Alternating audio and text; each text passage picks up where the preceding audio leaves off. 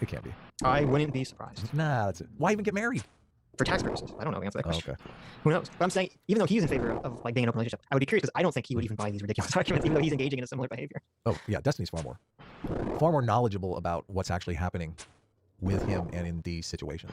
I mean, you just say, I like to have sex with people. Like, it's like, okay, I'm not going to moralize it. Yeah. It's like, all right, yeah. well, listen, I don't think it's good, but It's funny, the Vosh name of the is- girl was Anna Adam. Yeah, yeah. Someone said it was to get citizenship. That was the point of getting married. Oh, really? Okay. Everyone knows all the details. You guys are There you great. I love knowing the drama without having to really dig in. That Anna thing was tough because I was like, oh, this girl is like so destroyed over all this. Right. Yeah. Destiny covered this and he completely disagreed with Vosh, yeah. Oh, he did? Ah, hilarious. That's funny. Of course he did. All Vosh is trying to do is rationalize his own bad behavior. His own bad behavior. I mean, Yeah, I think this was when he was on Jessica Pearson. This was talking about. Destiny is just going to come out and say, yeah, I know it's bad behavior. I'm not going to sugarcoat it, okay? Listen, I want more sex. I'm a man. This is what I want. I'm in a position of power. I'm going to use that power to get more sex. You guys are going to love it. I'm going to film it. Look, we're going to put a hot tub right here in the living room. Someone said Destiny's wife has a height requirement. She needs another man to make up the Oh difference. my God, it's terrible. Why? That is terrible. That's awful. What's your culture last 1,000 years? I don't fucking know. Wait, YouTube guys all them right now? Yeah, it's because they're fucking baby brain. Sorry. Stay mad, coke forever. I don't give a fuck. Okay. He is really angry about this. This is honest to God anger. Yeah, he's very, because they're not the mob. We all know how popular the mobs. Okay. They're not all the mob is not, it. right. He's used to standing on that pulpit and shouting, and the mob is on his side. And now the mob's like, wait, what the fuck are you talking about? Yeah. What are you saying? I mean, I would have some introspection if our audience was this much against me. I mean, I have many times when our audience is this much against me. Right. Okay. Your inability to engage in basic discussion is not my moral problem. What was that? What? I didn't say anything. All right. I did it. I tried.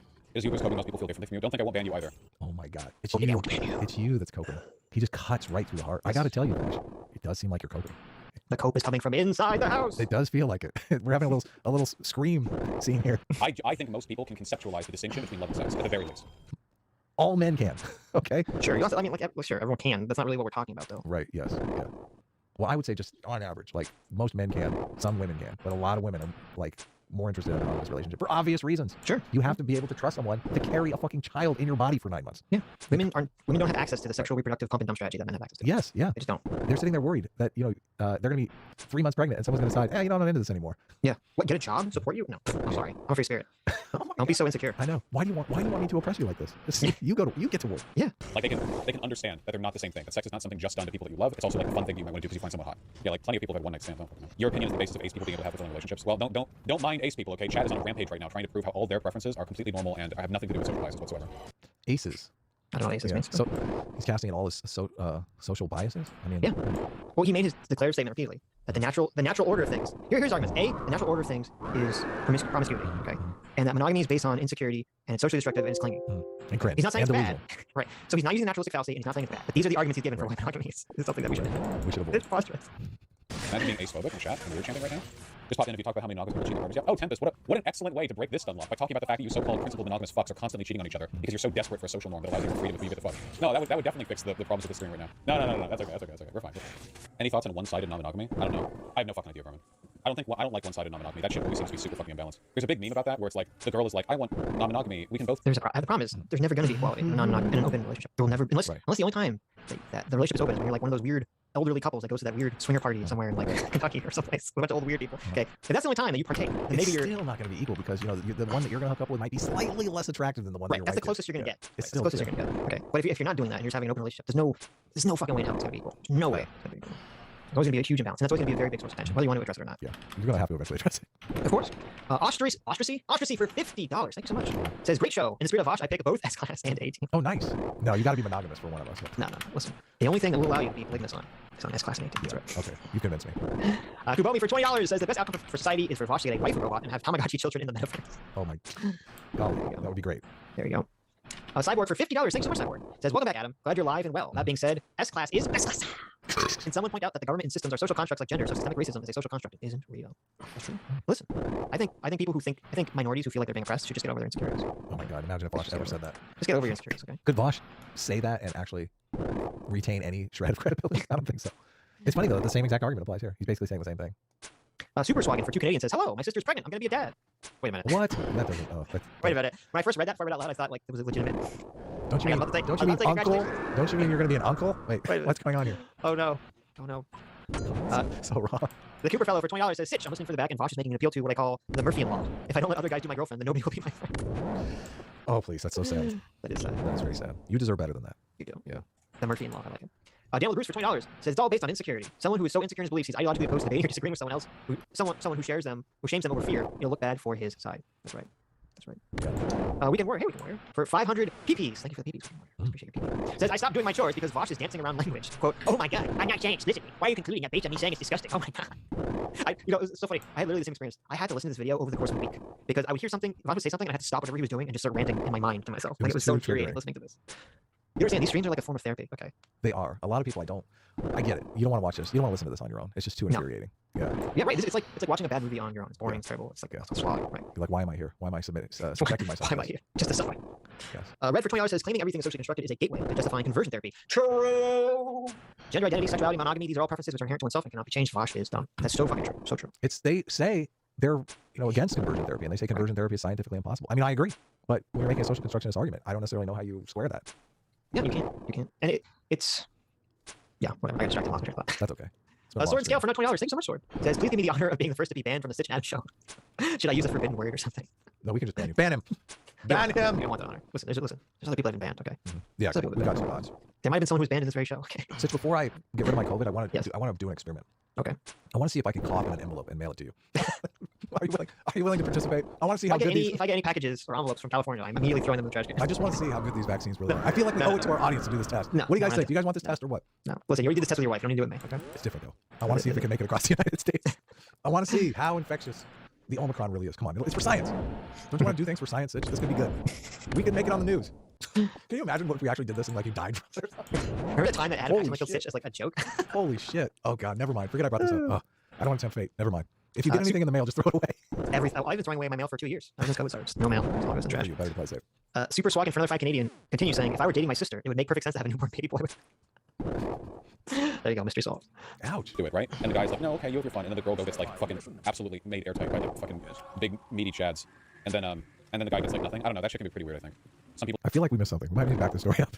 I don't think just don't want fucking non-monogamy. We can both do it, right? And the guy's like, no, okay, you have your fun. And then the girl gets like fucking absolutely made airtight by like fucking big meaty chads. And then the guy gets like nothing. I don't know. That shit can be pretty weird, I think.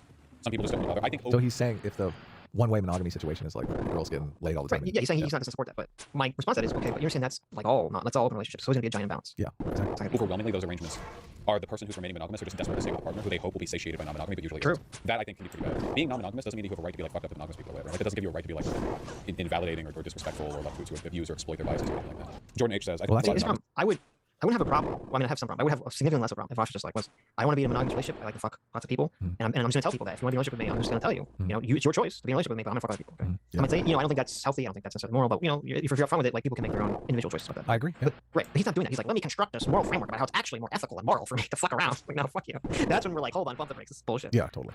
That's the whole situation here. Yeah. No. That's better relationships, less jealousy by considering these things. Yeah, I think I agree with that. Yeah, I think that's true. Even if you want to be monogamous and are monogamous, I think at least being aware of these feelings can mitigate the more pernicious elements of like jealousy or entitlement in your relationship. You know? Or we can just delusionally shit talk me and pretend that there's absolutely nothing that's socially conditioned about monogamy, and that it has like nothing to do with jealousy or whatever. Sorry, society doesn't fit this specific context. Why does jealousy exist, Bob? Yeah, nobody is saying that jealousy and the social construction of monogamy are unrelated. Nobody said that. Yeah, but why do human beings, if it's just a social construct, okay? It's entirely a social construct, why would humans ever feel jealous about it? It doesn't even make sense in the first place. I mean, marriage is a social, like monogamy is a social construct. No, it's not purely. That's why we're talking about monogamy literally evolved in humans. That's not a social construct. I guess I'm thinking marriage is like the social construct. Yeah, marriage, sure. That's a different concept. Yeah, you're right. You're totally right. Because you can be monogamous without marriage. Yeah, marriage, they do think marriage was attached to the property rights and making sure that your resources would go to your children and all that stuff. Yeah. Connotation of emotional connection. Like, well, I mean, I hate that, but whatever. I think that's dumb.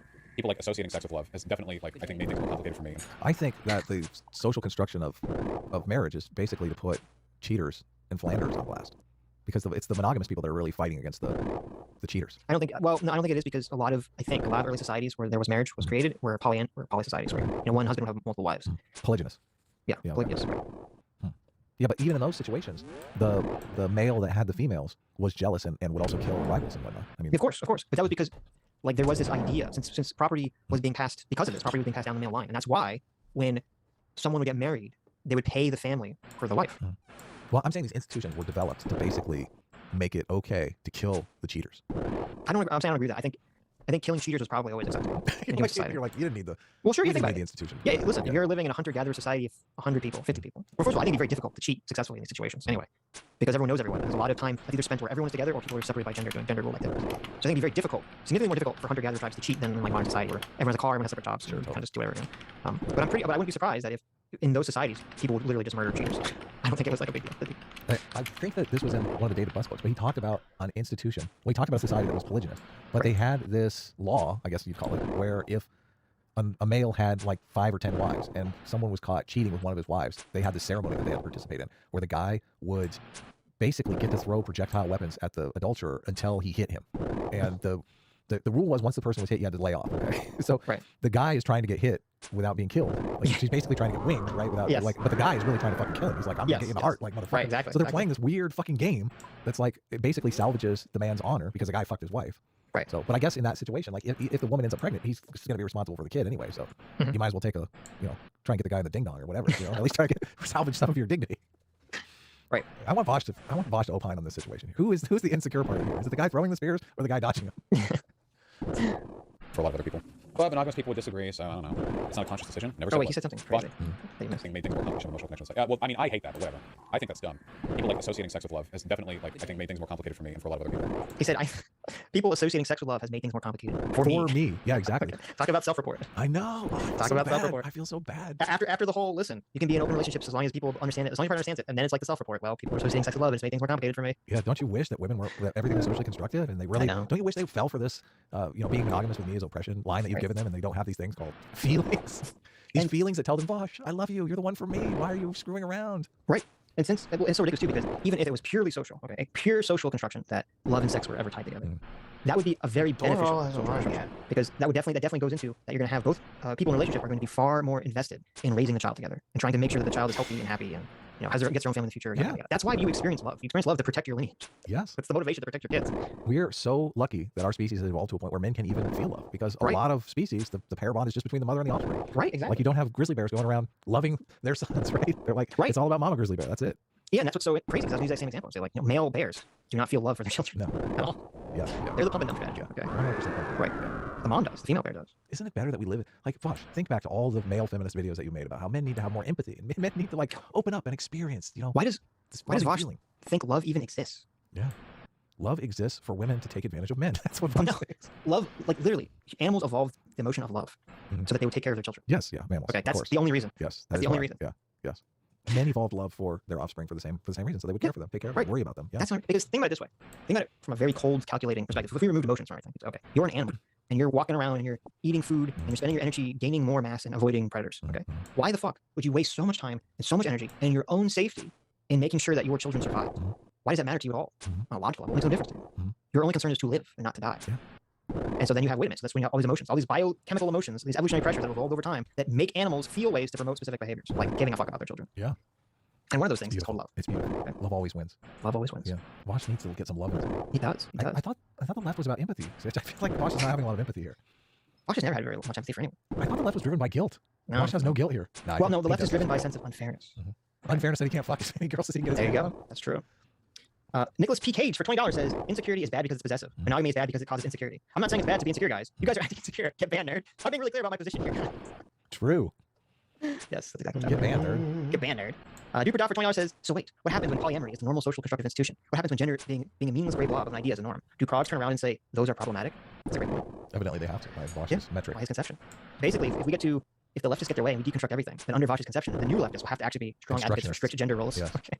They're already moving in that direction with the trans stuff. I mean, it really is about yeah. Maybe that's what's strict happening. gender theories. Right. They're rebelling against our generation that was like, if you want to be 20% soy, you knock yourself out. You want to be 50% soy, you knock yourself out, okay? You be you. But monogamous people would disagree, so I don't know. It's not a conscious decision. Never said it was. Vosh, what's a healthy emotional response to cheating? Are you asking me, I think you can, end a relationship over cheating, for sure. Yeah. I don't know what you mean. I mean, you shouldn't, freak out and, kill them or whatever, but, yeah, you can. Why they're just being insecure, mate? How many people do we have to answer? It's not about being insecure, okay? It's about having standards in a relationship, or having boundaries or expectations that are broken. There's a difference between the arbitrarily and harm of the boundary and the harm of it being broken. Those are not the same thing. They're absolutely not. How is it not the same to say, okay, if someone cheats on you, and you have a sense of betrayal and a sense of jealousy and insecurity, right? But if someone's in an open relationship, they tell you they're gonna go and fuck someone else. I mean, don't you still have the same feeling? Yeah, you still feel betrayed. Yeah. You still feel like betrayal. You still feel insecure. You still feel like, why am I not? Why am I not? Well, you can have stated expectations and covert expectations, and I feel like a lot of the situation here is like people have covert expectations that they're hoping are going to pan out. Like, let me see where this goes. Maybe Adam, as a person who's never interacted with a human female in their entire life, I don't think any of them ever had covert expectations ever. And I'm pretty sure every human female you ever meet will tell you exactly what she wants and what she's feeling at all times, and not try to make you guess. I've had a different experience than you. Okay. I've had a very different experience. don't know. are pretty much. I mean, it's more level basically the 30s. opposite of that. Right? Not only will they not tell you what they want, I think they that's also over don't 100. really know what they want. Of course. You gotta be like very gentle, like a safecracker or a pickpocket. You gotta getting Thank out you, the- Bender. Yes, that's exactly getting it. out the Next desires range of kill the- is fucking. That's why It's this an art form. That's why this concept, the 90 way you minutes said that is will so be funny. 100. I don't think you could have this conversation with most people. Yeah, totally. Just be like, oh, listen, we're gonna have open relationship. They're like, oh yeah, I'm totally fine with that. It's like, but then they're not. you know? No, they aren't. And this, well, hold on, this complete self-report that he did was basically over that situation. Like Right. he's Yeah, you're obviously right. had that situation where he's like, this isn't going anywhere. I'm just open relationship. Oh yeah, I'm totally cool with that. Then all of a sudden they have sex. Vosh stays out too late one night, bangs Yep. some other girl, and the Yep. next thing you know, it's like, but I love you, Vosh. I love you too. Well, then why do you have sex with the other person? Sex is love or just a social construction. Oh my god, you're conflating them by the oppression of patriarchy. They're not the same. Oh my god, Something so secure. this is. I feel like we could write an intelligent and funny sitcom where Vosh was like the protagonist. Like, This is so Oh my God. every man story ever. someone's posting like a bunch of very funny Seinfeld memes. Just Seinfeld and George sitting at like the coffee shop arguing. And you could literally see George like stumbling upon, like if Seinfeld was now, it would literally be George stumbling upon a Vosh stream and being like, Jerry, I heard this amazing thing. I heard this great idea. Okay, listen, Jerry, listen. If I sleep with a bunch of women in an open relationship, I'm a feminist. That makes me a feminist, Jerry. And you can see like a whole episode about him trying to con as many women as possible that he can fuck them all and it's actually in their favor. That is the male feminist meme right there. That is totally the male feminist meme. We do need a Seinfeld for our generation. Desperately. The same thing, okay? If you're mad at me, okay, just like jerk off super hard tonight and take it somewhere else, okay? Vent your frustrations on your fleshlight fucking body pillow combo, okay? Do not get angry at me for pointing something out that you don't like, right? I kept waiting for him to go to the suck my dick route. Well, do you It's like he pretty went with the incel route? Mhm. The Oh, I person guess who's you're right. basically bragging about, oh, I'm fucking all these bitches. And he's like, if you disagree with me because you're an incel and you don't have access to the reproductive strategies that I have access to. Yeah. It's pretty despicable. It is. That's just like a rich guy going, what? You can't have a Ferrari? Fucking pull yourself up by your bootstraps, man. Right. You can have a Ferrari. You're mad at me? You must be one of the poors. Oh, Yeah, exactly. Are you having trouble buying food this week? Oh, how terrible for you. You should work harder. You should I have been forgot smart already. enough to be born to better parents. that's right. You weren't born in Beverly Hills? Oh, how terrible for you. Holy shit, this poison lasts forever. Anyway, you can Superman. Don't like kill anyone. Well, carbonated peach milk. I think you could associate love with a lot of interpersonal interactions then. Vosh literally said you can cheat on as a poly. Yeah, of course, cheating is bad. But it's not bad because there's something metaphysically wrong with having sex with multiple people. It's bad because you violated the boundaries of that relationship. Even in polyamorous relationships, you do know that people like get approval from one another before having sex with other people. Sounds boring. Fuck that. There are a lot of concerns associated with sex that like should be taken into account, So getting cheated on is still insecurity. Nope, and also banned permanently. But yeah, Oh my god. Holy shit. Wait, Well, what did the banned person say? permanently. It was so fast, I missed it. there are a lot of concerns associated with sex that like should be taken into account, So getting cheated on is still insecurity. Nope, and also banned No. permanently. But yeah, even in like But it is. How is it not? Listen, That was if his someone argument. cheats on you. Yeah, listen, if someone cheats on you, okay? Mhm. If someone cheats on you and then apologizes, okay? You have to take them back. You have to take them back because if you don't, that's just you being insecure. Yeah, they betrayed your trust, but they said they're not going to anymore. Right. And and it's just your insecurity that makes you think you can't trust them anymore. Yeah. Well, and they're a big fat cheater, so I don't know. Yeah, but why are you being so insecure about it? Once They you- said that they weren't going to do it anymore. If someone's going to cheat on you once, they're going to cheat on you again. That sounds like insecurity to me. Okay. That sounds like reality. That's like, No, you need to stop being so insecure. I mean, listen, I'm not saying insecure is a bad thing. I'm only going to use bad examples when I talk about insecurity, but that sounds like you're being very insecure. Okay. I don't know. So watch out. Watch out. If she cheats on you once, she's going to cheat on you again. Mhm. Oh, that's impressive. That's patriarchy. Okay. And banned for permanent. And bad. non-monogamous relationships. That people like check in with, like they're like, hey, I'm seeing this person, like we might have to, like, how do you feel about that, And depending on the relationship that you have or how like stringent you are with these expectations, sometimes like they try to mutually meet the person, like it'll be like, oh, I'm okay with you fucking this person, but like, could I like see them first or could we like go to the party? This sounds like Oh my the God. worst way to do this Oh my situation, God, right? I Like this, know. okay. If you were forced hypothetically in an open relationship, Mhm. would you prefer like the person you don't know, out of sight, out of mind, Mhm. or you're like, oh, I'm gonna call you up and I want you to meet the person that I want to fuck first and like have a sit down with them. I mean, it depends upon like how Sounds badly terrible. the person wants to fuck with you. I feel like if Vosh is in a situation where the girl is like able to place those demands on him, she might do it. Like, I don't know if I feel comfortable having sex with this person. Maybe I need to meet him first. It's like, oh, can you imagine? You're trying to hook up with a second girl, and you're like, oh, What would by be the the way, criteria for that? I'm in this other relationship with this other girl, and she wants to meet you before we fuck. So do you think you could come? up with Yeah, it's like, it's so weird for everyone involved. yeah. How is this the non-oppressive situation? I'm just trying to understand. I'm trying to get to the bottom of this. Well, I'm also trying to think like if you're in an open relationship with someone Mhm. and you're like, oh, before you have sex with anyone, I get to meet them. I can yay or nay, like having sex. That's not an open relationship, right? I mean, that's Well, kind of like right, but this is kind of what he's putting out there, right? What is your criteria? Like, what would possibly be the criteria that you would yay someone? Like, well, they have to be at least like 2 points less attractive than me. I think that's Like, the what's criteria. That's the criteria. That is totally the criteria. Is it like they have to be like less? Yeah, like, less the woman attractive would be and like, less okay, desirable? yeah, she has to be less desirable than me. Okay. Yeah, I think that Right. would be. I think that would be acceptable. Maybe this is so bizarre. That's what they would. This do. is so much more complicated than just being a monogamous relationship. Together or something. And sometimes it's just like, oh, if you made sure that they've gotten like a STI test or something. Or, Oh my God. there are a few ways. Not even gonna use protection. We gotta.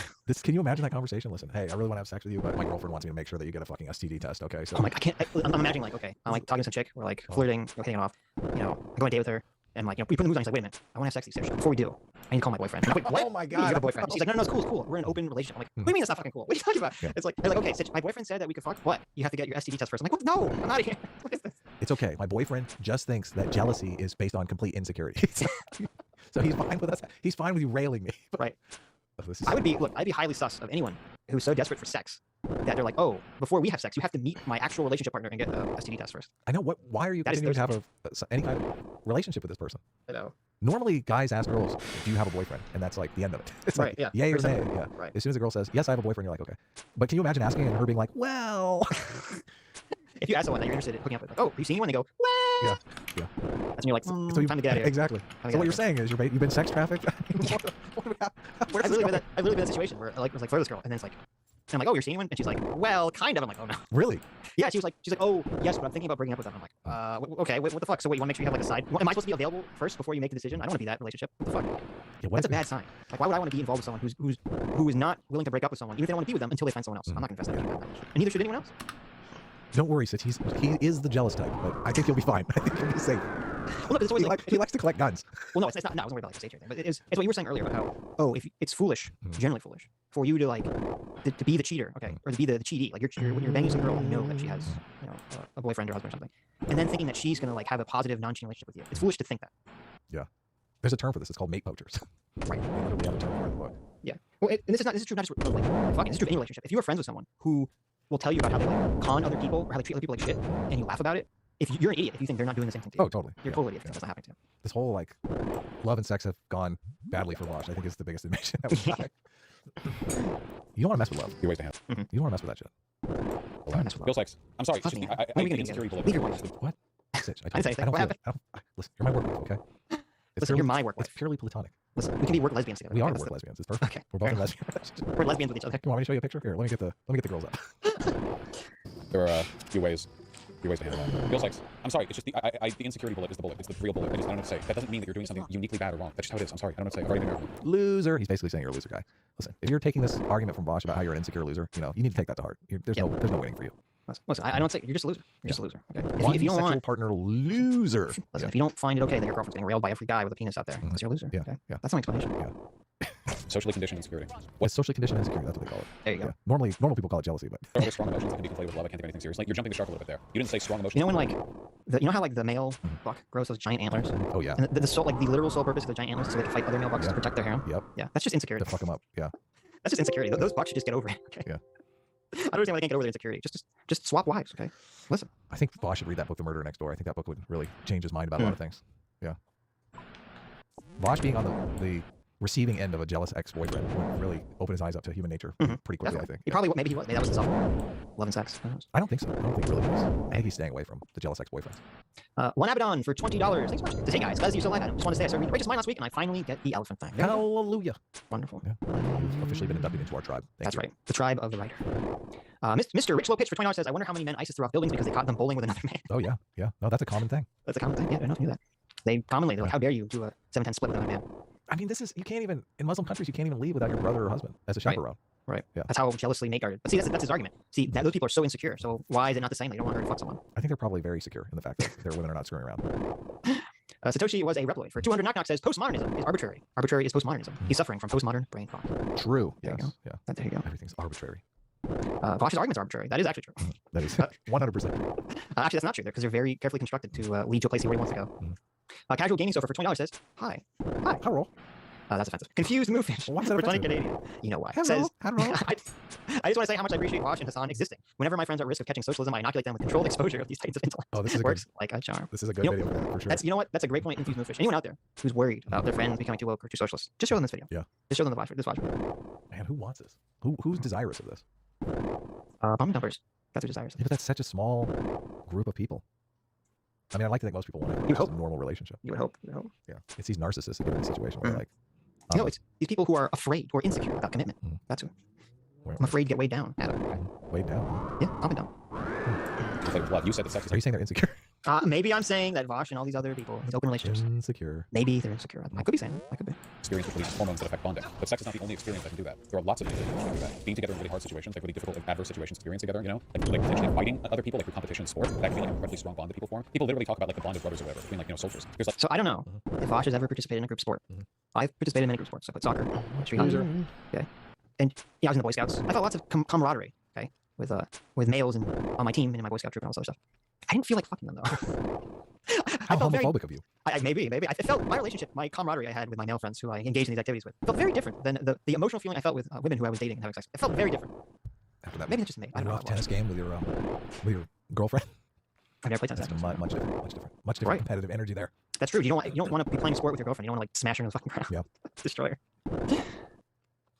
like having a really talk with somebody, or like getting drunk with somebody, and like go driving around town or something. These are all experiences that can be not just like really fulfilling, but can literally chemically bond you to people. But we Okay, well, first of all, let me say this. You shouldn't be getting drunk and driving around town. Like, disavow that. That's not a good idea. Yeah, what the fuck? I don't know about that one. call those things friendship bonding, and the sex thing romance bonding. But what we understand to be romance is fairly socially conditioned, you know. So we're really This is so fucking stupid. I know, it's crazy. And you know, everyone knows this. It's very simple. Okay, you can be like great friends with someone, and then you like live with them, and you're like, oh, I hate this person. right, exactly.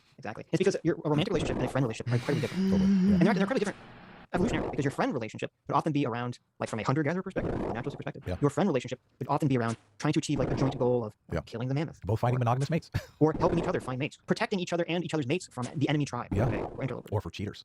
or from cheaters. Right. Bosches. Right. From the Lashes. There you Yeah. go. It had entirely different purpose and expectation and feeling to it than the romantic relationship of like, okay, this is the person that's going to pass down my genetic lineage. Yeah. You know, very different feelings. And super stupid and obnoxious. And this is the problem. It's It's telling conflated. everything's Yeah. with this, everything is an arbitrary social construct, nihilistic perspective that Wash constantly draws upon.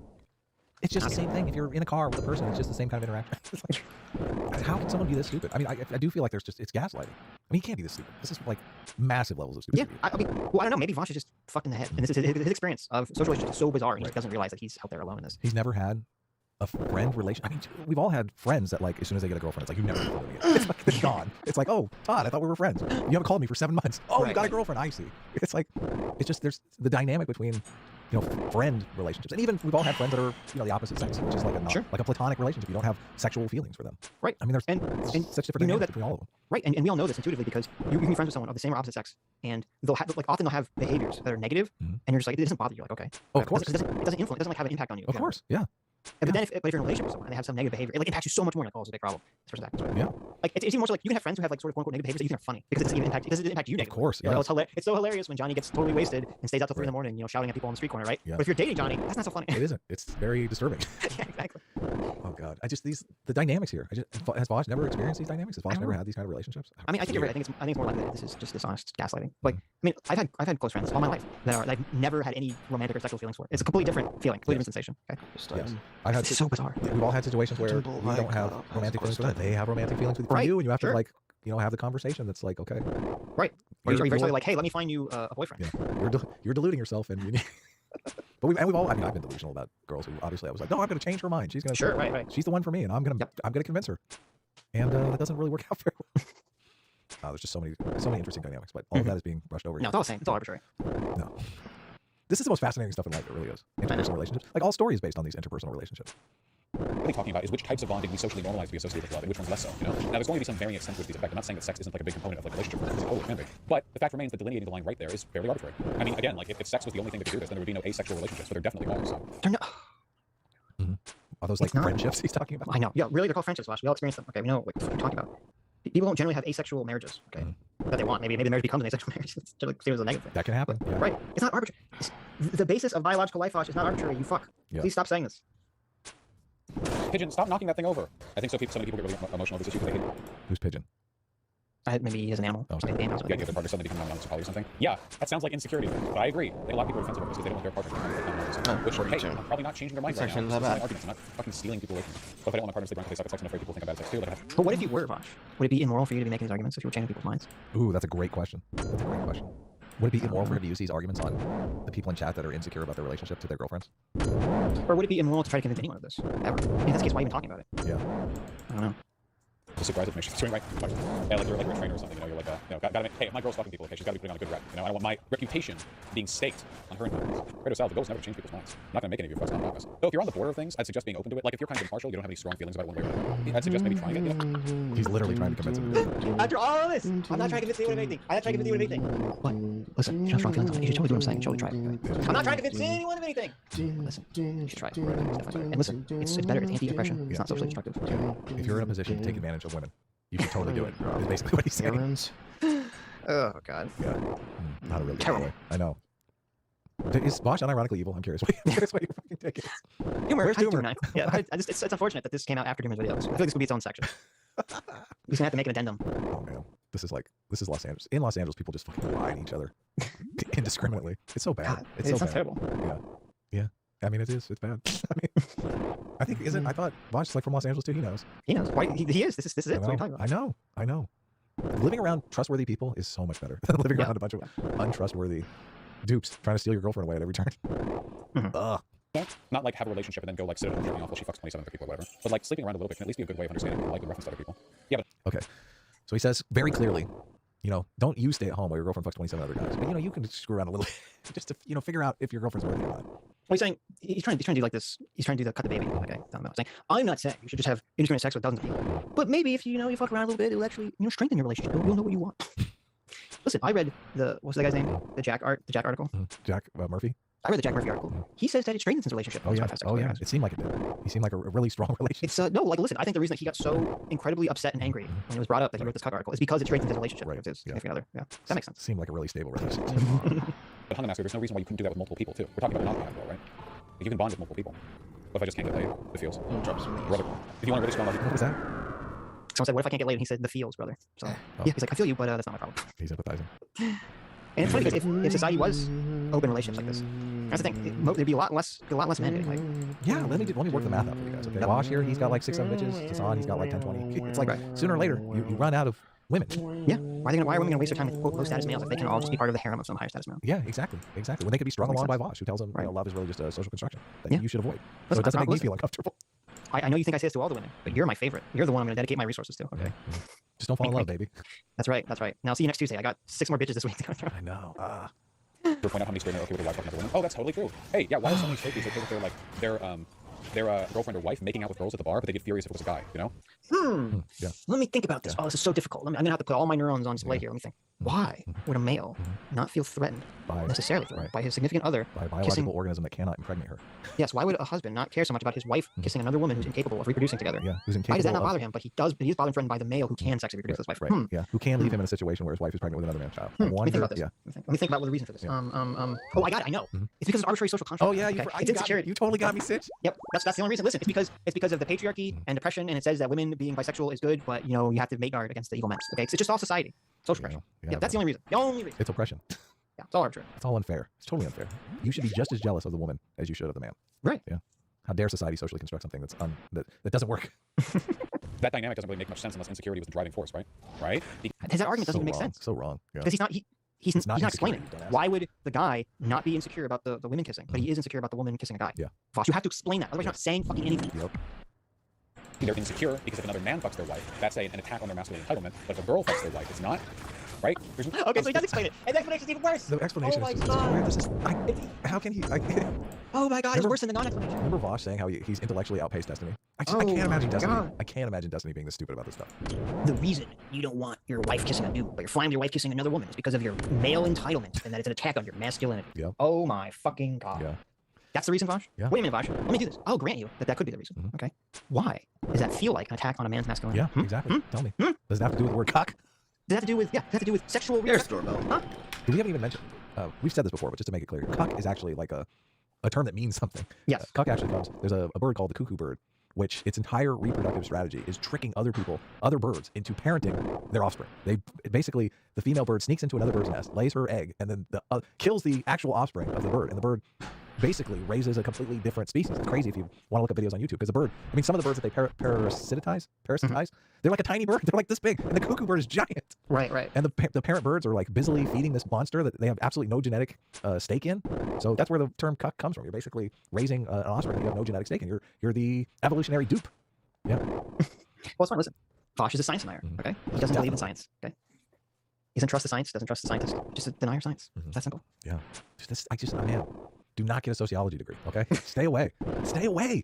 There's no way you can logic this not being a product of insecurity, at least in some way, shape, or form. Yeah, sure, President Sunday. It feeds into sexism and misogyny and stuff like that for sure, and toxic masculinity. But I think all those things also tie into insecurity. A ton of toxic masculinity is about insecurity, after all. Are we doing okay?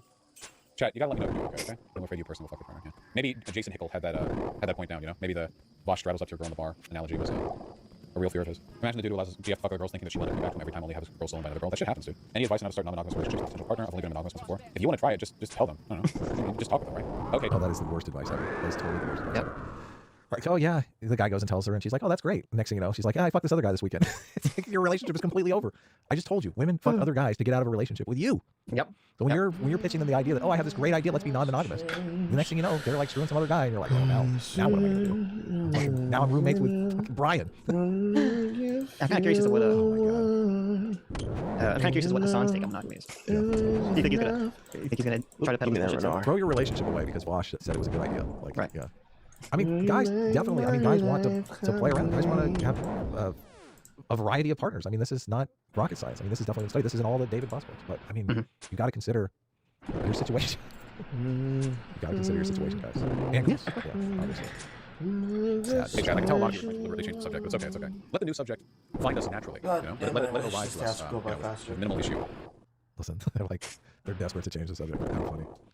How funny. Yeah. I found this other video called 6 Myths About Monogamy That Are Ruining Our Relationships. And I just scrubbed to a random part, and the girl was saying, toxic monogamy culture would have us believe that relationships, that love and affection is a zero-sum game. This is so terrible. Love and affection is a very much zero-sum game. I don't know how you can say that it's not. Well, no, she meant in terms of like the people dating each other. Like one person gets everything, the other person gets nothing, which is the exact opposite of monogamy. Monogamy is supposed to be a joint. It says it's a joint relationship. Right, yeah. Yeah. It would be these open relationships that would start to create zero-sum situations. Yeah. Anyways, Yeah, let's anyways. read some super chats. CT sent me an amazing piece of artwork, too. Yeah, you can put it up. Dr. Cataclysm for $20 says, of course, the socialist is for the equitable distribution of his girlfriend's vagine. Of course. Of course! Listen, Scary. they must redistribute the means of reproduction, okay? It's so funny because it's like, yeah, it's like basically they were mocking Jordan Peterson for his enforced monogamy, thinking that he's advocating that like women have to put out for men, which is not what he's saying. Nope. It's like, but maybe it's kind of like the road Vosh wants to go down. I don't know. We'll see. Is he into the enforced monogamy shtick? Right. I mean, is a man not entitled to the sweat from his brow? Is a man not entitled to the... Never mind. I'm not I was wondering where. I was like, this doesn't end well. I'll let that one simmer in your imagination where that was going. The something of your Yeah. lip? What? Oh, okay. One Quim for $50. Thanks so much, One Quim. Says, welcome back to the Land of Living, Adam. Sorry again for being a dick to Kurt Metzger during your last Thursday stream. Also, what kind of microphone do you guys use? Looking for an affordable mic. I don't know that my mic is affordable, to be honest with you. It's like your I mic's have like an Audio Technica microphone. I Yeah, used to I put use it in my descriptions of my videos because people would ask me. So the Ars Technica some number. yeah, I should buy it. Adam's mic's way better than my mic. So I think it was should about $189, which I don't think is cheap for a mic by any means. So Well, that's expensive either for a microphone. no, you can. Some mics are like $1,000. Yeah. Yeah. I have the... It's so funny. I've actually been using the same cheap mic I started with when I started making YouTube videos 9 years ago. The cheap, shitty Blue Yeti. Yeah. So, You're I still, mean, I guess so it's you're not on a Blue terrible. Yeti? Yes. My house is way too loud for that. Blue Yeti. Yeah, you're using... So also the difference is that you're using a shotgun mic, which has a much smaller... I forget what it's called. Much smaller range where it picks up audio. Yep. So Blue Yeti has a giant range for picks up audio. Yep. But yeah, no, it's true. You're living with another person and cats, so Yeah. Wow. things get loud. Wow. I want to show this other piece of artwork too. But I can't find who sampled it, unfortunately, because I'm a fucking loser. I'm a loser, baby. Maybe you can help. I'll bring it So- up.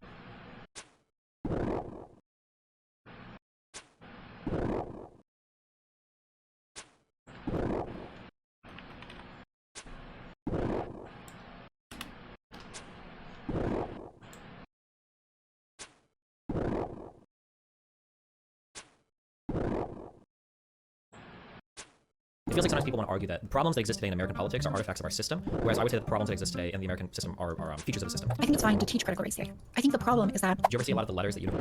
Oh god, I- this conversation. Okay. yeah, democracy. I would say that, like, I don't believe in democracy as a general rule. What I mean by that is not necessarily that democracy is bad in all of its forms, but more fundamentally that democracy just like is a fantasy, and when it plays out in real life, it looks a lot more like oligarchy than anything else. So like, I would argue that in any political system, there's going to be some group of people who are more willing or more capable to influence the political system than anyone else. Does that seem plausible to you? Yes.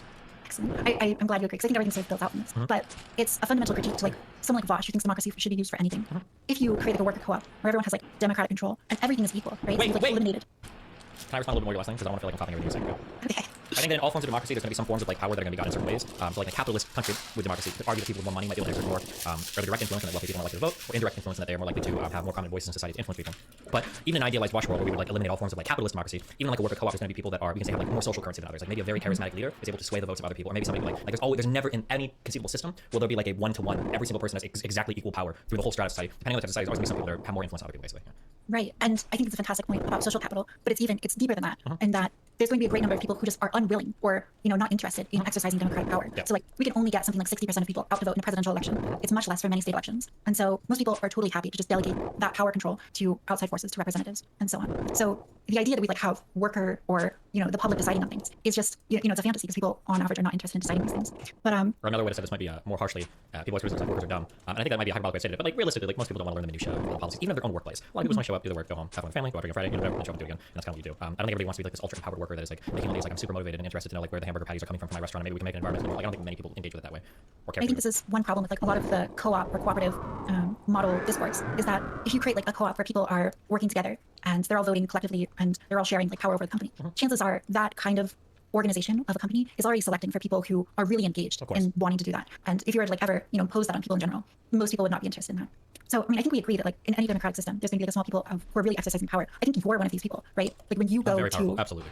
well, you went to like Georgia and you canvassed like crazy, and your canvassing is having, an enormous amount more impact than someone who just votes, Or some loser who talks about it on the internet. or some loser who just talks about it on the internet and doesn't mobilize anyone. Yeah. But I think interestingly too, you ran a candidate in Omaha, right? And did he ever actually get to being voted on by the general population? No, I got action campaign because somebody wrote a huge shit piece on me. Any of the losses you can grab over it.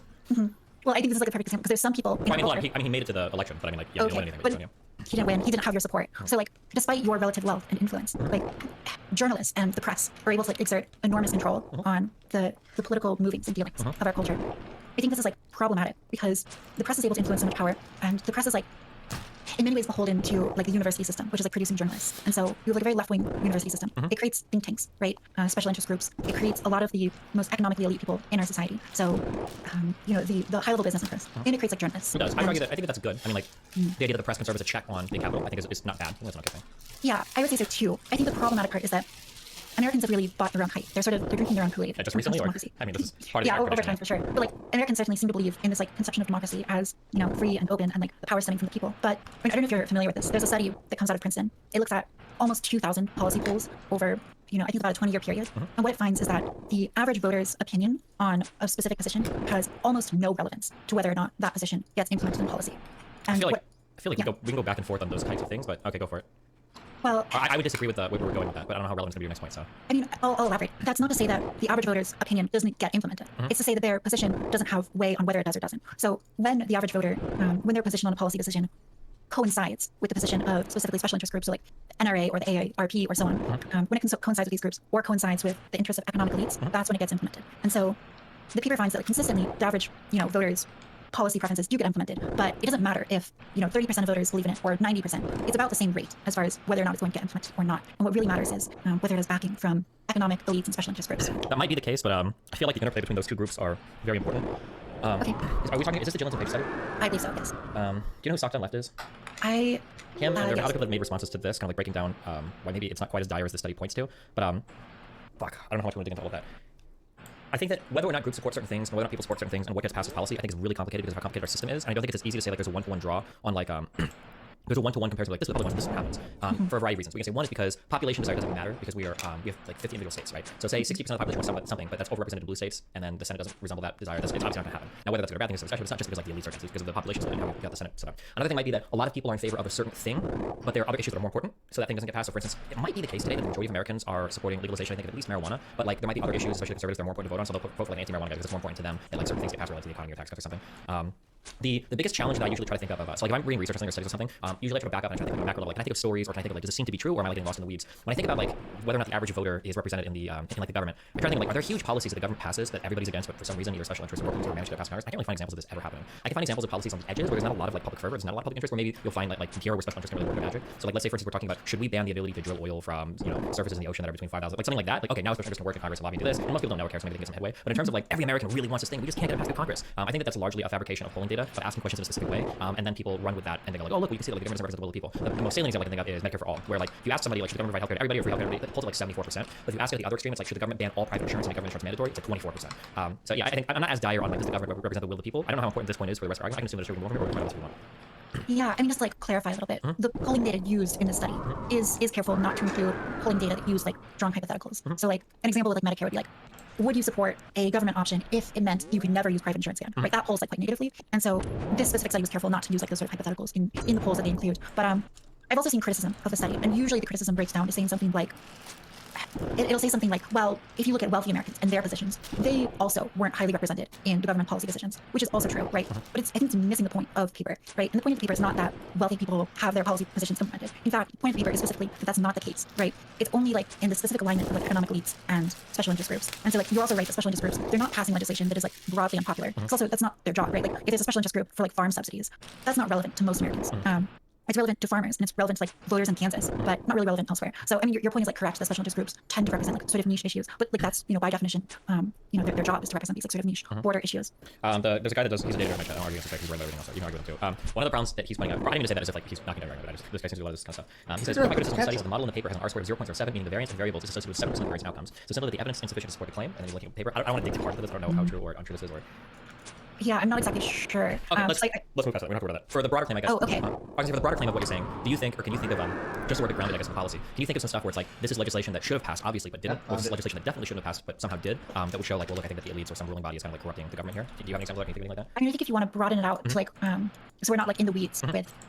Sorry, I'm messing with the camera. So we're not in the weeds with like a very specific data argument. I would just say that like it's only natural that in a political system, the people who have the most power and the most willingness to influence the politics are going to. And we've established that like hypothetically and with your sort of conversing with you, where we agree that these like special interest groups who are highly motivated are probably going to work a lot harder to influence politics than like if you take a broad opinion poll. On Americans on any issue, you're going to get a lot of people who, on the paper or on the phone, they'll say, yeah, I want this, right? But they're not necessarily going to go out or vote or make their voice heard in politics.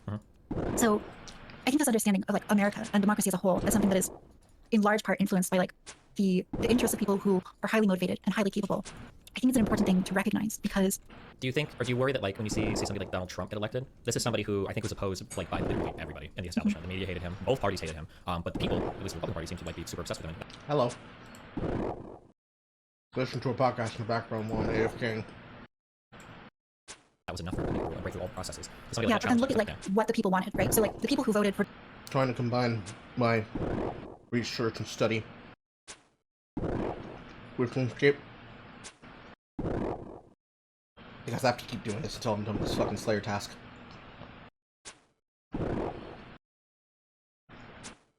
for Donald Trump. They voted for him on the promises that he would build the wall and drain the swamp.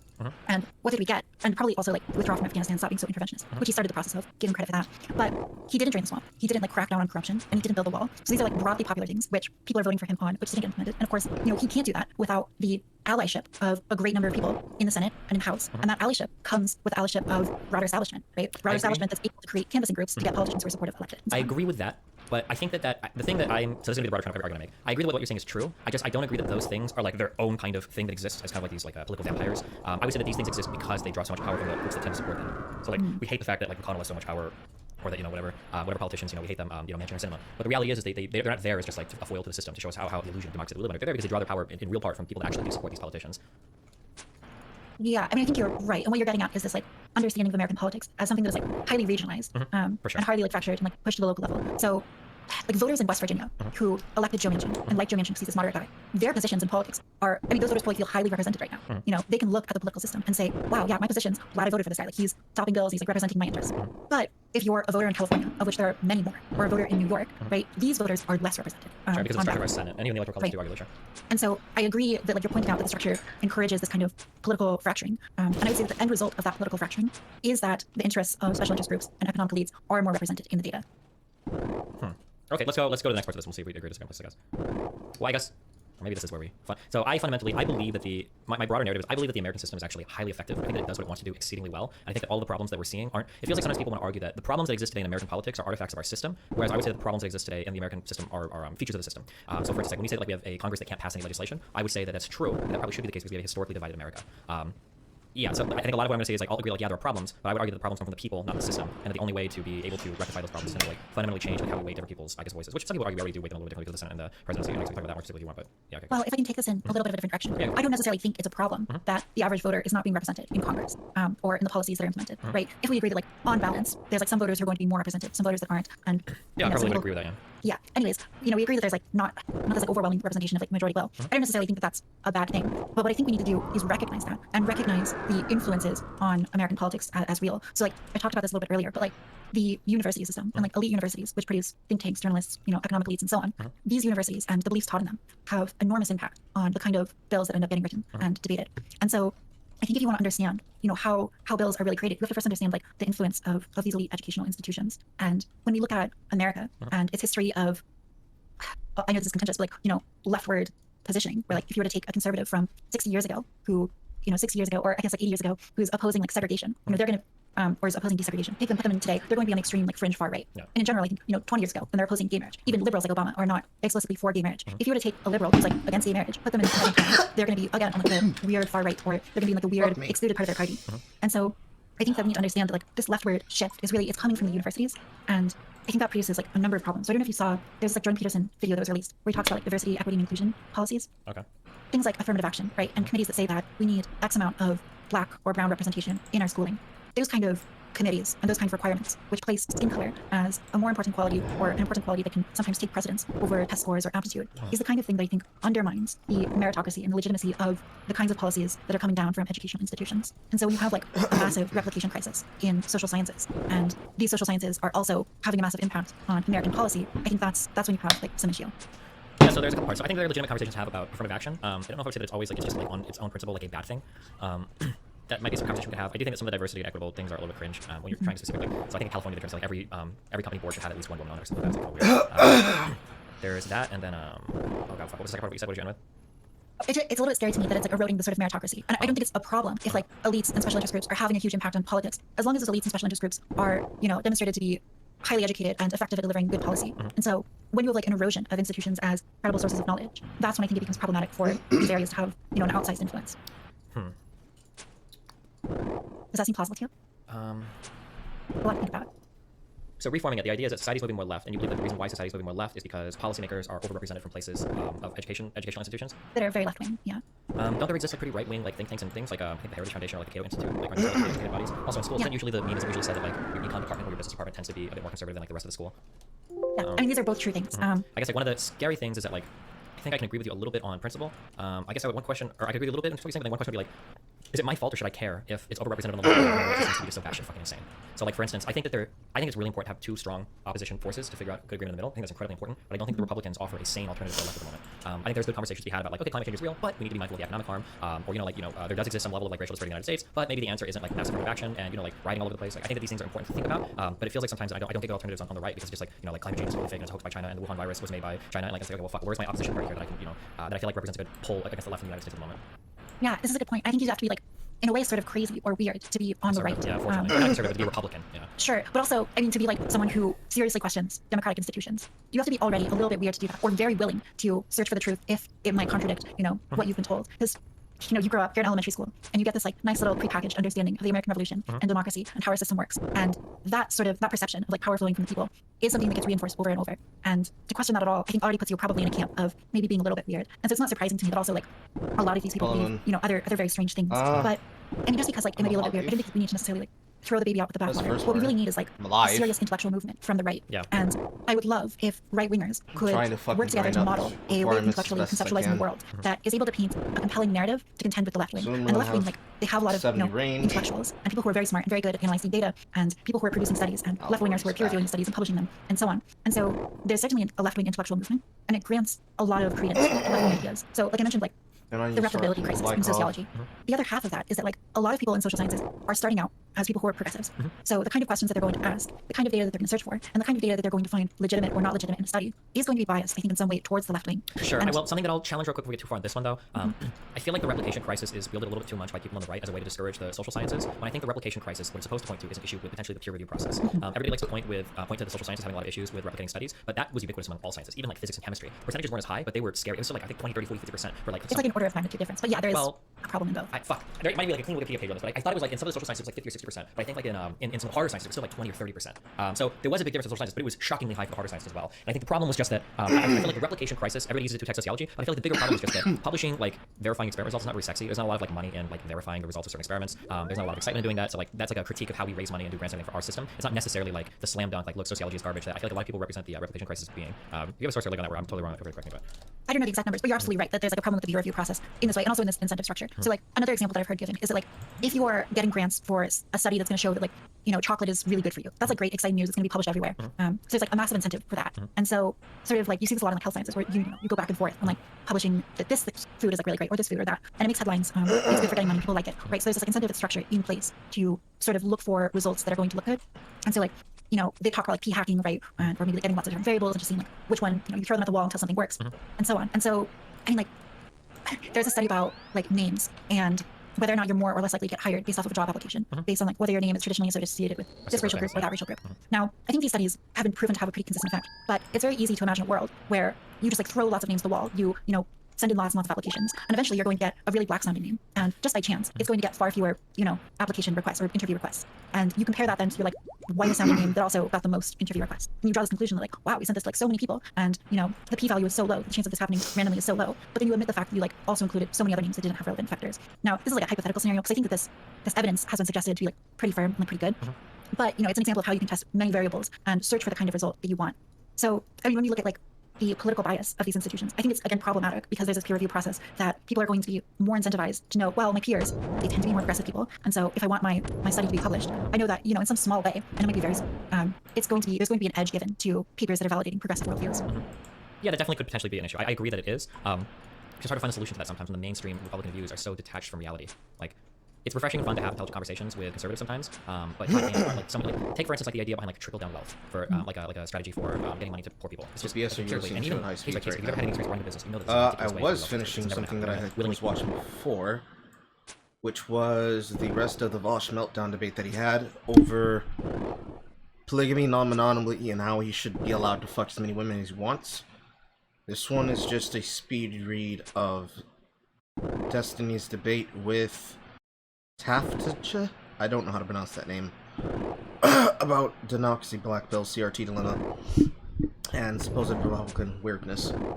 There's a bunch of these I need to get through because it's part of my fucking research load for the month. Why am I not on my safe spot? Trying to speed read through them while I'm not actively working on something that requires my immediate attention to what I'm doing on screen. While I'm also skimming through Twitter and just talking in Discord.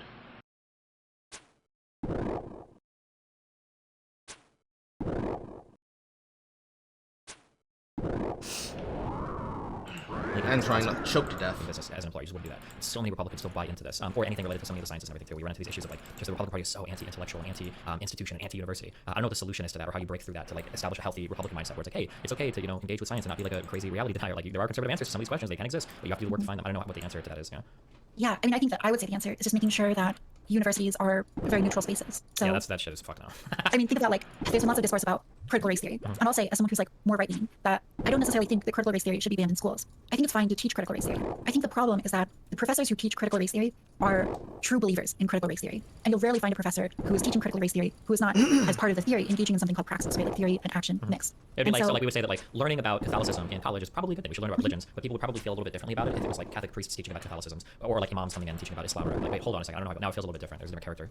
Yeah, precisely. Where the students should not be like propagandized towards, or even if like a professor is trying their best to be neutral, say like, you know, someone raises their hand in class and they express an opinion that is supportive of critical race theory that they're teaching, and they say, okay, yeah, good, thanks for sharing. And then someone raises their hand and expresses a viewpoint that is critical of the theory that's being taught. And then the professor, who, frankly speaking, is probably going to know a lot more, is going to be much more informed, much more capable of having a conversation about it, then the professor will publicly, you know, debate or question the student. It's like the right? old meme of like one day a brave atheist stood up in class and tried to challenge the professor on, you know, the professor said God is living, and then the professor left the classroom shaking. Except in reality, it's always the other way around. Yeah, I largely agree with this. I think I largely agree with what you're saying. I think something that upset me a lot. It's happened with other things, but obviously I'm more familiar with the Rittenhouse stuff because we talk about it so much. But did you ever see a lot of the letters that were somehow related to the Rittenhouse stuff?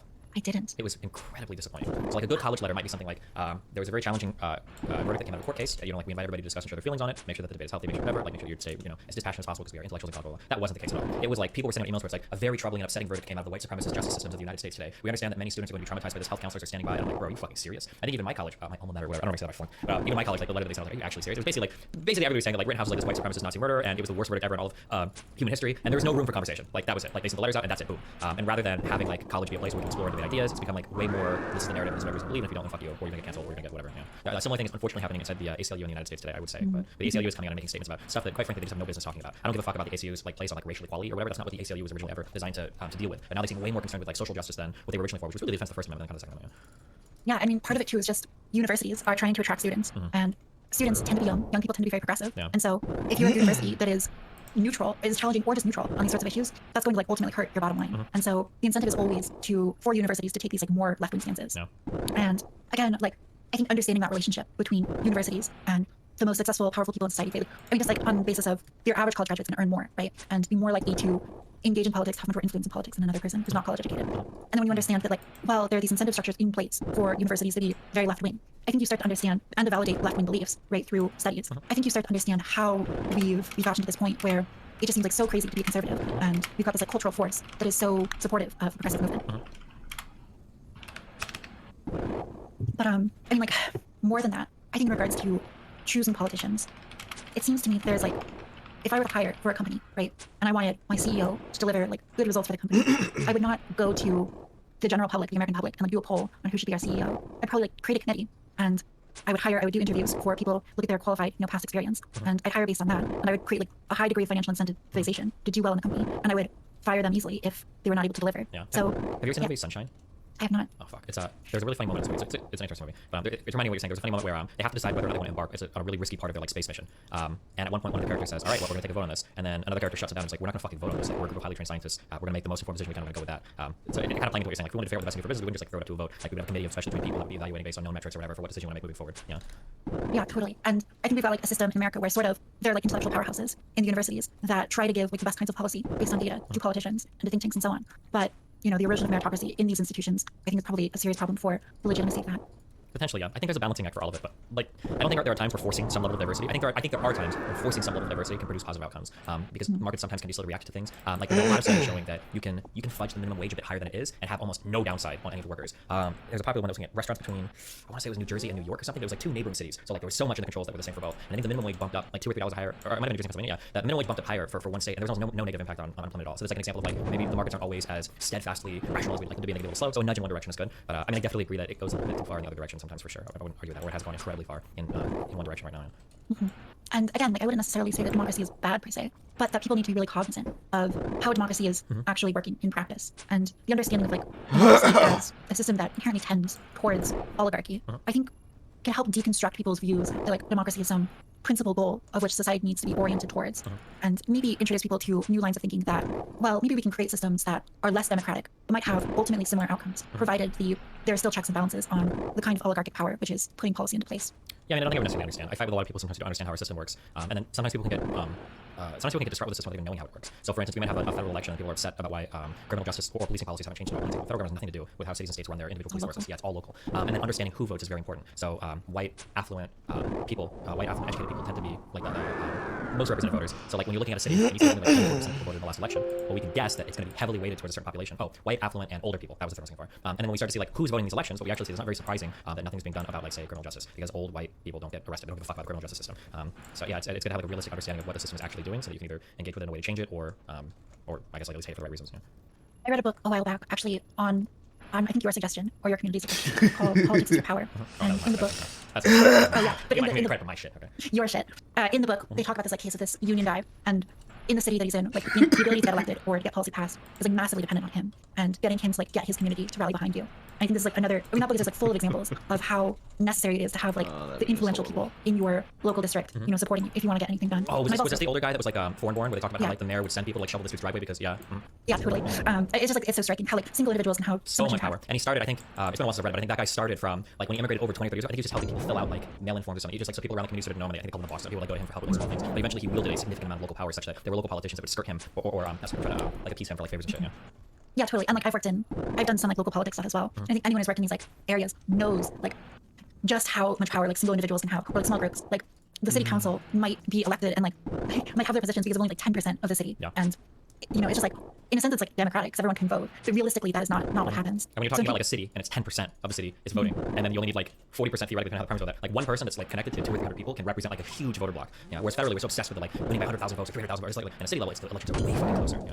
Yeah, so we need like mechanisms to get politicians out of office if they're doing poorly. But the idea that like our politicians do good because like the majority of people support them, the majority of them have their positions or are representing their own like interests, it's just like not at all accurate to the actual reality of politics. Sure. Good stuff. I'm glad you agreed with me on these issues. I'll agree on a lot of the issues. This is why I'm so popular among conservatives these days. I'll agree on a lot of the issues. I guess what we fight sometimes is what the solution should be. Because I do think that like. And I think even you largely agree. Like, Republicans are just fucking crazy. Like, a lot of times. So when we talk about like liberals and far left people are way overrepresented in institutions, I'm not gonna disagree with that. I absolutely agree with that. But like, you're like good, hell yeah. Yeah, but like, do I want Republicans there instead? Fuck no. Like, like some dude that's talking about how like black people need to learn math differently because he's like super buttons on weird CRT shit. That's super cringe. But like the other dude who's like black people should be fully caught up with white people at this point. There's no reason for them to be doing bad other than the fact that there's black culture sucks. It's like It's pretty cap. of all the fucking shit that I have to do when I have to listen to shit like this, I hear a lot of people say this shit about Republicans. In reality, a lot of the people choose to look at as Republicans are fringe individuals. Like, I'm not even talking about individuals like Marjorie Taylor Greene. It's fucking weird. Because I've lived here in the South for what has now been the majority of my adult life. And I have never seen, nor have I ever heard, nor have I ever witnessed a single person of any complexion, black, white, or otherwise, antagonize people for their political persuasions. And instead I've seen the opposite. I've seen people sitting at booths in fucking Waffle House, where they are capable of talking about their problems. And it's not even college students. It's like actual people who I lived and served and worked with on a daily basis. They able to have and recognize the problems in question. Like, I've had people, when I was working at the gas station, be able to have full conversations with me, fully aware of what we were talking about. Able to understand what was going on with the riots, for example. When I started working in the first factory, before I got accused and lost my job because a woman decided to accuse me of violence, to make me lose the job because she was terrified of me taking her position. Every single black person in that factory had no problem with any other person working on the line. Like, all the gruff white guys that you would expect to be redneck racist as shit had nothing but fucking love and support for every black person in that factory. And the majority of most people working in that factory were working class position holders that voted to the alignment of what they needed to survive themselves in life. And it just so happens to be that a lot of those positions are held by Republicans. And the very few times when it's held by a Democrat, it's almost always held by a person who is inside the same parish, inside the city where I live. Like, people they see at church that live in the position. They know exactly where they live, and they're at the potluck serving dinner. I wish people would not immediately jump on the lol I don't like righties because righties are shit kind of shit because it's so fucking bizarre.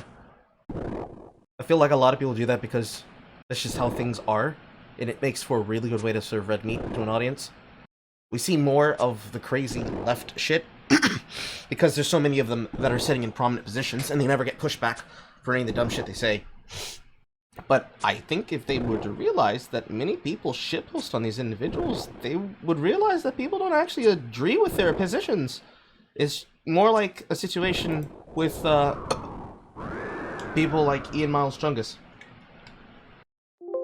They back their position because, ooh, they said something super based on Twitter. Not realizing he has a background of getting people swatted and getting their dogs killed. I find it bizarre. That is a home, and I'm picking it up. Meow. Give me your money.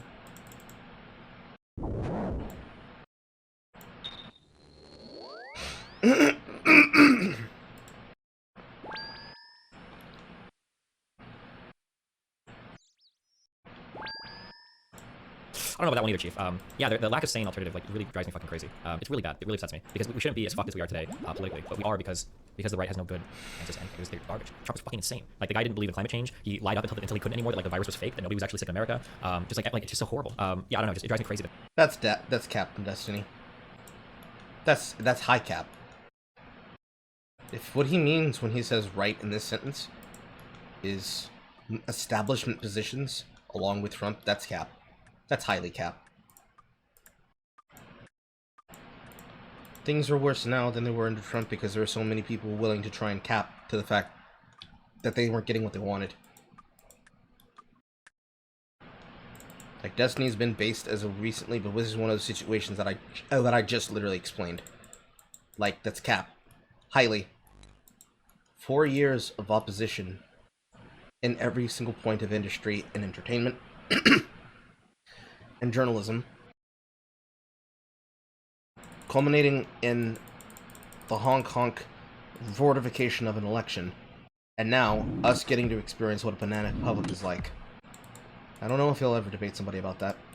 I highly doubt it. There's no viable alternative on the other end. You think like a good start might be to create more transparency in like the schooling system, or in some way mandate that there's like a little bit more representation of conservative or right-leaning views, just to counteract the natural tendency of these organizations to be left-wing. I don't even know if you could do that. I feel like if you would suggest that, I think people would like start killing themselves. Like the idea of like having to share a platform with somebody that like isn't 100% the most woke person possible. Isn't that quite bad? Yeah, it is. It's the university stuff in the US has gotten unbelievably out of control recently. Over the past it's been a long time coming, especially over the past like 5 years since Trump for sure. Yeah. Do you know anything about the Brett Weinstein guy? A little bit, but not a ton. Annoying fucking moron. Super dipshit. But like how he got his start, his claim to fame. Did you ever hear anything about this? Like where he came from, kind of? I don't think so. It's fucking the fucking university he was a part of. They had like a long time ago, black people weren't allowed to go to school because it was segregated, and so their school they wanted to celebrate this history by having a day where white people weren't supposed to go to school. And I think he opposed that on obvious grounds because that's fucking cringe. And he got like basically canceled over it. I think they forced his resignation. I don't know if he had a license holder or something, but like he basically got kicked out of college. And I was like, are you serious? Like this is absolutely fucking insane. I don't But know that how contributes to this, like, you know, when the left does like fucking insane things, right? It gives credence to the right to also do fucking insane crazy things. Yeah, it does. It absolutely does. So like when I try to That's not untrue, but the problem is not that it gives credence to the right to do crazy shit. It's that people do insane shit, it hits the airwaves, and it creates an optics problem. So, any person who will then say, what, you think that wasn't fair? You think that wasn't based? Kind of like all the fucking cringe shit we see on TikTok. You see a person do that, like Blacktober, white member. You'll see people cap to Blacktober saying, oh my god, it's so great, it's so based, it's so cool. And the exact same breath, the exact same action, the exact same energy when we do Whitevember, they get really fucking upset because, oh my god, don't you know that you're doing you're destroying my fun. You are making me feel uncomfortable. Over something like a fucking picture. Or even better, the video that I posted, Wholesome Son. You ruined my support character. You ruined my comfort character. It's that shit. A lot of people will look at them the way that a normal person probably would and be like, bro, it's a fucking character. It doesn't matter. It doesn't exist. But what ends up happening is that the optics win makes them embarrassed. And so, because the optics win makes them feel embarrassed, any person will bring it up and it will be an easy method to discount anything that that person does. And because there is not many people who pay attention to the things that happen in any other place on the internet, except for people who are inside of that thing, because it's either their hobby culture or it is part of the cringe culture of looking at people doing dumb shit and mocking them when they do it. It is what allows the back and forth to happen. It's actually the direct fault of people who monetize that cringe culture that make that possible. Because normal people will just look at a situation and be like, hey bro, that's cringe. Maybe don't go out in the world and, you know, try to do something like, say, what Ethan Ralph just did. Maybe don't take a trip to Portugal and get your ass kicked because you don't want to get embarrassed because you were mocked by fucking Andy Worski on the internet. Actually, I'm gonna record that. This is worth posting.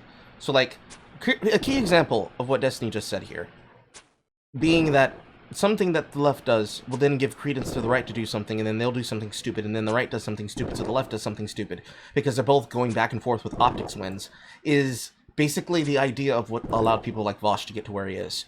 And the example that I just gave, the fact that Ethan Ralph will take a trip to another foreign country because he got fucking mocked by Andy Worski on the internet is fucking hilarious. And the fact that it then resulted in his immediate ass whooping and the theft of his possessions from local natives who beat the shit out of him because he probably was talking too much fucking trash, and he found out what happens when keeping it real goes horribly wrong. It's weird because the reason why that happens is that it's what people do when what they're looking for is easy methods to grift off of people. Most of the people that are currently nuisances when it comes to the entertainment business, or at least if you want to look at in terms of things that happen dramatically, people who do dumb shit to get attention, they're given that attention because there's more people who are willing to try and stand on the side of the person they think is popular than it is for people to stand up and say, hey, that's fucking fake and gay. Because we've gotten to the point where we're not comfortable saying words like, hey, stop being a fucking faggot. It's the bizarre shit that makes things bad. And it's because of that we are where we are. People like Pokimane can get away with the extreme grievances and crimes and bullshit and drama that they do because they have a multi-channel network to protect them, and they have money behind them. And nobody will hold them accountable because if you ever try to give them actual fucking criticism, people will say, oh, you're just attacking him because you're a woman. When you try to criticize somebody like Ethan Klein, he will just hide behind his money and hide behind the ego. And the only thing that he has to support him is the fact that his wife makes money so that he can be able to do these dumb antics on the internet. When the big gay wonk did his shit, same shit. When internet journalists do this, same shit. Like, the step is to maybe start pointing and laughing at both of them so that they're not encouraged to continue doing it. Or, you know, you can just have another Ian Niles Chong. And that'll never end.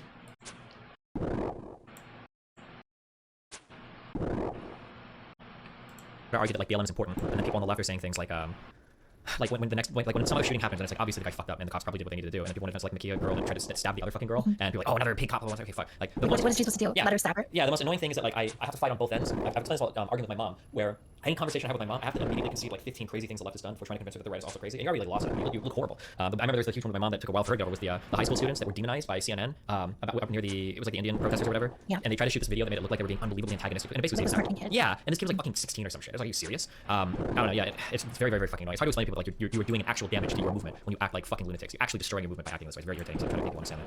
Well, in a way, I think the movement survived. So he just said the exact same thing I just said. That's realistically the reason why. There are more crazy fucking leftists that are willing to destroy their movement by doing crazy bullshit. And there are people who are on the right that really do this kind of crazy bullshit. Unfortunately, because the word grifter has been driven to the ground, they're never going to get criticized correctly. Because in order to criticize them, you need to have a record of it happening, and unfortunately, as we've seen with fucking Frosk, when you have a person who does such optics damage to their enemies, they would much rather destroy everything that they have, start over anew, and potentially give ammunition. Because then ammunition will be useful. Like, Lindsay Ellis leaving the internet after making a video called Mask Off saying, listen, look, here's what my own side's doing. Our people, this is what we think. That directly led to her having her career stopped by her own hand. Because she couldn't control her audience. Because she cultivated the audience of Mean Girls. And when it came time for her to actually deal with that audience, she couldn't. Because they were too strong. The left has that same problem. The right has the same problem. Realistically, the problem with the right is different, because when you call them the right, you're labeling them as an entire group, rather than as the multiple enclaves that they actually are. Because you have normal people, then you have completely out of fucking right field people, and then you have the people who do so to try and get people to pay them money, which is your Jack Murphys and your, Rune Chain Body, which is your Jack Murphys and your... I wouldn't say Milo Yiannopoulos, because Milo's problem is that he is an attention seeker who sought a little bit too much attention and ended up getting fucked over by the same people who were looking for an opportunity to try and remove him and put someone else that they figured would be more useful in power. But it's the same shit there, too. You have normal people, then you have politically insane people who need to log off, then you have the politically adept people who are aware of how to grift, but aren't grifting well enough to get away with it. And then you have your Stephen Crowders, which is to say you have your political pundits who are filling a space and fill a desire that is not being answered. So that'd be like people like him, that'd be people like Ben Shapiro, which pretty much runs the line of being an imperialist. Especially if you go in the means of what he thinks should happen with war. You have that with Big Boss, what is the fucking Republican, senator? Dan Crenshaw. People who are warhawks like him. People that are on the left in the same way, like AOC. They're all up the same fucking avenue. That's created by opportunism. That's not created by crazy right-toid insanity. Let alone that it being created from crazy leftoid insanity. Cool.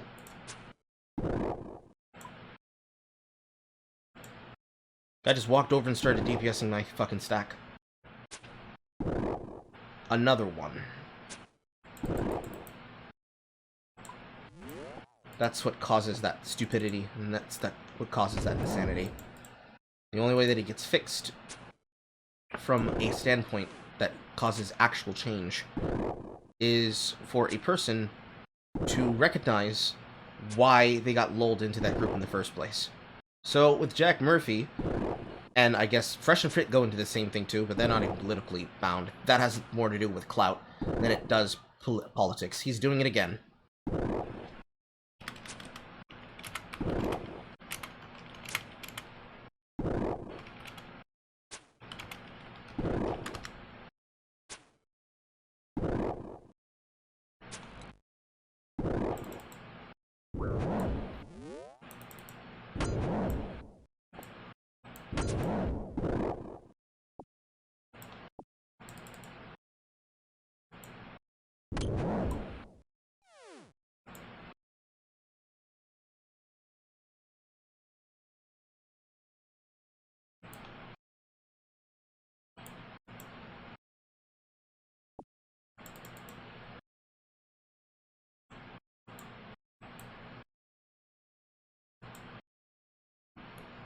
So this guy's casting range spells too.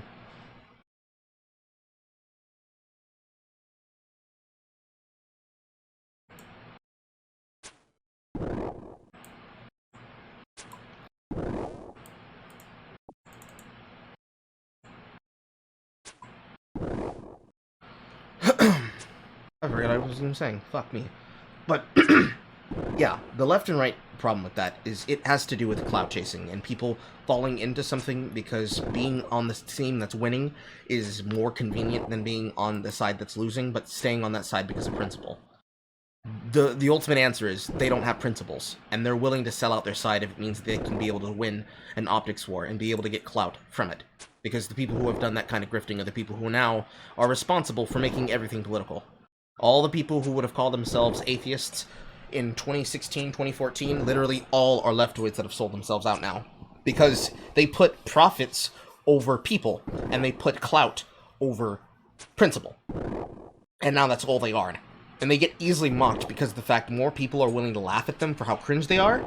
And in order to try and keep that position, they need to feed their audiences red meat. And they're running out of red meat to feed their audience. Because they can't keep making fun of the same targets. Because they are drying out the well. It's the consequence of having no turd twice. Because they don't have any originality. Because they don't actually have any real opinions that aren't the same repeated opinions from other people. And because they're not willing to actually consider facing people who actually have demonstrated some point that they can actually argue. It gets to the point where the only thing that they can say is, well, look at how bad the people on the other side are. And nobody cares. Because the other side isn't constantly in the news for something stupid. Whenever you hear something happen about a rightoid or somebody who is right-wing, it's always a pejorative to try and label them because there is a power that comes with labeling somebody right-wing so that you can immediately squelch them. Half the people who are called right-wing are not right-wing.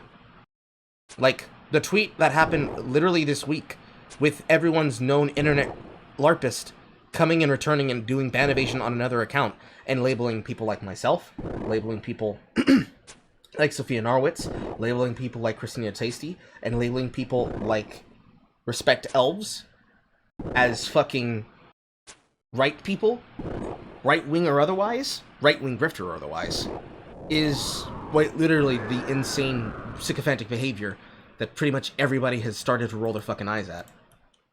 If they wanted to be taken more seriously, they wouldn't have used it as a pejorative to try and remove people's opinions so much, but unfortunately they didn't want to stop doing that because it was too easy, and now the same tactics being used against them.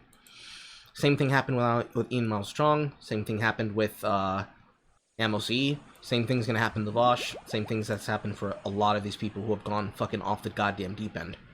A lot of these arguments are based on something that is an argument that nobody wants to agree to or caps to, but a lot of people are going to keep capping to. Because they don't have anything else. Where is my fucking... There it is. If they wanted to solve this problem, the easy solution to solve it would just be admitting that they created the problem, and that now if they want to solve it, they have to be willing to stop doing it. But because it's too convenient, that would be too hard. And so they are stuck. But the movement becomes like more predicated on falsehoods, and that like those sort of like false things and misinformation just contribute to like a culture of toxicity and a culture of like degradation of truth and like valuable virtues in society. So like if you are constantly spewing misinformation, you legitimize the other side to also spew misinformation. Yep. And on balance, these two ideas can like compete with each other if they're both agreeing to like spew misinformation, but it's like worse for everyone as an end result. And so personally, I think it'd be really good to see like more transparency in schools as far as what is being taught, how it's being taught. I also think it'd be good to create some sort of system, and I'm not exactly sure how you'd implement this, but some kind of incentive for colleges to open up to a broader diversity of opinions. And she's partially correct, but that's not what it does. It's the problem that is occurrent when a person is cheating. in her example, what she's saying is that people are being encouraged to spread misinformation for the purposes of winning arguments on the internet because the other side is also doing that. So, because the other side's misbehaving, that means we can also misbehave. But that's an incorrect consistency of how that's actually presented. Because that's not the reason why it's happening, and that's not the reason why they're being pushed into doing it. The actual truth of it is that people are pushed into going along with lies and spreading more lies because the liars are being able to get away with what is effectively cheating. A good way to put that in the mindset of is what happens a lot, or is what was happening a lot, in actual esports leagues concerning cheating happening in CSGO. A bug is discovered.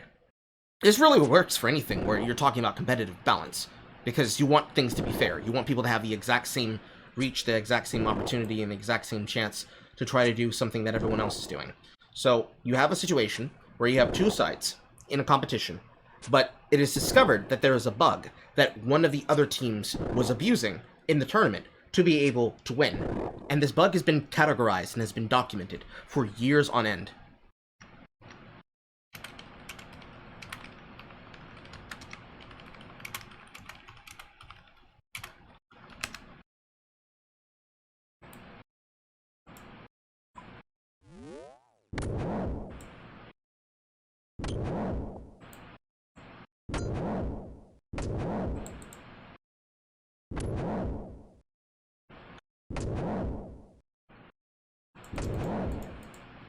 Alright.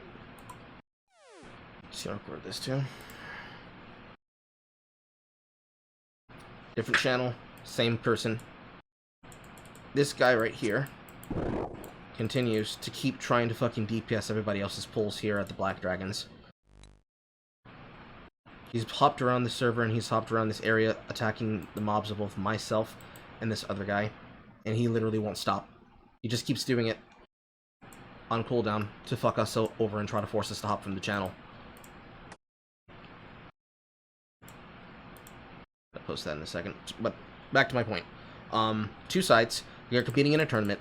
It's supposed to have equal footing, but it's discovered that one of the teams that is in the competition has been cheating. They've been making use of a tactic that was posted on a forum or posted in a place where the developers would have had the ability to see it, and have been abusing it for years on end. And then investigations are done both during and after the tournament, and it's discovered that everyone except the team that was facing that team that was caught doing the cheat were all abusing the cheat. And the team finds out about this after the investigation is done. The problem isn't that, hey, they're cheating, so we should cheat too. It's, well, we're going into a competition. We had this information for years being exposed. Somebody reported this to them. It was either ignored or it fell through the cracks. No matter what, it is now discovered that every single person is cheating. They're all abusing the same tactics, they're abusing the same strats, they're abusing the same stuff, they're abusing the same things, and because they are all cheating, and they are all taking advantage of that to ruin the integrity of the sport, or in this case, ruin the integrity... What? What?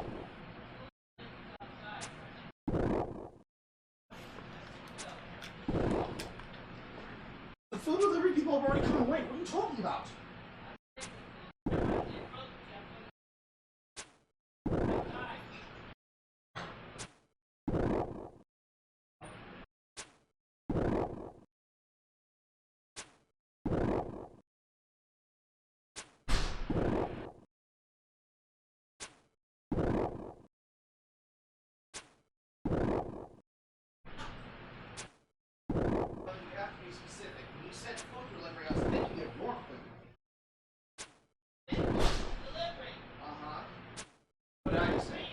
I got it. I'm already handling it. So, because the cheating is happening in the tournament, that team now devotes themselves to thinking, well, shit, since everybody else is cheating, I guess we might as well cheat too, because if we don't, we're not on an equal playing field. You can literally just say, we refuse to cheat, and also, every single one of you that are ruining the integrity of our sport are full of shit. You're horrible competitors, and you have besmirched the entire spirit of what we do here.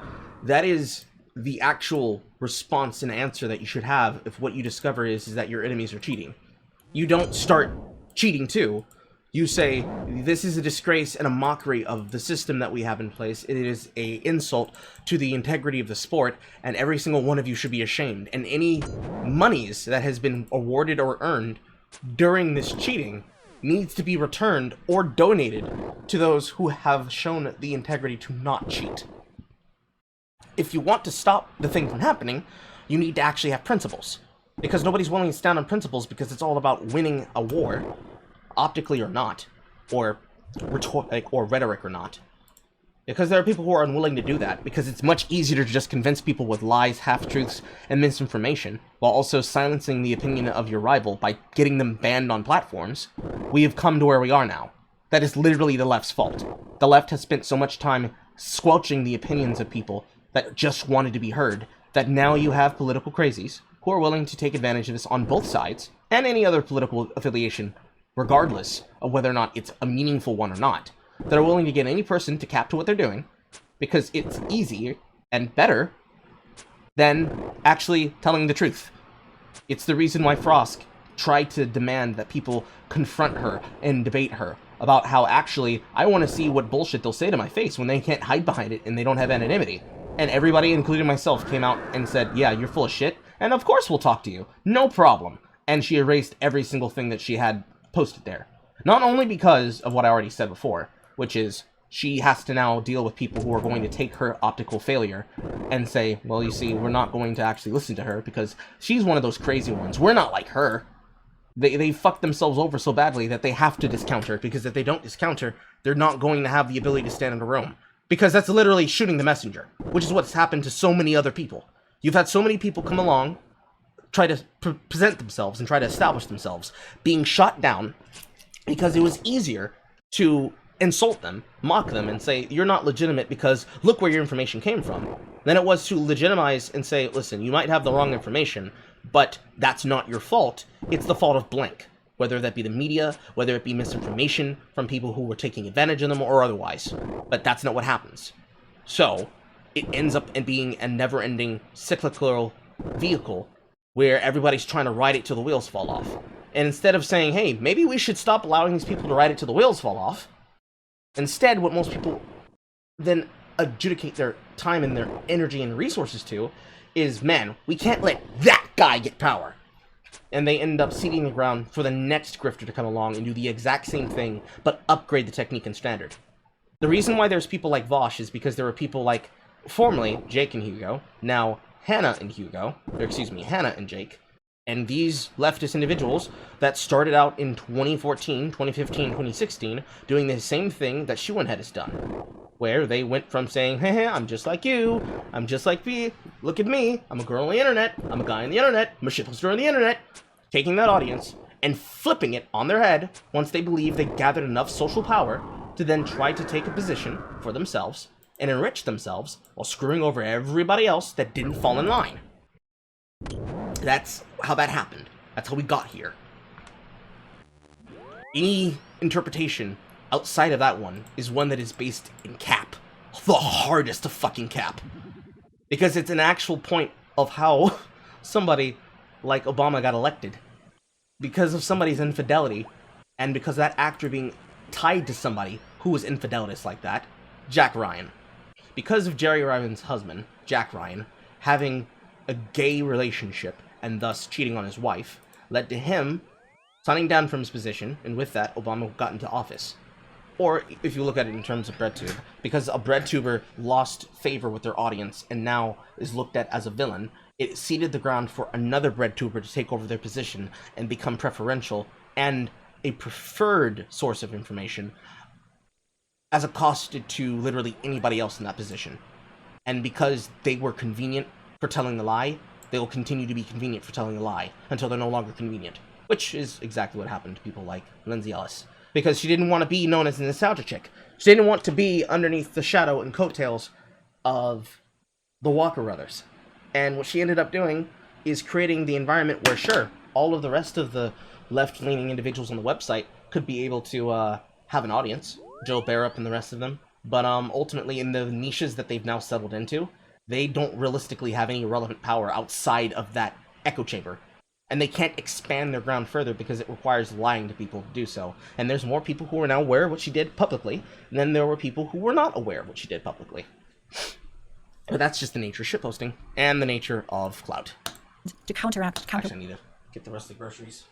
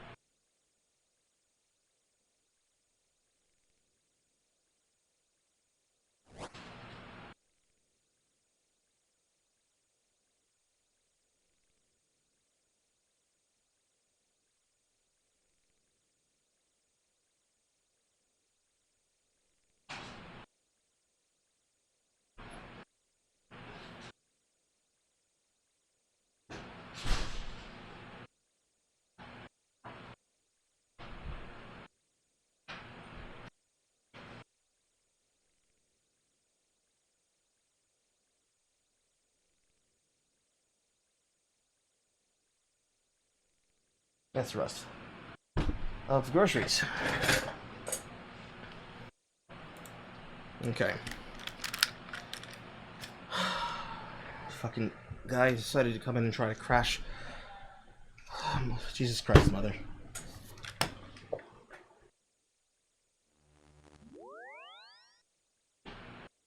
That's nice. There's nothing to do with what I'm doing right now. It's not, because I already put away what needs to melt.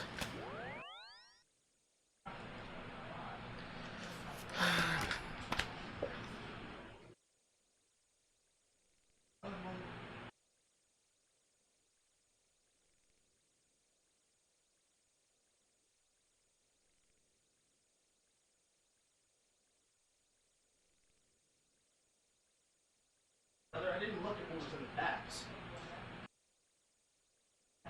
Yes, bringing them in the house. Bringing them in the house and looking in the bags to see what's in them has nothing to do with what I'm doing.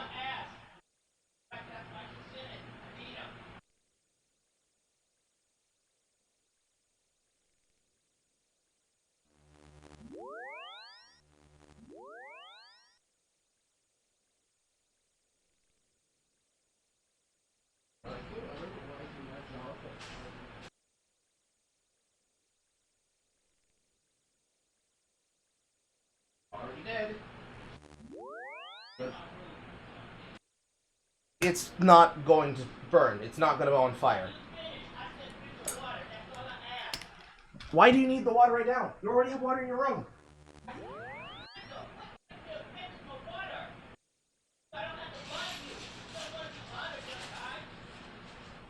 Because it literally does not affect anything from there to there. Because you got water right there.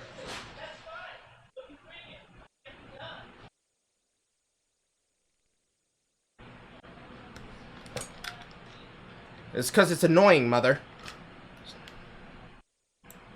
So yeah, the entire problem that Destiny and Taj is explaining here is realistically what has become the basic way that power is derived and given. Not just in society, not just in culture, but also within the enclaves of personal involvement and hobbies.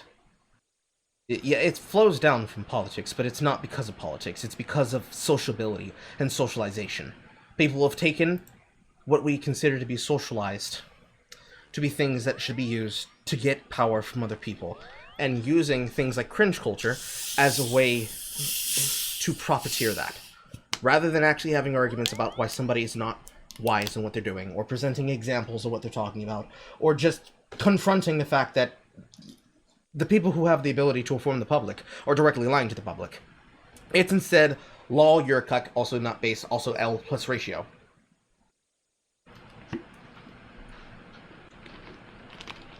It's become about the person who can lie the most convincingly on camera, then the person who's willing to tell the truth, and is willing to be just as charismatic. Nobody is willing to put their hands over the table and let people see the truth, while also making fun of them, than it is people putting their hands under the table, telling the same lies, or telling the same truths, and being truthful, as well as who they choose to surround themselves with. And yes, Eric's 100% correct. It is a cult. It's more than just a culture battle and a culture war. It's just a never-ending cycle of conflict. To call it a battle and a war implies that there is a long-term goal and a short-term goal. Realistically, yes and no. It depends on who you're talking about. Like, if you were to say this is a culture war for somebody like Vosh, not really. He is more than happy to take part in the culture war, but he's doing so that he can enrich himself. He doesn't care about who wins or loses. He just cares about making money for himself. He's like an ammunition supplier and a weapons supplier who will sell to both sides. He'll make money off of both of them. He won't care. As long as both of them are happy attacking each other, he doesn't care who he has to be able to sell to make that money. Whereas if you're talking about somebody like myself, because I have standards and integrity, and I'm not willing to sell myself short, or sell anyone else short, for the lowest common denominator, people like me are not going to prosper in that society. Because truth and honesty are not the qualities that those who have power want to establish and want to perpetuate forward. So anything that I do that has anything to do with something they can try to target, they will use to target that. Period. That's why when I choose to laugh at people for being retarded, I laugh at them for the things that they say, not for the things that they're trying to argue that has nothing to do with what the words they literally just said out their mouth had to do with things. That's why I write shit down in a notepad when I review something. Because if I were to go off of what they say that they mean and what they say they believe, what they say and what they will claim they believe in 1 hour conversation is going to change to the immediate next sentence if they believe that they will get a benefit from lying about it. So instead, I will say, this is what you said, here's proof of it, it's right here, these are your words, here's you saying it on camera, here's you saying this 2 years ago, and here's you flipping your opinion from those 4 years ago, to 2 years ago, to a week ago, to right now. What's wrong with you? That kind of mockery cuts above everything. But because we don't do that enough, it might as well not even matter. Because everybody has to do it in order for it to change. If you want to see a change of person completely change their mentality, their approach, and the way that they think about these things as a whole, everybody has to be on the same page. And everybody has to be willing to not lie. Because as long as you have one person willing to tell the lie, it doesn't matter what and who you're trying to service and how it's supposed to help everyone. It will never change. Because as long as one person's willing to do it, someone else is willing to do the exact same thing.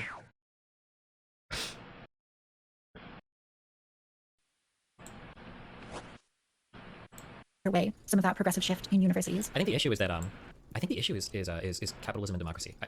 This is where I'll break with my analysis on the right. Is when people complain about this, I think the problem is that our democracy is incredibly effective, and a lot of our markets are really effective too. I think it makes it hard to alleviate this problem. Like you said before, there's a huge selection victory that goes on with kids when they think about like the reputations of schools and everything, and it's hard to tell schools, well, we need you to act a little bit more proper and make sure you're maintaining neutrality of viewpoints when they're like, I could do that, but also my business is going to fucking fail. You know, it's kind of like how on one end I'll criticize the fuck out of companies for buckling sometimes to public pressure over stupid college kids crying about some shit, but on the other hand, it's like, okay, well, if you are a publicly traded company, you have board shareholders, and you look like you have to lose money because some employee accidentally used the word blacks instead of black Americans or black people. Like, okay, well, fuck, I guess I'm a little bit empathetic to how our market system works. Like, maybe they have to act in that way. It's a hard problem to correct for when I think that they're just responding to how society is acting sometimes. Like they technically, in a free market democratic system, colleges are doing the right thing. They should be censoring conservatives as much as possible because conservative viewpoints can be harmful to a business bottom line, and a business does only exist to make money for the shareholders. So there has to be some like third-party government intervention there or something to stop it, because I don't think I would ever expect the market to solve for it. I think this is a great insight. That's cap. If a business is interested in doing what a business should do, they should be going with the business proposal that will make the most money, yes, but it has to do with what that business's goal is. If you dumb it down to the point of a business is to make money, and therefore will do whatever will make the business money, that's how you get corporatism. That's literally how you get corporatism. That's how you get crony capitalism. We only care about what makes us the greatest amount of money. Point one. Therefore, point two, we're going to do whatever will get us the best return on the least amount of our investment. Point three, because we do the least amount of investment and the least amount of work, and we're willing to do that least amount of work because people have literally shown they're willing to put their money and their time and their interest and their view behind it, because we're willing to do this, we will continue doing it everywhere. Doesn't matter who it affects, doesn't matter how bad it is for our economy, doesn't matter how bad it is for the nation state where we conduct the business. If we are able to make even a 1% return on investment across seas, we will take that investment across seas and everywhere else where that margin can be found. That is how crony capitalism is institutionalized. And because of recent drama with people like Black Rifle Coffee, willing to cuck out their conservative values to instead win an optics war against a perceived slighted enemy, what actually will change this behavior is the kind of mindset that must be taken to actually enrich a citizenship where you live in your community. It's the difference between destroying the local Nike because you really, really hate how they're screwing over the black workers, to the people who work inside the Nike store organizing a protest and doing their job, but also making sure that every single customer that walks into that store is getting the greatest amount of discount on their purchases as possible to get the business as little as money as possible. Or in Japan, when they had the protests about transportation, everybody taking transportation as normal, not staying home from work and still going to work, but every single person working for the transportation platforms not collecting the fares, meaning that every single person who had a shareholder stake in the business and company were losing money rather than gaining money. And because they were losing money, it became more important and more profitable, and more importantly, more important for the people who owned it to say, okay, there's obviously a problem and we're going to now listen to you, because the alternative was to lose money. Because the socialization and the normalization within a Japanese social structure is politeness over confrontation, but also having strong principles. The American system is get it how you can, wherever you can. So yeah, that corporatism directly led to things like BLM riots. It directly led to businesses being ransacked and destroyed. It's what led to my video documenting that ransacking and destruction, but also the people coming together, both as people in the cities, people on the police forces, and everywhere else, getting taken down by a Poe's former fucking producer, because he was trying to use that as a method to blackmail me. That video is still up on my fucking BitChute, and there's a lot of videos I need to fucking get onto my BitChute, but those videos, and that video in particular, is still on my BitChute. You can look at what I'm talking about. In that video is the exact method of how you're supposed to respond and how you're supposed to address these kinds of problems. People don't address the problems like that because it's much more convenient to paint somebody as a villain and then use that oppression system to then get benefits from them. That's the fault of the people who are playing the game. That's not the fault of the people who are taking things seriously and not taking advantage of the system. But yeah. And actually, I break from the right here too as well. I don't know if you've been following on Twitter like the discourse around SNAP benefits and like health shit. insecurity and stuff. Yeah. But I mean, I think a lot of companies have a lot of incentive to create like not nutritionally beneficial, but actually like incredibly addicting, you know, dangerous food that Ultra is not going sugar, to, yeah, of course. not really going to save people, give them energy, not going to help people like in the long term. And so this is like another case where like the market clearly has incentives for something, but those incentives contribute to a degradation of society as a whole. I mean, that's like dramatic, right? But like what I'm saying is that like there's an incentive to create food that is not going to help people. It's going to satiate their immediate pleasures. And in some sense, like the ideal business model for short-term profits and gain is the opium den. And the closer you can get to the opium den, if you're creating a social media platform that's highly addictive, that appeals to people, keeps them scrolling for hours, you know, you don't necessarily care about the well-being. Yeah, that's why I'm so fucking upset every time I see somebody else shitting on Facebook. Like, people are like, why is Facebook playing the thing? Bro, their job is to get you to click shit. Like, if the last vanguard of American democracy is a private firm whose goal is to show you as much radical shit as possible, keep you clicking on ads, like, you're fucked. You're so fucked. It's like a fundamental misunderstanding of what you expect different actors in a market to do. Yeah, you're absolutely correct. It's really upsetting to me that people just don't know that sometimes. So you get people that shit on Facebook doing what we would expect Facebook to do in any business environment, acting as any firm should. Yeah, totally. And like, if Facebook is creating this product that's highly addictive in the economy, that's represented by like GDP increasing as people consume more and they're willing to consume more, and people are like, you know, advertisers are buying more space on the platform and so on, right? So it's represented by these like economic metrics as something that's good. But then you look at like social media use in teenagers and you find out that it has these destructive effects on their mental health. Yeah, and their mental inarguably, well-being. yeah. And like people's ability to like have long attention spans, like their dopamine receptors get fried by these things. So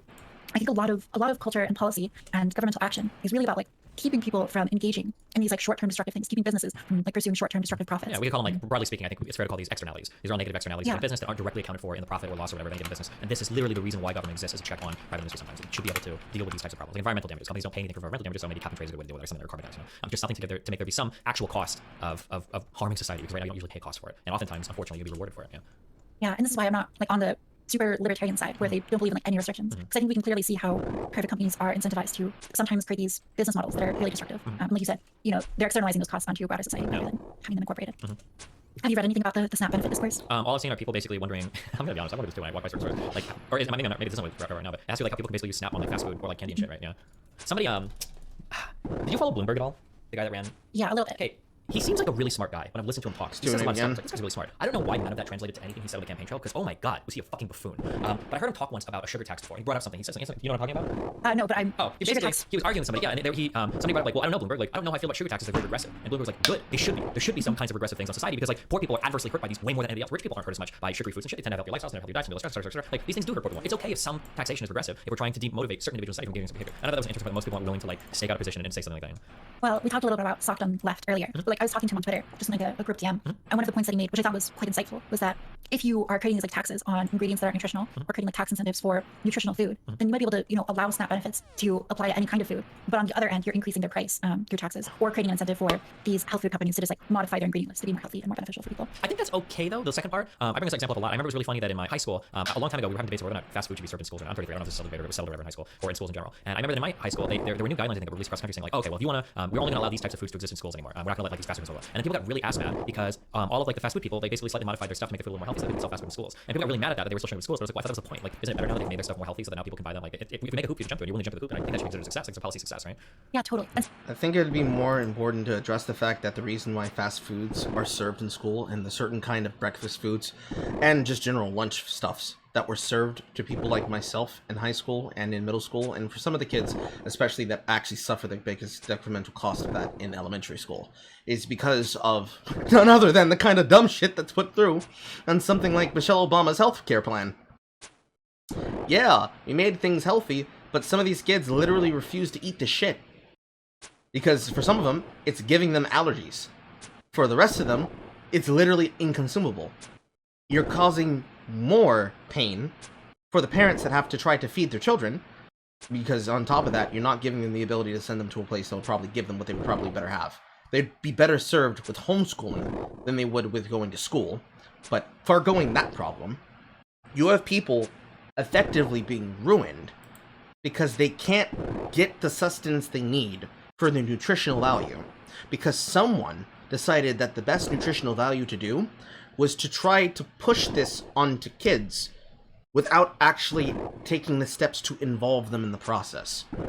So like, something as literal bitch basic as Nickelodeon's World Day of Play does more to potentially get kids to maybe take a chance, because realistically they can just change the fucking channel. It does more to them to realistically get the chance to actually go outside and do something healthy, like exercise, than say making them take away their delicious breakfast pizza and replacing it with a vegan option. That doesn't help them. That doesn't make them nutritional. That doesn't give them nutrition. That just makes them fucking upset. Because they're gonna go home and tell their mom and dad, hey, I can't eat food at school. They're serving us vegan bullshit. Because when they served children down here in the South, we weren't eating things that were fucking vegan. We were eating soul food. We're eating fried chicken. We're eating pizza. We're slathering that shit in fucking ranch and blue cheese dressing. We're getting salads. Giant, well-made chef salads with all the meats and cheeses. You had to pay for it, and for those who had free and reduced lunch because their parents had SNAP and TAMP benefits, they were swiping a card, taking their shit, and putting more focus in their fucking lesson plan than they were in worrying about, shit, how the fuck am I going to eat today? And even if their parents gave them money so that they could eat a lunch, those people would rather pack their shit. But that's when things didn't cost $50 billion fucking dollars because of inflation. Because we were printing funny money. That's the other thing. Health companies aren't going to be incentivized by health issues to make things that fill the benefit. They'll be incentivized by what their target demographic want to consume and want to buy. And they will always be benefited by the cost and the demand and the supply of something that they can be able to profiteer from. But you're not realizing there, because it wasn't mentioned in that conversation, what you're not mentioning there is the fact that most of these distributor companies of fast foods and junk are the same 6 companies that own over 150 brands. So when you say, I'm not going to buy this brand, I'm going to buy this brand instead, and it's something that is translated to the Nestle company, or fucking Kellogg, or shit, fucking Raisin Bran Crunch. Raisin Bran Crunch, pretty much I'm thinking of things like, when people say fast food, they think of things like McDonald's. When I think of somebody saying breakfast fast food, I'm thinking of things like Jimmy Dean's. Some of those brands and companies are the exact same company. So, good luck trying to support a different company that will fulfill your costs and your requirements. Because more than likely, the same company that you say is selling you unhealthy food are the same people who are actually selling you the health cost food. And there's nothing you can do about it. Literally not a damn thing. Not even a little. And that's thanks to no one but fucking activists. So, hard cap. Super hard cap. Even incompetency, the business core goal and principles are more important than leadership and knowledge of being important. Then these types wonder why they're incentivized a fascist regime. It gains power because it will end the stuff or end it while the populace looks the other way when it commits atrocities. It's funny that Michelle Obama could have just given them money to buy whatever they wanted. Yes, actually. That is actually 100% what should have happened, because that's exactly what was already happening. Rather than changing the food, you could have given more to the households, which would have also eventually led to the same result, but would have been much more logical. It would have been better to give extra monies to the households who needed the benefits, and also give better options and even more money to the children on the free and reduced lunch system. More money, and more importantly, more attempts. Because the way that it was is that once you swipe your card to go through the line, that was your meal for the day. You couldn't get extra food unless you paid for it.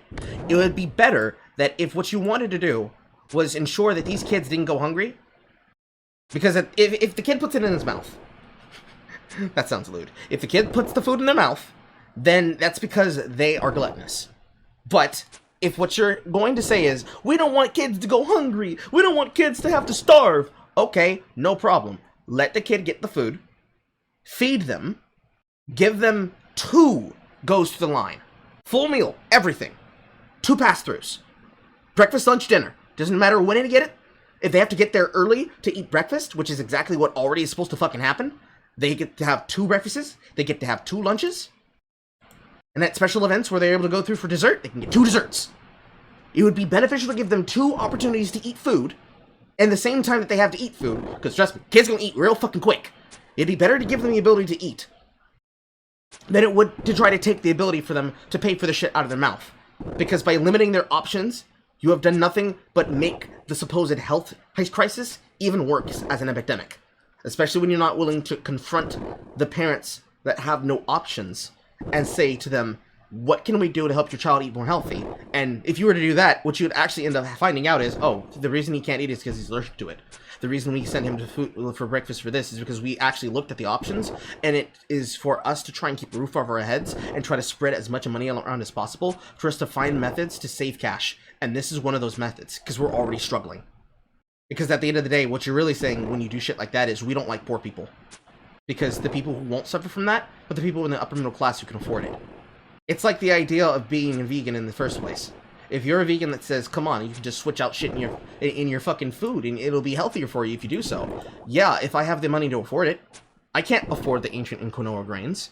And if I buy ancient and quinoa grains overseas, I'm indirectly supporting the slave trade and supporting the offshoring of the economic benefit of a Colombian so that his field can be destroyed for opioids and cocaine. It's the exact same shit that is currently happening right now to the Nestle company.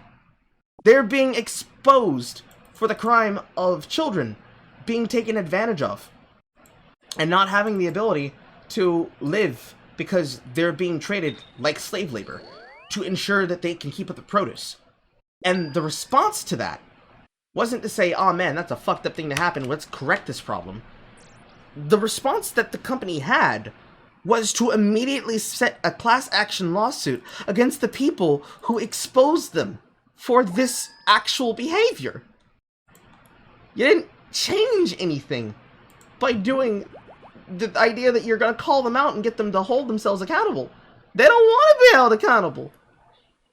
They would rather sue people to keep corporate espionage covered up than to do what would be considered the healthier option. And the healthier option is usually not what they look for because it has been made profitable to not make the healthy food. Not because they have an agenda plan to destroy people by making them fat. It's not a fucking movie. This isn't branded. It's because people want to pay for it. People are willing to pay for the food, whether because they don't have any other options or because they don't want to have any other option. You actually have to change the problem there. You have to address the underlying issue. You can't throw your hand up and say, God damn you, corporation. That's lunatic insane. And so, like, if the tax burden on sugary food results in, like, fast food companies changing their nutritional makeup so it's healthier, then great, then, like, good that the SNAP benefits still apply to them, and that, you know, poor people can get food paid for by the government, and that food's gonna be healthier. So, and that was, like, a solution that I wasn't necessarily thinking of because I was, you know, just caught up in the discourse. But, like, to his credit, I think that was pretty insightful. Like, I think if you ever Another way to solve that was literally just add more foods to the record and add more brands that can be able to, and add more businesses that will be able to renew the TANF and SNAP benefits. Because the reason why a lot of food will be costly towards poor people, and I can speak directly on this because my family receives those TANF and SNAP benefits. The reason why you're supposed to be given those is so that the money that you would have spent on groceries can now be divested into other involvements and other foods and other resources. Instead of having to try and decide between, do I buy food for this week or do I buy medicine, you can literally just say, oh wait, I can just be able to afford the medicine. It's no problem. Cool. I don't have to starve.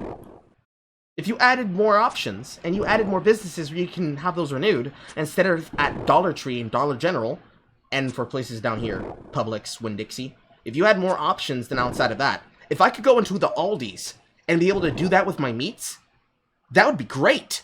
But I can't. Because that's a private business. And the private business is allowed to say whether or not they are going to allow SNAP benefits, despite the majority of the people who live in my town being people, both white, black, or otherwise. Black, white, Latino, Asian, etc., etc. We all have the benefits because fucking times are hard. And they've been made hard by none other than the people who are sitting in the positions of power that allow it. Namely the governor, and also the federal.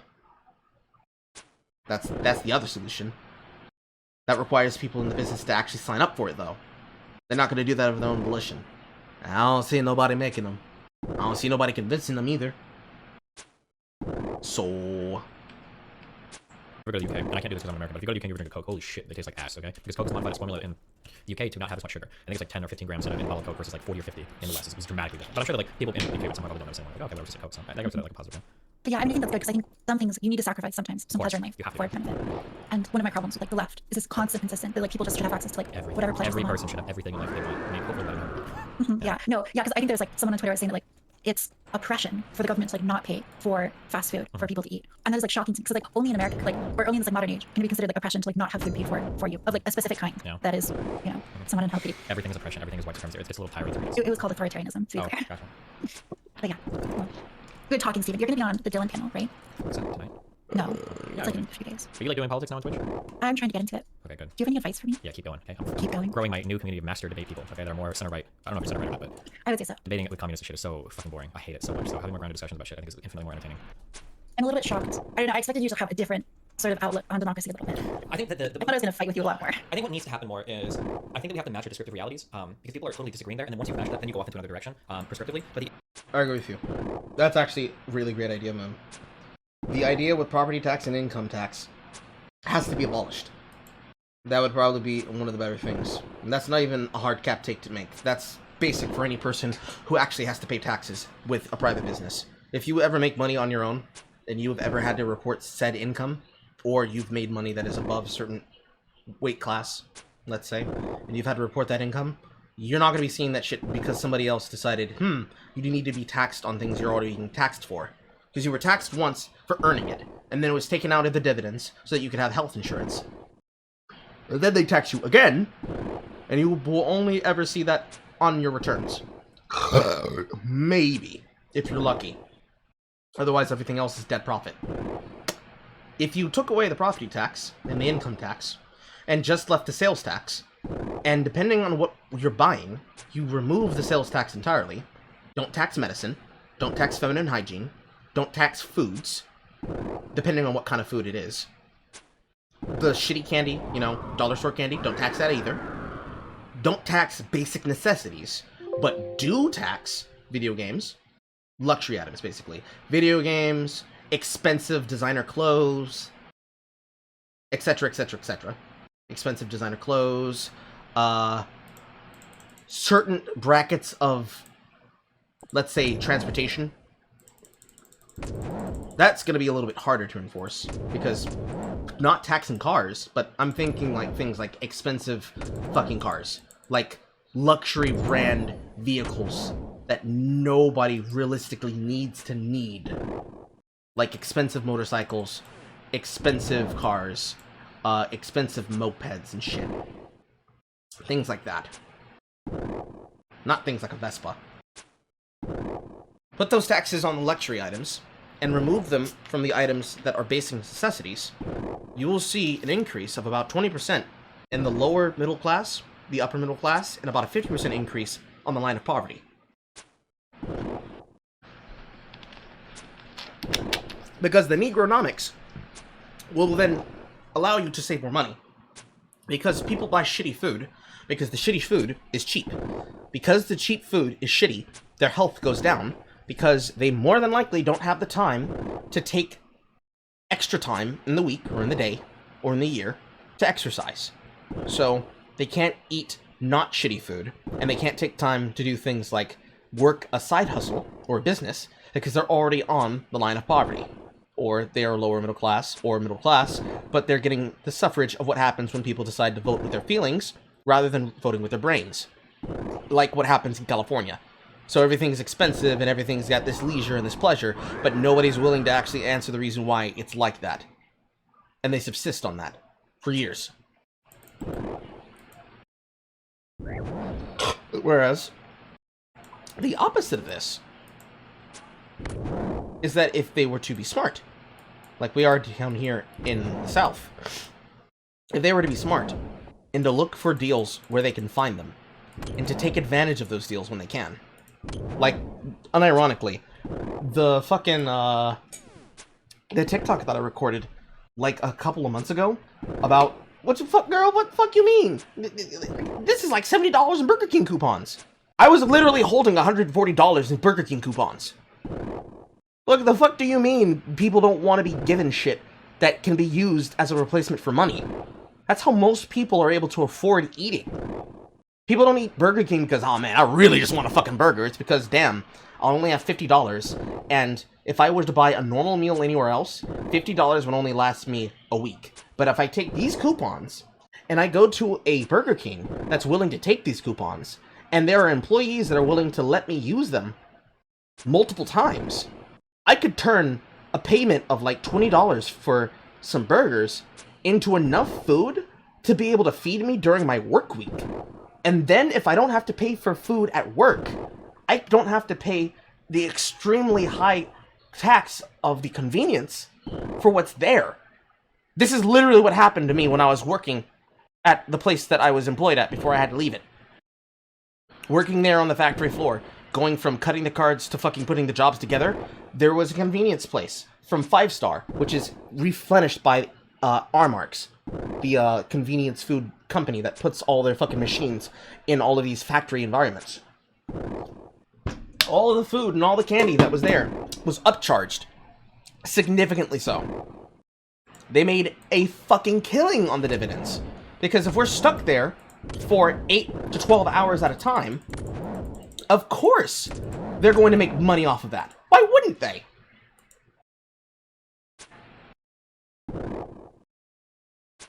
To frame it as literally anything other than that would be cap. And unfortunately, a lot of people don't understand that because they don't have to go through that. If you were able to do that, you could replace so many problems. But a lot of people fucking don't, because they don't actually come from that hardship. They don't understand that struggle. This fucking guy.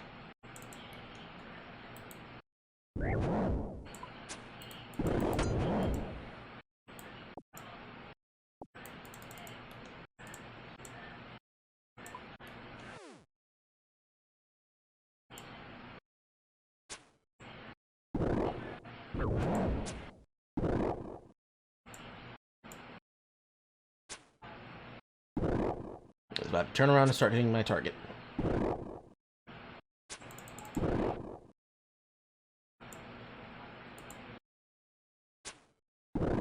Watch. There he goes. Fucking annoying. Or something similar, but the food's actually good and the workers get $5 a day or a week. I don't remember.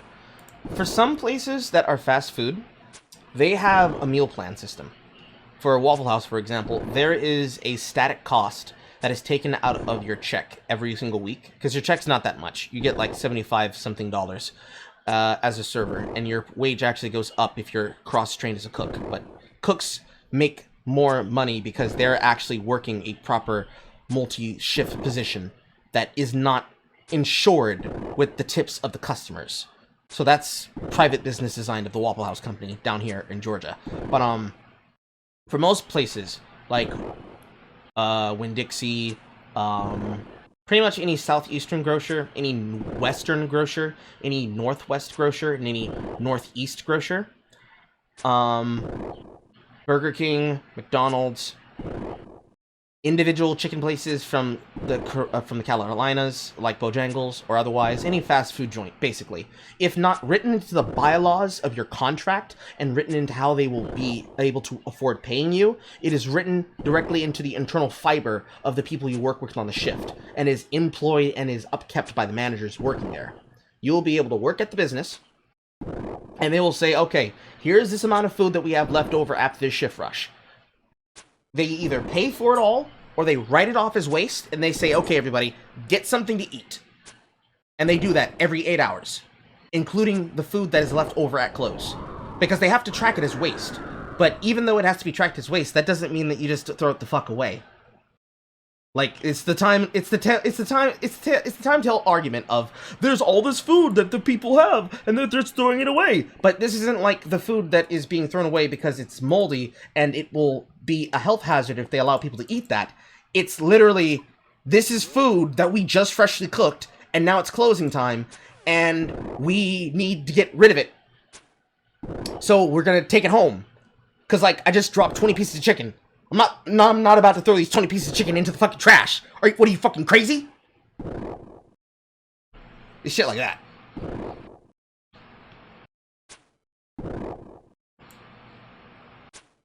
That's why I used to dumpster dive, bro.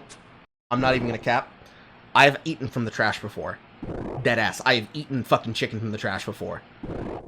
I have been so low in my life that I've had to do so. I'm not even gonna fucking cap to you. I'm not even gonna cap to you. Deadass. Deadass! The issue is that people are so fucking afraid of, like, everything's so binary, like, you're good or bad. So, like, if a Republican comes up and says, okay, he's bad, and the Republican says something like really easy access to drugs for people might cause more people to do drugs. Like, no, impossible. You have to fight on, like, every single fucking point. You can't concede anything. Like, you know, like, maybe it's the case that women aren't as happy. No, wrong. Women are more happy than they've ever been in the history of the world. It's like, okay, Jesus, fuck. So, yeah, I think that even being willing to meet on, like, descriptive grounds and then move from there is something that a lot of people are incapable of doing these days. To be fair, it happens on the right, too. Like, the left kind of put on a cultural power right now. So I see it happening more on the left on Twitter, Twitch, YouTube, and all that shit than I do on the right, but, yeah. Yeah, I don't know what causes that necessarily, but I Because if they ever agree on a prescribed position, it will make them look as though they are ceding ground to supposed literal fascists. That's what causes it. It's the nature of the thing I was just talking about an hour ago. But people are not willing to cede ground because agreeing with somebody who you hate means that actually you're giving them power. This is a tactic that the left invented. In fact, this is the favorite thing that Vosh and Jake like to do. Especially whenever Corn Dipshit says something that's extremely retarded. You present a problem. You say, okay, what do you think is causing this problem? You go through the many steps and the many ways of figuring out what that problem might be. And after deliberating on what the topic is, you say, okay, we either do or do not agree about what the cause of the problem is. Now, what do we decide what the solution is? And unfortunately, most of the people doing it will then come up with a batshit insane solution that doesn't actually solve anything and makes things actively worse. That's directly the fault of tribalism. Because, oh no, I can't agree with that person. They're a lefty. They're a righty. If I do that, they'll think I'm a lefty or a righty too. Because I need to fight them. I can't allow them to win. I need to have the center stage. That's what caused that. I'm down to 412 bolts. Almost, finally. I should get the rest of the money in this amount of time.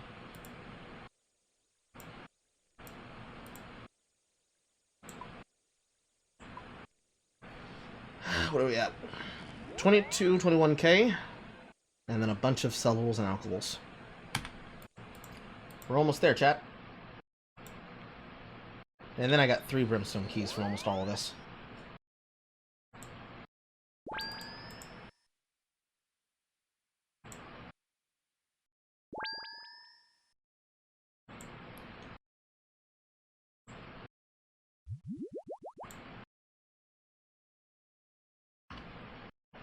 Right, well, yeah.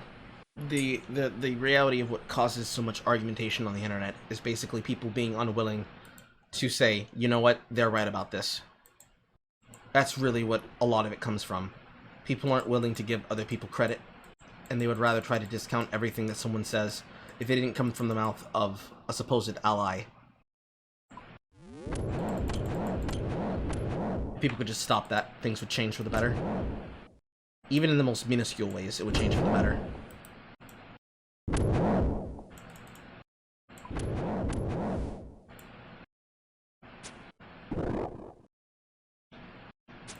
I think you're right. There's like an insistence that every part of it needs to be fought, like every step of the way, and it makes conversations very difficult. Stupid and a waste of time. Yeah, it's just so ridiculous.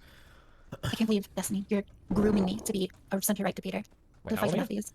I'm 21. Oh, okay. Dude, chill. You're ungroomable. Okay, that's only prior to 18, so. Yeah, fair enough. Once I got you and then Lauren Southern and her friends over here, it's just gonna be a fucking Nazi fest. All right. Dude, There's have we like ever? as many insane blonde women as possible. Yeah, yeah, sure. Let's go there. Have we on our first conversation? Did we ever talk about the stuff related to like gender identity and shit? Do A little bit. you have a feeling? I feel like we didn't much. Do you know who Dina Mama is? Yeah. I talked with her, or I talked about her a little bit with someone. Have you ever tried to debate her before? No. Have you asked her? I did send her a message asking to debate, but I feel like she's a really good debater, like much better than me. Oh, maybe you should try it and see what happens. Okay. Your expectations are very high, but I think it'd be interesting to see. Well, I think that I like struggle a little bit with like rhetoric sometimes, where I don't know, I'm like, comfortable with the ideas, but like, I'm not sure that I look super good when I'm making decisions always. Because like this is something that like Mr. Girl, I like watched him a little bit, and he's like very aggressive, Yeah. and I'm like not aggressive at all, and I'm like I tend to like capitulate a little bit or like moderate things when I talk about things. So I don't know if that plays well in the online debate space. I think it kind of just that's super context dependent on what you're arguing. Like there are times where I'm critical of Mr. Girl because he is very aggressive, but I think it doesn't work. I think it actually destroys the conversation. He fucks up really hard by trying to be too aggressive. And then there are other times where he's more aggressive and it works really well. I think he's learning to like find his pace there. He's doing a good job at figuring it out too. Yeah, it's sort of cool to watch. I was on a panel with him, and I could definitely tell that he was like frustrated by not being able to like really engage with people and like dig down on things one to one. Just because panels are like so they can be so chaotic, and that was definitely one of them. It's hard to get a word in edgewise. Sure. Yeah. Okay, well. Wait, but why did you bring up the MMO about like gender identity? Oh, it would just be fun. I hate none of these people talk to me anymore because they're all scared to talk about it. So it'd be interesting to see. Wow, I saw the thing you tagged me in. I'm just curious how Wow, else that's they- dumb. I feel like a lot of you. there's like a weird thing that happened in the left over the past year or two where you know how they like you know how Gotham used Batman and then they got rid of him when they were done with him. No. That's what they did. Okay, that's what they did. That's what the left did in the debate, okay? They used us and then they tossed us out and now they hate us. Okay, it's interesting that the left is saying this weird anti-intellectual level. Like, you don't need to debate. That's just for losers. We don't believe in that. Blah blah blah. And like, and they'll even say that, like, oh, like the mainstream opinion scientifically is impressive. Blah blah blah. And it's like it's irritating because like anytime I argue with these people, they're like so sure of everything they're saying. They're so insane. And if I argue with like an educated person, we don't argue like agree with everything. It's like, fuck, like, why can't I connect you two people together? Like, I want to hear them talk to like an actual clinical or research psychologist. Let me hear this conversation. But they won't. They refuse to engage in it. They don't do those. It's just like a bunch of preaching to the audience of like dumb shit. And it's irritating. So I think it's all power politics, right? It's all about like how do you advance the agenda. Exactly. They And, don't care about what is true or correct or right. It's just Yeah. like what gets the most influence. right. I think this is the problem with like putting, you know, your philosophical or political vision up on a pedestal as some sort of utopia, right? Because it justifies doing anything to get to it, even if that's incredibly destructive. You literally ran I'll all think about it. I'll the try way to be over to. Um, Oh my fucking god. I voted for Biden. Okay, base. Okay. Yeah, I was really disappointed. I mean, not only with the Trump presidency, but also with his like And you're rhetoric on not. COVID. Especially early on. And now I think that like the progressives are a little bit insane on COVID, to be honest. But that's only because like we've gotten, you know, vaccines are like widely available. So I think that if you are getting seriously sick at this point and you're like unvaccinated, I think that might be more your problem than the government's problem. There we go. Okay, well, A little bit dangerous to talk about on the internet though. Destiny, you should debate on COVID. What does that mean? Uh-oh. You I don't think I have that's super gonna work, controversial or- opinions. I'm pro-vaccine. I think mask mandates are a little bit cringe. You don't they help a lot? I would argue no. So there's a lot of data to suggest that KN95 and N95 masks are effective, right? They're good at stopping transmission and spread of COVID. There's no randomized control trial data on the Normal effectiveness cloth masks or of whatever? cloth masks. So I think that mask mandates, if they mandated a certain kind of mask, would be probably very effective. But as long as they're mandating any masks and they're allowing people to use like dirty, reused cloth masks, I think their effectiveness is severely weakened. So I'm a fan of them if they're done right, but like realistically they're not done right. And so I think they're much harder to justify. Maybe that might be the case. It wouldn't surprise me from I hate to use like the common sense thing, but like obviously if you sneeze into a mask, you can feel droplets of clot in it. But it might so you might still transmit maybe a lower viral load. Like, yeah, that is Right. nice. I'm not And it's sure. possible. It's just like hasn't been demonstrated with cloth masks specifically, which is a hard point to make because like it's very technical, very specific, like one type of mask. And that's a nuanced sort of conversation, which is hard to have. Yeah. But in general, I think my positions on COVID are like a major reason for voting for Biden. So I don't think they like are super correlating to Republican positions right now. No. Okay. Is there anything else, Chat? I'm missing? You're not going to get in trouble for irresponsibly platforming me. Yeah, I've played a lot worse than you know. Well, yeah, I don't actually have positions. Can I? Okay, you post like sexy stuff sometimes on Twitter. Can I ask a sexy trans question?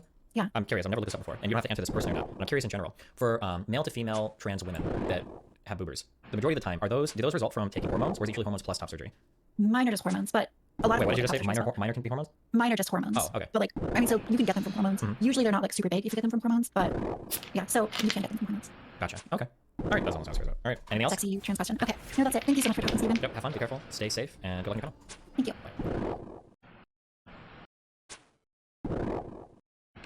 What's the next thing on my fucking list?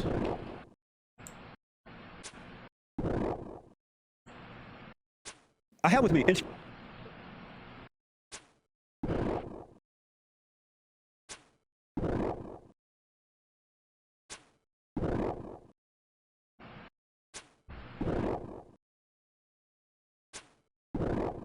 That feeds into my point. Oh yeah, that's right. Christian Walker.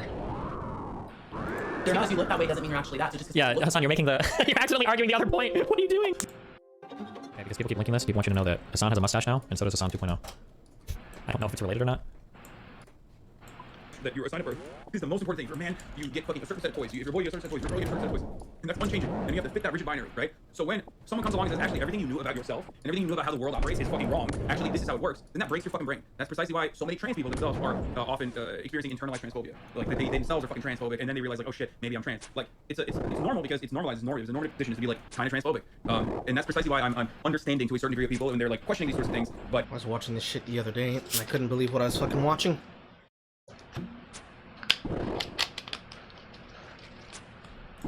when you take it one step further and are literally like more obsessed with what trans people are doing than other fucking trans people, then it's like, okay, you're obsessively and pathologically following everything that trans people are doing, so you can develop an argument about like why trans people shouldn't do this, why trans people shouldn't do that, and they actually shouldn't do this either. Like we started off with a sport competition argument, and we moved on to the bathrooms, and in every step of the way, it all just comes down to I just don't want trans people to exist in society. No, they never can just said like go that. away No, you and can totally exist. You can play with Barbies even whenever you're not a woman. see, but that's what I'm saying. But that's where it comes from. Like it just still comes down to And if trans women are a not woman, women. that's great. You're a trans woman. You're not a woman. That's why you have a trans woman in your name because you're not a woman. I mean, they're still women. Trans women are You're still not a women. trans woman, or you wouldn't be called a trans woman. You'd be called. Based. More people should know about Kristen Walker. I mean, but they are. Trans Then women why are is a called. trans woman? Then what's a woman? What is a The woman? distinction between Still trans have women not gone and to definition, so maybe we should hear from them what they think. Okay, well, we'll watch. But again, like after that entire conversation, you're still going back to like trans women are Because you not tend women. to- I just don't. This whole like trans women are women. Like, you can get there, but you have to build this out philosophically. It takes a little bit because just on its face, it obviously sounds well. If trans women are women, then why are they called trans women? Like, it's hard. It's hard to get there from. Yeah, you gotta do some work to get there. Trans women are women in terms of gender, but they are not women in terms of sex. They want to socially be women, but biologically they are men. Because they are men that have transitioned to be women. That's why they're called trans women. God damn, that only took 10 seconds. They can't exist in society. Whatever. Here, You're welcome I mean, to look, exist in society. Like, do you think that, I mean, this person, like, here, I use this example as well, but like, here you go, like would you, Womanhood isn't based would on you, what okay, would you look consider this, okay, but like, would you consider this person a man? Would you say that's a man when you, like, let's say you're at a bar, okay?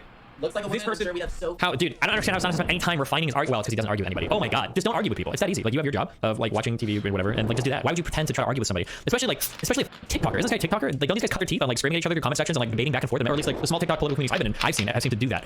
Maybe he doesn't do that on his TikTok. Maybe he's not that kind of person, but Okay, hold on, like, listen, you know where I'm going with this. You've had this conversation before with other people. You see this person at a bar, okay? They have. this is like the worst argument ever too. Like, I'm not. I should probably put a section of the screen where people can actually just look at this.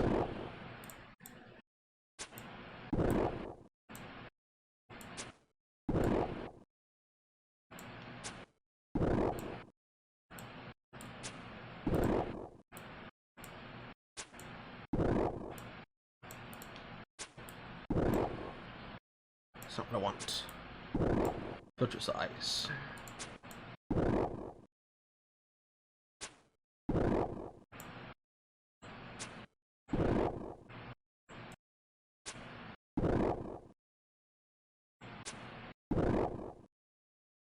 That'll work.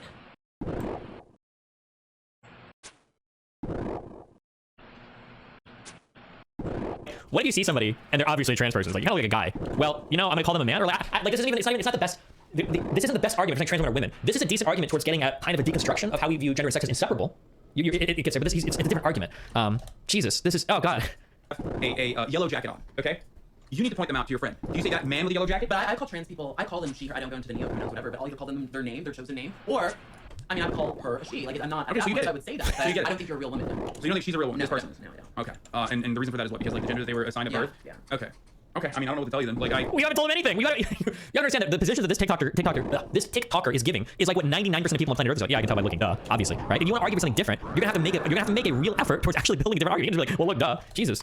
this is not a metric that you would abide by for any other circumstance. You would just, when someone tells you, when I told you my name is Hassan, you didn't assume, no, he's probably lying, but his name is Jonathan. I'm gonna fucking call him Jonathan. You're like, no, that's Don't use names. Oh my god, I just wasted like 3 words. Don't use names as a comparison for like gender-related stuff. Okay, a name is by definition something that can be anything. That's how names are defined. A name can be anything. Well, not anything. Usually a combination of letters and whatever. But generally anything. There's like a wide variety of things we consider a name. It's not a good comparison for things like gender or sex. It's something you can choose. That's the difference. I don't think you have to choose your gender. Oh, that's the correct response to that. I don't think it's something you can choose. Doing it again. To choose your gender. So. But like this, but you also understand this person quite literally is a woman, and you would abide by that. Quite literally, no. Unless they, Transition. Why would he just repeat the same? Well, you know that you're wrong because you're wrong. Because quite literally we're wrong. that's not an argument, dog. What are you doing? Into. okay, but like you understand that as a woman. Like you would point to them and say that's a woman. I wouldn't because of how they look. Even though how you look does not determine whether you're a man or a woman. Wow. I determine how I perceive you. But just because I perceive you that way doesn't mean Same you're really person. that. That's true. Yeah. So I think there's a breakdown in what we're talking about, because like you literally understand that we make determinations on like what we think people are by looking at them, and the context clues in this circumstance absolutely fit that. I wonder if the conservative guy is going to hit on the obvious like argument. The obvious counter is, okay, well let's say that I see a trans woman, she looks like a guy to me. Is that a guy then? Because that's what I perceive her to be. Or, like, Everyone would look at you like you're a crazy person if you're like, that man over there is wearing a fucking yellow jacket. You know what I mean? Everyone would look at you like, what the fuck are you talking about? There's no man there, right? And But the just reason like, for that okay, is the because Kardashians one time dressed themselves up as old people and went on a tour, and they seriously looked like old people. The makeup Yeah. they were presenting as old people. They weren't 70 years old. They looked like old people. Anyone would have thought Chloe was a grandma. Chloe wasn't a grandma. She wasn't a 70-year-old woman, even though she looked just like one. So no, if I was a random person on the street, I would have said, oh, look at that Jenny. She looks like she's 70. She's totally old. She's a elderly person. I mean, there's hella, that doesn't mean they are. Okay, but there's like Andy Milonakis is a great example of this. Like there are people with genetic conditions, for Jesus. example, that quite literally do Exactly. not look like That the age feeds that they into my are. point. That feeds into my point. Andy Milonakis is not a good point for you to argue from, because Andy Milonakis has a genetic disorder. People who are trans are not genetically disordered. Unless what they have is dysphoria, but you're not arguing dysphoria, you're not arguing something that has to do with their mental state, you're arguing with something that has to do with their physical state. An intersex person, having developed breasts, but also having the foamed penis and vaginal cavity, thus having sexual organs, is not the same as being born a dwarf. Let alone being born a dwarf with a certain condition that makes you look like you have a young body, but being old. Sounds extremely retarded. Just because you look that way doesn't mean you're actually that. So just 'cause you yeah, look Hassan, you're making the you're accidentally arguing the other point. What are you doing? Or you can argue that what Amy Milonakis actually is an 18-year-old person. Like, Old didn't make her old. Just because this person looks old doesn't make them old. Just because you look like a woman The doesn't make age, them old. the age and the circumstance is not a changeable factor about yourself. Just That is like like, your gender. no, what I'm saying is we use context clues, and when someone says like, I'm actually, 30 years old, you're wrong, then that's fine. You say they're 30 years old. You don't turn to Amy Milonakis and go, no, I'm sorry, you're not actually 30 years old, you're 13. But that's just like when Chloe dressed up as an old woman. She could have told anyone I'm 65, I'm 70, and they would have been like, oh, cool. She's not 65. Or 70. Okay, but the difference is, I know, but the difference is like this person is a trans woman, and Yeah, is she's a a woman, trans woman. and therefore a woman. Therefore, So if you he just like keeps, he's like, if I restate my conclusion enough, he has to agree with me eventually. But I just keep saying my conclusion over and over again. Eventually he's gonna get tricked into accidentally agreeing, and then I can claim that I won the argument and then move on from there. Jesus. saying like, oh, well, technically when they were born, it's like different, doesn't change that reality, especially because that's not the same standard that you would apply to like women before they get their first period, or intersex women that you have no idea were intersex. I totally or... think she's a trans woman. I think there's a difference between a trans woman and a woman. Okay. You're not a woman. You're a Okay. trans woman. Also, one is a measurement of universally understood measurement of time versus the other is gender, which you and I both understand is greatly dependent on social context. Like a universally applied measurement of time is not the same as social context that we absolutely need. That changes from society to society. He's not gonna agree with it. Gender and sex is not based on societal standards and social context clues. It's based on science. The way that we choose to then represent that and how people choose to identify themselves after they've already played with the gobbledygook that is society and its standards is not even decided by that person. It's decided by what is ever the pejorative and the overwhelming, well-known standard of that as it exists and as it presents itself. Which unfortunately means, if I decide to say that I am a man, but someone in society decided, no, actually you're not a man, you're a femboy, and I say, no, I am not, and they say, yes, you are, I have legally changed your identifier to be femboy, that is something that society can do. Because that's something that tyrants can do. You know, kind of like what happened out in the southern Arabian states, where, I believe it was specifically Afghanistan, or one of the local neighboring countries, to make sure that I'm having this correct. They make it so that if you choose to identify yourself as gay, you must now transition to the gender that you believe that you represent, or you face the death penalty. So, gay women must transition to be men, and gay men must transition to be women. Because in their society, there is no such thing as gay. You're not allowed to be that, unless you're a member of the Brotherhood. If you're a priest and you're diddling boys, then that's acceptable. That's fine. That's completely fine. And that is the standard of an actual patriarchy. That is people who control the social fabric. The way to change that would be to reject the social fabric and then have something that is allowing you to be able to push back against it to ensure that it does not get reappropriated by those taking control and taking power against you. And what dictates that is the culture of the place where you live. It's hard for them to do that in the United States Emirates because that is the culture of the people who live in the area, and there are those who are willing to commit jihad to make that possible. You can't get them to change their mind. But a social progressive, doing that somewhere in, like, fucking Idaho? Yeah, you can get enough people to socially shame them into silence. You can even get them to be socially shamed into changing. That doesn't mean it's a good thing to do. It's just how you would go about it.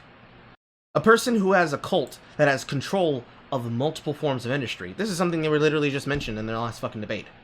The one that we were just listening to. Someone who has enough social control in a business and an industry to be able to get everyone to listen to them and have to go to them for political favors and influence is the reason why that happens. Trying to apply that to, hey, you can't say that that person over there is a man because they're trans, but this dumbass argument that just came out of Hassan's mouth is like 50 different steps to not get what you want. If what you're trying to do is convince people to be on your side, that is a guaranteed way to not get them on your side. Guaranteed.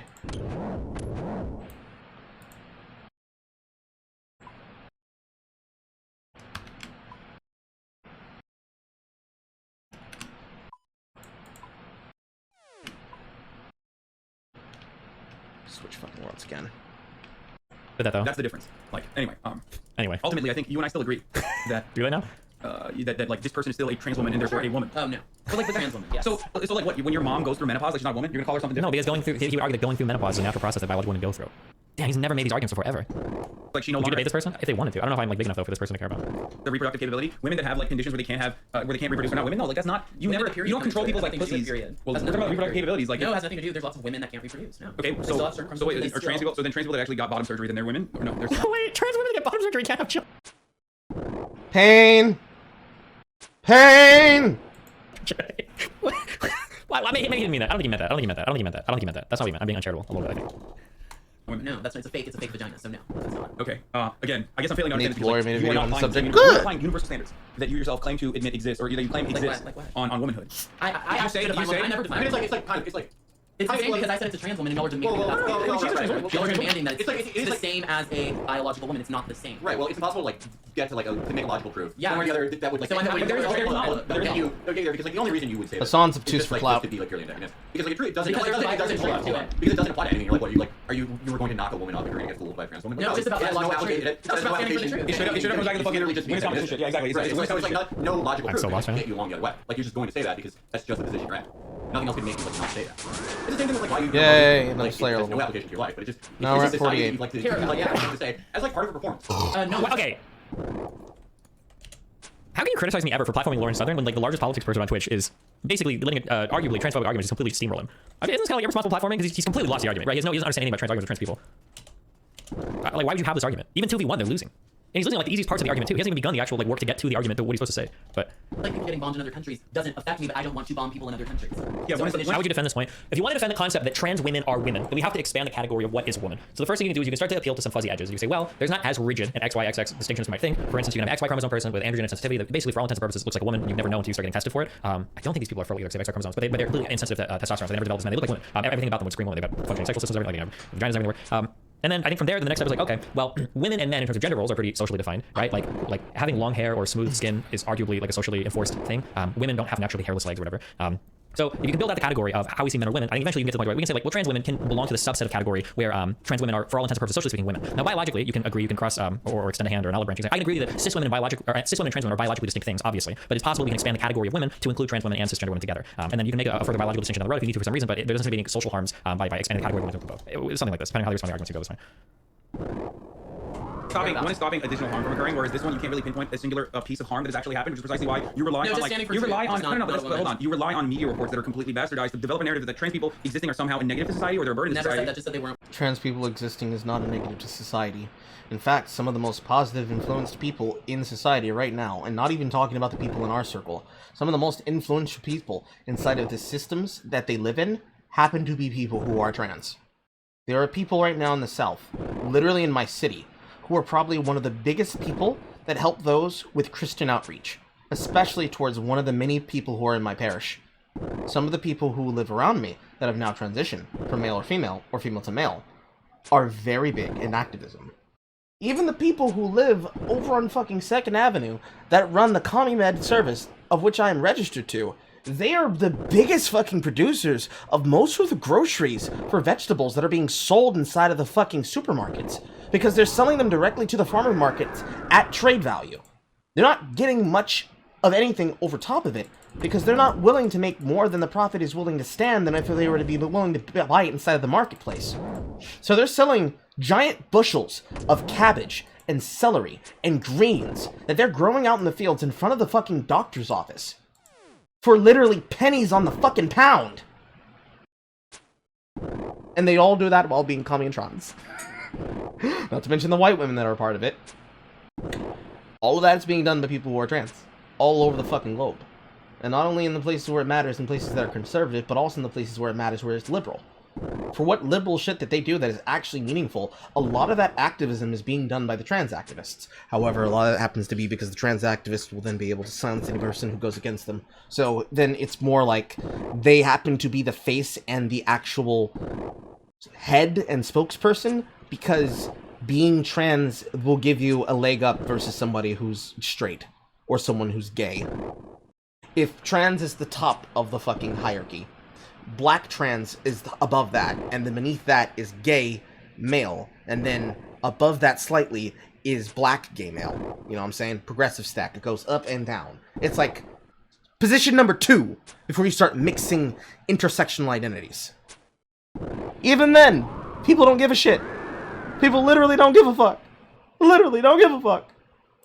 Literally. Literally. Literally.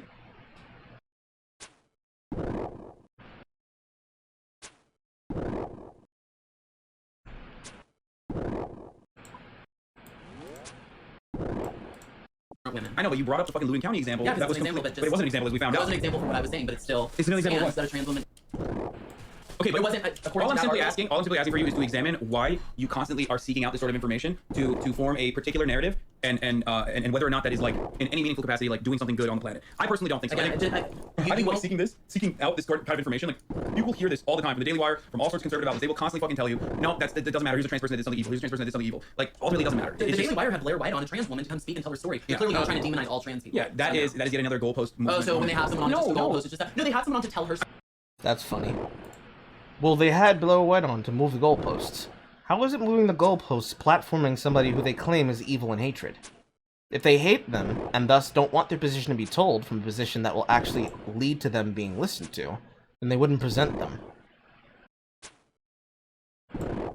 I mean, Sorry, Christian, so there was quite literally a time when you physically could not be a conservative because it would not fly. That has changed, so now Oh, you no, I would can have been be. a slave to the Democrats. Like, sure, certainly, yes, that Yeah, as well. no. Hassan is a leftist, so he'll shit on both parties evenly. So I don't know what the point is of his argument here. Things have changed. Like, Great. but that's my point, is that like people, the conservative movement adapts to the new social standards so that they can continue propagandizing and attacking whatever the fuck.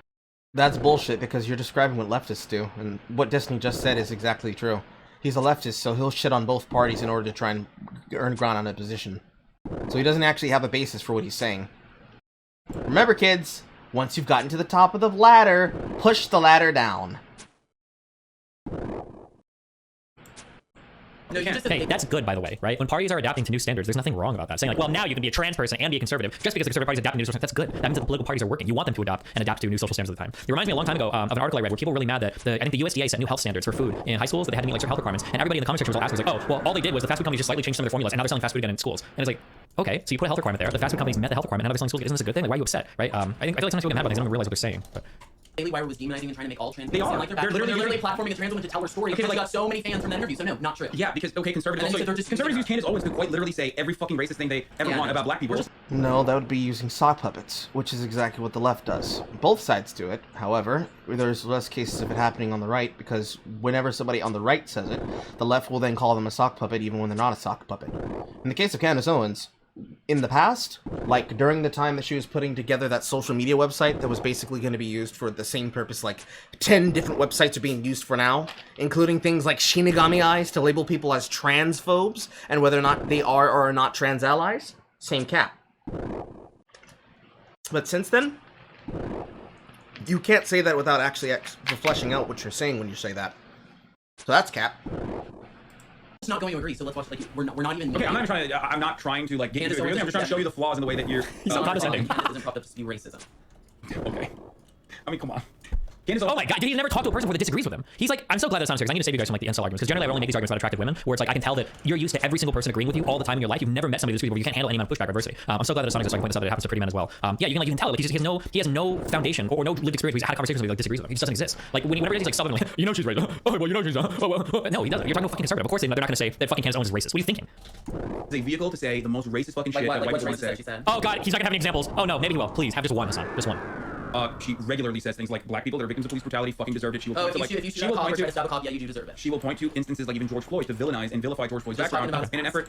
Just discussing his past. You and I both know that is bullshit. We're not allowed okay? to talk about his past. That's not about talking about his past. It's a way to develop a narrative to justify black the people? Yeah, state not at all. to justify yet another. You can't talk about the past of the drug dealer who was surfing 17 different kinds of fucking drugs in his system while holding a pregnant woman at gunpoint. We can't talk about that, guys. You talk about that, you're a racist. You hate black people. To which I'd like to interject and say, no! I can't finish that. I cannot finish that sentence or they will ban me on Twitch. I'll just put it like this. You all can't say the word Nilla. That's our word. You can't say Nilla until you get the coveted, until you get the fucking pass. The coveted Nilla waiver. Then you can say the N-word. You can't have no banana bread with Nilla wafers in it either. Hi, Nick.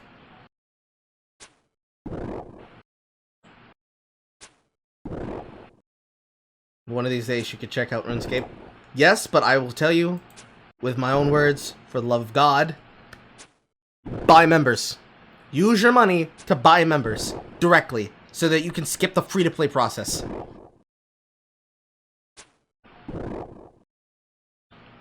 Anywho.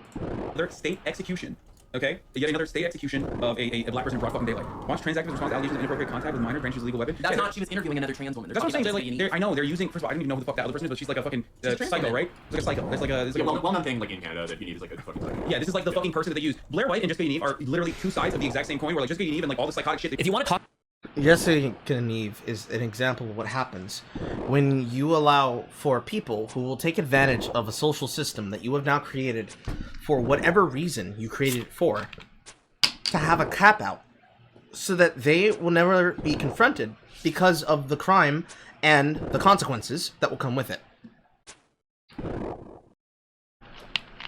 People don't use Jessica Yaniv as a boogeyman to say, look what will happen if you allow trans people. It could happen to you.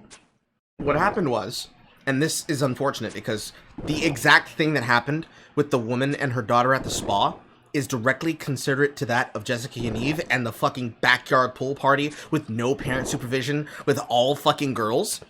It's the exact same fucking perspective and the exact same breakdown that people were terrified of happening. We create social standards, especially that in Snow, Mexico. We create social standards where we say, we are trans people. You cannot say that we are not trans people. If you do so, you are dehumanizing us, and if you do that, we are going to have you sued. People said, okay, no problem, cool, you're a woman. Then, in Yaniv's case, they started taking the protection that they now had as a protective class to take advantage of that position and the power that is given to them because of that standard made by other people. She started using it to basically be able to harass whoever she fucking wanted. If you pushed back against it, then it was, you're a bigot, you're harming trans women, I'm gonna take you in front of the tribunal. And they use that as the basis to not only get people's children taken from their parents, but also to ruin their social status and effectively destroy someone's life. And using this protective standard, she then tried to do all the shit she tried to do. This is the same shit that has happened multiple times before. It's nothing more than damseling. In this case, trans damseling, but it's no different than cry-bully standards of any kind of situation. If you don't want the cry-bullies to happen, stop giving bullies social power. In the case of Blair White, ain't nobody fucking made Blair White do what the fuck she did. Like, in one of the first fucking commentaries that I did covering that fucking debate on Vice between the multiple members of the trans community, Blair was being accosted by one of those exact people I just described at that panel, using their trans status amongst a bunch of gays and lesbians and trans women, which involved Blair herself. In that debate, that person tried to use their standard to try and get sympathies and feelings. This happening literally within Jubilee. Probably people who either know for a fact what the fuck they're doing, because, you know, Aberrant Preach will fucking terrorists to them, looking at all their videos and giving their opinions on them, or worse, people who were unaware that the people who feel that they have the standard would think like this. And through that debate, you can see exactly that person did not want to be confronted. What happened just now, like a week ago, if not a week and a half, with Matt Walsh on Dr. Phil.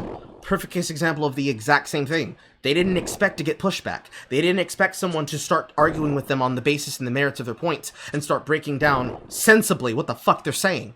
They just wanted to go onto a stage and speak to them like they were talking from a pulpit. And when they weren't allowed to do that, they got fucking upset and mad about it. It's not wild. It's not crazy. It didn't come from nowhere. It came directly from what happened when you gave power to people doing what they wanted to do. That's the fault of the left.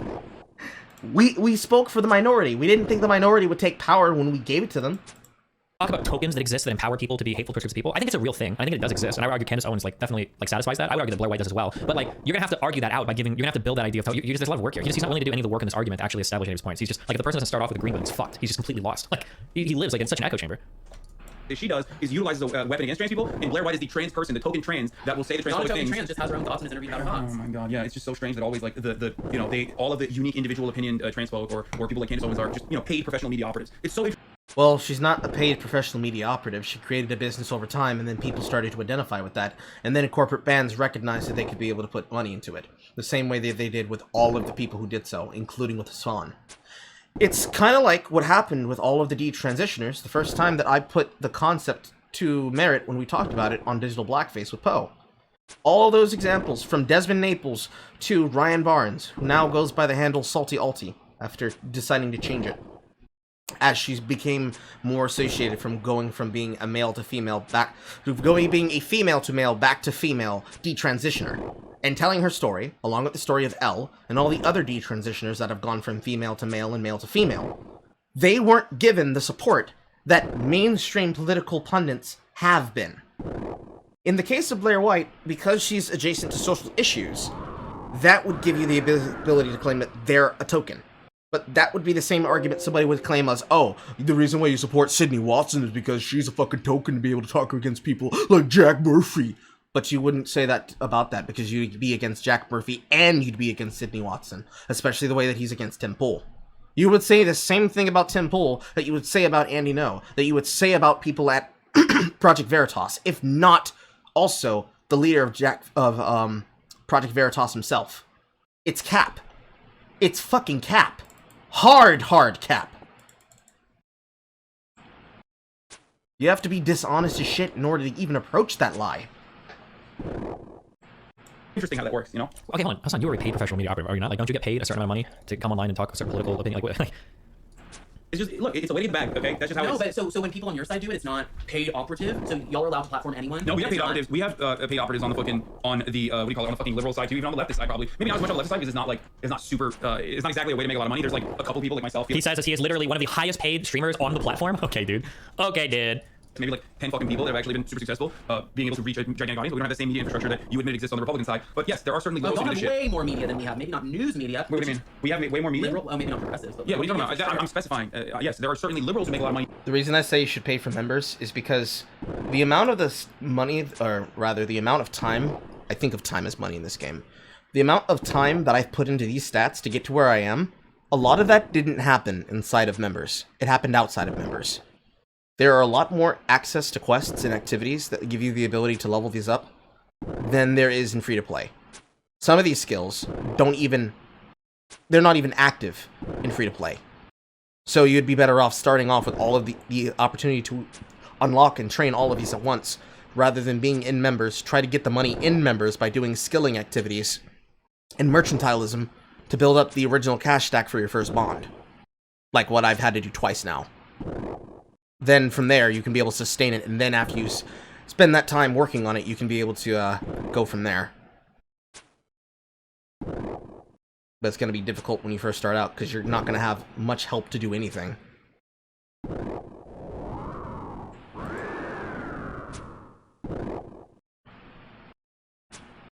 But that's just my opinion, though. Fucking saying some shit, and they might not believe it, or they might actually believe it. Ultimately, what I care about is what the outcome of that fucking propagandizing is. Yeah, and Candace was even fucking insulted Ahmaud Arbery, so I don't think you fucking think that the Ahmaud Arbery situation was like she literally cast doubt on Ahmaud Arbery, who was jogging. Jogging, like breaking into homes. Stop. You As he don't, has no, previously? stop. You don't believe that. Yeah, I do. No I do. fucking shot. You are going crazy. Rather on the shit. He's a point on these things. Chill out, man. He's a guest. What? Why would you read that comment next to the guy? How weird. Fuck. Oh, he's just transphobic. Never mind. Okay. I thought he was like literally. Oh yeah. Okay. That's just like he's just transphobic. I thought he was also saying like no, he has a point on this. Like Ahmaud Arbery actually was deserved to be fucking executed. No one said he deserved to be killed. Oh, okay. Why did you bring that? Like he. No, you said Candace Owens was flaming Ahmaud Arbery. Bringing up his past isn't flaming. Bringing up what He past? did it. He had broken into homes previously, so how is that bringing up his past? Dude, come on. You know what that is. You Oh, know he what didn't that actually do it. That's what you're saying. Does that know the arguments for why it's good or why it's bad? Can he actually say something? know what that fucking You're is, saying he dude. didn't It doesn't actually matter do it. because the people that fucking chased him down had no idea. Sure, she can still. That's cap. That's cap. Besides the fact that Ahmaud Arbery's attackers were all sentenced to jail, despite that fact, it wouldn't have mattered in that case, because putting up and looking at the past of their behavior is what you have to do. It's not victim blaming, it's victim asking questions. Well, you have to ask questions, because if you never ask questions and you just say, look, they're fucking guilty, then you get what happened in the example of none other than Kyle Rittenhouse. When you're not willing to ask questions about why were they there, why were they doing what they were doing, and how did this come to pass, you get an Antifa super soldier admitting on stage, yes, that man did not attack me until I was willing to try to fucking shoot him with my gun. Or when I was willing to assault him with my skateboard. Or when we started to approach towards him saying, that's the guy, get that motherfucker. Weird. Weird, champ! They'll bring up his past. No, but the reason why they do that is Because justify. all George Floyd, Ahmaud Arbery, all these people have a criminal past. Rayshard Brooks. Do you think? Okay, don't be a pussy and fucking tell me straight up. Do you think George Floyd deserved to be executed by Derek Chauvin? No, but had he cooperated, he wouldn't have been executed. Oh my god, dude. Oh my They were god. kind to That's him for insane. literally 8 minutes, however long. We're so kind. Do you need a water? Do you need us to roll down the window? No, wouldn't cooperate, wouldn't cooperate, wouldn't cooperate. No, he didn't. You just need one, Hassan. You just need one more question. The next question is, it's fine. You can agree on this. You haven't lost anything. You just say, do you think that if you're uncooperative with the police, that they should kill you? Do you think that that's acceptable? That if you're an uncooperative person for whatever reason, the police should be able to kill you in the street? And then you have to say, well, no. You're like, okay, so we think this is wrong, right? We don't need to bring up his past or anything. There is no past of George Floyd that justifies cops executing him in the street because he wasn't complying with police orders. That's it. It's that easy. You just need like 1 or 2 more questions to get there. To be executed. No one said he deserved to be executed. What about Ahmaud Arbery? Should Ahmaud Arbery have cooperated? No, he didn't deserve what he got. Of course not. That's cap. Actually, I have to respond against that, what Disney just said. That's cap. The problem with George Floyd is that he was already in the midst of having a heart attack. Because he was high on drugs in his system, caused his body to have a breakdown. Because of that breakdown of what was happening, because of the drug overdose, the complications during that would actually mean that he was killed because of 2 things. 1, the stress, and 2, the drugs. If the thing that causes the death is the stress of being arrested, as he's already engaged in a criminal activity, you cannot put that on the officer because the officer didn't make him take the drugs. That's like saying, actually, if I die while I'm in the middle of doing a serious activity, it's on your hands. It's like this, right? Let's say a person takes somebody hostage, and it's a doctor in a hospital. The doctor in the hospital has to work on a criminal's heart. And if they don't work on the criminal's heart, he's going to shoot a member of the staff because he has somebody else there at gunpoint holding them hostage so that they can't just flee the situation. If the criminal dies on the table because of a pre-existing comorbidity, but the doctor is indirectly responsible for it because he died on his table during his operation, do you blame the doctor for the risks that was taken by that person? The answer is no. Because they're not responsible, they were doing what was necessary to try and preserve human life. Both their life, the life of the people that they work with in the hospital, and also the life of the person in question, because even if you want to claim non-Hippocratic Oath standards, it'd be easier to try to keep them alive than not. Because if you don't, he shoots you! It's weird if you try to argue besides that. Because now you're getting into the technicalities of the law. And that's what the courts are designed for. We as citizens are not designed to do that. That's for a court and for a jury to decide. And even with the jury deliberating on it, it is so fucking skeevy. Because you, number one, have the Black Lives Matter angle on it, right? If you say that, hey, I find it very shady this occurred, fucking just fucking removed from the world. Just removed from the internet. Just gone. You leave. You can't be here. So, to even argue it, you have to be willing to say, okay, so can we look into it? Can we even question it? If you can't question it, you can't even address it.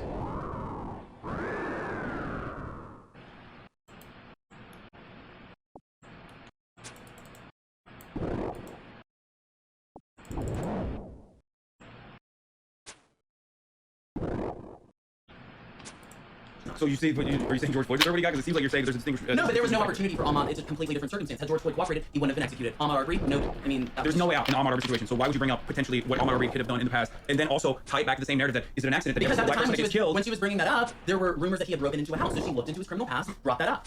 That's bullshit. That is. We're not allowed to bring up black people. We can bring up white people. No, you only do that if you are trying to fucking create a pretense of doubt that even the fucking It had nothing racist to do with criminals. The killer argument here, I don't know if the TikToker kid knows, but the killer argument here, so would you also agree, somebody told me this up, weren't people digging a lot into Chauvin's past and trying to say that Chauvin was actually had interactions with George Floyd before, or Chauvin did stuff? Like, I'm pretty sure people were doing that with him. So would Hassan agree that that probably shouldn't be done either? Or Hassan's bringing up how Rittenhouse's past with the shootings happened in Kenosha? Like, Even the racist criminal justice system did not agree with in fucking Georgia, by the way. Well, like, actually, that's not true. They did originally agree with it, and then the person who threw the case away is now punished and is under a separate trial for quite literally allowing these fucking racist murderers to get away with doing a fucking modern day, in broad daylight, filmed lynching on a black man who did not deserve to fucking die. I don't believe it. Like, I don't believe that that you truly believe that all these people are just like accidentally or just randomly bringing up people's past. I don't think that people deserve to die in the hands of the state, no matter what their fucking background is, by the way. Oh, if you go to shoot a cop, I do think the cop deserves to protect him. Except in the overwhelming majority of instances, it's not actually an armed assailant that's being shot. It's unarmed people, especially. Cap. There's like 4 forms of cap that just happened in that sentence. One of which happens to be filmed lynching. Filmed modern day lynching. What these guys intended to do was to tell him that the right will rise again! That's not what happened. That's not the reason why they recorded it. The reason why they recorded it is because we are in the world where if you do not have something on tape to prove your fucking innocence, you will be fucking excoriated by the court of public opinion. They didn't know, and thus their recording damned them. It shouldn't, but it did. that's unfortunate. Especially considering how that breaks down. Because now, if people want to try to help people, they have to consider that there is a possibility that they might get fucked over, and thus called out as a villain when they are not. Because of something as basic as I want to have proof so that somebody doesn't accuse me of something that I did not do, and I don't believe, and that I did not think, and that I did not say. Using that excruciating example to damn them about that is probably one of the worst things you can do, because it basically means that even when you have evidence to prove that you're innocent, you won't be innocent, depending on what people believe about what should be done about you after the fact. That's pretty bullshit.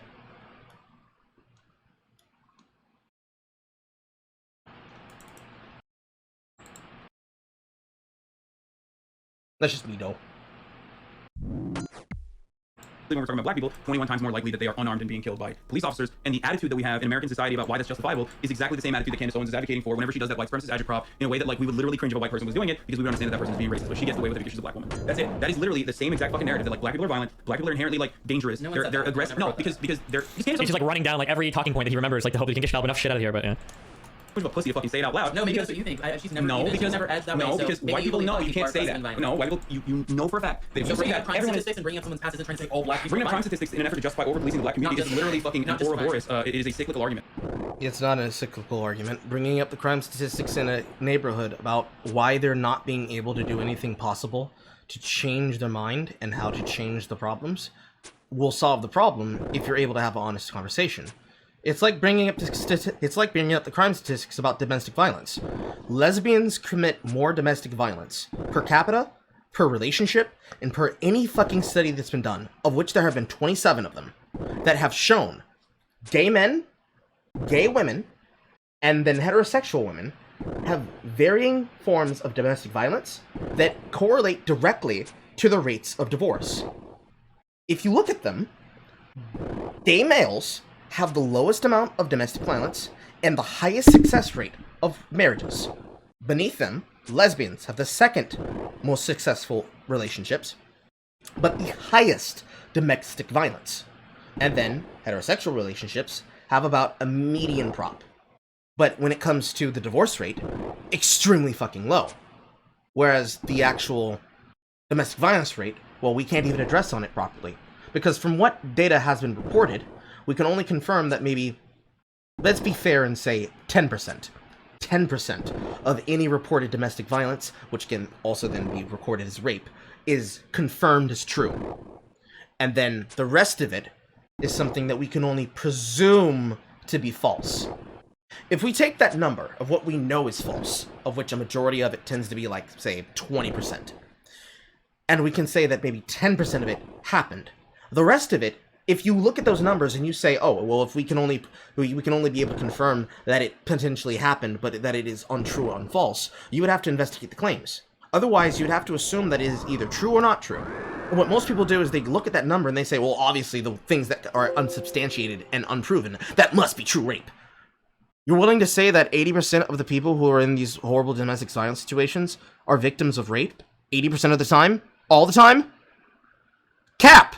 Because we've seen more than enough examples to see the actual truth of it for both gay men and gay women. Thanks to fucking Reddit! Not to mention, you know, r/anti-work just came out and said the quiet part loud. You know, it's not every day that you get a fucking Reddit incel to commit and admit to fucking general serial rapes, you know. You kind of don't expect that to happen, but it kind of happened. And nobody wants to talk about it. I wonder why. I wonder why nobody from that side would like to talk about it.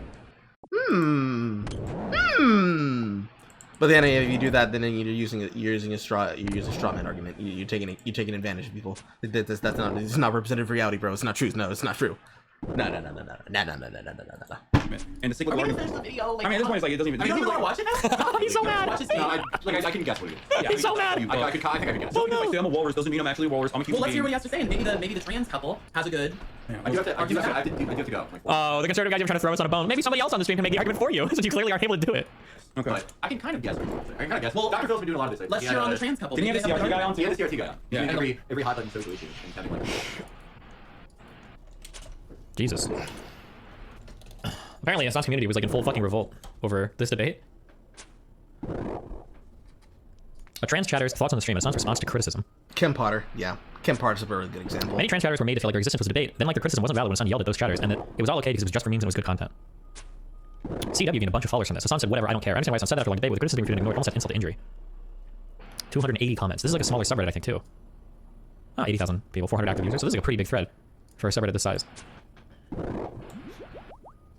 Assange was fucking livid. He pushed back hard against Christian Walker's transphobia, revealed the dude didn't believe the vile shit he was spewing. The fact that after CW left, Assange was absolutely shitting on trans viewers who were trying to voice their concerns and banning them and ostracizing them from the community because they dare have a different opinion. Damn. He had a blow up over this post, plus people in his chat the next day on stream.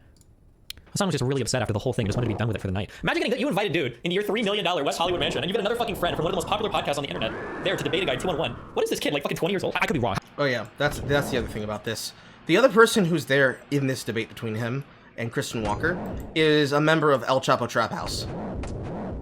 That's probably the thing that makes this so fucking hilarious.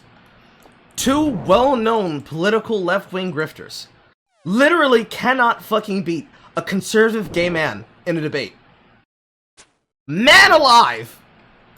How old is the conservative kid? Guy, man, person. How old is he? He sounds young, but he might be a little, maybe he's a little older. He's 22. So you're 2-on-1ing this 22-year-old conservative kid about trans issues as the premier political person on Twitch. This should be like a slam dunk layup. And then you've got a guy from the Chapo Trap House podcast next to you. Like, what is happening here? Holy shit. So I'm responding to this thread timestamp. For the record, my issue with the trans person is the fact that you, a guy that is super well versed on trans shit, brought on a known transphobe, knowing he might bring up transphobe shit. You aren't exactly a voice in trans debates. Oh no, he's gonna lose it. Dude, the #1 trigger for Assange is comparing him to other people. He gets so fucking mad. That was one of the things that made him blow up at me so much, because people would compare us, and he's super fragile about it. The point I'm trying to make is economic motivation. Okay. It's irrelevant. That's I'm the guy that's time. Just say get in here. When we say we start analyzing society, we look at meaningful demonstrations of racism. So for instance, like the criminal justice system or economic disadvantages, right? In these ways, minority people can't really exercise racism against majority people because they don't really have the status or the power in society in order to do so. It's like I wish Destiny could just come in at the beginning and give us the right answer right away instead of making us wait. Yeah. Like we have the cheat sheet right here. Honestly, it's funny because like the only way It's a fucking retarded thing to say. Like, I'm sorry, but like if you can't comprehend the fucking shit that I'm saying. Oh no. I hope that the rest of your life is as horrible as it is every single day, okay? Jesus Christ! Oh no! Here you go. Suck my dick. I despise you. I despise you more than anything else on the planet. Jesus. You are fucking cancer, okay? You are cancer in this community, and you're cancer in every community. Suck my dick. For the past 15 months, you've been able to fucking hide in these ranks. You catboy fuck. Move your catboy ass out of here. You are never welcome. You are never going to be unbanned. No matter how difficult it is, no matter how much you want to get unbanned, I will never unban you. You are now banished into the fucking shadow realm, okay? This notion that I'm not fucking, like, I should not be having transphobes on or ever talk about transphobia or the transphobic people is such a pathetic and stupid fucking argument when Vosh himself has probably said that the debate was fine, okay? I don't like you. I'm gonna make this very clear. If you are this type of person, I don't like you. I don't want you to be in here, okay? Or if you're gonna be in here, you need to fucking know your place. You need to know your place. Your place is this, okay? It's not this, it's this. You can stay in here and watch, or you're not gonna be able to fucking write shit in the chat. Sorry. I would quite literally rather have someone who's on the margins and is actually interested in learning, but might have transphobic points of view, rather than someone who's like, I'm a catboy, I've been here for 50 months, and I think, like, you know, you're not that good at debate, so you shouldn't have a transphobic person on. Like, no, fuck off. Like, literally, I would rather have a million people that are willing to fucking learn and are actually here, much like the rest of normal society that have been like... I would rather have a person who's willing to learn, but never discriminates me against my points, than somebody who's paid me money and has been a member of my audience. This is literally just Hassan Piker, Man of Steel again. This is literally just the breakdown of what happened from Hassan Piker, Man of Steel. He can't argue against his chat, so he bans his chat.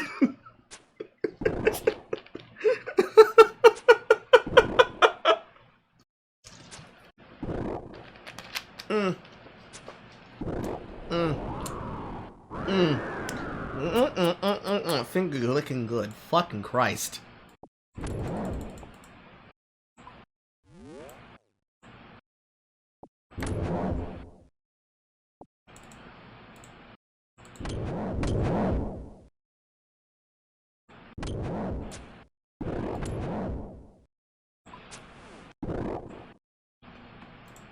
socially conditioned in the ways that they do, then any number of like super woke, super fucking leftist debate lords, straight up, guys. I've done more debates than you. I'm better at debates than you. I'm better at debates than most of the other people that you fucking compare me to. These debates are still pure rhetoric, okay? Why can't he just accept it? I don't understand. He like simultaneously says like I don't like to do debates because they're dumb and I don't like I think they're stupid. Which is fine if you think that. Whatever. You might think that's okay. But why would he simultaneously do that? But then also I'm really good at debates, better than everybody. Like pick one, dude. Like you can't have it all ways. Anyway. He needs a, you know what Hassan needs? he needs a Merle. That's what he needs. He needs a Merle to reel him in sometimes. Keep him honest. Keep him responsible. It would make his life so much better.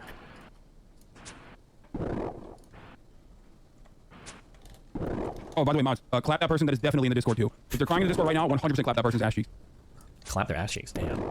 That old frat boy's coming out. Call him a cock. Oh, he did. He suck my cock. Damn. He mad. I'm just exposing how performative liberalism is for a lot of people. Some liberals constantly call for people to change and challenge conservatives in dialogue about human rights issues, but now you're doing it. The same people are mad you're challenging said conservative people. Look, that's because people have very specific types of content, right? Like, they want to do like peer-reviewed studies that you need to put up, like, and that's what that person likes. I banned them last night. Oh, great. Okay. So I tweeted this out, and of course everybody fights me on it. This is what I mean when I say the anti-intellectualism gets a little bit weird. Like I remember seeing this from conservatives, but seeing everyone on the left, I don't think it's a conservative thing. I think it's just a populist thing. Oh, you're such a fucking loser, bro. You use like fucking studies and shit. Like, dude, you're debating about trans rights on the fucking internet on a website that like most people don't even know exists. Like, who's the loser? Like, if you're gonna go in 1 foot, you might as well dive in. Like, what point are you trying to make here? I don't want to be a loser that talks about studies and shit. I'd rather lose debates to conservative TikTok Zoomers. Like, okay, dude. And then at the same time, he postures worse than like any other debate, bro. I'm better at debates than every single person that you know. Like, okay, dude, Jesus. That is like the same energy as being like, you're not trans. You shouldn't talk about this. Shut up. Shut the fuck up. Okay. Okay, Daddy. Actually, started hate watching Hassan as a brainwashed Republican from Ohio and never agreeing with everything he's ever said. Watch and listen with an open mind, even open mind, even if you don't agree with everything. Man makes great points. Thank you. Anyway, just because I did like one fucking minor little baby debate, it does not fucking mean that we're actually going to do debates, and does not mean that like your completely fucking idiotic, ridiculous, inconsequential point of view is going to actually be heard here. Okay, I will be infinitely more mature and infinitely more understanding of a person that is transphobic that is right next to me when I'm having a conversation with them than I will with a fucking chatter who is repeating what I've heard a million times over. Much love. Okay. What? I myself was transphobic. I had transphobic opinions. I no longer am transphobic or have transphobic opinions. That is incredibly valuable.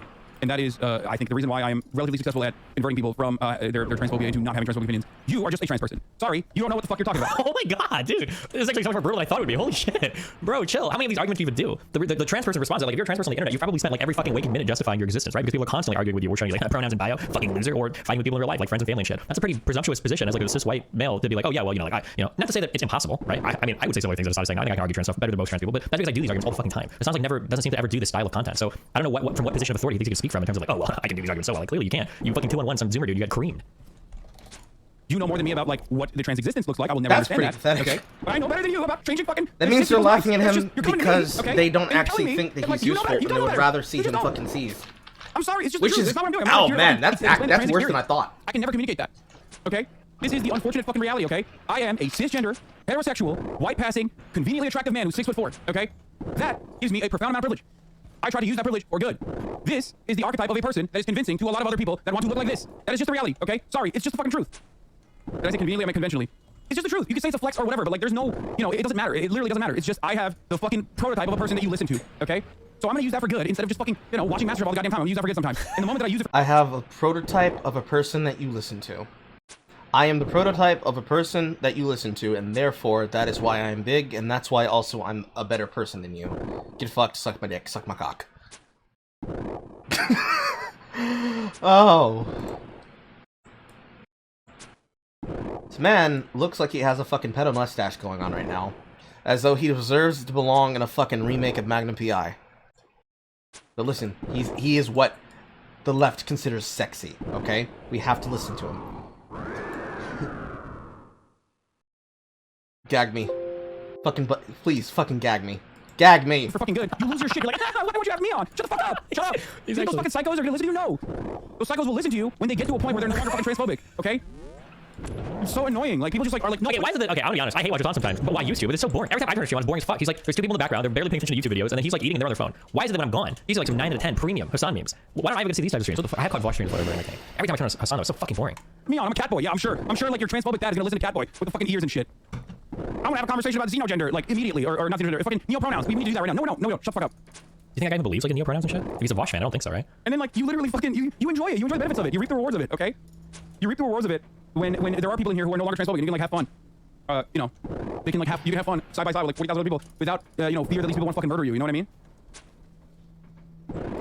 You can sit in my chat side by side with people in my chat digitally over the internet without the fear that they will kill you for watching a stream. You get to sit in my chat with the knowledge that you won't be assaulted on the internet. They'll digitally reach to the screen. They'll start choking your neck. And as an empath, you'll realize that they might be in danger. What the fuck?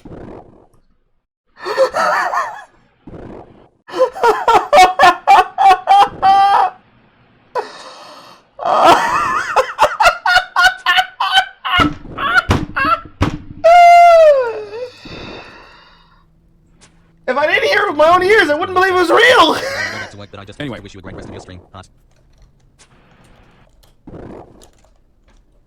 Why is it so hard for people to that they can't dictate your content? I don't fucking know. I don't know because they're selfish, because they're Americans, and like Americans have a very narcissistic attitude where it's like, we're gonna center this around me and my experiences. You can do that right now. And guess what? The only thing Woman, man, woman, man. This man is a woman. Let's be serious. You are an American. You have spent the majority of your fucking life here, and you've been able to get a fucking leg up in society because of fucking nepotism from your uncle. How are you gonna turn around and say, you see, it's because they're fucking Americans. They're so fucking entitled, bro. What the fuck? What? Huh? Cap! Cap! Cap!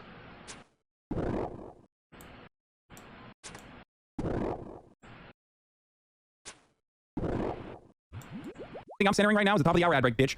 Woo! Because at the top of the fucking hour, there's a 60-second ad break. If you no longer want to see those ads, how about you center yourself around fucking Alternate camera angle of Hassan's stream right now.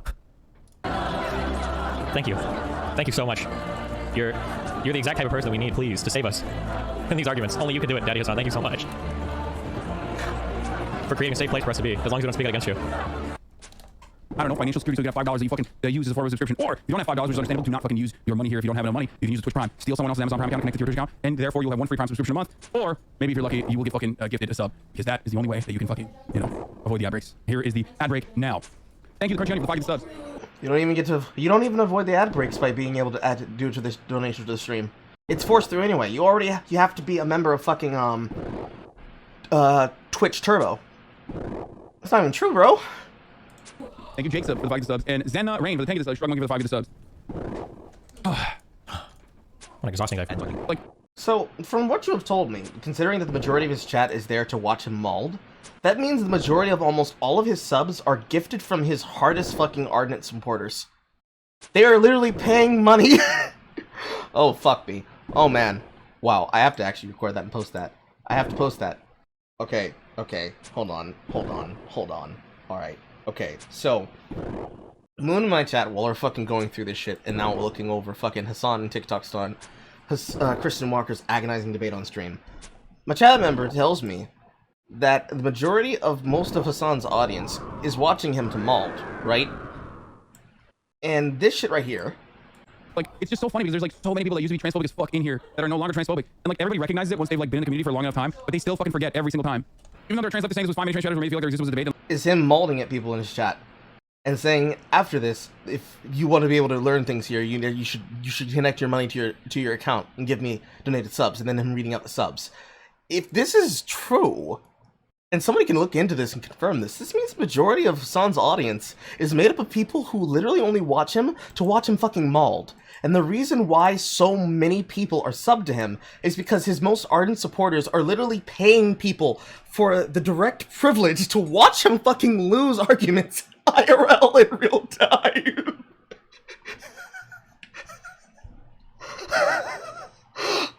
I'm having a moment. I'm having a moment because this is too funny. Oh, I'm posting that directly. I'm posting it right now. Right after I get this final fucking Black Demon kill. And like criticism wasn't valid when it's not yellow those chatters, then it was all okay. It was just the memes and I content. hope. Like, whether or not I hope. Content. I pray. Funny content. No one thinks that transphobia is funny content. Clearly, because when transphobia happened, I immediately fucking clamped on it. Just like when racism happened, I immediately fucking clamped on it. That is the other part of this that's like very quiet about this, is that like not a single black person was like, man, I can't believe you had a person that was so racist they were like trying to sneakily justify. That's because black people don't watch your stream, dude. There aren't any left. Like the state death, like the state-sanctioned murder of a black man, you know? Like, I wonder why they weren't fucking complaining about it. Like, I wonder why. Because they know that there's like people that do this shit. They understand that that's a normative position of a lot of people who fucking play that part. And like dunking on that is going to, one, partially be cathartic, and two, also like important for people to hear, okay? Okay, Hassan. Whatever you say, babe. I mean, that pissed me off too, but I was pissed off at Christian Walker, not you. No, that's what I'm saying. No, that's literally black people know their place, Hassan, Pago, yeah. No, that's what I'm saying. Like, they, like, redirect your anger to the fucking person that's like disseminating this information, and not like fucking the fact that you heard something, you know what I mean? Of course you're gonna hear it. You hear it all the time. Part of it could be that you stayed on the trans debate way longer. That's true. Well, I was on the verge of losing my shit if we continued talking about Ahmaud Arbery and whatnot. That could have gotten. That's part of the reason why I stopped. The other part. That was when I got very close to just like doing something that was not good. Like what's he saying? I actually. He's going full mic right now. Like, oh yeah, like I told that guy off, but they didn't put that part on camera. He's posturing so hard. I was gonna come out and fight, you know, fist swing to defend my fellow black people in chat. Like if he would have gone much harder. Why are you posturing so hard, dude? What are you gonna beat him in your house? Are you gonna start screaming at him? Like. I don't know how to describe it. I would have gotten fucking banned or something, okay, if we continued on with that conversation. Not that it's like transphobia is less serious than racism or anything. Okay. You're the intermediary? How did people not get this? You're like cis people, so they understand you? How is it not easy to understand? I don't fucking know. Okay, anyway, so last night CW gained a bunch of followers from this. A chatter on my Discord pointed out last night CW gained a bunch of followers from this. Hassan said, whatever, I don't care. I understand why Hassan said that after a long debate, but this criticism is being refuted and ignored almost at insult to injury for me. Yeah, dude, I know. Everyone is like, I converted them into Christian Walker fans, dude. No. And the reason why people would ever follow Christian Walker is because he is uniquely talented and entertaining, okay? That's just the truth. And if you don't want to recognize that, I don't know what to tell you. He is actually a meme, okay? He's very good at being the meme. I follow him, you know? I don't follow him because he has great takes. I follow him because he's very good at being entertaining. What's not entertaining, on the other hand, is transphobia. Okay? What's not entertaining, on the other hand, is like actually trying to justify real shit. When he's doing Starbucks memes, it's funny. That's funny. That's funny. You can cry about it all you want. It's funny. It's entertaining. GG's. Sorry. Sucks for you. Luckily, there's someone like me on the leftist side that's also entertaining that people want to watch, okay? Luckily. But, Damn. There you go. you know, It's so weird. I'll never get a chance to challenge him, which to his credit is probably good for him. But like, we argued so much over like the fact that you might say an offensive joke in private is such a horrible thing. But if you're a funny enough Zimmer with a big enough following, it's okay if you're legitimately racist and transphobic as long as you make some funny TikTok jokes as well, right? Like, how does that argument hold up? How would he ever defend that position? It seems like unbelievable. Like, what world are these two things congruent with each other? I don't know. It's just wild world. Yeah, he's not even saying it's okay. He literally follows this guy. Everyone's focused on Christian Walker, but what if the dangerous takes the Felix espoused? I legit invested hundreds into the Lyra, but it's still tanking. I'm on the edge of losing my house. Why didn't you push back on him?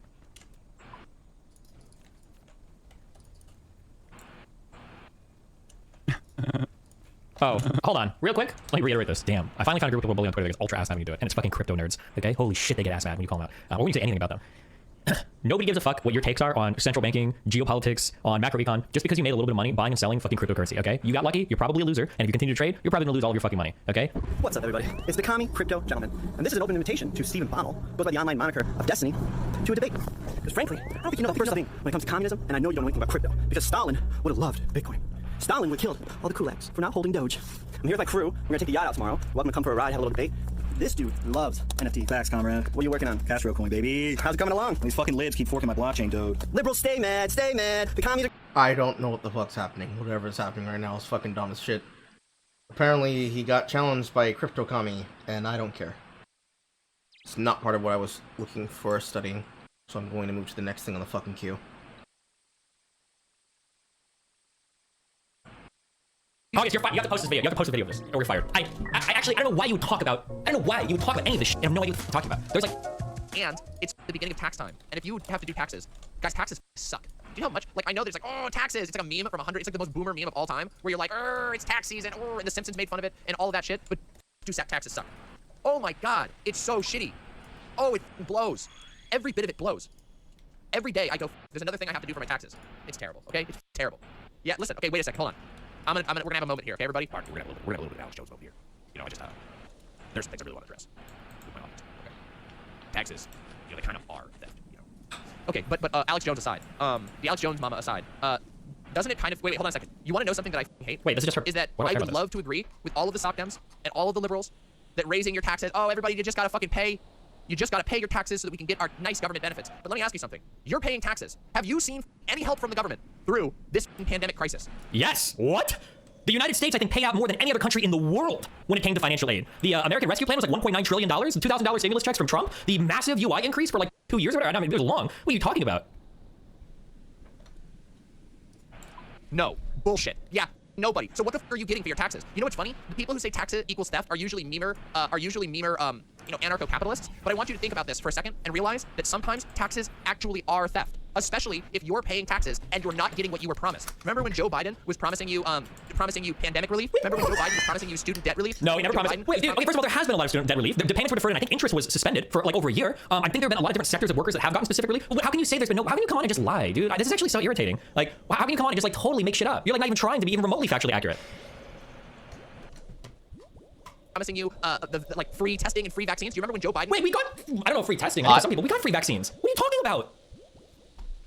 Promised like $600 more than you actually got? Yeah, that's a bit weird, isn't it? Nice. It's a bit weird that, unfortunately, in this current timeline, the Democrats are making me kind of agree on one specific point with an and cap. Doesn't that fucking suck? The 4 tests and the Melon UPS, are those for the UPS? Are those 4 tests free? Great. And I'm pretty sure they're like, aren't there like a boatload of ways to get free testing through like school, through work, through like.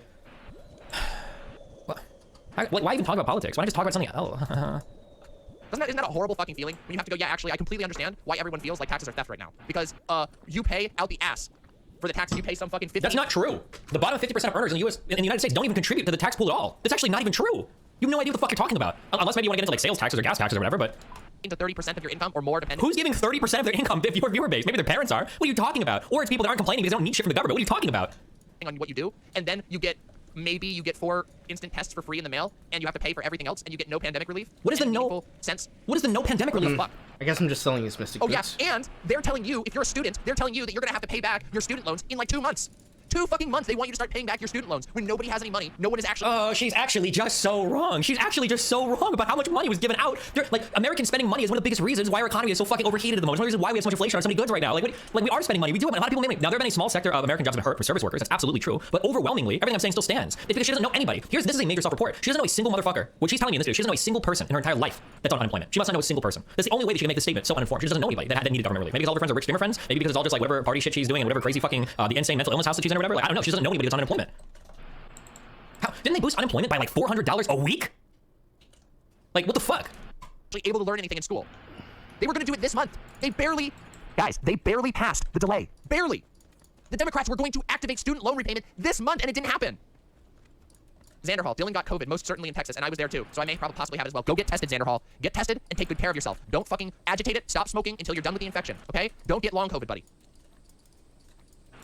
Long like You can go to a testing site right now. You could go drive up to a testing site and get instant testing. Long COVID. I don't think there's a single word to describe what fucking Omicron is, if not long COVID. Look, we're stupid. You're in Palm Springs, I guarantee you. Just go on Google and look up drive up rapid testing. I promise free testing exists in your area. It exists in my area too. Right next to my house, there is a free rapid testing area. They're all subsidized. Wait, I'm quite sure California has that as well. How can he get free? Wait, how can Xander Hall get free tests? I thought none of these were subsidized. What's she even talking about right now? Ooh. Here's the funny thing, guys. Here's the funny thing. That isn't even a government location. It's subsidized by the state government. So, can you tell me a link to the graph? Part of the huge thing about I think it was in the $1.9 trillion package, was that a lot of federal money went to a lot of state and city governments. That was the whole point of the fucking package. States, it was $1.9 trillion. There were so many states that were underwater with their budgets that were suddenly awash in cash that had so much fucking money to spend because of how. Oh, dude, we were reading an article. Fuck, I wish I had it. I wasn't using Sarcasm, but you had cities like I'm making numbers. Like Chicago was like $100 million in the fucking red, and they went to like $300 million in the black. It was a huge amount of money that went to so many fucking states and cities and municipalities for the relief of this shit. It was so much money. Right now, where the Senate passed American Rescue Plan money is going. Assistance for states, cities, and tribes with budget shortfalls. $350 billion. Washington, not the federal government. Oh god, it's so annoying. Oh, yes, you're fired. You have to post this video. You have to post a video of this, or you're fired. I actually, I don't know why you would talk about. I don't know why you would talk about any of this shit. I have no idea what the fuck you're talking about. There's like 30 different links in chat. You want to post like we're like. You know how bad it feels? Do you guys know how bad it feels to sound like a fucking ANCAP? Yeah, because you're stupid like an ANCAP. That's the problem. You're an ANCAP dipshit. You're an actual nitwit. Like an actual 25 IQ dipshit. Like dragging your knuckles through your disgusting fucking house is probably. We are at nearly 1 mil after that fucking training session on Slayer. It feels slightly better, but most of that is about to get used on fucking quests.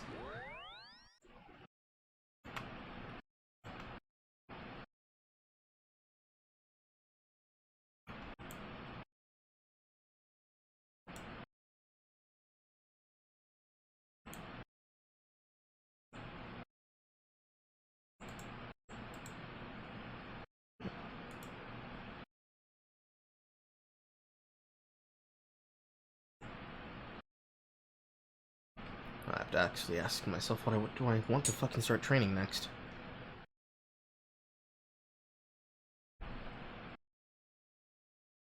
One of these will hold a stream and becomes political DSP. Who knows? Maybe. Being pissed all over by the animal humans that you keep in it, just so you can get on your YouTube channel and spew this uninformed fucking garbage to your equally 25 IQ knuckle-dragging audience. How fucking stupid. Like, holy shit, this is the whole point of the relief. Do you know how fucking bad it feels? It sucks. I fucking hate it. I hate not being able to go, guys, come on, you're being a little dramatic about the taxes being theft thing, but it fucking sucks. This is why I say, like, I make a joke about how, like, we all know that, like, the sovereign citizen people are memes because they, 99%, I say this literally all the time, I'm sure you've all heard this 100,000 times, but I'm gonna say it again because it's true. Every sovereign citizen guy, you know, is like, oh, I don't want to pay my alimony, I don't want to pay my child support, wah. But the truth is, they have some points. It's just that they're, like, as a group, they're useless. But the sovereign citizen types, when they're like, guys, isn't it kind of fucked that the government takes a fuckload of your money and then doesn't give you anything in return? They just take it and then they say they're gonna do stuff with it, and the only thing they do is pour that funding into cops to crack your skull and the military. So federal money didn't go to subsidizing tests, but federal money is paying police officers now. It's like Schrodinger's wallet. Like every time I open the wallet, the money is just going to whatever I'm the most angry at any given point in time. What the fuck? Antifa Alex with the tier 3 sub. Hi, DM. I hope you're doing good. Took a break for a while, but glad to be back. Let's go, Brandon. True, let's go, Brandon. I don't even know what that means anymore. But thank you very much, Antifa Alex. Very happy to have you back. Hope your break was wonderful. Breaks are very important and good. Very good.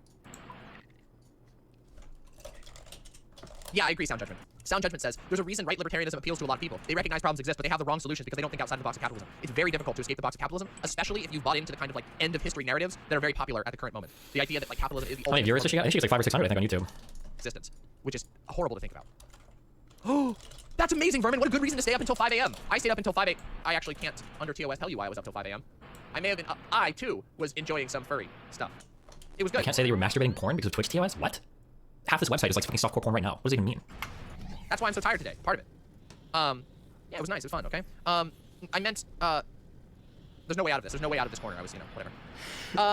Okay, everybody. Did you see Biden got a Christmas call from a citizen and the father ended the call with "Let's go, Brandon"? Ooh, that's cringy. Ooh, that's cringy. Ooh, that's cringy. Ow. I was enjoying the petting. I need more rooms. All right, so everybody, okay. We've been goofing I need around. more We've been talking chaos about a couple rooms. little things here as we wind up. I need more can see, chaos rooms and I unfortunately, need the more likes are death only at rooms. 266, even though we have 386 active viewers, and I sure would love it if you'd give me your likes. They're free. They're free. But that's okay. What are we talking about today? Okay, we have 2 things to talk about today, everybody. It's going to be a slightly shorter stream than usual. If you can believe it, it's Friday. Okay, we're done. Wait, it's not over. Once again, everybody. Oh no, I was looking just for the tax part. I'm not watching this whole thing. Okay. Oh god, this gets into complicated stats. So Rem wants to point out that the United States was technically fourth, not first, because you want to use as a percentage of GDP versus just an absolute value. But I don't know if as a percentage of GDP is good, because I think you would need to do a oh god. It would be like wouldn't it be a percentage of the GDP per capita, a percentage of that? You'd have to do 2 percentages, right? Because let's say that Canada's GDP per capita was $20,000 and the US GDP per capita was $40,000. If both of these countries did 10% of their GDP per person, you wouldn't say they both gave similarly, because the GDP per capita of an American citizen is twice the size GDP per capita of a Canadian citizen, so the US would come out higher, right? There's like PDP adjusted. You need a second equation balancer in there, right?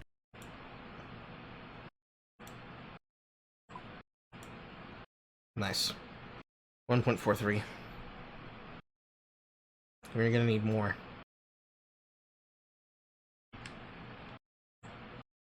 Next thing.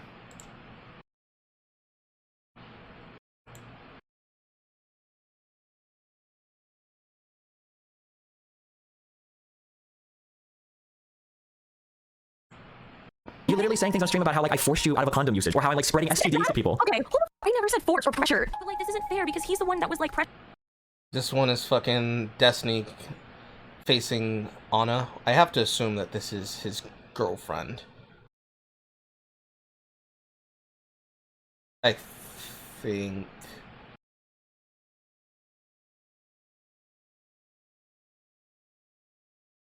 Yeah. pressure. He's not using condoms. Anyway, Okay, so hold on so much. Say the word pressure. Are you sure I said that word? You did. You said that I doxed the state that you lived in. If you were so concerned about the state you lived in, why would you? The real parting words. Okay. No additional conversations, no meetings, Thanks, right? I'm just being clear because I don't think everyone has it on the same page here. You get what this is, right? Now this is the end of the road. The right click block. Yeah. Yep. I know. Wait. I have to start at the beginning. Where is the beginning? You literally saying.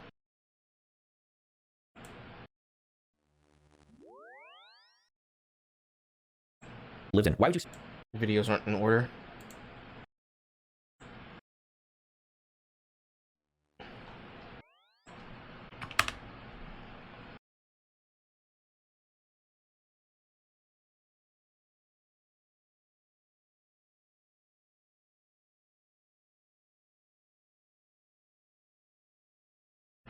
Okay, there we go. Destiny Anna finally ends, getting a restraining order. Destiny finally confronts Anna, and Anna finally breaks the loop. Start from the beginning. Okay, and the baseline is very, very, very low. So you shouldn't even feel good about this. Okay, but you're one of the only people that I've seen talk on this platform that has any semblance of like emotional intelligence. Okay, congratulations. Because most of my fan base doesn't have it. Most of the people I talk to don't have it. Most of the people on this platform sure as don't have it. Holy. So good job. Okay, so that's clipped. And that's Oh, gonna be okay, yeah, good. that's gonna be on the trailer for my YouTube channel. You realize you said that about a VTuber, right? Yeah, I did. I know. One of the most even I don't want to throw you under the bus. I'll throw you under the bus. Okay. Even like Melina and my other personal friends didn't understand this, and hearing you understand this felt so fucking good. Okay, because one of the biggest problems I've had with this other person is that like, and this is kind of why I don't want to get into like making a giant manifesto. Because if she were to try to start releasing logs, she could genuinely release a lot of logs with me saying stuff like, "Yeah, this was my fault. I shouldn't have done this. I'm sorry about this." Blah blah blah blah. Like she has those logs and she could dump them. And I think that if she dumped them, I think that most people that would read it, like 95% would see it and be like, "Holy shit! Wait, Destiny's unironically like with this person. Like he's saying all this horrible shit about her publicly, but like privately, he actually seems like he's like apologizing, blah blah blah." Like those logs exist, 100% they do. But you're like the only person, literally in my entire life, even in my personal friends, that understands that like I'm just trying to say whatever the fuck I can to make this person stop. When people people don't understand how a situation is going, right? And someone feels like they're being harassed, okay? And maybe he used the term crazy because he didn't want to use more like realistic terminology to describe the behavior, which was like I regard as harassment and toxic, because he didn't, maybe it was his, I don't know, toxic masculinity or something. Okay, I don't know what other term he used, that he didn't want to feel like a victim. Okay, but I do think that if I was in his situation in that moment, and I have been, where like I'm getting, where I've like cut someone off, or maybe I've stopped talking to them because I need some space, and they just keep sending messages over and over and over again, and it's overwhelming. I'm gonna be like, this person's harassing me, right? This is scary. Like this person's unhinged. I don't know what they're gonna do next. Kind of similar to how you felt. He committed. He agreed to everything. Like you literally, in my opinion, actually, you did something really abusive that was on that panel, right? Where you basically said that unless he gave you what you wanted, right, you were not gonna stop the harassment. And then he capitulates, right? Okay, like a lot of victims. Okay, he capitulates. No, I was talking about my own abuse. I think I can talk about my own abuse. But he capitulates. He says, hey, I'm not gonna. You know, like I'll agree, I'll do whatever you want. I'll stop talking about it, right? And literally the next day, you break that and you continue and you talk about it again. Like to make this person like pump the brakes and chill the fuck out and just like move on to the next victim. And yeah, to hear somebody, at least one other person in the history of the world understand that, thank you. Holy shit, it's so. I'm shocked that other people didn't realize that. No, literally no, yeah, no, but oh yeah, it's frustrating, but yeah, that felt good too. It's kind of one of those things that you almost have to experience for yourself when you're in it, because everyone thinks that they would just like hold by their, I don't know, like their integrity and say exactly how they feel constantly. But when you're like dealing with someone that you feel is either unhinged or unpredictable, especially in like the public sphere like this, like you're exasperated, right? Like yeah, the problem isn't even like that is absolutely true of most cases. The problem is that like I think that for whatever reason, because of the way that I am, I think I can deal with somebody that wants to do whatever or be unhinged or be crazy. I actually can deal with it. I don't mind. The only problem though is that it went to the next level where people that are peripheral to me are getting messaged, and now that's just I don't have that. I don't have everybody that I associate with think that I'm like some secret abuser manipulator. So now it gets even more crazy because now it's not just me anymore. Now it's like all of these other people in the background, and it's like yeah, it's so fucking annoying. I was kind of weird when you approached me and you started talking about Steven. I was like, hey, like I like Steven a lot, and I just feel really bad for what you guys went through, and I hope it gets sorted out. Yeah. Right, but like I was communicating with you that I'm not like gonna pick sides, or I'm not getting involved because it's like it just seems like a private relationship dynamic or whatever. But you still regularly message me about him, even though I wasn't like talking about him. Okay. I mean, I'm sorry. I mean, I wish you had told me that. It made you uncomfortable then. Well, it didn't really make me uncomfortable, right? Okay. Do you think anyone actually did it like affect your relationships at all? Like, did anyone I actually don't. do it? I think with the thing is that like and I'm not even gonna believe you if you say anything different. I've already written off my mind. I'm sorry, but people have messaged me asking me about the situation, and I think even you have, and I think we talked about this months ago. I think right? You asked me like oh, who this person was, and I think I explained a little bit. Did this happen months ago? Did we do this? Yeah. I think I asked who she was because I didn't know anything about like the details. I can give that explanation, but even when I do that, it still makes me look bad. It makes me look like something weird is happening, which I think is totally fucking fair. Because if somebody messages me like, hey, just there's this like really crazy person, blah blah blah, like I'd be like, okay, maybe, but I bet there's more to it than this. I bet there's something. Another side of the story. Yeah, exactly. Yeah. So even though I was able to explain to most people that message me like, okay, well, what's going on, I still don't think it's a good look. I still think it makes me look like these people are gonna look at me like, okay, I'm hearing what you're saying, but like I don't know. And the other problem, especially, and this is another huge issue that I have because nobody in my personal life understands this, and even my community doesn't understand it at this point. The other person you're talking to, she sounds very lucid, she sounds very coherent, she's relatively intelligent, and when she's in front of other audiences, she doesn't look crazy or unhinged at all. Like everything looks super normal. Now my friends and people in my community are like, oh no, like everybody can crazy, but no, you guys are so biased and you're so poisoned. If that was the case, then I wouldn't care. I'd be like, oh fine, this person can go on and look like lucid others, but that's not the problem. When they go around and they talk and they're doing things, they actually look like a relatively normal, like okayly funny, really decently smart person. Like, that's the appearance. So when that person is also saying behind the scenes, oh yeah, Destiny's an abuser, blah, blah, blah. Okay, well now fuck. Now this person exactly, yeah, which is like triply frustrating. Yeah. Well, I went through something really similar, like in like around April and kind of recently, where like someone, where it's the exact same thing, like someone who seems so normal and put together and smart, like on the outside, and they're cool, like they're really cool to hang out with, right?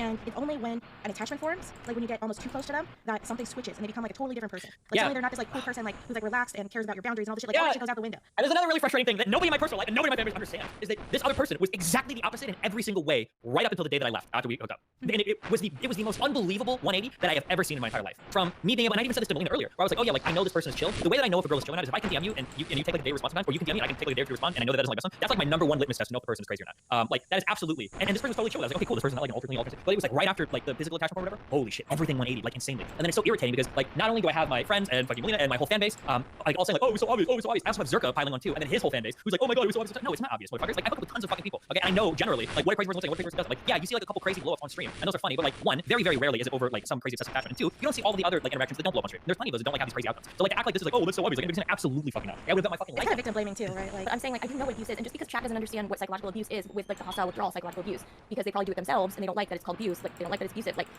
I mean, yes, absolutely. There are tons of abuse victim stories where they're using down on social media and stuff as a way to get stamina it's a way to gain control and power and dominate in the relationship. It puts you in the position of power, so that if it's forced to have to try and reconnect I don't you. want to take it from the cash stack, so I'm going to do it using the gold that I'm going to use to sell from this gold ore. I don't really know. Just turn the bars.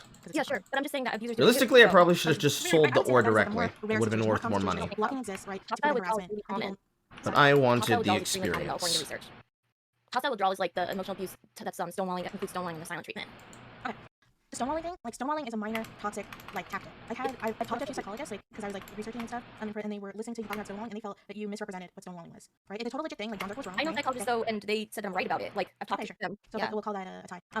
Okay, but it's meant, like, the concept of stonewalling is meant for a really, really intimate gay relationship where, like, the two people are probably, like, living together. Okay, it's that close, right? No, it's not in an emotionally close relationship, not necessarily living together. You're in pain. Why are you in pain, then? Into a ton of other situations. It means that any girl, right, that blocks a guy that's freaking her out, okay, is stonewalling. No. That's not, like, the situation that you're talking about is just, like, aren't you talking about, like, some people who aren't that close, like, who aren't that emotionally intimate? And I've got people that I was close all the time, right? Like, it's happened a bunch of times, and I don't think that was abusive. I think it was abusive. The things that they did to make me want to block them was abusive.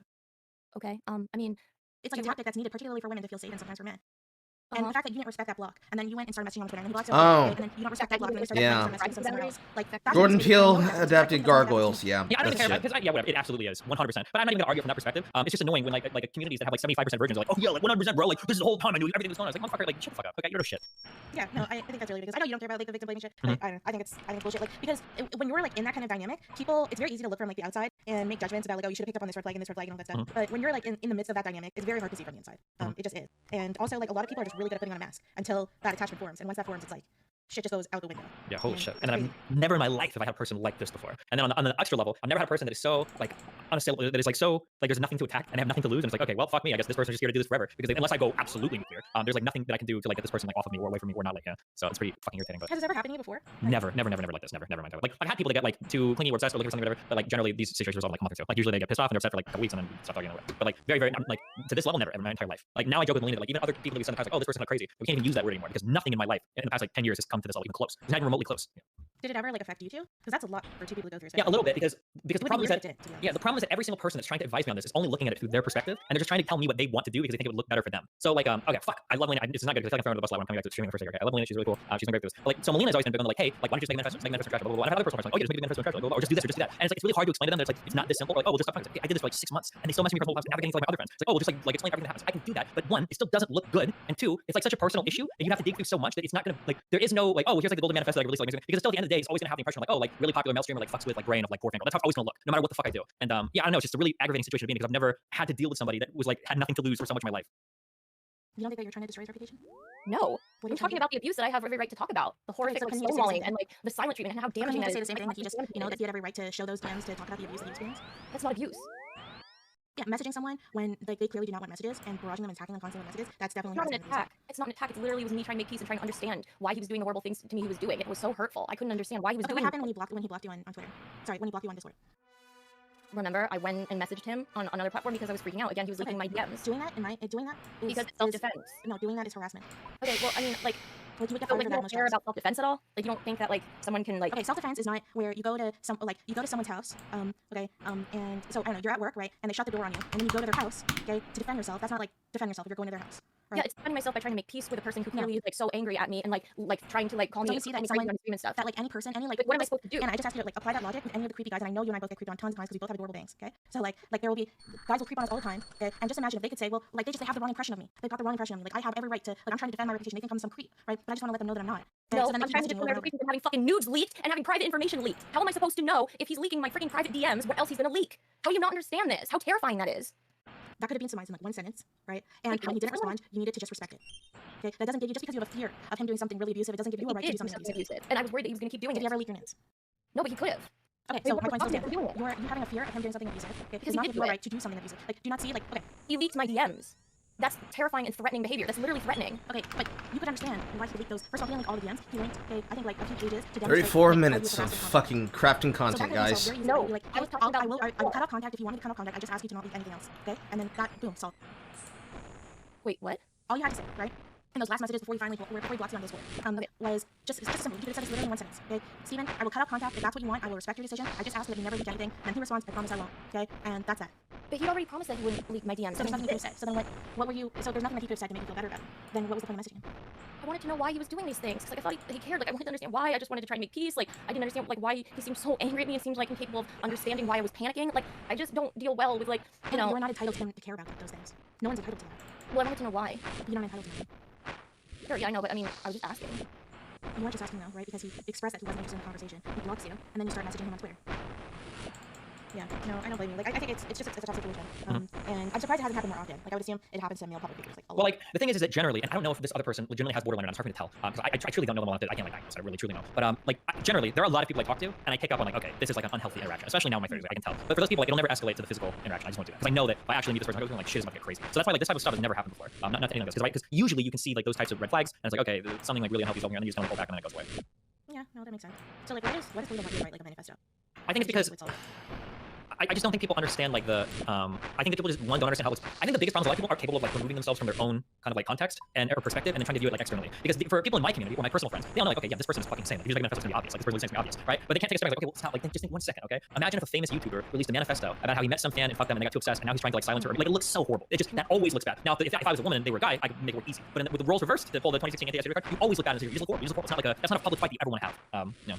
No, I actually totally agree with you. I think if the genders were reversed in this situation, everything things would Dude, be well, they would have been probably, right? Like, imagine a guy in a show, like, screaming, like, why would you keep talking to me about? I was like, a girl was like, please something like, oh my god, it would have been over like 2 seconds. Like, Twitch unironically would have been account. Yeah, I don't know. It's crazy. Like, what ended up happening with Zerka? Because I'm sure you weren't really happy about how that platform went. Yeah, the problem with Zerka is that Zerka. So I don't know, whatever. I'm very consistent in what I say in real life and what I say online. Like I'm the same person. I more or less do the same values. Like I do the same shit more or less. Like Zerka thinks that I like publicly give like blue pill fucking bullshit, but privately I'm like ultra red pill, ultra abusive. So when this other person came around, it was like this was his ultimate showcase example of like, oh my god, I can prove it exactly. And he rode that so fucking hard. I have never seen somebody pump somebody so hard for content before. Like the craziest motherfucker they could find to do it. I was like, are you serious? Like when you and you blocked me because you were angry at me, Steven, and you know this. Big shout out to Gorilla. Thank you, Gorilla, for the subscription. You're completely manipulating it now, Steven. You know I was scared of you. You know I was scared of you. That's why I messaged you so much. You're not even trying to get you. I was scared because he was leaking my DMs. He was leaking my DMs. When I got to Sweden, Private information. every single time I picked up my phone, I had like 10 more huge messages from you. It wasn't 10. Really? Because I wanted to talk to you. Like I had a lot of things to say. I was trying to explain my feelings to you and stuff you didn't seem to understand. Listen, you talked for like a week. No, it wasn't. It wasn't. Why is talking about this? We talked about this. This is not no, but like it wasn't that many messages. It was a normal amount. And I was upset. It was really upset. It wasn't that many. I was really upset though, Steven, and you didn't talk to me over voice. There was a lot of things that I wanted to talk to you. You didn't even talk to her on PC? You didn't talk to me on voice at all, so I had to send you messages. Holy red pill. He refused to. So how am I supposed to like explain my feelings to you and like why this hurt and why it came off as flawless and stuff? Like I mean, we couldn't talk over voice, so I had to like. Yeah, Steven, red pill Steven, go ahead. Okay, here's I'm not crazy at all. This is literally like I just wanted to be understood. I just wanted what a normal, healthy person would do, and every single person in this call will agree with me. And no, because I just wanted you to understand. Anna, let the red pill man. Hold on, Anna. Let Anna. All right, you're done. All right, yeah, Anna. Let the red pill man LARP as a blue pill. Go ahead, Blue. Yeah, this is what every single person here would agree with. Okay, if you are talking to somebody and you have, let's say you have a hookup, let's say shit gets fucked, let's say that I am a manipulator, let's say that I am abusive, let's say that I do lie, let's grant you every single one of those things. Okay, what every single person you would say is, okay, that might be true. Wow, Steven is a fucking piece of shit. Fuck that guy. Stop talking to him. No person in here would say, well, maybe if you just keep messaging him, maybe if you keep hounding him, maybe if you keep him across all these platforms, maybe you keep him, maybe that'll change. Every single person says, just stop talking to him. Just stop. Steven, is it true you said? Steven, is it true you said to her? I can't believe you still text me after all that. No, look, it's kind of. I was at the gym 4 days ago, and every now and then, so this is the cycle of how our friendship works. Everything will be okay, and then she'll message me and she'll like, well, you were so horrible, somebody blah blah. And when she starts doing that, then I'm like, okay, listen, if I'm so horrible, why are you still talking? Why the fuck are you still talking? Stop talking to me. That's what I say. Because I don't know why. Oh, you said stop? You deliberately said like stop. Dude, okay, then that's it. It's her fault. Yes, I know, it's okay. You don't even understand, dude. Like, I don't know if it was a year ago or November. I talked for like 3 hours. That's all you have to say. That's all you. Then why didn't you just open with that? Why did you have to leak all your red? I told you like a million times. Okay, can Steven, do you admit your red pill like I predicted? It has nothing to do with a red pill or blue pill. There's just absolutely nothing. Go ahead, Anna. So that it's just the problem with Zerka. Credit, like he was pressuring her constantly. That's all. Yeah, and like Zerka and Haas, unfortunately, people that do this huge like alpha male shit publicly like pound their chest because of how insecure they are. When I found out for Zerka that wasn't like an act, that was like pretty real, that he is like that and he's not just faking, and it's not just like a like a mask. The interactions with him, they stopped. They lessened quite a bit even like a month ago when I started to realize that. And yeah, so even and then more recently, it's like okay, like this guy is actually fucking insane. Like he has a he's got like an actual red pill MGTOW PUA mindset, and he thinks the whole world works on it. It's super fucking cringe to listen to this ultra insecure dude try to justify his insane worldview to me constantly. That was actually the first time I'd ever like recruited him or watched him. That interacted, and I read his bio now. It was very interesting. Yeah. So, but you're mentioned in his bio, like near the bottom. Am I really? As what? He's like I won like 5 debates against us or something. Oh. He actually calls you like the greatest debater or something, but like he won against you, so therefore he's the greatest. So, I don't know how you feel about that. I'm also known for wiping the floor with Destiny and basically never loses. After trying him in a 1-on-1 fight, I gained 10,000 followers convinced me to keep Destiny as an ally. Okay, Jesus. Yeah, so you've made it in his bio. So do you not think should I go on his show someday? You can do what you want. It's a big content. I'm not asking you to show advice as a friend. Try to grow. You should always associate with people with more viewership than you in any fucking way possible because you can always like grab like more fans. So. Yeah, but you don't think there's any such thing as negative publicity? Like, what if you just like telling me the whole time? Hold on. Sorry, say that again. Wait, hello? What's wrong? Yeah, I had to take issues. What were you saying? Wait, what if you like make fun of me like the whole time with me? You know? Well, it depends on whether you can make fun of her or make fun of him back, right? It just depends on how, like, it's a vicious environment. You have to be ready to, like, go hard. If you're just gonna show up and kind of be more demure or, like, chill or quiet, then you're gonna get shit on or just never talk. So you think I should do, like, MDMA before? No, I'm telling you should do, like, fucking speed before. Why would you do MDMA and chill out as much as possible? What? I've never done MDMA, I don't know what it does. Should I do, like, cocaine? Oh, MDMA is what you do when you want to love everybody. You can do cocaine, you're gonna need a lot, because that shit wears off fast. But yeah, some sort of fucking amphetamine to hype the fuck up, or get some fucking meth. You'll be on massive ego, you'll be driven to go hard, you gotta get some. What was that like, being in I don't know if it was meth. Whatever it was, I mean, it was fun. It was a fun time. It was just scary when I didn't realize like 20 hours of being out was scary. But whatever it was like super, it was some sort of amphetamine. I don't know what it was. But it was basically like for about 15 hours you felt super chatty, like really confident, really open, like felt really good, really awake, like really chill, like pretty nice in the body. Like it was a fun experience. It just got really, it just got scary for 15 hours and I'm like, wait a second, why am I still high? I don't think this is MDMA. Yeah. I once thought that someone like laced. I used to smoke a lot of weed, and I once thought that someone like laced my weed because I had like this really fucked up high, where I thought I was like completely losing my brain. But it turned out I just smoked too much at once. Oh, sure. Nice. Oh. Well, I'm glad that you don't hate me after that talk. I really just felt like people didn't have like their own perspective about it. And yeah, I think the problem is that like you get like all of these people. I don't mean to come to the bus. I'm sorry, but like I'll call Drew out here. You get a lot of people that do this appeasement thing, and I'm kind of like forced to because I've like exhausted all my other options. But when other people around her are appeasing her and not calling her out, it is so unbelievably fucking frustrating. It is absolutely enabling. And most of the times, 99% of friends are shitty friends that just enable their other friends with bad things, and that's all they do, and they're just garbage. And that's what most people want. And that's what they do. Whatever. I don't give a fuck. I don't care what you do shit. But to see somebody enable somebody like actively like abusive and harmful towards me is really fucking irritating to me because it's like okay, like fuck you guys. And then yeah, but again, it's also like white women crying out was so bad, so I can't. Yeah. Okay, do you think the way that people treated you like kind of unfairly with this just because of the gender thing, or do you think it's also because of like your reputation of being this? You know, I think it's the gender thing, and I think it's also my reputation thing a lot too. But I think it was like a 50-50. Because ironically, I have real life experience with this too. Because one of my first relationships was incredibly physically abusive, and every single time I called the cops 3 separate times to get the other person to leave my house. Every single time the police officer showed up, I think one time it was 2 men, and the other time it was 2 women. Every time they showed up, they blamed me for it. They kept asking, "Did you do anything to provoke her? Like, what is going on? Like, we talked to her. Like, do you have any injuries? Or like, you know, why is this?" Like, every time I was basically getting interrogated. I was like, "I called you guys. Like, the other person ran away. Like, how the fuck am I? Like, I didn't arrest me. It was pretty obvious that they were accusing me of everything." Yeah, but yeah, I mean, it's not like I was. But yeah. Yeah, in some ways it makes sense, right? Because like statistically, it's so I guess much more common.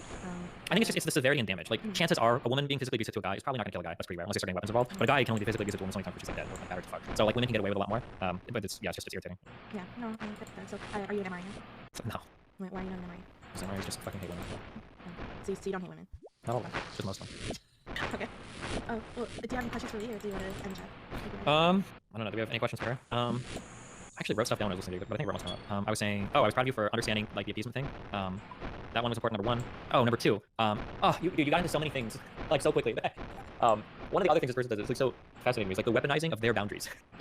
I have never met somebody that establishes like aggressive boundaries, and their enforcement of them is harassment to you. But then they try to turn it around as though you were being abusive, right? So when somebody's like, my boundary is that I should be able to give commentary on all of your personal life and talk about it, and like, I don't want that. Like, oh, now you're being abusive. Hey, what? So someone blocks you, right? Cuts off contact, okay? And you message them, right, on another platform, which is harassment. Like, I'm just letting you know that's harassment. That would get you in legal trouble in Canada. And okay, but it's also a form of abuse to block someone. Like it can be. I mean, what you want is an intimate, close relationship with him, where you're both open and talking about your feelings with one another. Okay, and if he doesn't, not even like committed relationship, of course. Like I'm not saying it's not that. Yeah, I think you're about that. Yeah, it wouldn't work out. Okay, but if he doesn't give you those things that you want, then you are going to punish him. No, he's the one that's punishing me when I try and like conflict. Okay, because he punishes me for being cold. And I'm not saying intention is to punish, right? But the effect is that you punish him, right? That whenever, so it kind of trains him over time, right? And I hope like this is watching. Like I don't want to think I'm belittling him or something. But it kind of trains any human. I can actually use these iron bars. Whenever you communicate your feelings clearly and you set your boundaries and you get punished for it, right? Okay, like there's huge consequences. I guess make some fucking iron knives or something. I set my boundaries with him. I always set my boundaries with him, and he was always caught crossing them. Like I set my boundaries that like it's not okay to be ignored for days. Like that's not okay. And yes, I know, and that's a healthy boundary. Don't even tell me it's not a healthy boundary. It's absolutely a healthy boundary. Nobody has the right to be stonewalled or ignored. Absolutely not. No. And like I set those boundaries with him, but he would still violate them constantly. So then I would be like, you know, what if his boundary is that he needs to take space when he needs it? Yes, and I told him to tell me that. What if his boundary? What if his boundary is that he's communicating that when he doesn't reply? Wait, what? What if his boundary is that like when he doesn't reply, you need to respect that and give him space? No, because that would be abuse, and that's not okay. So his boundaries are abuse. Because you can't use abuse as your boundaries, though. Like, how does that make sense? But you're forcing him to communicate when he doesn't want to? That's not forcing to communicate. That's twisting a narrative. That's not what that is. It's not forcing anyone to communicate. It's just it's like literally Dr. Gottman even says like to tell someone that you need a break. Like just say like, hey, I need a break from talking or whatever. And then like make a time frame of like, you know, tell them a time frame. Because otherwise that causes people distress if you don't like give at least a time frame of when you can come back to like a conversation and stuff or whatever. Okay. You want the article on Dr. Gottman saying this, by the way? I believe you. Your boundaries extending into my comfort zone, and if I don't like appease you on that, like I'm the one that's abusive. That was crazy. I think you picked up on that. Okay, I literally in a situation where his boundary, okay, was that he needs me to accept like his like sexual his sexual request every time. Yeah, otherwise he's gonna feel insecure. Yeah, that's not a boundary you can have. Yeah, it's like an aggressive boundary. Yeah, it's like invading somebody's country and driving into the border and being like, oh, this is mine now. Yeah. Third thing was weaponizing psych terms. One of the things I thought was the most interesting about this person is that they know so many psychology terms. So I think they've been in school before learning them. But they don't know the context for any of them, and then they employ all of them in the most aggressive manner. So, for instance, stonewalling. Do you know what that is? Well, I know stonewalling from my historical background, and because I do military history, so it's a negotiation tactic, usually when like negotiating peace. Yeah, so or something like that, and it's a toxic thing to do. But it's not. Yeah. I've never heard about it used in like that kind of context. Yeah, so stonewalling is generally used in the context of there being an expectation of communication between two people. So a really good example might be you have two dating people that live together, and every time one partner brings up a problem to the other partner shuts down and doesn't want to talk about it. That's stonewall. It's a real thing, and it's toxic. Okay, but you flooding somebody with 5 or 6 or 7 or 10 messages, and then not responding, being overwhelmed, or somebody or like this type of thing. This is not stonewall. Every single time somebody ignores you or doesn't, that's not abuse. It's not like you can't just take all of these, especially because the people that she cites. I don't know if you're aware of this. The people that she cites, these are marriage counselors. Okay, that's who Dr. Gottman is. His specialty, the books that he's written are on marriage and like romantic relationships, not just like random friendships online. Yeah, you do it in a marriage. It's often as a way to make sure that you get what you want. Right? It's like this very abusive thing. Like I get why it's so toxic. Like, and you're usually trying to you're trying to extract something from the other party to break them down. You're not just trying to ignore them and get away, right? Somebody ghosting somebody after a date is not stonewalling. That's just somebody ignoring you. Like Something else you did again too, and I wish it's hard to draw the line, but like just because somebody does something bad or even something that hurts you, it doesn't always mean it's abuse. That like phrasing of everything is like, oh yeah, they didn't so it's abuse. It's so annoying. One thing that you talked around a bit, I don't know if you hammer this directly too, but the way that this person, the way that she had constructed her arguments and her reality was that she always had a psychological justification for being infinitely aggressive, and she always had a psychological justification for whenever the other person did anything that she didn't like, it was abusive. So for instance, like, oh, this person is ignoring you. Like, is it okay to do that? No, that's normal. Okay, well, this person literally blocked you. Maybe they don't want to. No, when they blocked me, they were just trying to be abusive to make me upset. Like every single thing that I could do, every single thing that I could do is somehow like recontextualized into some form of either abuse or power play, and every single thing that they do, well, it's understandable. You know, I was experiencing hospital withdrawal. Of course, we reacted this way. Like, oh, I've got this type of attachment style. Of course, when somebody's abusive, I'm going to respond this way. Or that person provoked me. Of course, right? They always have an excuse for everything. Yeah. Oh God, that's my video. Yeah, no, that was immediately like a huge red flag, and I tried calling it out like a few times, and it never seemed to land like whatsoever. Yeah. And then the final thing was, I'm so glad. The only reason I'm doing that is because Waffles finally came out. I've been talking to her for months about Anna Shit. Oh, really? I didn't know that. Yeah, a long time ago. She contacted me maybe a year ago. One of the times I apologized to Anna was because she messaged like, hey, maybe just an Anna apology on Instagram. Maybe she'll like, okay, yeah, fuck, I'll try. Are there any like clear like I guess misconceptions about your opinion on the situation that you wanted to clear up, or? I don't think Destiny is a sociopath. Kind of what my opinion's been this whole time is that I literally don't care about their relationship. Like I don't want to be a part of it. I don't know what happened because like you can only know if you're one of them. Yeah. But what I would say is that I wanted her to stop tweeting about him. Yeah. And for them to stop talking. That kind of was my opinion. She said that like I've said. She said that like I've said that Destiny like has done these like horrendous things that like you get what I mean, like really like morally loaded words. Yeah. She uses the word abuse really lightly. So when like what I was like trying to say at the time was just like, yeah, it was kind of shitty that like you like had to hash that out in public and that he called you names. Like that was like a shitty thing for him to do. Like I wasn't saying like this is morally abhorrent and he's an abuser. Yeah. What I thought at the time is this is a new streamer who doesn't know what they're doing and they're getting into something that they don't know the implications of. And so I wanted to help her. Yeah, definitely. And so like I would tell her like, please shut off your stream. Because like if she was crying or like this stuff when she was on Destiny's panels and she just would completely ignore it, or like she wouldn't tell me the truth about something. She would say like, oh, I'm just gonna go talk to him privately about this, and then I would like see that he's streaming it, and it was like, that's weird that you lied to me about that. Like I don't get why you lied to me about that. But that's probably one thing that needs to stop. People who are her friends who go around just asking people not to talk about it anymore after Anna gets to go on like really large platforms and make accusations like somebody's an abuser. I don't think she should be platformed if she's going to say stuff like that. Well, the thing is also, in front of thousands of people. Like what she's doing, I almost wonder if it crosses the line. Like, so if you're a content creator, and I think this is something, Stardust, maybe you were talking about with DXPolt before, like the bar to claim defamation is like fucking sky high. Like I could say like, you know, anything about anyone in this call right now, the most ridiculous shit ever. Like all of you guys rage Bill Clinton, right? I've said that now, and I'm not worried in the slightest about defamation. Why? Because there's a million and one things that I can go and kind of come back and say, you guys are content creators, it's online, it comes with the territory, all this type of stuff. So the bar for this is high, but when you have someone constantly saying they're abusing someone else, it crosses past parody and it moves into like, people actually are going to believe that. And that's the difference between that, right? No one in here believes what I just said, but you would believe that it's continued to get parroted. So it's like, there's real risk to her if she keeps doing it. I don't know, like Steve is a pretty, I don't want to say forgiving, because he says he doesn't care about it, but he just doesn't give a shit about a lot of this stuff. But there is a switch in his head where he's like, enough is fucking enough. Like, fuck off, leave me alone, stop calling me a fucking abuser in front of 1,000 people every day. Like, I get it, fucking stop. And yeah, I just don't know where that ends. I think a lot of people have asked like, why did you stay friends with him? I think kind of what happened is me and Destiny took two different paths of how to make this thing go away, like with his situation and with me with her. So like, I just tried to slowly drift away and not cause issues. I think actually Destiny tried to do that too, but it's just like you end up feeling like you're being held hostage. I think the problem with this situation is like nobody's gonna know all the lore for it. So every time she goes on a big stream and says that, people are gonna want to believe her about it, and it's just gonna go on infinitely, forever. And I seriously don't know, like, because I don't think reporting it to Twitch is really gonna do anything. I guess just like Anna won and we lost, and it's just gonna happen forever. All right, well, I don't know what else we can say here. If you guys have any thoughts on doing it, I think where we've left it is that there's probably no end to this whatsoever, that she'll keep going and not understanding why everyone thinks that she's different, and you know, just crying on shows and saying that people are gaslighting and stonewalling her and everything else, and just, I don't know, man. I don't know what else to say. I guess this is. It bothers me when she says that like stonewalling is the worst form of abuse. I feel like that's like really invalidating like other people's experiences. Yeah, I would say rape is probably worse, or murder. Both of those I think would definitely be worse than stonewalling. I agree. Yeah, I think so. I guess like with all this kind of like, the reason I wasn't talking about it is because I don't want to make somebody feel really sad, and then also I knew that she was gonna, if I talk about this, she's gonna publicly say that I'm like narcissistic more than she already does. But like, I feel better now that I've talked about it, even though she is gonna say that I'm an abuser now, like publicly. Join the club. But her coming out to showcase Elena too, where Anna, I'm sorry, I'm trying to say her name, but the other person, she pathologizes everything. But then she'll always say like, oh well, Dark Triad, that's not actually a diagnosis, therefore I'm not pathologizing things. And it's like, bro, it is actually so irresponsible for you to constantly cite your academic background, to constantly cite that you're a therapist, and then to employ these terms that you pick up on Psychology Today and fucking YouTube, and then try to use them to make declarations about somebody. Like, I feel like this has to be like year one, day one, first class in psychology. You should probably learn not to do this, right? Like, it's so weird to me, and I hate to say this, it sounds so bad because Anna's not the only one. I'm talking to like 3 different psychologists at this point who have gotten far in their education, like they finished undergrad, who do this weird shit where they weaponize the fuck out of psych terms. And I'm like, bro, are you autistic? Why the fuck do you think this is okay to do in a conversation? No, I don't date psych majors. Like I went on a date once with a psych major, and he was doing his PhD in psychology, and he was like a full red pill, type dude, and he was using all those tactics on me, and it was just so cringe. Like, I don't know, it always feels like, like they're either they weaponize it and trying to, be like morally superior, and dominate you that way, or they do the opposite and they weaponize it in like this very malicious way to manipulate you. And it's just all supposed to give you like more understanding of people and behavior. It's not supposed to be like some ninjutsu fucking Yu-Gi-Oh card that you can pull out to like magically manipulate somebody. Like, it's so cringe that any amount of like studying psych, people think that they can empower them in that way. It almost feels like, I hate this, I'm generalizing a lot right now, and I hope the generalization isn't true, but I'm in a disproportionate amount of these psych majors do this. It almost feels like the people that go into psych have like no fucking people skills. And they think that textbooks can somehow compensate that lack of ability to socialize. That's what it feels like. Like, they're like, oh shit, like I don't have any friends, I don't know how to talk to people. Maybe if I take a few psych classes and get my degree, like maybe I'll suddenly become like good at conversation. And then you get like the exact response you'd expect, where they come out like, oh hey, what's up? We've talked for like 20 minutes. I can already tell that you have like this sort of attachment pattern, and it seems like you're offering like cluster B personality. And it's like, bro, what the fuck is wrong with you? You're like insane.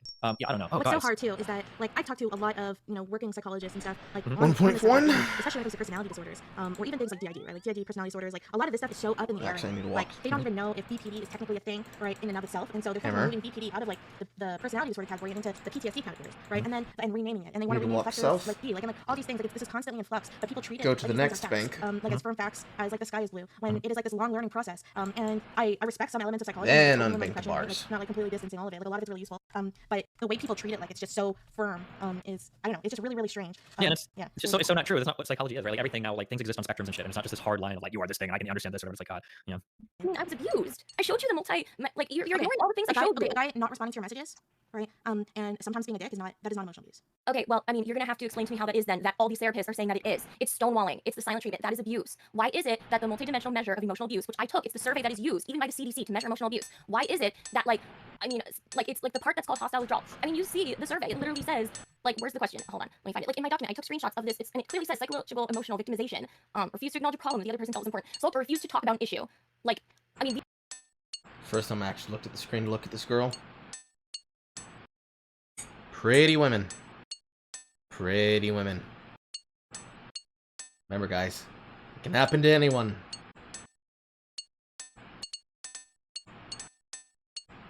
These are all things he did to me. These are emotional abuse. Became angry enough to bring the other person, intentionally avoided the other person during a conflict or disagreement. Like that happens so many times, and that's abuse. This is literally abuse inventory. Like I understand that you have your opinions, but like abuse isn't just a feeling. It's something that we can measure. I totally agree with you, right? But I think that whenever I bring up your toxic and abusive behavior, right, you always have excuses for it, or say that, oh, I felt this way, I felt that way. So imagine if like Destiny brought up, said that, oh, when he engaged in some toxic behavior, it was because he felt this way and this way. Does it justify it? Does it make it okay? Like you constantly sending tons of messages, like the emotional bombing, like nonstop sending them, right? Like that's still harassment, even if I understand why you're feeling the way you're feeling at the time. But like, okay, I mean, fine.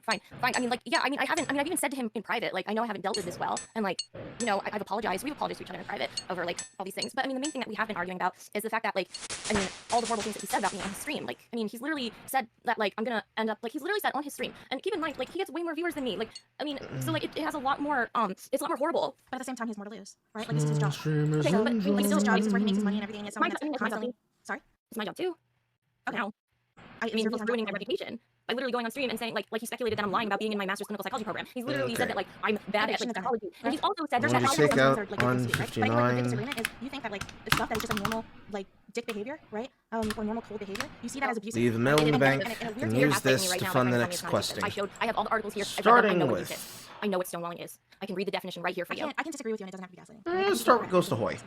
I mean, you're never going to be able to say that this is not emotional abuse because it is, and I was emotionally abused. Okay, so let's make like a tier list, right? If someone is constantly harassing someone, talking about them publicly, potentially what do you mean constantly harassing someone? You don't think that like it was horrible what he did to me, where he called me a stalker just because he was mad at me? I mean, he literally admitted it himself that he just says this when he is being defensive, like when he feels defensive and stuff. I mean, he made a false accusation to hurt my reputation. But what if I just invoked the thing that you said earlier, and I said, well, I have no right to judge a victim of abuse on how he's abuse. Because he's not abused. How is he abused? I care care about about him. Do you see that that's why that terminology is so toxic? Because it just like stifles the conversation. Like it just means that you can't actually ever resolve that conflict. Oh, I see what you mean. Okay, yeah, if you're coming from a conflict resolution perspective, sure. Okay, so that's like why I think it's totally fair. My goal, and I was honest with my stream, is that like I think like I saw at some DMs, you guys were definitely very close at moments, right? But I don't think that those DMs really demonstrate your perspective.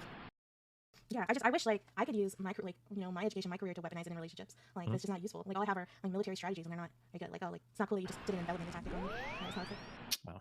Not gonna work. So do you have any like? So do you date psych majors now, or are you like just turn off? Oh, unless Melina decides to go for psych, I don't think I'm gonna date any psych majors anytime soon. So you would stay with her if she went and started studying psych. I would hope that she wouldn't become dumb as fuck about it, but. Yeah, I bet you would. She seems really, really nice. Also, does she have a problem if you fill out my boyfriend application?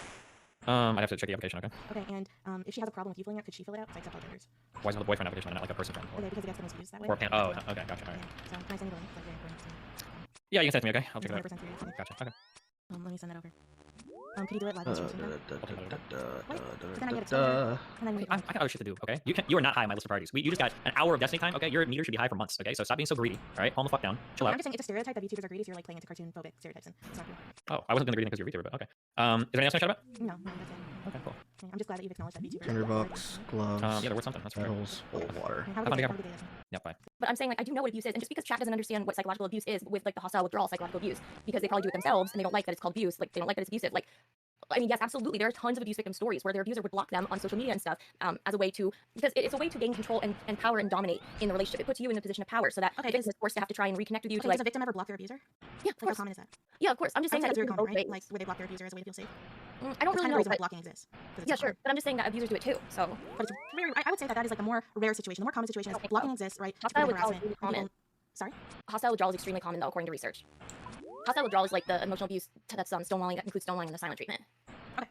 The stonewalling thing, like stonewalling is a minor toxic like tactic. I've talked to a few psychologists, like, because I was like researching and stuff, and they were listening to you talking about stonewalling, and they felt that you misrepresented what stonewalling is, right? It's a total legit thing. Like John Dirk was wrong. I know right? psychologists Okay. though, and they I like said they're right this. about it. Like I've talked Okay, to them. So Yeah. we'll call that a tie.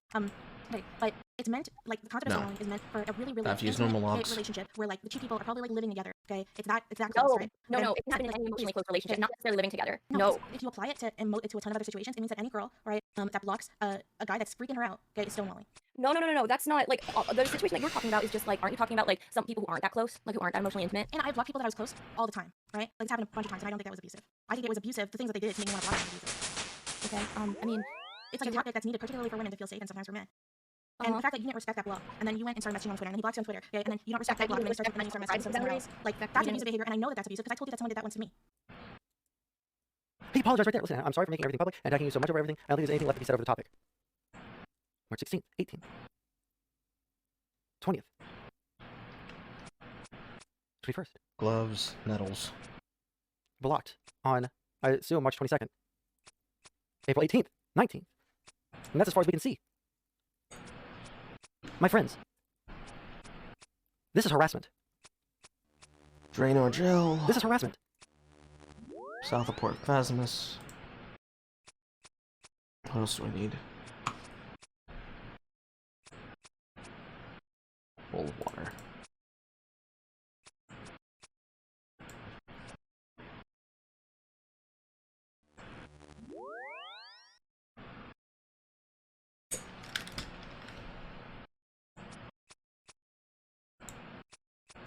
Okay, that's the end of the first one. At this point, she's No, it's the second harassing one. other women. Okay, after I asked her over and over, please. So this is what she says to Waffles, right? I can selectively leak DMs of your worst moments too, like you spamming me and accusing me of wanting you to kill yourself. Yeah, that's horrible.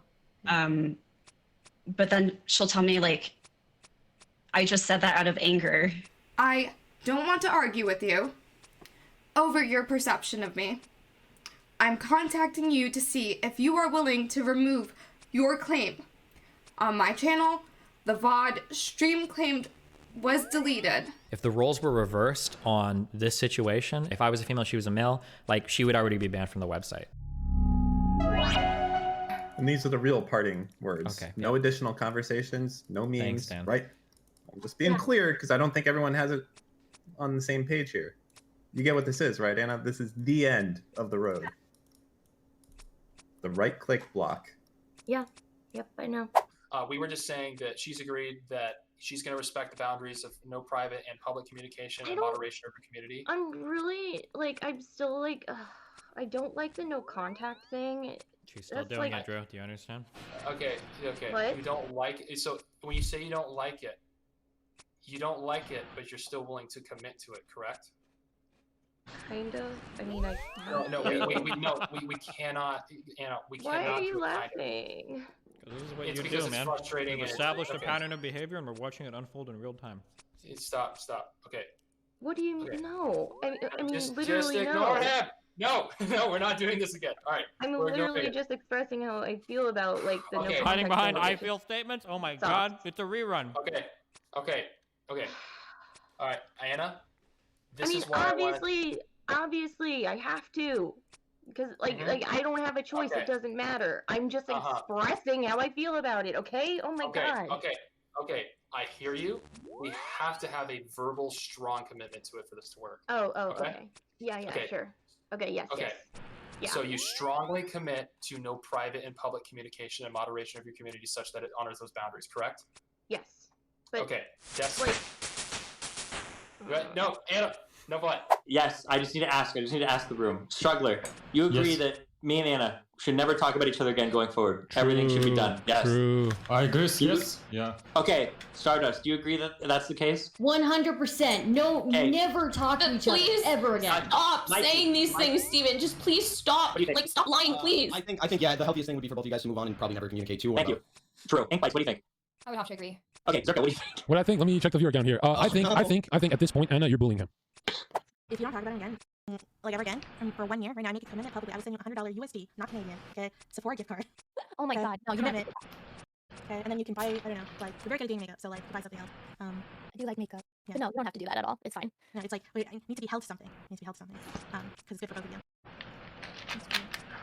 Okay. Animate another manifesto. That's also the ride that's just never gonna end. I think I've referenced before that she like suddenly flipped on me, that she suddenly like just changed out of nowhere. I don't know if I ever posted the screenshots from that. This was our so we hung out for 3 or 4 days together. I don't remember. We hung out, we hooked up, we chilled. She was relatively normal in real life, believe it or not. This was our last conversation right before leaving. Okay, I got a COVID test and everything was fine. Okay, and I said no COVID-19. She said whoa, GG. Also got home to go, so you're screaming. Aw, I smiley face. She smiley face. I good. I said okay. About to board my first flight. Thanks for the past few days, Gaming. I had a lot of fun. Smiley face. She said I did too, Steven. Have safe flights. Talk to you later. That was the non. Can I say negative verse? Are we allowed to say that word anymore? That was a normal. Everything was fine when I left. The next day. Okay. What is it? Okay, the next day, okay? Oh boy, I'm pretty sad. It just kind of hit me today out of nowhere. I also feel angry with you because you made it sound like you were probably willing to, and then out of nowhere, she hits me with this big one. It strikes me as so callous to expect others to be fine with your lifestyle. The way you talk about people who got hurt so they were such an annoyance lacks any empathy. Your lifestyle choices are extremely abnormal, not at all like most poly people. I mean, you really just see me as a friend still? How is it even possible to be that cold and callous, Steven? I don't believe that you are. And so I'd never ever gotten a message like this crazy before. And I'm like, and I figure like maybe she's having a bad day.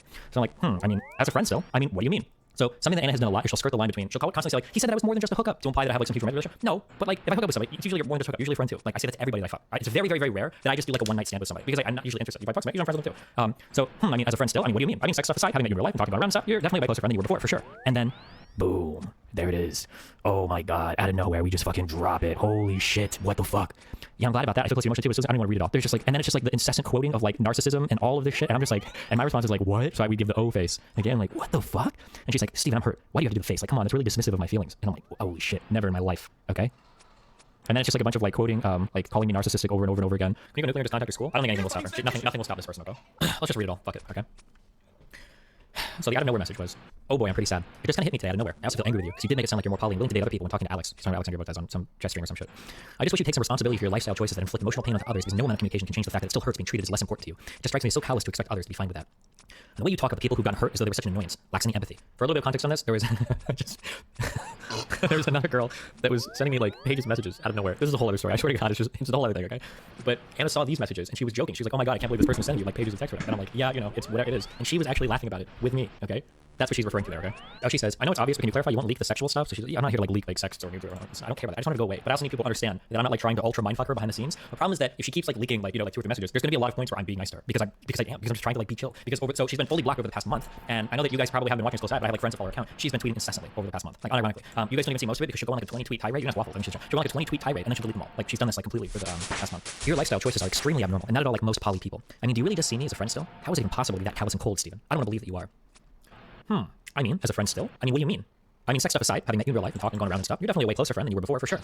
Yeah, I'm glad about that. I feel closer to you emotionally too, but it still leaves me conflicted and hurting because it became clear to me that you don't know what genuine intimacy is. If you can do everything you did and walk away from that without feeling way more emotionally intimacy with a person, then you might be more narcissistic than I originally thought. Winky brownie face. This is how I feel, and then block quote. Because narcissists are concerned only with their own happiness and gratification, they often disappear emotionally and physically after sex. If you get left hanging or feel empty or alone after the act, it might be a sign that you and your body are being taken advantage of by someone who only cares about their own self-interest. They expect everyone else to be okay with the dynamic they want, so they personal sacrifices, and you made it clear that it's either your way or you discard people from your life. Hold on, wait, somebody says, dude, how did you not see this coming after these first messages? These are after we hooked up. Our messages up until the point we hooked up were totally fine. These were the messages, for those just joining, I'll repeat this one more time. These were the messages after the day that I left, right? Thanks for the past 2 days to me. I had a lot of fun, smiley face. I did too, Steven Hart. Have safe flights, talk to you later. These were the messages, like, totally. Yeah, and also to clarify, because a lot of people know this, okay? This woman is like 27, 28 years old. This isn't like an 18-year-old girl that's like losing their mind. What do they say before the edits, though? So sometimes when she edits messages, sometimes she'll like change typos. Who's coming? That's her, she's coming. Sometimes there'll be typos, but sometimes I noticed, and I think I went through these. She edited a lot of these messages 2 weeks later. And I noticed in some of the messages that I screenshot as an RTBA, she either deleted them completely or she changed them a lot.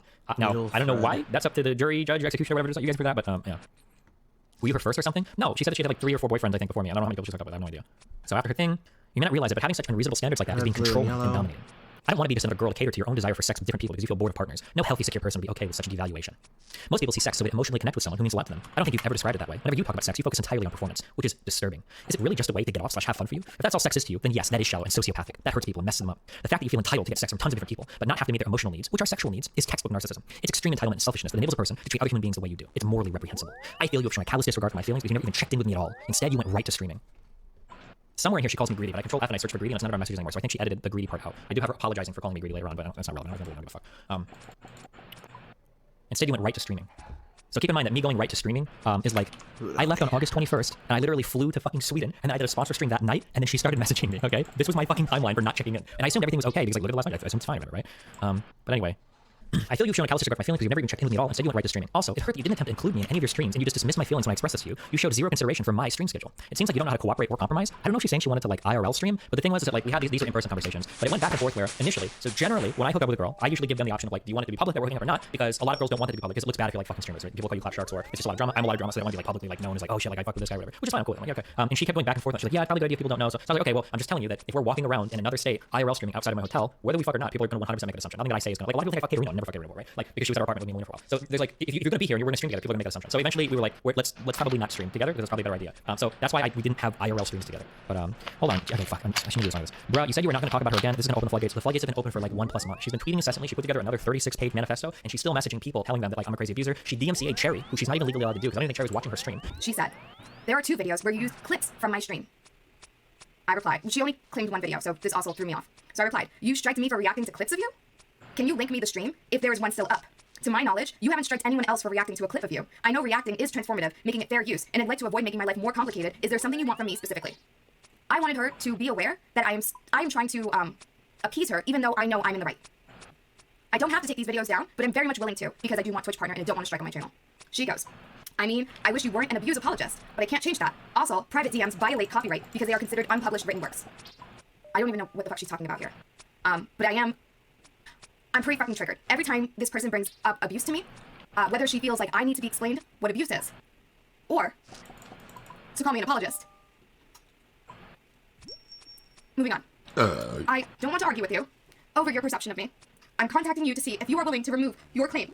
On my channel, the VOD stream claim was deleted. She DMCA'd Cherry to get a video knocked off of her channel, which is like not allowed. I hope Cherry counterclaims because maybe I'm gonna get fucking banned from the fucking website. But yeah, the floodgates have always been open, my friend. The waters, okay? It seems like you don't know how to cooperate or compromise. It seems like I'm just forgotten now. It feels like you expect to just detach from any responsibility to people you use for sex. Like you think it's okay to just fuck them and then emotionally neglect them. And another quote, sex isn't about connection for the sexual narcissist. It's about domination, self-gratification, and power, Santon explains. The partner of someone who admires their own sexual prowess and or obsessed with their sexual performance will notice that the sexual narcissist isn't emotionally present during sexual intimacy. They will feel as if the experience was devoid of emotional connection.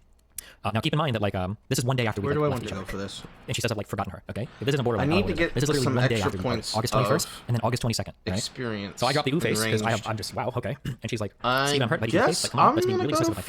And I said, I'm just reading, it's a lot to respond to. I feel like there are personal attacks on my character in here, but I'll try my best to respond in the most charitable way possible. I'm not allowed to point out narcissistic behaviors or attitudes that hurt me, so I'm being nice here because I didn't think that this person seriously is like, there's no way that it got flipped this hard. So I'm quoting her things and I'm explaining. My messages are not edited, by the way, so these are all things I've explained, and this was like over a year ago, August 22nd, 2020, right? A lot of people experience intimacies in different ways. I don't feel it much via sexual activity, though I've always been upfront about that. It's not like I've kept that hidden. If you have a problem with that, that's your responsibility, since you knew upfront that that's how I perceive things. I've been explicitly clear about this multiple times. I am. I don't think it's fair for you to say, I don't know what genuine intimacy is, just because I don't experience it during sex. There are other things that are intimate to me. Another quote, if you do everything you did and walk away from that feeling way more emotionally intimate with a person. And I said, of course I feel some additional level of intimacy with you. I've already explicitly stated that, though I'm not sure if you're just choosing to ignore that or what. She says, because narcissists are concerned only with their own happiness and gratification, they often disappear emotionally and physically after sex. You should know that this doesn't apply here because I've checked in with you multiple times prior to us meeting. I told you we didn't have to do any sexual acts at all, and I told you to only do what you were comfortable with. It was never my intention to just use someone and throw them away. And it's not like I've blocked you or become unavailable afterwards. I think I literally messaged you the same day and the next day of it. And this is true as well. If I end up meeting anybody, you can ask any fucking girl, I'll leave it that. I always say, hey, if you don't have chill, hang out, whatever, that's cool. You don't have to fuck, that's fine. I'm not like trying to fucking. I have plenty of people that I can talk to. So I don't need to do that. Okay. Spit and expect, and then this was they expect everyone else to be okay with the dynamic they want instead of making personal sacrifices. And you made it clear that it's either your way or you discard people from your life. And I said, well, yeah, of course. If people aren't okay with the dynamics I'm comfortable with, then I wouldn't engage in sexual behavior with them. They should be true. This should be true of everyone with healthy sexual boundaries. I don't discard people from my life that I don't have sex with though. Her response to this is absolutely narcissistic to treat sex as a political way. I think this is the first. So this is the first day that like everything like ultra flipped or whatever. Over the next like 2 weeks, I think there's like an unimaginable amount of messages that end up getting leaked or not leaked. I'm sorry, unimaginable messages. She just like starts like spam sending me. I guess I haven't posted many messages before of like what I mean when I say that like she like will send me. The crazy part she leaked these DMs thinking they make her look good. Well, the thing is I think that she can leak like snippets of conversations that make it look like I'm fucking with her because there are conversations even like in past not the past month but like 2 or 3 months ago where we're like chilling, we're happy, we're talking, and we're like everything's cool, and everything's like we're 30, whatever. It's like oh, whatever. Okay, everything's like okay. She's not like losing her mind or like stupid shit, whatever. Everything's fine. Those messages absolutely exist, but like it's come after like 2 or 3 times of going like months without talking to her. Oh, actually, I guess before this even. So this is like an example of the level of message that I would get. So this was when I tried to stop talking to her after our first big talk on Discord, but I didn't block her. I just stopped talking to her. So can I just ask some things to clarify something that's confused me before not speaking anymore? And I said, what? She said, why did Dan say no, don't, or whatever when I asked you if you wanted to talk to my therapist? I said, probably because he felt like it was continuing a toxic / unhealthy relationship. Why did Dan say that he thinks that I want you all myself? Is that what you think? If so, why didn't you just tell me? I said, I mean, you kind of hinted at that when you kept saying I lied about being poly, etc. And it says, I never said you lied about being poly, though. It's misleading to call yourself poly because you're really not. I also said I misinterpreted, but you also should have been clear about some things. Poly's just hooking up with people. I cannot do that. You knew this from day one. So I told her a million times. Like, so this was October 8th. Okay. okay, where I think we had a big on-stream talk, and then it was like, okay, like now we're not talking. So on October 10th, I get a message. On October 11th, she's like criticizing random shit. I'm too lazy to read all this. Several days later, on October 16th, she sent me more messages. On October 17th, she sent me more messages about talking to her therapist. More videos of this Dr. Grande guy, I guess, who does true crime and like dark triad analysis. October 19th, another message. On the 23rd, another message. So on the 23rd, she says, I just wanted to say that 2 psych grad students reached out to me on Twitch a week ago because they saw the talk between us on stream. They found it really disturbing and abusive towards me. Just something to consider because I do not think you and your community are an echo chamber. Now, I get baited really easily, so I must argue. I probably should have blocked her earlier in Discord, although I do eventually block her. But I'm like, I don't think this actually happened. But if they did, feel free to have them reach out to me. And then she's posting stuff about how they're like standing her, like, oh, I think you handled the convo really well. I mean, you made mistakes and you owned up to that, blah, blah, blah. And I say, oh, if you ever wants to talk to me, 100% I'd be interested. She says, you watched the whole thing, it was hard to listen to, blah, blah. And I said, if it feels like finding a reason to be kind of wasted. If they want to chat, just let me know. It's stuff will never agree, so there's no point in opening the argument, obviously. And then asking me if I want to talk to the other psychologist. Oh, I think it's the same conversation with Drew. So then I think we talked to Drew, and then we also reached this point to stop talking to each other. Yeah, shit. I put away the knife. Oh, okay. Yeah, sure. Okay, yeah. Okay. So you strongly commit to I put away my knife. moderation of the community such that it honors those boundaries, correct? Yes. Okay, Destiny. No, what? This talk would be better to have off stream, to be honest. How come you haven't answered some of my questions to you? Will you answer them? Why are you fine bringing up the bus of saying such negative, untrue things like I violated your boundaries? This whatever. Oh, and then we're never going to resolve our disagreements, hence talking to a third party. Yeah, I just recognize more so now that your boundaries valid. She always says this, which is like, oh, I made a mistake, I recognize your valid, blah, blah, blah. She starts talking, okay, that's cool, but it doesn't really change the fact that we fundamentally certain things that are never going to see eye on them. I feel like I don't fully understand the reason why you're actually having a third party usually helps. I said, yep, third party will be helpful, or third party will help you speak. They don't want to some of this. As long as it's not implicated too much, and I don't think so. Oh, and then this was the talk with Drew here now. And after the talk with Drew, it's more huge messages on November 8th, November 10th, November 11th. I don't want to read all these. November 12th. I didn't even realize you doxed me. November 13th, November 14th, November 15th. Acting cold towards when angry to them is coercive control. November 17th. Now she talks about Melina. November 20th, saying she messaged Melina. This is her DMs to Melina. November 21st. November 22nd. November 25th. And then I respond, Anna, I don't think we're going to resolve this one. I did say I would stop saying that stuff, though. And I put the weird face. And then she says some more shit. I say, got you all right. Oh, and then I point down here. I didn't know this, but she edited some of her messages like 2 weeks after she sent them. I don't know why. Although when I look back at my messages, like, we talked about like not talking anymore. She like edited that out. I don't know why. But yeah, holy shit. So this is basically a period from, I guess, like October 8th to November something. So this is a little over a month, maybe almost 2 months. We're not really talking at all, but like it's just, it never, ever, ever ends. It's always going. The never-ending carousel. What else did I go? Oh, when I got to Sweden, like in the weeks that followed about her being like super upset about everything that happened, this is what I mean when I would say that she would send me so many messages every time I picked up my phone. So I said, mate, you're literally on screen talking shit about my relationship with my kid. Holy fuck, what is wrong with you? Oh, because she's on screen giggling about how I'm like a neglectful parent. Right, abandon Nathan if anything gets his son. Yeah, because we all know, to be a good father, the best thing to do is to move like a million miles away from your son and only see him. I'm gonna stop. For someone to that shit, you're gonna stop. Honestly, I'd rather have a father like that. I don't know what the fuck you're... Well, we do actually have research on how on the amount of hours that is best for children to see their fathers. Just saying, like there is an amount of time that children Kind of sounds like intellectualization. He talks to him all the time. Yeah. She says, there's nothing wrong with trying to emotionally regulate oneself and waiting a day or two to address something. Waiting a whole month is different. Notice how she's really good at like interspersing these psych terms. Emotionally regulate. This has nothing to do with emotional regulation, right? Then I say, there's something wrong with having a negative feeling about something, not telling the other person, and continuing to engage with the person without telling them. This is manipulation to bring it up later and make me responsible for your concealed feelings. It's not fair to me at all. You're basically telling me that I'm responsible for you hiding your feelings about something. So that we've had these. So she keeps saying over and like, oh, he lied about me, blah, blah, blah. No bullshit. I'm totally 100%. Like I don't know. Like when I read through these conversations, I would say that like fucking let's not be leaving conversations. I feel like I'm about as clear as I possibly can be, and this is like over a year ago. Like I'm about as clear as I possibly can be in terms of like how these conversations are going. Oh, and then also, when she was like screaming last time, she was like, I'm protecting your relationship from Melina. I'm protecting you, Stephen, blah, blah, blah, Melina. So in the very beginning, when I, by the way, and Melina and me read each other's DMs, and we like, we're open to each other, obviously, because we have an open relationship, right? She was the one in the very beginning that was like trying to tell me to hide everything from Melina. I didn't think you were actually 100% serious. And she keeps admitting, I was open, I told her everything. She just didn't believe me, right? I've been protecting you from lying to Melina. I fucking dare you. Whoa. I fucking dare you. I fucking dare you. I've been protecting you. Destiny, If you're gonna do this, shit, then I'm leaking it all. Destiny, do you I'm not protecting your lying ass anymore. Destiny, do you feel protected? I feel very protected. I didn't think you were actually 100% serious about sex not having any emotional significance to you because of just how scary and disturbing that is. It's so cold and callous. It's extremely maladaptive, Steve. What the fuck? People need therapy for this. I've seen you show empathy and warmth, though. It doesn't make sense. It doesn't matter how much you communicate. It's so far outside socially acceptable and normative behavior. It throws people off entirely. I guess, I don't know, and she hasn't convinced her head that we can like talk to Dr. K or whatever. Jesus, fuck no. I guess just set the time to talk with Dr. K ASAP. And please respect my privacy boundaries with Melina. There's no reason for you to tell her personal information about me. And it still hurts so much that you're treating me like some mistress. I thought we got emotionally closer. Why would you be so affectionate towards me if I never meant anything? How could you do this? She mentions Dr. K like a few times. Set up a time to talk to Dr. K. I can't sleep for anything. This is destroying me. Can we talk with Dr. K ASAP? I'll talk to Dr. K with you hanging out over stream. She wants to set up like a private call with Dr. K. I don't know. Shit. I think it was the last one I linked in chat. I expect you not to violate my privacy boundaries and mention this passive aggressively on stream, or to anyone like your exes. That's relational aggression if you didn't know already. I'm not okay with you telling Melina anything personal about me, nor telling her everything about our relationship, because then I get zero privacy, and that's a fucked up power dynamic. I have a right to privacy. Before you try to tell me I'm being unreasonable, I got an article about reasonable privacy boundaries, and mine are clearly very reasonable. It sucks because I'm in a lot of pain and express this to you, trying to help you understand why I ended up hurting, and you've made yourself out to be the victim here. Am I not allowed to tell you why I'm hurt? You're acting like I have no right to be hurt. Reads an article. Oh, I link an article up here and I say, this is a really good article. I don't know if I'm being passive aggressive here or not. I think I am, but... oh, and she says, remember how I went on about the importance of the I feel statements? Looks back at the article. Are those privacy boundaries okay? And then I said, I don't even know what I'm supposed to say to this. You're asking me to conceal things from my fiance? I don't even know how any of this is relevant to the conversation. I'd be super interested in how this would be brought up in therapy. I think you've been insanely manipulative this whole conversation. Holy shit, why are you acting like I have no right to privacy? And then I quote the article I linked here. Rule number 1, avoid you statements whenever possible. Steven, I'm hurt. Why do you have to do the face thing? Like, come on, that's really just my feelings. You're just discussing everything else. Oh, I'm just like quoting her like, I guess. Why are you acting like you can control what I tell my fiance? True. I think that's all I posted. Why did you engage this much with this? I think this is in like the weeks that followed like the big blowout after when I was in Sweden. I just But why does a psych student use pop psych articles? Why not something like an actual academic source? Because she doesn't go to like a real school, and she already got kicked out of her. She keeps saying over and over again that she's a therapist in training, that she's like training to be a therapist or whatever. That's not true. She got kicked out of her therapy program, and now she works in research. Okay, she's changed. I don't know if she's admitted to her stream yet that she doesn't do patients anymore, but she lost her patient. She got kicked out of her program, and now she's working in research. She told me that a couple months ago. So whatever she says now about like being training and training to be a therapist or whatever, it's a fucking lie. She still says that publicly. That's her saying she's doing research on gotcha. Why do you think she's ultimately doing all of this? Does she want to be a girlfriend that bad? So I can't truly know. The only thing that I can think of for like why a person would do this is because I think she might be borderline. There's like, so I think for people that have borderline personality disorder, like I think one of the big characteristics of it is like extreme senses of neglect or like attachment, like desperate attachment, given like very little actually happening. I have to go and look this up again. I've only known two borderline people in my life. Holy shit. But so like, I think for instance, you might have a friend who's borderline, you might go out to eat with friends one night, and you just argue about like who's going to eat, and they might realize that you went out to eat without them, and they start like destroying shit in their room, and they get suicidal because they feel like you've abandoned them. Like that type of crazy mood swing, that type of unhealthy interpersonal relationship, like borderline people can have a ton of problems, like having like mood stability, emotional stability, like managing expectations of relationships, because they can get like, they can swing from like extremely clingy to somewhat disruptive. Yeah, like I think if I know that people have, and if I'm pretty sure if I figured, I don't know you figure this out, right? Unless you ask me, what are your influences? Fuck, I shouldn't say that actually, because it sounds really bad. Yeah, I don't know. People with borderline are really hard to deal with. Unfortunately, there's a lot of stigma around borderline people, so it sounds shitty to say like I should never hook up with a borderline person, like they're like degenerates. I don't mean that, but like I would be very hesitant to hook up with somebody that I felt like had borderline but didn't know it. But now it sounds like I'm diagnosing them. I don't know how to phrase it in a responsible way. What do you mean she doesn't go to a real school? It's like some really small private college. Like it's probably, I think it's a class. I think she said there's like 12 people in her class. It's like a really small random fucking thing. Yeah. She's not going to like a state school in a real like psychology program or some shit like that. Are borderline people aware of what they're doing? I think most borderline counts as a personality disorder, right? Borderline, yeah, what's borderline personality disorder? I think the characteristic of personality disorders is I think people generally aren't aware of it, or are they aware of it? If you have a personality disorder, or I think you're really good at rationalizing away the negatives. So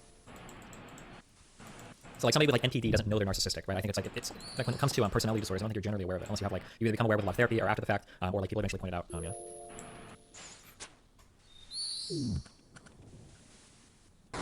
Insight is the term for how aware someone is of a medical condition. Gotcha.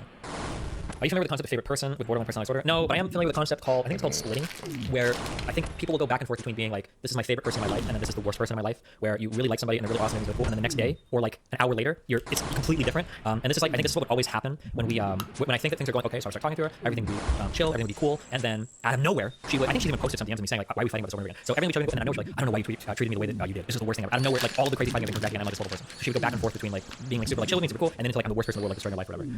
Yeah. But yeah, I don't know what I have no idea like how to I don't know what to do at this point. I mean, at this point I think I mean at this point I think enough people have seen that she's crazy, so I'm like okay, as long as everybody knows that she's crazy, so that like people don't think that like oh wow this like person is a real life person that like Destiny's abusing and traumatizing and shit. So yeah, whatever. But she just keeps testing playing victims on the stream. I don't really want to go like do the back and forth stream sniping shit. I mean like the way that this is going to play out into perpetuity is she's able to take a lot of messages over the past few months where she can show me being like nice to her, and she'll say that like he's being nice to me privately while he's like shitting on me publicly, which is like kind of sort of true, but like shitting on her publicly might be like I'm usually just not mentioning her and I'm trying to like placate her in DMs. And I think I said this before. The reason why I didn't tell her that I was talking, that I told Melina that I was talking to her, and Melina's generally known I think the entire time I'm trying to her. The reason why I told her is because she kept pressuring me like you need to get everybody to apologize to me. And initially she told me to tell Dan and Mooten, and Dan and Mooten like somehow on their own they had a stream together and I think they all apologized to each other. And I'm like okay, thank God. But I didn't want to. There's no way that Melina was ever going to apologize to her. So I'm like okay, well Melina, she doesn't know we talked to her. You know, I can't say anything to her. Sorry. Like yeah. But yeah, so I guess like the annoying thing is that like her narrative going forward always is going to be like he's being nice to me in private, and so he's leading me on, and then publicly he's shitting on me, so he's like manipulating me and gaslighting me and blah blah blah blah. And it's like okay, I mean like there are those messages we want, but there's like I think I've made it clear like plenty of times in terms of like there are 3 huge public conversations we have where I say we need to stop talking. There have been I think I've done 2 times now where I've ignored her for like over a month, and then there was the blocking on Discord and then blocking on Instagram where I ignored her for I think it was 4 months, and I told her something and like yeah just basically yeah I don't care. It's at this point I don't care as much because she's going on and saying that you need to clinical inventory for abuse, and so you completely made up the getting kicked out of the college thing. Yeah that's fine, let her post her, but then if she wants to she won't. But yeah I mean the only thing that I need to happen to make sure is that like people in the community, like the politics community, where she's trying to like embed herself, like don't think that I'm like secretly this like manipulator, abuser, like mindfucker in the back or whatever. But I think that's been demonstrated at this point. I think enough people testing that sound. Does she know where you live? I've tracked if she does. Yeah, the thing that sucks is that like what I really would like to do is I've thought about filing a restraining order, but doing it digitally is really difficult. I can't show that she's like real life stalking me. And then I've thought about trying to communicate with Twitch. But if I go through the whole effort of putting together like a huge manifesto privately for Twitch and saying like, hey, like all I'm asking is that you got this person to stop talking to me, I don't think Twitch would do anything. And if Twitch doesn't do anything, I think I'm gonna go full. I'll lose my fucking mind. And if I lose my mind, I think I'll probably get banned over it because I'm gonna end up saying some crazy shit. Because again, I hate to bring it up, but like if the roles were reversed on this situation and I was like a male or a female, or I'm sorry, if I was a female, she was a male, like she would already be banned from the website. Not only would she be banned from the website, like I would be getting like yes queens, I'm so sorry for your abuse, blah blah blah blah blah blah. But because I'm a guy, it's like it's a totally different. It's just irritating. But such is life. Didn't you always advocate for leaving a paper trail? I think contacting Twitch would be the first thing you do to cover when something happens. Yeah, but I'm being totally honest, and I'm being honest about my mental state. If I go through the time, if I take the time to set up like a really big thing to Twitch and I message them, and they either ignore me or tell me that they're just not gonna act, I'm gonna lose my. I'll get so fucking mad. I'll lose it. And I already know that like none of these shit ass fucking websites are right off. I don't give a fuck. Nobody will care because I'm a guy, so like whatever. Who cares about it? Harass it doesn't matter. So. But it is what it is.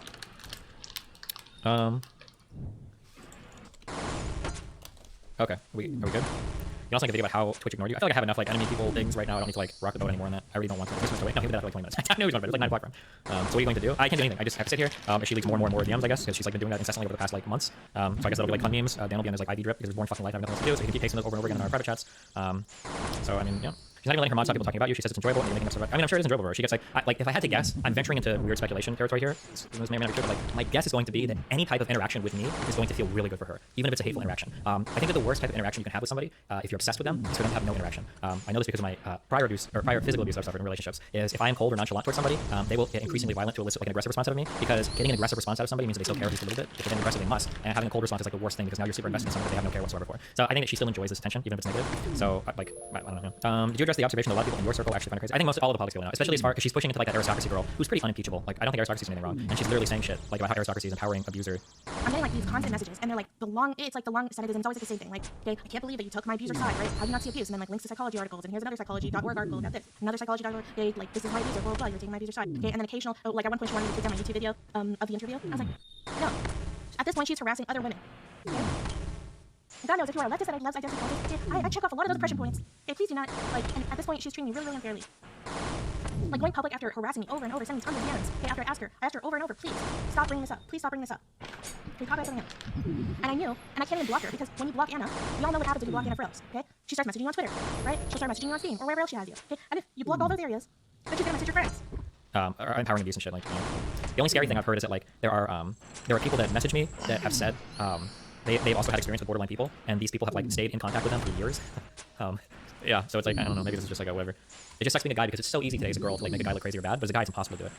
The time to come to the school and talk to them, I've thought about it. Maybe I'll like email the school and say, hey, but like the thing is like what would the school do? Like we're gonna impeach a student or discipline them if they like have a weird outside of school relationship? I don't think emailing the school is gonna do anything. I thought about calling your parents, but if I don't think they would side with me either, right? Imagine like some strange guy calls you and it's like your daughter's being crazy on the internet, like they probably like okay.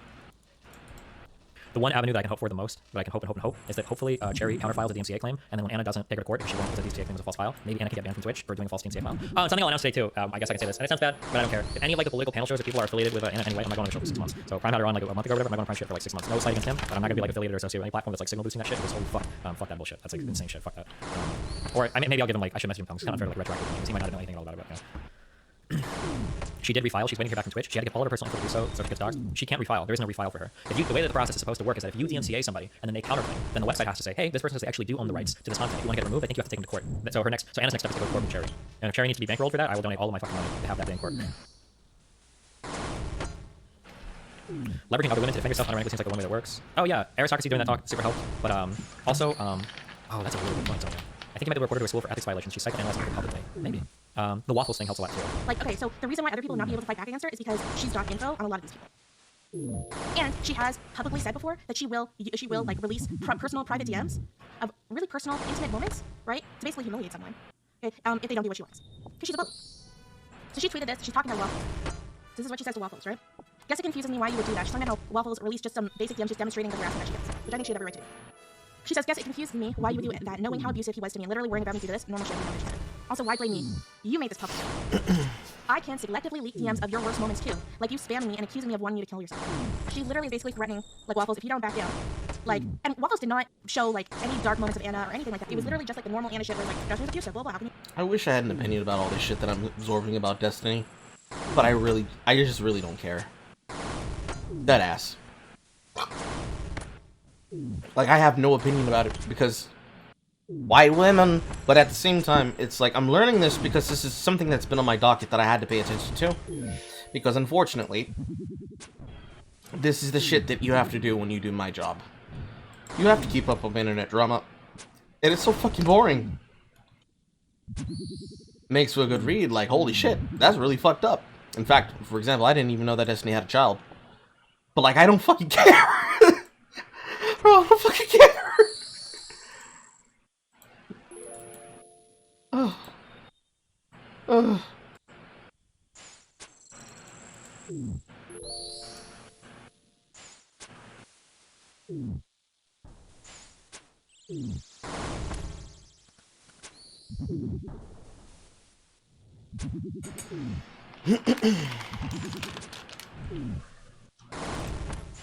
Like, if I'm my user, like the same narrative that she says over and over again in the community, to put into 1,000 words, okay, in over a message of a message.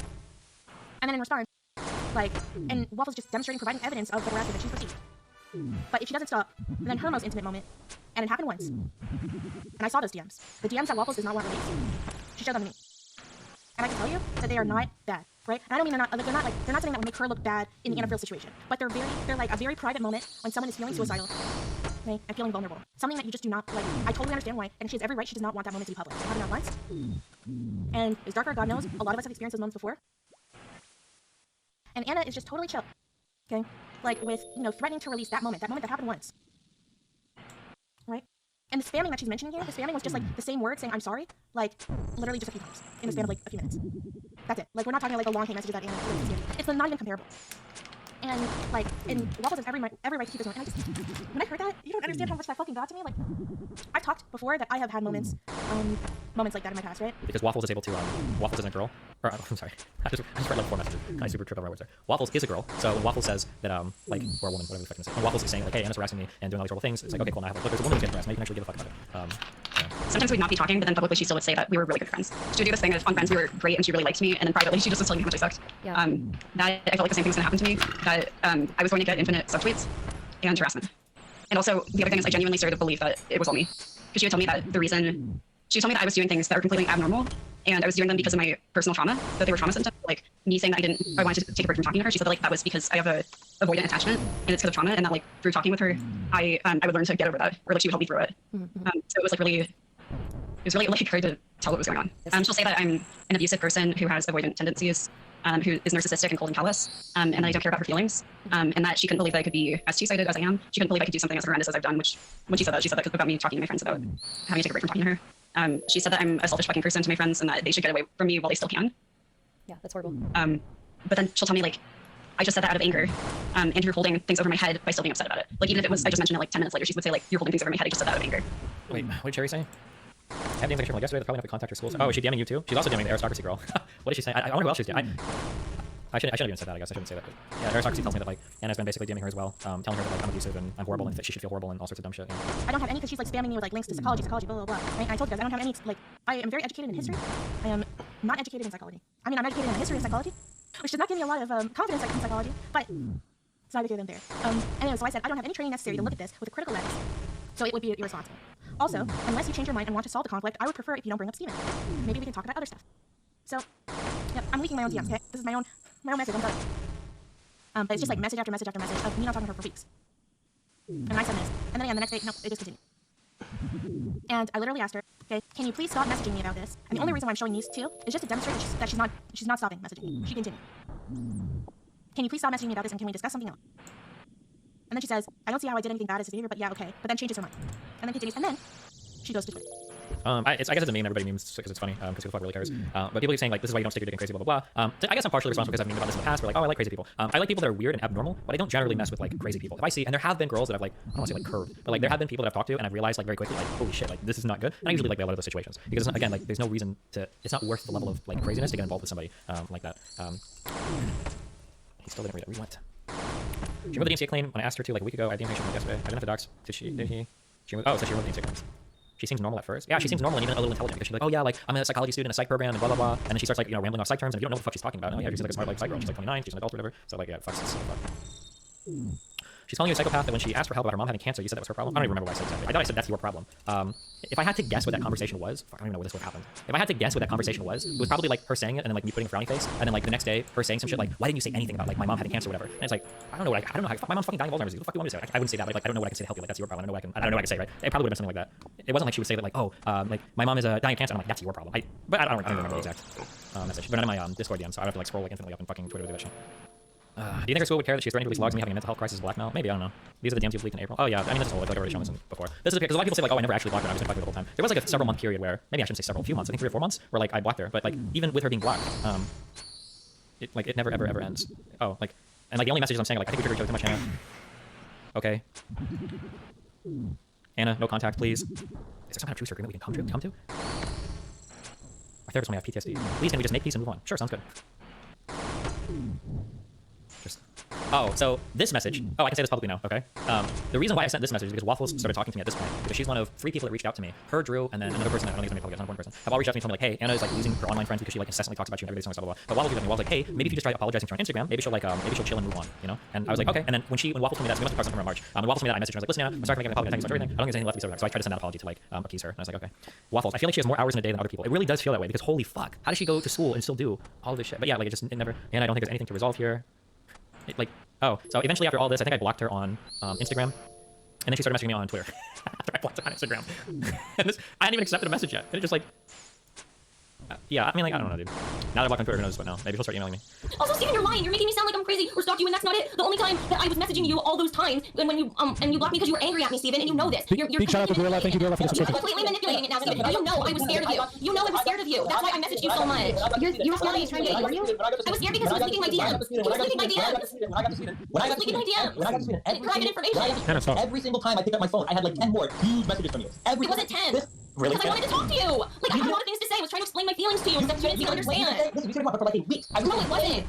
It wasn't. Why did talk to me about this? Dan, we talked about this. This is No, but like, it wasn't that many messages. It was a normal amount, and I was upset. I was really upset. It wasn't that many. I was really upset though, Steven, and you didn't talk to me over voice. There was a lot of things that I wanted to feelings to you. You didn't even talk to her on PC? You didn't talk to me on voice at all, so I had to send you messages. Holy red pill. He refused to, so how am I supposed to like explain my feelings to you and like why this hurt, and why it came off as callous and stuff? Like, I mean, we couldn't talk over voice. Why is Destiny still on her Instagram? Yeah, she still has that picture posted with me. I don't know why, but how can you tell if the girl is crazy? Like on these levels of crazy, I don't think you would know before they show it. I don't know how you would. I think there are certain mental illnesses that are probably really hard to spot. Like I think like even people that are narcissistic, I think can be really really charming when you first meet them, unless you like get to know like really closely the person. You get really close to them. People with NPD, people with BPD. There are probably other personality disorders. I want really to hard take as well. this log She said in this with summer that me. you were dating and that she broke up with you. Oh, cute. Well, dude, I've mysteriously dated so many women. I guess Bad Money says that we dated too. You ever blocked at the moment? Yeah, I got her blocked on Instagram, Twitter, and Discord. I've had her blocked on Twitter since before. I think it was after the Circus show. I think I blocked her on Twitter. Well, to be fair, you did date Bad Bunny, albeit for a few days. That is absolutely not true. I never dated Bad Bunny ever.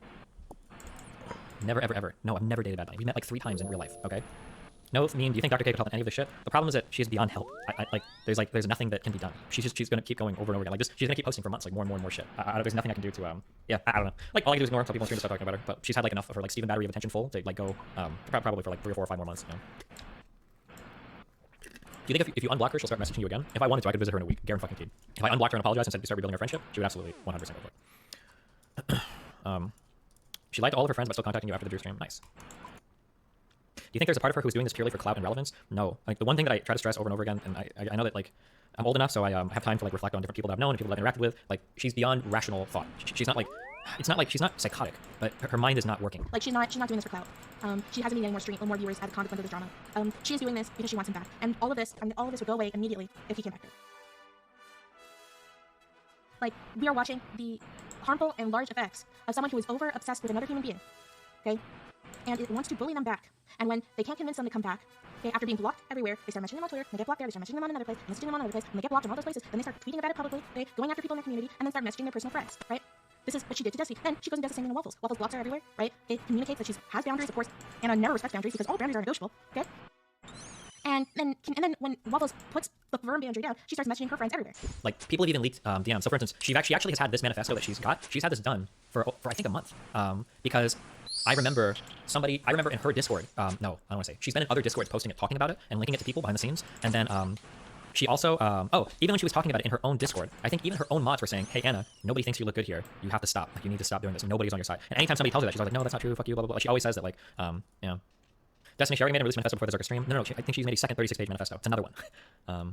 Have you thought about trying dating her again in order to make her repulsed by you? I've thought about that. I've always had like the meme thought in the background where it's like, if you're about to hook up with somebody you really don't want to, you're like, listen, I have HIV. I don't think we should fuck. But I don't know. Yeah. But offer to go to group therapy session with her. I already said multiple times. I would fly out to go to therapy with her. If she wanted to, I would absolutely do it. I drop everything. I would fly out and do it. Because like being in another room where I can hear her therapist like tell her, Anna, you were fucking batshit crazy. It would be worth it. I would do it. I'd restart everything just to see that interaction. Because what I'm really curious about is either one, she either lies about what her therapist tells her, or two, because she's editing our messages, she's presenting only half the story to her therapist to make her always look in the right. I don't know how manipulative she could be with a therapist. I don't know, but. What's her response? I told her in the past multiple times, like, oh yeah, if you want to fly up to your therapist, then yeah, let's do it. Do you believe that she even has a therapist? I believe that if you want to get into clinical, like, psych, right, where you have, like, patients and stuff, I think you're required to have a therapist. You have to. So if she was pursuing that at one point, so, yeah. Go meet her in real life, but learn to do a backflip beforehand. When you show up, show her that you can do a backflip. This will work 100% guarantee. What's stopping you from just dumping it all? I mean, it might come down to that eventually. Honestly, it's kind of, like, cringy to, like, be dumping or leaking, like, 30 messages and shit, because all of it looks like cringe. And I prefer not to, like, be leaking, like, all of my personal messages. But, I mean, if it comes down to it, then fuck it, I don't give a fuck.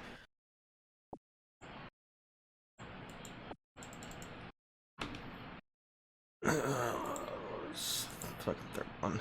So the real parting words. Okay. No additional conversations, no memes, Thanks, Dan. right? Bullet, but not her. Like, it's like, well, this is great. Yeah, this is good. Bullet needs the support, but what the fuck about me? None of these fuckers cared about me. None of these fuckers, these fucking assholes did anything. Why didn't they support me when I was suicidal because of Destiny's harassment against me? Suicidal now? Okay. I mean, I almost killed myself because of what Destiny, like how much. Now, I was expecting to go the he raped me route, but instead, we are on the suicidal route. Interesting, so, okay. He put me through. Like, he lied about me, and he was slandering me purposely. He did his entire smear campaign against me. He tried to ruin my life by calling me a stalker, and he knows it's a false accusation. And he did that intentionally with evil intent. Where were they then? Where were they? When this person would not stop being horrible to me. Where were they when this person was like calling me crazy and psycho? Hey, no offense, and BX Bullet might be going through some real shit, but I am not. This is so long. Oh my god, I do not care. Wait, is it actually like real shit in here? Good shit, or? Because Jesus fuck. You guys need to get some conciseness, okay? Some brevity in your writing. That's the BX Bullet. Okay, sorry. They do, yeah, but that doesn't make sense. Why wouldn't they view me as a victim? What's different about Bullet? What's different about Bullet that makes me not a victim? That doesn't make sense. Maybe it's because BX is a bigger streamer. Yeah, maybe. True. I was a really small streamer at the time. For sure. But like, what's different about Bullet? Why don't I deserve support? Like, why didn't I deserve support when I was going through hell? Can you boost your audio? No, whoever clipped this clip, they're really violent. Why don't they think I'm a victim? Why not? Oh, actually, I have What- this. None of these fuckers. These Okay, I'm assuming this plug is broken.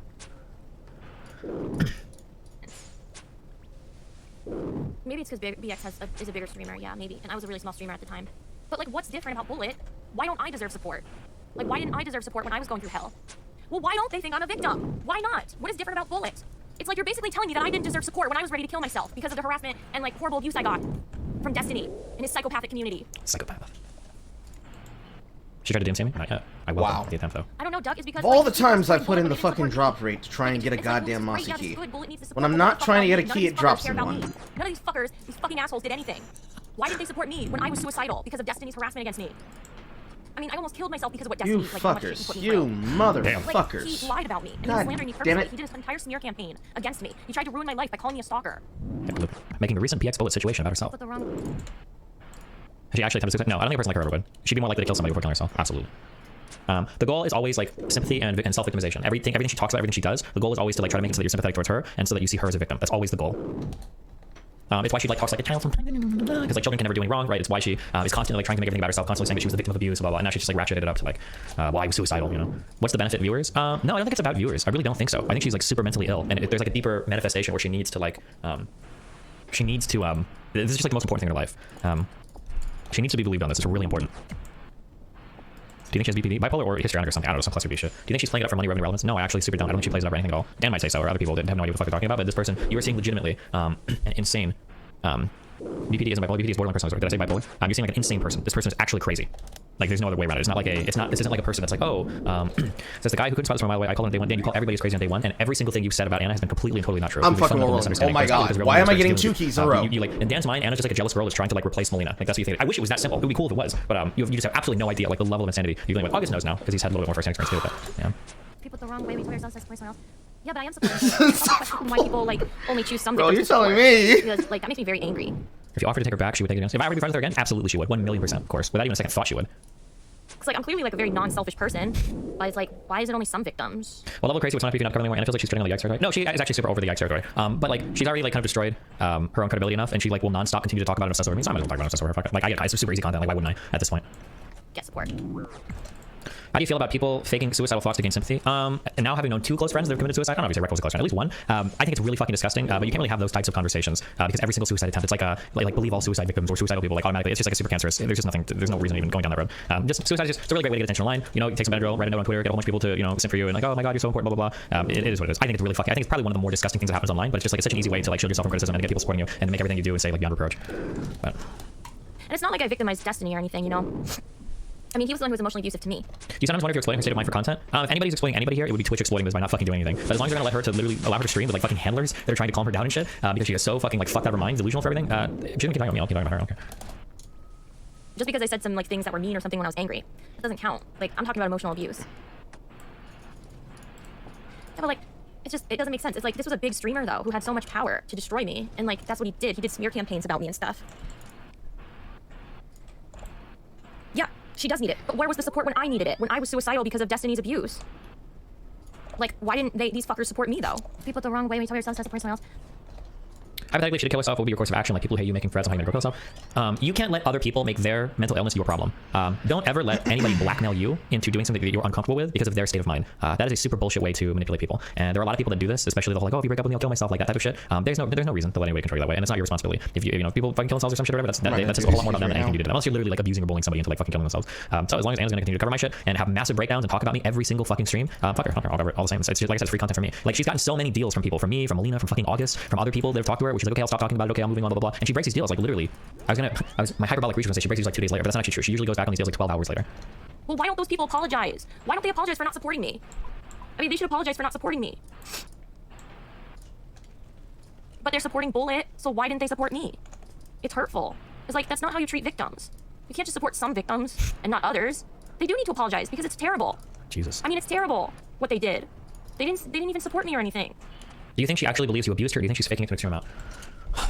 I don't think she has the emotional depth to fake her emotions. I don't think she can do that because if she wanted to, I think that there are ways that she could be way more manipulative if she wanted to be, but I think she doesn't because she can't. I don't think she has that depth of character to do it. I think she's a little bit too emotionally stunted or immature. I think that she can probably convince herself of almost anything. I think she probably legitimately does think she was abused. I think so. I don't think she like. I think she probably believes that. Well, they shouldn't. It's morally wrong, though. Let's say she got what she wanted. What do you think will be the next thing she jumps on? Do you think you can rally up the Dali band and just send her lots of love and come support? Seriously, how would you feel about this? Like what? If I were to try to befriend her again, I think that we would get stuck because before what would happen is I try to be friends and I try to be cool with everything and everything would be chill and it would last for like a few days or a week and then she would revert to like, why are you so horrible? Why did you abuse me? Why did you do this thing? There was no like, because we went back and forth probably like 6 or 7 or 8 times where we were like friends for a bit and then she would do this like splitting thing where we'd be chill and then in, like the next sentence she'd be like it would be the most chill random whatever conversation and the next sentence would be like, well why the fuck did you everything was okay? Treat me so fucking horrible. It would just go right back to that. Like wait, what the fuck? How the fuck are we fighting with this again? So I don't know if there's like. Because I think for half of those conversations, like, oh yeah, I wish you blah blah blah, like I was a bad person, I should have done this, but I don't know if that matters. I'm not sure. I don't know. I have to think more. Or I would have to like interact with them more to figure out like what exactly is going on. Because I think you're a little bit past like how normal humans process things or think things. I don't know if I would call her psychotic, but I think it's like pretty close to that, where she literally does seem to have like her own kind of world with her own like beliefs and thoughts that don't necessarily mirror onto this one. I can't think of another way to describe it because you've got like at this point almost every single institution or pillar that would support her has turned against her. Her fans don't really support her. Her mods don't support her. A lot of her friends have left or don't support her. But she still like trudges forward. So like I said, I don't know if it's fair to call it like psychotic, like psychosis or something, but it seems like she's pretty broken from. Okay, well, why are they supporting Bullet? Why didn't they support me though? Of course they believe me. What's there not to believe? Destiny did a lot of it.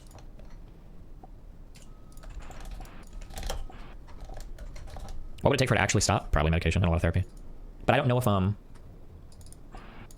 don't know how well somebody like this could fool a therapist. I'm not sure. Like I'm trying to think if she says she's in therapy. She could be lying about it. The thing is that like a therapist's job isn't to like call you out on your lies. So like if you're presenting a story to a therapist, I imagine it would probably take a really good therapist to break through that delusion. They would have to realize it. I don't really know if that's their job, so I'm not sure. Yeah, I don't know. I have no idea how it would work. Yeah, but these people are horrible. They're horrible people for picking and choosing victims to support. And I hate them. I hate them so much because they cause suffering to people like me. Yeah, but do you know how much it hurt to not have support from people? Anna's like Avillo? Maybe, actually. Avillo might have been, yes, that kind of person, yeah. I'm sorry, August. I'm leaking this. It's too perfect. August is showing me. This is absolutely, so many of our conversations follow this. How the fuck does anyone think I'm in the wrong? Can you explain this to me? A few days later. Sorry for going off at you. A few days later. You know Jessica literally stopped if you just apologize for lying about me. Like, it's like this, like every time. She will like so subtly, it's like insane. I don't know. Yeah, but do you know how much it hurt to not have support from people when I was going through this? Or to have people like fucking aristocracy be like, treat me like I was the bad guy somehow? Fuck her. Fuck her. Fucking asshole. Damn. These people didn't know anything about my situation. And I kept saying that I was being abused and treated terribly. Why does she repeat herself so much over and over again? I don't know, actually. I don't know if it's part of the psychosis, but she does that. Like, the biggest thing that you'll see it is when she's talking to Merle. Merle will try to, like, rein her in. And he'll be like, hey, isn't this bad looping stuff? She's like, yeah. But why did he do that? And then she'll go right back again into it. And it's like, okay. I don't know. I mean, it was a serious situation. It was serious enough that I was feeling suicidal about it. Yeah, but these people are... hurt me when I was going through hell because of Destiny. These people supporting her, people who supported you also. Yeah. Do you think Merle's trying to do the right thing or just gonna... Merle is hopelessly friend-zoned. I'm sorry. He's like living the saddest of existences right now. Stardust and aristocracy aren't good people. They're not good people. They're toxic people, and I hate them. I thought we didn't label people as good or bad. Yeah, but they're fucking morally disgusting people. They're bad people. I thought their behaviors were bad, not them. Target acquired. They showed zero empathy for me. They didn't support me at all when it was obvious that I was being victimized. So why are you letting them have space in your mind? I mean, what kind of fucking... I mean, it's obvious I'm the fucking victim when this piece of shit person goes on his stream and literally does abusive shit to me, like calls me crazy and psychotic, and tries to, like, diagnose me as having borderline personality disorder. Like, that's obvious victimizing someone. That's obvious abuse. Okay, this sounds like you've returned to your stuck point. No, they're not totally fine people. If they were fine people, they wouldn't support fucking abuser. Hurt me when I... I feel like we should just watch the full VOD. Yeah, but you keep coming.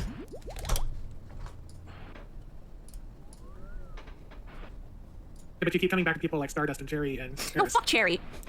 Okay, but you keep coming back to people like that. And why do we care if they believe you or not? Because they act like they're good fucking people, and they're not. They're bad fuck. people. They're morally like abhorrent fucking people with bad morals. They're bad people, and they try and act like they're good people, but they're not. They're bad. They're Their terrible actions- people who only care about themselves. Their actions may be bad, but you keep. Oh, jumping on Reese's stream drama. I mean, people should believe me. I mean, there's another person who went through the same thing, with the same exact experiences. Like, it's not a coincidence. I mean, people. Oh, for such a horrendous fucking false accusation, huh? Where are the people like Stardust calling him out, calling people out on false accusations like his ass? Yeah, where the fuck is she? You're escalating again. Merle? Toxic piece of shit. Yeah, well, where the fuck are these people, huh? Where are these people to call him out on his false accusations, trying to ruin my fucking life? If these people fucking care so much about false accusations, where are they? They shouldn't get away with this. It just doesn't make sense to me. It's like, dude, he tried to ruin my fucking life with false accusations. I don't understand what is wrong with these people. I was ready to fucking kill myself because of how horrible he was to me. And like all the harassment and the false accusations and everything. Oh, for such a horrendous fucking Damn. And then we have bonus memes. Apparently a long time ago. 8 months ago. Somebody showed up in chat by the name of Anna Vor. Let's read through some of these logs. Let's see if you guys can guess who this person ends up being.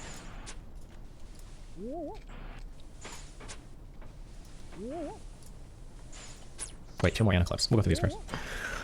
Anna War. Oh wow, I heard there was someone with a similar name. Nice to meet you. Yeah, I've been around a while. Are you a horror streamer? Heard about you because apparently you wrote a biography about another streamer. What was the book about? Can I get it on Kindle? Spill the tea, sister. Is this about Ninja? Is it Shroud? Are you playing teams with them? I had Wendy's for dinner. Anna War is my fellow namesake. Do you like Wendy's? Wendy's nuts in your mouth. Chick-fil-A, you, they're homophobic. Who's Dan? He sounds hot. You were a therapist? Do you have any advice for me? Someone leaked my name online and I kind of want to punch him, but I don't want to get arrested. County attendance isn't working. Okay, I can't read all this because it's cringe as fuck. Okay, let's get down to the good stuff, alright? Let's see. I have a question. Did you say that homeless stripper guy is also a doxer? If so, I hate him. Sag, that's pretty true. I ship that pairing. I wonder who he's shipping here. Isn't Tasty the doxer? I don't like Tasty or the homeless stripper guy. Is it Merle like we talked about? You two are so cute together.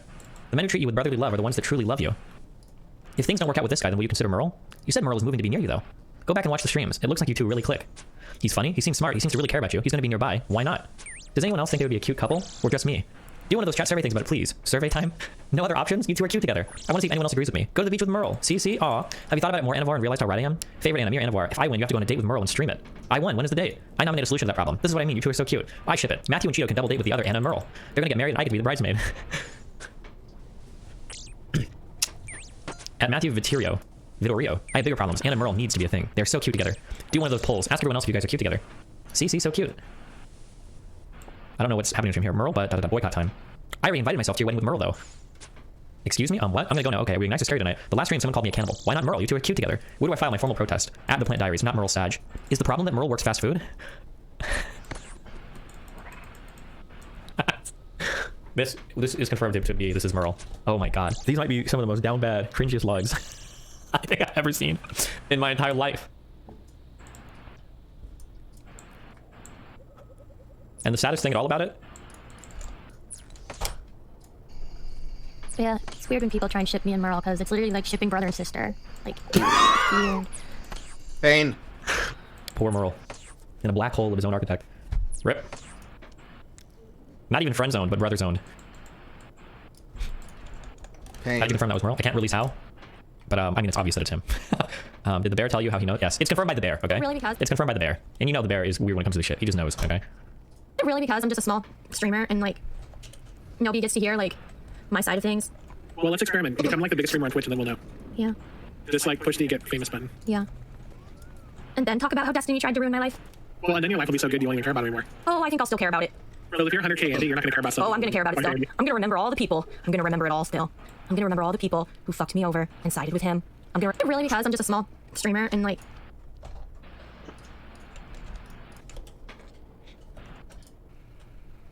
might go away over time. Yeah. When you go a few days without talking about it, it falls down to almost zero. It doesn't matter. Everybody still remembers it and they still think wrong things about it and they still have wrong ideas about. I find it funny that it went from she was a normal IRL streamer that was on camera to becoming a VTuber. That's not an important detail.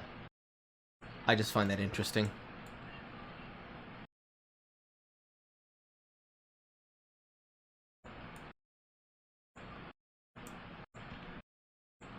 me and false ideas that they've gotten about me. It doesn't matter. They don't have to say anything. It's still in their heads. She got You're focusing on a small group of people you're never going to They win still over believe anyways. things about me that aren't true. You're focusing on a small group of people you're never going to win over anyways. I already did prove it wrong. You can't get away with Anna doing anything physical. I mean, she's a pretty like small person, unless she brings like a knife or a gun. I would be worried if she showed up at like a TwitchCon or something though, because I don't think it's. The thing is, I said this before. I think that it's funny. I didn't actually remember the Darvo stuff until she brought it up constantly with me. But I think something that people like her are really good at doing is they can take any action they want and they can always frame that action as a reaction to perceived abuse. You need to show the last line of the Anna Vor logs. Why do they keep spamming this? They weren't that funny. What was it? Hashtag Melvoryar. Okay. It's hashtag Melvor. Merlvor. Okay. Okay. What the fuck is Darvo? It's basically when somebody attacks you or when somebody criticizes you with something, it's basically you flipping it back and then trying to attack them with it. So it stands for deny, attack, reverse, victim, and offender. Reverse, victim, and offender. Darvo. D-A, attack, reverse, victim, and offender, I think. So like if somebody ever criticizes you or brings a problem to you, you basically find a way to flip it back and say, well, actually it's your fault, or actually this is the reason why, blah, blah, blah, essentially. But it's funny because she would claim that people do that a lot. She's like, you're Darvoing, you're Darvoing, you're Darvoing. That you're not a stalker? No, the only time it ends is either if me and Destiny Destiny go back to being friends and we're okay with each other. Oh, she wants to! Yeah, that's never gonna happen. Yeah, She admitted that's it! not happening anymore, obviously. What is Dan talking about? Or we What's like the- agree to some sort of truce or something. Okay, but you have agreed to that truce, and then you broke it within a week. Oh, is that Dev? Because people keep calling me a stalker, and like he should retract the claims. So Okay, like, or well, like he should he's ban. going to. Well, why can't he ban people from his community who like call me a stalker or something? If you give me screenshots, I'm sure they'll ban them from the communities. No, because. I've already had a Molina mod reach out to me to screenshot people who are trying to dox you, and they'll ban. Why did you? All right, but what about Destiny?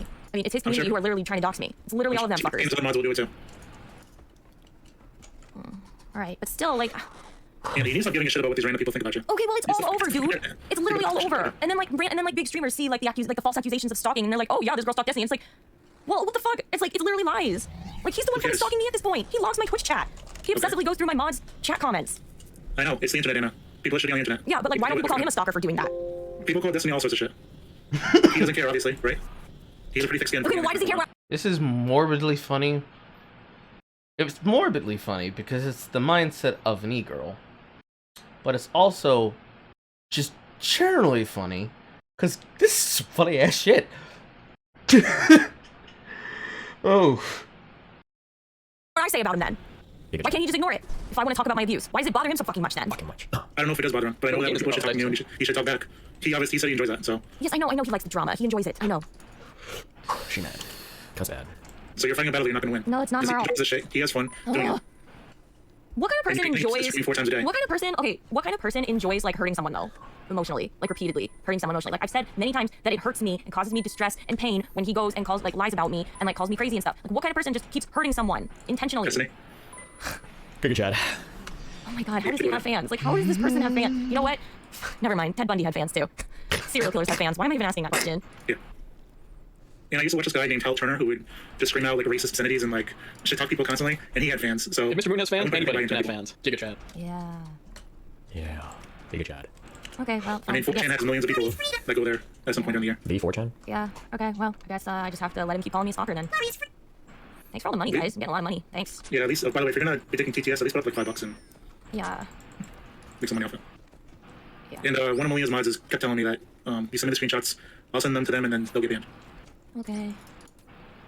So is the loop over? Are you gonna want something else, or should we read XPC? Here it comes. She's about to loop. Here it comes. She's about to bring it. She's about to get right back there. Here it comes. Wait. Hold. No, I just want this like the lies to end. There we go. Back in. And I'm desperate. Thank Like God. I'm just desperate. Like I just want him to like. We almost broke the loop. I just. We got right back into lie it. about me and stuff. It's like fucking clockwork. All Holy these shit. stuff like that. And that's never gonna happen. Yeah, where's Anna? If Anna wants to talk. The best I'll offer her truth. If she wants to talk right now, I'll offer her truth. Okay, guys, if she wants to chat, I'll offer her truth. Being friends with him. Which is why I had no other choice but to try and like. Yeah, I gotta go. I'll see you. It's like he won't stop terrorizing you. It's scary. But I guess None of my used to it soundboard now. hooked up, bro. When I was new to all of this, it seemed so much scarier. I don't Yeah, know, it's now I'm just almost like shit. desensitized to it.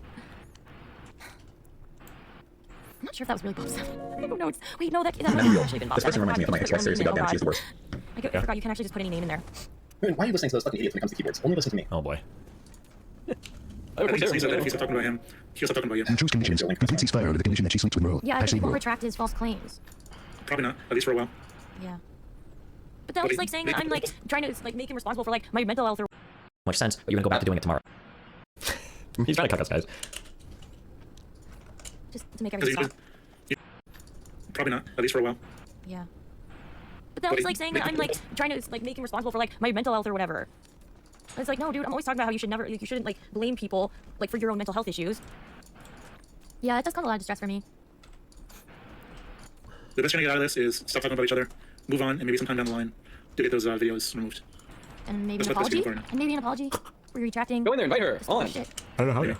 Yeah. Are you banned or chat? Yeah, I am. Dumb fuck. Are you gonna pussy out and apologize like a bitch? Fine. I just want to have a chat, you know, a responsible chat. Is that okay? If you pussy out before and it doesn't work, so the only option you have is to fucking triple down and call her fucking nuts. I think Dan is like the devil on your shoulder. I'm like the angel. Oh, the angel. Let's try. Certainly, Copium. It will work this time, Copium. I'll apologize, Copium. You need to be like, listen. Carrot works better than stick, Dan. You are. We tried Oh my god, I'm Merle. a carrot farm. Okay, Where's there's all- Merle, Dan? Listen, there's so many carrots that have been offered and nothing happens. That carrot doesn't work. But imagine she comes in now like, Steve, you need to apologize. Like, bitch, you're fucking crazy. Can you fuck off, please? Holy fucking Jesus! Like you do something like that, and maybe she's like, oh, that's good. Okay, but don't cave. The Enrichment Center Do is not required cave. to remind Okay, you that you will be baked. Do not and there come. will be Do not. And it's internet, you get used to this shit. Great. You just Great. need to toughen up. Oof, Jesus. Great. Well, this clip reminded me of something. What's up? Dad isn't It gonna go for reminded me it. of this one scene from Girl Interrupted. Dad is fucking us, guys. What are we gonna do? No, I've never seen that. You never saw Girl Interrupted? Tell me to give him a flame chat. It's good. It's really Little good. turncoat. It's one of my favorite movies. Well, okay, wait. Also, I was gonna address this thing. Was like, I don't know. So, were we supposed to watch that one movie night? Yeah, I think so. It's one of them. Yeah.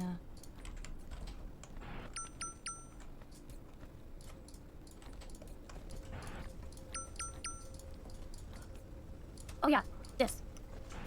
Someone asked me about this thing. Nice. This isn't private chat logs or anything.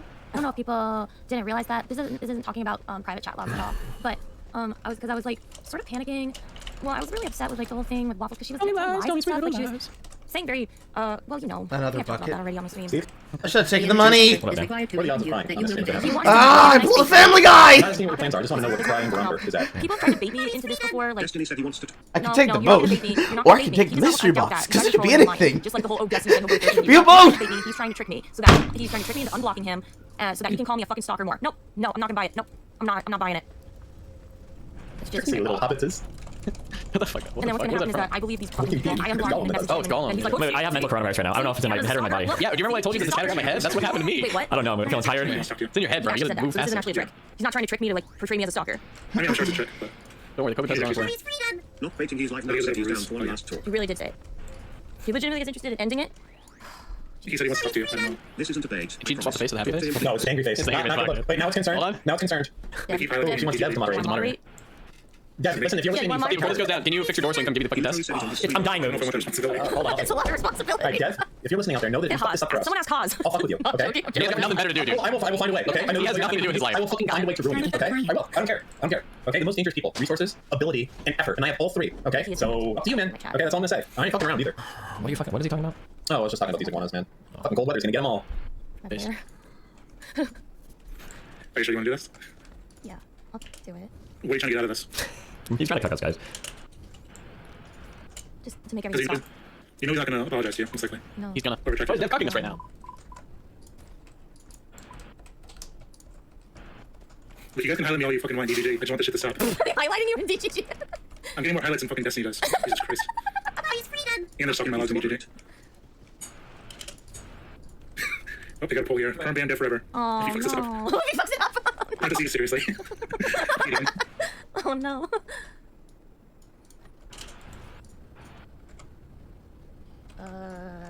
It's up to you. I mean, yeah. I'm assuming he wants to talk on stream, doesn't he? Oh yeah. Dan just banned me, so you can cancel the talk anyway. Dan, unban him. Before Dev underscore has We'll understand, but to we'll call him the, because content Directory guy. thinks this will go well. DGG, Dan's cooking your content. Yeah, this is, by the way, this is someone who's totally fucking abused, by the way. This is how someone who's so abused talks. They laugh and they hang out with their abusers. This is real copium. Is he trying to Copium. infiltrate it? Yeah, he always speaks, even text. Hmm. It's kind of weird you're cucking us out of our content now. Never on the bowling. To be honest. Oh, it's gonna be fucking awkward for Dev when he realizes that this, if he doesn't fucking straighten this shit out, it's not gonna be Oh, yeah. one day ban. Okay, This is wait, a permanent ban. sorry, I will find every VPN this motherfucker has. So go ahead and laugh and have ha-ha-has and think you're gonna end it with Anna and all this other nonsense. Just listen, motherfucker. Get this shit done, or find a new fucking home on the internet. Like I wasn't crazy or whatever. I love it. You finally giving us content. Kimberly will live on for days. People giving me money. Right, yes. I was saying that, yeah, like how, like, 'cause she would shit talk Destiny and DGG all the time in my chat logs, and I was like, wait, what the fuck? She's like lying now?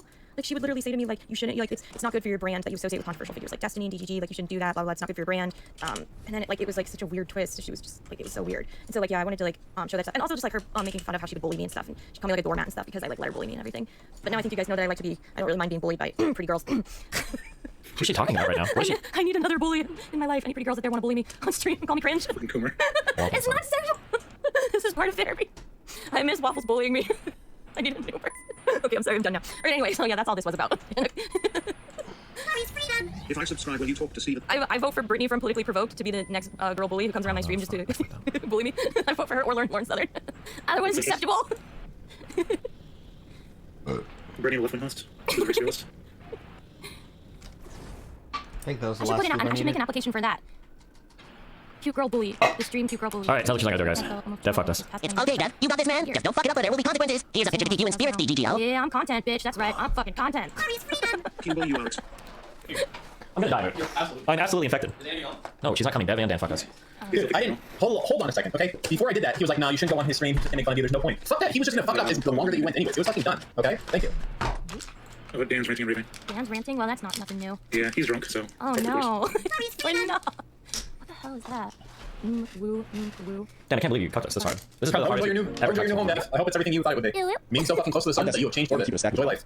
I don't know who this dev guy is, but he needs some bitches on his dick for real. Motherfucker can't see his dick when he takes a shark, no running. Also, let me borrow 10K.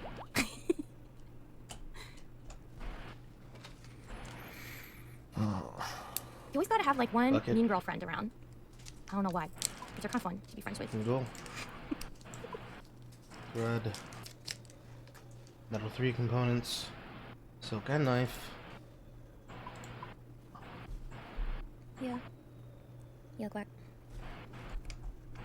Laughing, crying, raging. What are those? Those are the emotions that my avatar goes through. Hold on. Money.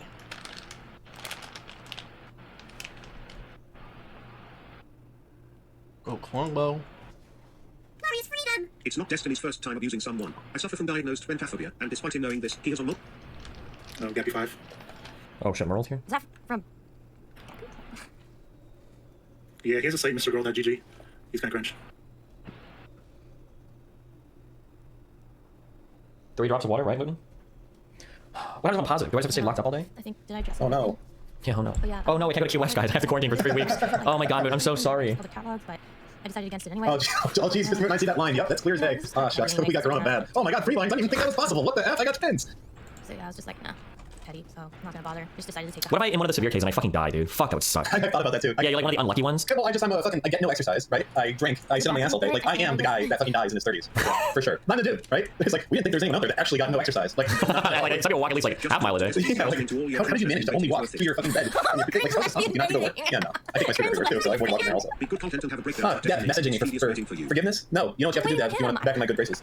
If one line has appeared, should the other line have appeared yet? How long does it take? Did you know that Baytiny has an ex-name? He also accused her and he said that he doesn't care and she cried on stream. She knew him for I feel 10 my throat years. getting sore now. I feel all the symptoms coming out at once. Kind of sore a little bit. Cringe Shoulders. Oh, Steven. Yeah. On Discord. You're unblocked on Discord.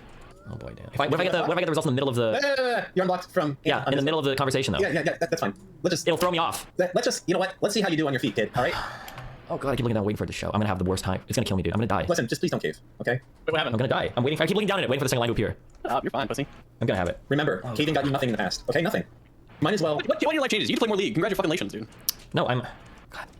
I'm gonna have a long unblock her. Let's get this show on the road. Oh god, it's gonna happen. I see it. I can feel the line. It's coming, guys. Time is passing slower. My life is passing in front of my eyes.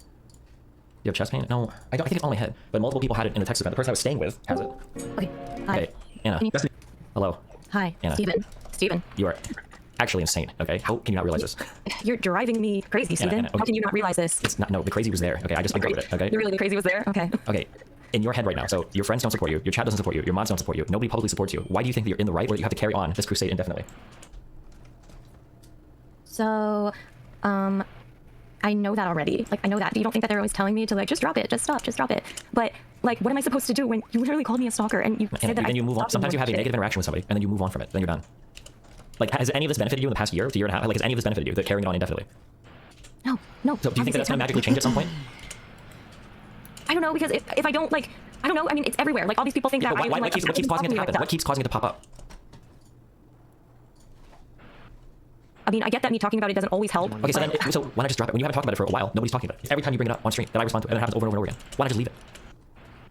I'm sort of trying to. But You're not trying to, Anna. We've talked like... You know how I am. Like, yes, I do know how you are. You're crazy. I know that now, but I'm hoping that you're trying to make the argument that you're not crazy, so you're going to show me you're going to do a rational thing. Somebody that isn't having a psychotic break from reality. You're like, you know what? You're right, actually. It would be super irrational for me to continue this over and over again. I'm going to go ahead and just stop. That would be the non-crazy thing to do. What I was saying is that, like, you know how much it bothers me when I see someone being like saying shit about me that's not true, and then I feel like I have to respond. I mean, so you're gonna do this for 5 years, for 10 years. You're gonna do this for. You're gonna spend the rest of your life on Twitch going over this issue. No. When is it gonna stop? I guess I'm just hoping that people will slowly not think that I'm a stalker or whatever. Has it slowly been going the other direction? Hasn't it been moving worse and worse for you every single day? What do you think is gonna make it change course? I don't know. If I keep addressing the false misconceptions people have, maybe it'll take hold. I don't know. That's the way my brain thinks. That's the way my brain thinks. Has it happened at all yet? No. You sound just like Merle. I know. It's. Okay, I almost made a flirty comment. Okay, let's reel it back in. So when does this end? I would like for it to end. I would love for it to end. It's not going to end on your terms. Fine. Wait, you're always so difficult to compromise with. Yeah, when it comes to you constantly talking shit about me publicly, yeah, there's not compromise to be had there. Neither of us. Shit about you publicly? Yes, there is no compromise to be had here. We just move on. Remember how you did a fake apology on the Victor Royale, and then you went the next day and just called me a stalker and did it all over again? Do you remember how many times we've agreed that we're gonna move past this, and literally 12 hours later you're on your stream having another fake breakdown over this? What do you mean fake breakdown? Okay, my breakdowns are very real, actually, which is very not okay. But how is this it very distressing to me? How if this is so you're like giddy right now to have this conversation, but simultaneously you have to be suicidal? How does that work? I think you know that it's my defense mechanism. I think it's called borderline personality disorder. I think that's what's going on. Okay. Oh my god, dude. Okay, that's another thing that really pissed me off. Like, you don't even understand personality disorders. Like, where's your degree? You shouldn't be doing this. Like, you shouldn't be saying that shit. Like, you really think that somehow, like, all the mental health professionals, like, they're just wrong. They somehow missed the borderline. I don't. Either you don't have a therapist, or your therapist hasn't confronted you with that, because there's no point in telling somebody with borderline that they have borderline. Damn it. Sorry. Listen, there has to be an end to this at some point, right? Yeah, no shit. But like, you gotta chill. Like, I really can't understand how you think I have borderline. Because you literally match every symptom to a T. You acted every single way accordingly. No, I don't. Really? I don't do risk taking. I'm not like a risk taking. You absolutely are risk taking. What are you talking about? You met me, okay, off the internet, stranger person. That was pretty risky. You are constantly engaging in like insane internet behavior where you're like drawing ire from multiple communities, where you're talking about how you're gonna carry this on forever. You're going also to panels to start fights with people. I think a lot of that's kind of like risk taking. Hold on. I don't go to panels to fight with people. You stayed on that one panel arguing for like 2 hours, like 6 months ago. With the Zerka panel? Yeah. The one where you would cry until you realized you were muted and then you'd stop immediately. Okay, hold on a second. Are you serious right now? You really think that I'm like fake crying or something? Yes. How could you seriously think that? How could you genuinely think because that? You switch it on and off so quickly and so easily based on what's going on stream. No, I don't. You absolutely do. No, I don't. When I cry, like I don't know I'm crying. Like yeah, but then when you respond to like a cutesy like comment, you just like shut it off immediately and you go back. Do you want like clips of it? If you ask your chat later, I'm sure we'll have them. There probably might be waiting to start drama. I'm pretty sure that you can like literally get examples of you doing this. You would do this in the Zerka combo. You cry, and then once you mute you and you realize you're muted, you stop immediately. No, I wouldn't. I kept crying. No, you stopped.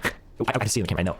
So you think I stopped crying when I was muted? No, I mean if I saw that I was muted, I stopped talking because then I was like, oh well, I look like a fucking dumbass. I'm talking when I'm muted. Why would somebody willingly subject themselves to this over and over and over again for no reason? If this is so emotional. It's not for no reason. I keep thinking. First of all, you know goddamn well on the Zerka panel that look.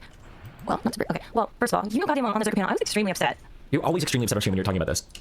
Yeah, it was upsetting. It's very upsetting. Have this shit all public. Then why do you keep talking about it? I mean, and it's upsetting to me when you like try and call me borderline when I know that like I don't have that and I don't even meet any of the symptoms. I understand that you perceive me as meeting those symptoms or whatever, but just like how you think that like this is about like some fucking abandonment issues or whatever, despite me explaining to you how it's not. I don't know, dude. I mean, I have a lot of anxiety. Do we want to go down the borderline diagnostic criteria and see how many of them you can manage? We can do that if you want. Do you really think that's how diagnosis works? You just look at the DSM and you just think like, yep, check. Like, also, no, I mean, you can go down that list, but I still don't have that shit. Okay, let's say that you don't, okay? And let's say that you're a normal, functioning, rational human being that isn't having a psychotic break from reality. I'm not always rational because I have a fuckload of anxiety. Because you have a what? Because I have a fuckload of anxiety, so okay, shouldn't you take like proactive steps then to minimize your anxiety instead of throwing yourself over and over again into the most like mentally arduous arena possible? Like, well, why do you think I am going to therapy for my anxiety? If you have a therapist, there is no way that your therapist would be telling you that you should be talking about this on stream over and over and over again. Would you assume that my therapist says that's a good idea for me to do? If your therapist says it's a bad idea for you to do it, then why do you continue to do it? Which is what she says. What? Which is what she says. Then why do you keep doing it? Because it's compulsive? Yeah. Because like, how many times have I told you that I have OCD? Like, and hold on. First of all, don't frame all of your behaviors through the lens of a particular mental illness, right? There's no reason to do this, okay? Because you're making excuses, okay? Number one. Number two, okay? Compulsive does not mean that you prepare all your stuff for stream, get ready, turn it on, and talk on stream for a couple hours. That's not a compulsive thing, okay? Well, you can absolutely just not stream. In a state of mind where you're clear, you could literally give your stream key to somebody else and ask for what you want to stream. What you try to do with your mom, you're getting angry when they turn your stream off. Like, there's plenty of ways to get around this. Like, right, because I think that if I keep talking about it, it'll get better. But it hasn't, right? Right. Yeah, it's getting worse. Right. So why would you think that continuing to talk about it is going to suddenly change? Well, to be fair, I'm not sure. I don't know. Sometimes I think that maybe it's getting better. What is your indicator for that? Why do you think it's getting better? Because then I see more people who like come and support me and stuff. Do you think it's people coming to support you, or do you think it's people coming to farm drama clubs out with you?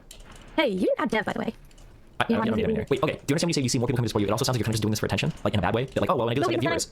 No, because I don't. It's not about the viewers. Trust me. God. Oh, nothing's worth shit. Why would I trust you? No. So I'm just saying that when you say that, well, sometimes it's working because I'm getting like quite broken. What? This is quite broken. That's true. What? That's an understatement. Yeah, I know. I don't understand why you think I'm so crazy. Like, it's just weird. Because you seem like a person with borderline. I've never in my life interacted with somebody that has the fortitude that you do to carry forward in a negative way that is so self-destructive. Ever, never. Water. Not interacting with a lot of crazy people. You know this, but you're steadfast in your engagement with your own self-destruction.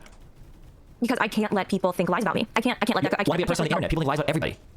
Well, I can't handle it. Then you just shouldn't be there. No? Probably not. I mean, I think becoming a streamer probably was a mistake. Okay, hold on. I can't handle it. I really can't. Okay, you're not a streamer. Okay, you're somebody that streams. This isn't like you're not locked into this. It's not your full-time job. You don't have to do this. You're not forced to, right? You're not paying bills for this. So you're choosing to subject yourself to this. Why? At the detriment of your own mental health when you supposedly want to still be a therapist, or if you say you're suicidal over this, why would you continue to subject yourself to this over and over again if not just for attention? It's not that simple. It's pretty simple. It is that simple. It's really simple. You continue to talk about it. It's bad for your mental health. It's bad for your social relationships and every other aspect of your existence, but you continue to do so. It's not getting any better. There's no reason to think it's going to get any better. More people are getting bad ideas about you now because every time you bring it up and then I bring it up again, it's blowing up on the internet and people are going crazy over it. So every time you log in, you're self-destructive to your own mentality, to your own mental well-being, and to your own image, which is contrary to what you want to be doing. Yeah, I mean.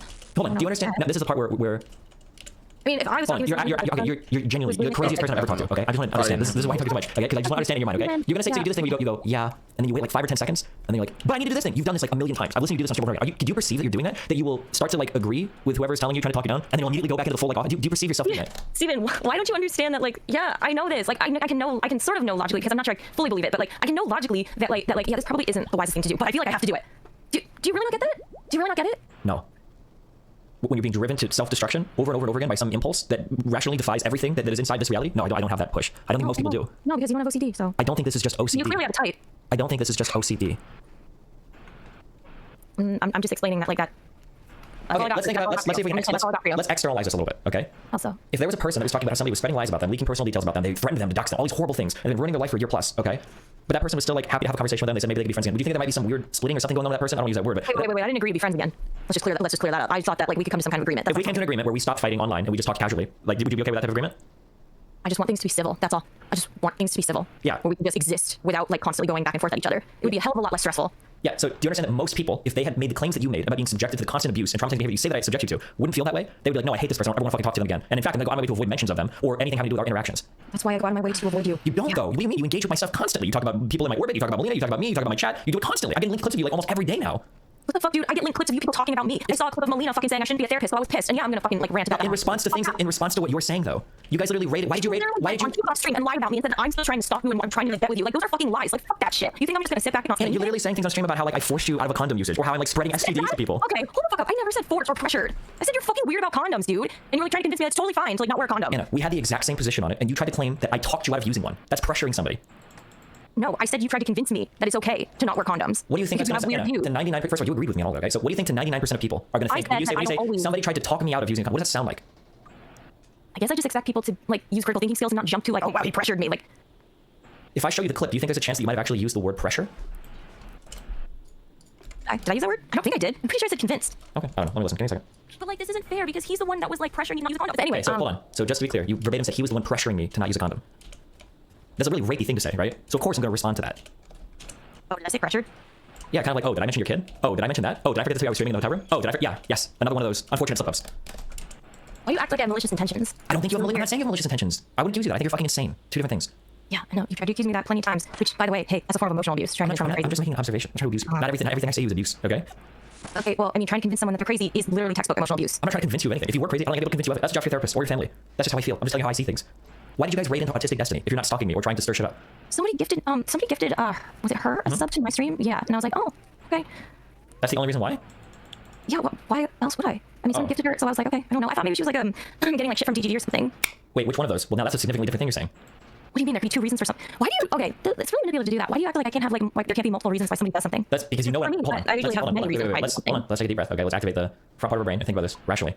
Okay, you didn't raid into her because somebody gifted you a sub. You raided into her because you know that my community had interacted with her and you wanted to stir shit up. Yes. No, I thought that maybe she must have been getting shit from you, and I wanted to show support. What does that even? Why would you even know? You thought that she was another victim or something, or you thought it was funny. I have the clip. You tried to delete it, but when Merle is saying, "Oh, look at this person," and then he DM'd you some stuff, and you started giggling, and you're like, "Oh, okay, we'll rate her."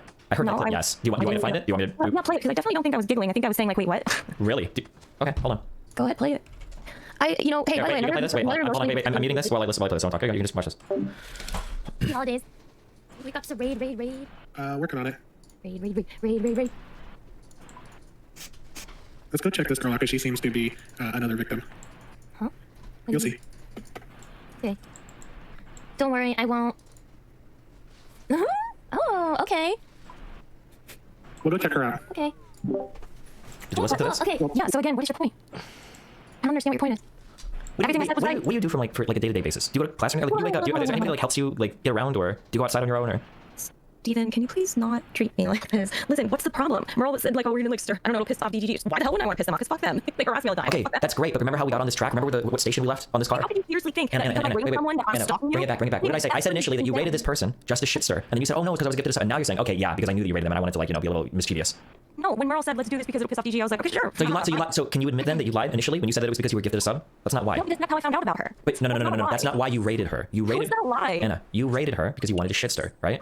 No, that's not why. But I was like, okay, fine, don't piss off DGG. Why not? What does that mean? I'll rate somebody to piss off DGG. What would you call that besides shitstirring? Dude, I don't know. I mean, we thought that like maybe like she was being victimized, like bullied by DGG or something because of her like name. And also someone I found out because someone gifted her a sub to me or whatever. Anna. What? Why are you always trying to like this is okay, this is the kind of emotionally abusive shit too where you like do this interrogating thing and you try and catch someone in a lie, and it's really weird because it's like it makes a person feel extremely nervous because it's like, oh my god, now I have to watch like every little word I say. I think the problem is I don't think you're used to anybody ever actually telling you or confronting you with lies. I think you're used to just like being a compulsive liar and getting away with it. So it makes you uncomfortable when somebody actually. Dude, I don't lie. You compulsively lie. Yeah, you've lied multiple times in this conversation. Yes. Oh my god, no, I didn't. You literally just got caught in 4K HD, 15 megabits per second bitrate, full HDR. Wait, so you're gaslighting me now? How am I gaslighting you? Because you're accusing me of lying when I didn't. You just lied. We all heard you lie. No, I didn't. I gave multiple reasons why I ended up rating this person. But the main reason. You don't accept them. No, the main reason was to shitstir with my community. I mean, I don't really know why Merle picked her as a raid, but I mean, if wait, you don't know why he picked her as a raid? What was he telling you when you listened, when you read the Discord chat and you giggled? Why did you agree? What was he telling you? What was he typing? I don't remember. Well, when you're reading it, you're giggling on your stream. What do you think he typed? You don't remember, really? You seem to have an encyclopedic knowledge of every type of abuse I've levied against you, but this happened, what, a couple weeks ago, and you can't remember why he told you to raid somebody called Autistic Destiny? You really expect me to believe that? Because it was something about pissing off DGG, and I was like, well, if it has that effect... Something about pissing... Yes, so that's called shitstirring, Anna. Okay, I mean... Okay, so can you just... It had the unintended effect of that. This is a big moment of progress for you. Can you admit that you lied initially when I accused you of doing the shitstirring? You said that wasn't why, and then you rambled off a bunch of reasons? Anna, can you say... Steven, I lied. So just, I did say I lied. I lied, Steven. I lied. I lied. I lied. You're being manipulated. I'm not manipulating you. I'm just pointing out you just lied. That's not a lie. How is it not a lie? Because that wasn't like on my mind. I wasn't thinking, yes, we are going to raid this person specifically because like... That is exactly, you just said though, that was why, because you thought it would make DGG mad. That's specifically why you did it. Well, I said if it had the like unintended effect of also doing that, then fine. How can it have an unintended side effect of doing something when you're literally raiding her because of their association with that community? I mean, mostly I just wanted to show her support. For what? What if that was my friend? Show her support for what? I don't know, I guess I just assumed someone would be like, hey, no, that's Destiny's friend or some shit. I don't know. I mean, why would somebody gift her sub to me? A subscription to me? You don't get any pushback in real life from people that can tell you lying about things. Oh my god, that's not a lie though. You just keep talking and talking until... Okay, this is how you gaslight. This is the gaslighting. In 4K right now, the gaslighting. Do you think that if you throw enough of those psych terms around, it like gives you some type of command over the conversation? Does it work? I guess it probably works with normal people, right? Not a psych term. What? Gaslighting isn't even a psych it's not. That's right. It's not a psych term. You don't use it correctly as well. Like I'm doing it correctly. You don't. We have a disagreement over something you've just said. That's not gaslighting. Gaslighting implies I'm intentionally trying to make you not remember something that was based on reality, like undermine your confidence in yourself. You can go back and watch the VOD. I'm not gaslighting. Like you did for almost 2 years, buddy. Thanks for that, by the way. You really killed my self-esteem trying to make me think I'm crazy and have borderline and all this shit. When even my therapist is like, don't listen to that. Thanks, Steven. Why would you listen to your therapist when she tells you not to listen to that, but you don't listen to her when she tells you not to stream? Convince me that I'm a compulsive liar and that I just lie.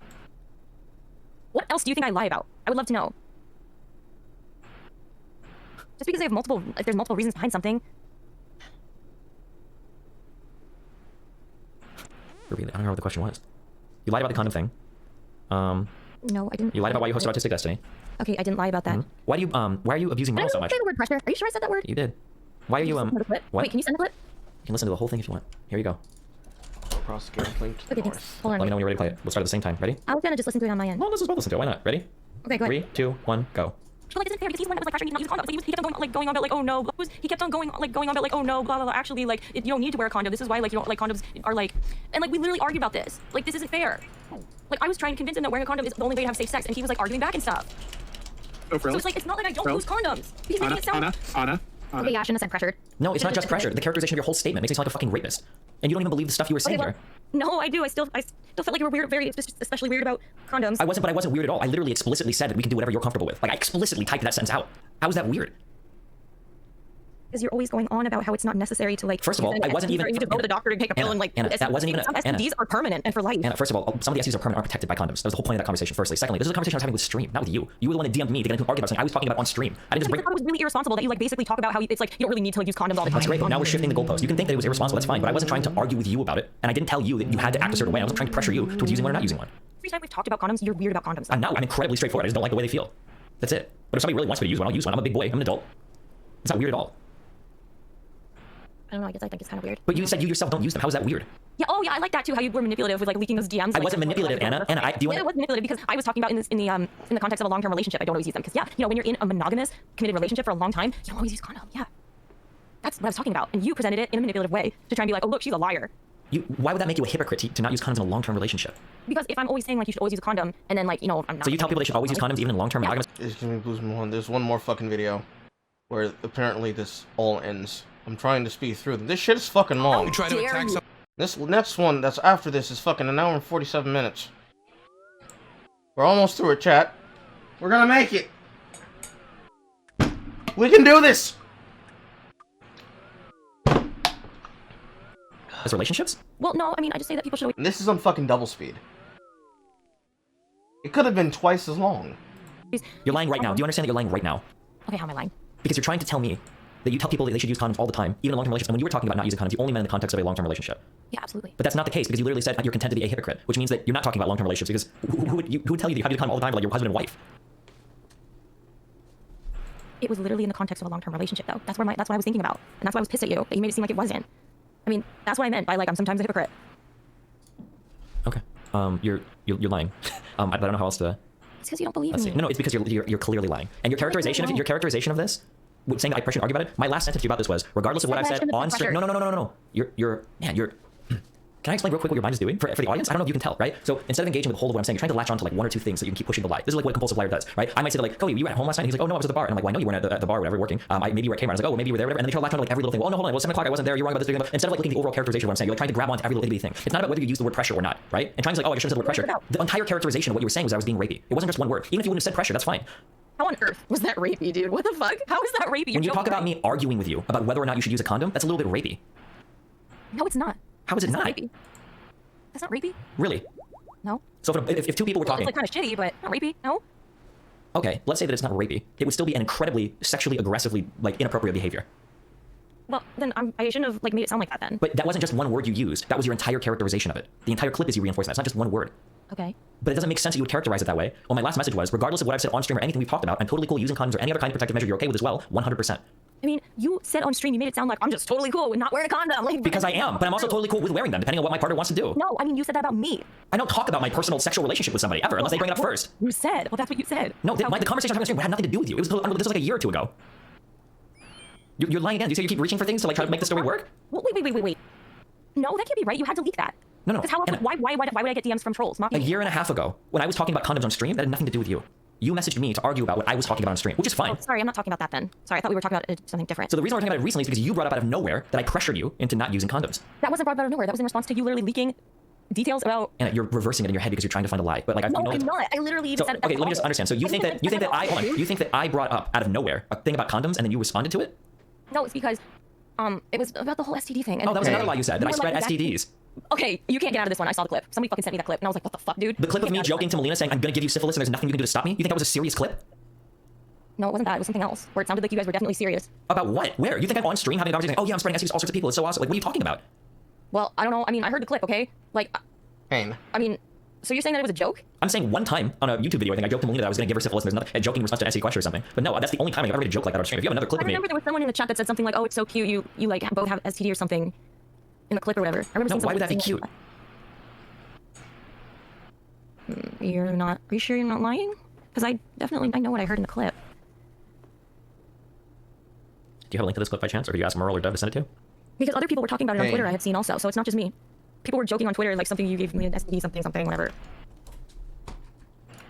You syphilis right now, and you can't even stop me. It was the biggest turn off of my life. He says it's a common fetish. And I was just like horrified. I was like, what the fuck? This isn't a joking. I told him I didn't like it. That's serious. Said we don't have to do it again, but I can't stop thinking about this. I know this is petty and immature, but this is burned in my mind. And there's a silly part of me wondering, what if you anything I'm going to think it's a culture. I'm going to really great guy to think of myself. No, I think I'm hold and not drawing more runs runs risk of other players drawing more Could this possibly be it? Damn. How many times do we go to therapy? That's just literally random. I'm just curious. Oh, you said once? I think you said what? Or did you say once? I said what? Oh. But yeah, I could go once. What do you normally work on in therapy? My OCD. Do you use DBT? No. Oh. No, I don't. It wouldn't do a lot for me. I think DBT is really effective for people with borderline. I need DBT because I don't have borderline. I don't have. I don't know what you want me to say. Like, you want to talk to my exes? Like, I don't know, dude. Okay. Like, I don't know. I don't have like. I don't have like any of the borderline shit. I think it's really weird that you think my crying is strange. Like, don't you think that's maybe because you don't have like a healthy range of emotions, that you perceive my normal emotions as like abnormal or something. It's like I don't think that's really fair for you to project onto me and try and make me think that like there's something wrong with my crying. Like you know that like hurt me when you tried to say that to me before. You're like reaching through so much shit to try to find something that sticks. I think it probably works with most people. You're just like reaching through so much. I have a pretty limited emotional range. That's true, but your crying is definitely fake. I think you engage in a lot of behaviors to garner sympathy for yourself, the constant self-victimization, in order to make it so that you can always cast yourself as a victim in any interaction. Depressed You do it all all the time. No, you're depressed all the time. Would you say you're depressed all the time? I mean, I am depressed pretty often because of everything that's happened. Yeah. Do you think that, like everything that's happened is kind of difficult to maintain like friendships and stuff? No. Really? You having problems losing friends recently? Just one. Well, two if you count you. Okay. What about a fear of abandonment or frequent and intense mood swings? My therapist says I don't have that, and I don't. Do you think on stream that you go through frequent and intense mood swings from crying to talking to laughing to crying to talking to laughing? My avatar, my VTube avatar does. Her emotional expressions are. You said that you were feeling suicidal. I think that matches our self-harm. Some days I do feel suicidal because of all the harassment and stuff, and I feel like, wow, this is just kind of hopeless. Holy shit, it's never gonna get better. Do you ever feel like you're paranoid? Borderline paranoia is different. Yeah. Yeah, there's specific types of borderline paranoia. But also, I don't know what you consider to be paranoid. I mean, my therapist doesn't think that I have any of it. Until he fucking gives in. You want to come talk to my therapist and try and convince her I have borderline? I would love to see it. If you want to set up a Zoom meeting, I will 100%. I would give money to see it. You don't have to pay money. You set up a Zoom meeting, have her email me, and I'll do it 100%. You understand your posturing, right? You're lying when you say that. So what I'm curious about is where the lie comes from. Either one, you don't have a therapist at all. Two, you do have a therapist and she has told you that you're borderline, but you're too embarrassed to say anything public about it. Steven, why are you so convinced? It has to be one. Well, then will you email your therapist and have her do a Zoom session with me included? It's weird because wait, hold on. Why? Wait. So you say you're pivoting out. You're trying to get to a different subject, right? It's interesting how different you are towards me. Why are you pivoting so hard from the therapist thing? I'm not. Okay, so will you email her and me, CC me, and then we'll set up a Zoom session? It'll be off stream. Won't be on stream. Oh, no, she would. That would be like, that would violate like all the ethics codes. No, that's why I'm saying it'll be off stream. It would be on stream or anything. I don't fucking record. I don't trust. You can't fucking record it. I'm not gonna record it. I think that'd be illegal anyway. Sure. So why not email both of us and do that? I don't know your email. I can give you my email is public. I can give you my email. No, where is it? On your Twitch profile or something? I can just type it out to you. I feel like you really have like such a high opinion of yourself that you think I can't get over you. Like it's really weird. You've been talking about me for over a year and a half. Oh well, haven't you been doing that same thing? Well, I stopped. Have you been logging my Twitch chat for over a year? I don't log your Twitch chat. There's logs of all sorts of things, Cap. Tell RTA to get off my dick. Okay. How about that? Tell him to get off my dick. Anna, will you email me and your therapist tonight? We can set up a three-way Zoom session? Yes, sure. Okay. I mean, I have to talk to her in person. Why do you have to talk to her in person first? You can't do an email? Yeah, I can. Oh, thank you. I just never talk to her via email, that's all. Why do you torture Merle so much? What the fuck? Also, dude, you need to stop. Like, you're bringing in seriously. He doesn't have an alt account. Like, you really gotta stop that. Like, that's like actually an innocent like normie girl who you like are dragging into this and saying it's like Merle's alt account. It's absolutely Merle. Come on, really? Oh my god. You know, Steven, sometimes I feel like you project with that whole paranoia thing. I mean, you went to some extreme lengths to try to say that like this is Merle's alt account. And he's like secretly trying to date me and stuff. Dude, Merle doesn't want to date me. He's like a brother, and I'm like a sister to him. That's weird. Do you want to bet money on that? Oh my god. Why? Like. Well, hold on, wait. You made a pretty strong claim, and I'm curious. You will feel strong with the claim. You put money on it. Do you want to bet money on that? I mean, sure, yeah, why not? Okay, I'll bet you $15. He's in favor of me being with Adri, the new guy. $15. If you were to message Merle and say, hey, I'm gonna tell my current boyfriend, maybe we can date. Do you think he'd say yes, or do you think he'd say, no, that's kind of weird, we're like a brother and sister? I think he would say, no, that's kind of weird, we're like a brother and sister. Okay, you should try that sometime. And then shoot me the conversation. I'm curious. And then I'll give you $15. This is so stupid. Oh my god. Why can't I just have a friend who's like really supportive of me and feels for me? He's not supportive of you. He's like a caretaker for a crazy person that's broken out of their asylum and stumbled in front of a computer that streams. The way you described that. Then why did you why were you so interested in me for so long, Steven? Just it's interesting talking to crazy people. Okay, well. Words of a feather, you know. Are you going to be able to move on from this, or are you gonna have another breakdown in 9 hours on your stream with Stardew Valley in the background? I mean, I'm kind of upset that you keep spreading around this borderline bullshit, dude. Okay, ready? We're gonna do this again on stream publicly, and you're gonna break this in 12 hours, okay? I will agree not to mention you, and I will ban people in chat for mentioning you. I'll give them like an hour to get all their shit out for tonight, so I don't have to ban every job. Then after tonight, we won't talk about you ever, and I won't talk about your stream ever. If you can stop getting mad about me, or referencing things about me, or reacting to clips of me, or whatever. You can handle that? That you can make it 2 days doing that? Yeah. That means no tweets about narcissistic personality people do this, or blah, blah, blah. No thinly veiled passive-aggressive bullshit on Twitter. Do you handle that too? You know, I have repeatedly told you that I don't think you have NPD, because you fucking don't. Oh, okay, we're pivoting. That's regardless. It absolutely is about me, Anna. You tweet about me like almost every day for the past like 6 months. People send me tweets all the time. Who the fuck is stuck? It's pride. My Twitter is pride. God, you have over 1,000 followers. What do you mean? Also, it's not every day. Jesus. It's like almost every time I've talked to somebody in real life about this, and I said, I bet she's DM'd, or I bet she's tweeted about me recently, and then I check, you have, within the past like 6 hours. It's more like it's more like when I'm just like upset and thinking about it and stuff. Which is like every other day. Because so many fucking people have spread around your bullshit about me. Sure, so now you see how you shifted the goalpost, and now you're telling me why you do it so frequently when before you told me you didn't do it frequently? No, because you said I do it every day, and it's like, dude, no. It's literally like once a week or something. Yeah, even if it was once a week, that's still a lot, but it's probably closer to like every other day, at like the most. No, it's not. There are days where you tweet like 20 times, and you're arguing with people in your mentions about it. Yeah, because I'll be like, I just like ruminate about it and stuff. I don't think you get that. It's like, it's constantly in my head. Like, it's always going through my head. Like, how am I going to deal with this? How am I going to deal with this? These people think I'm a stalker. Oh, great. What am I going to do? And then I think about all this shit and like the shit that you said. Oh my God. What am I going to do? How am I going to like try and end? Yeah, but your rumination and then the self-destructive behavior you engage in afterwards has only made it worse and worse and worse. So why not break the chain? Yeah, I know. Does that mean you're going to talk about this again in 12 hours with Stardew Valley in the background? No. Does that mean you're going to tweet about how abusive people and Dr. Gottman all come together and tell you about the horrible abuse you suffered on Twitter in 6 hours? No. Are you going to mention Dan or Mutin or Eris or Melina or anybody else about me in 18 hours? When the fuck do I talk about Mutin and Dan? Except like you mean. You're pivoting. It's always somebody peripheral to me or something else related to me or. Are you serious right now? Are you really serious right now? This is like, are you really? You really think that I'm obsessed with you, don't you? You really think that? Wow. And I know you're obsessed with me. It's not like a question. It's like what is the degree of severity? Wow. I mean, you and your wife have tried to ruin my life and spread lies about me. Yeah, here you are talking to me, giggling away on this conversation for 40 minutes, like having the time of your life. So it seems like it's not bothering you that much, no? Really? I'm having the time of my life? You seem like it, yeah. I mean, I am kind of glad that this is going to end. I'm glad that we can, like, put this to rest because it's very stressful for me. But I don't know, you see what you want to see. And, like, I mean, it disappoints me that, like, you seriously think I have, like, borderline personality disorder and you don't have the empathy for me. Like, you don't have empathy for me. You don't see how much stress this has caused me and how much that, like, I don't know. And how scary it's been. Like, you don't get it. No matter how many times I've explained this to you. I don't get it. Do you know why I don't understand? Why? Because when things are scary to most people, or when things upset most people, they usually try to get avoidant of those particular things. They don't re-engage over and over and over and over again. That shows us something different than fear that's driving you. It's some sort of obsession or compulsion or something else, some enjoyment statistic that you're getting out of it or something. Not when that fear is also the only source that is able to stop this. But nothing is stopping anything. You already told me the rational part of your brain. You're the one that has the power to stop this shit because your fucking crazy fan base listens to you. Why would I stop anything? Like, you're telling people that I'm pressuring you not to use condoms. When you're trying to rape people that I also rape because you know that it's going to start shit with our communities. When you're making all these other claims about why the fuck would I stop okay, responding first to of all, I did not think that she was like a part of DGG or whatever. No, you thought she was another victim and it was going to be funny to raid into her. God. We listen to the clip you're saying it. You don't have to lie about it. We just heard it. No, we can move on from this lie because we've already exposed this one in 8K, Ultra HD, streamed on YouTube, quality only 25 megabits per second, 32-inch OLED HDR screen on the wall. Why are you being so manipulative? I'm not being manipulative right now. You are though, because it's not a lie. It absolutely is a lie. Why do you talk like a child like this? Wait, hold on. Why do you use a baby voice here? We're having a conversation like adults. What? I don't know. My voice just changed. I don't know because I'm exhausted and like, oh my god. Phasmas should have the right to choose whether they It's not intentional. Why do you have to pick apart every little thing about me? It's probably not intentional. I think you do it. I think it's a habit because it makes people feel you always cast yourself as a victim, right? Do you think you've done anything wrong over the past year and a half in terms of your association? Of course I have. I think we've gone over this many times. Okay, because you seem to cast yourself as a massive victim in all of this. That I'm like the sole perpetrator of abuse. Me and me alone. Okay, first of all, someone can like have been a victim, but that doesn't mean that they are like haven't done things wrong though. Yeah, but you have an excuse to do everything wrong. You know what my main worry is right now? What? I think you've convinced yourself that because of the type of abuse I've subjected you to, I think that you could try to kill me in real life, and I think you would feel justified in doing it. Do you think you have a good enough reason on everything that I've done to you? Do you think you have a good enough reason to try to kill me? Well, yeah, but do you think so? No, dude, that's fucking insane. Holy shit. Haven't you said understand that, like, don't you think on stream you said that mental abuse is worse than physical abuse? And you said I've mentally abused you for over a year. Don't you think you were building up to a justification? And victims aren't responsible for how they lash out sometimes, no? So don't you think if you did kill me, like, you would still be the victim of the situation because I've been mentally abusing you for so long, and you had no other option? No, that's insane, dude. What the fuck? That's actually insane. Come on, you know how weird I am. I'm like barely even okay with self-defense. I hate violence so much. Okay. Like, I'm more likely to just kind of let someone kill me rather than, like, if I have to kill. Like, no, I'm serious. Like, I really am super. I don't like violence. I don't like it at all. I'm, like, very averse to it. I mean, I don't know. That's pretty fucked up that you think. Well, no, I know you don't actually think that. You're just saying. I absolutely think it can happen. There's no way you think that. Well, all, like, people who've experienced emotional abuse now, like, they have some. You think that, like, there's some sort of, like, justification for them to kill their abuser? No? The fuck? I'm more scared that someone from your community is gonna come and fucking axe murder me. Mm-hmm. You said you thought Melina would kill you, though, didn't you? Yep. Do you really think that? I don't know what to think anymore. Because you people seem like you just want to cause me pain and suffering, and that's it. If I wanted to cause you the maximum amount of pain and suffering, don't you think there's like a million other things that somebody like me could do? I'm a pretty resourceful person. You really think you respond? Because the only reason you wouldn't do it is because of how it would impact you, not because it's more. Why do you think it would impact me? I don't know, get you banned or something. I could get around things. I'm sponsored by Surfshark.deal/Destiny. There's a VPN that I could get where I have 3 months for free, 83% discount. I could log into an IP from anywhere in the world, do whatever I want. Surfshark.deal/Destiny. Use Destiny's promo code. Works on iOS, Android, iPhone, laptop, computers, anywhere in the world. Watch any programs you want for free. Oh, that's cruel. That's fucked up. Oh. Jesus Christ. I'm just skipping the last part of that so I can just go to the fucking last video, goddammit.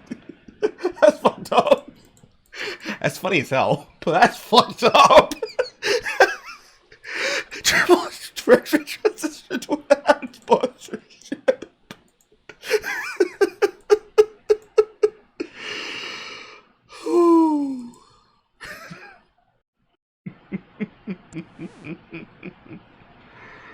Okay.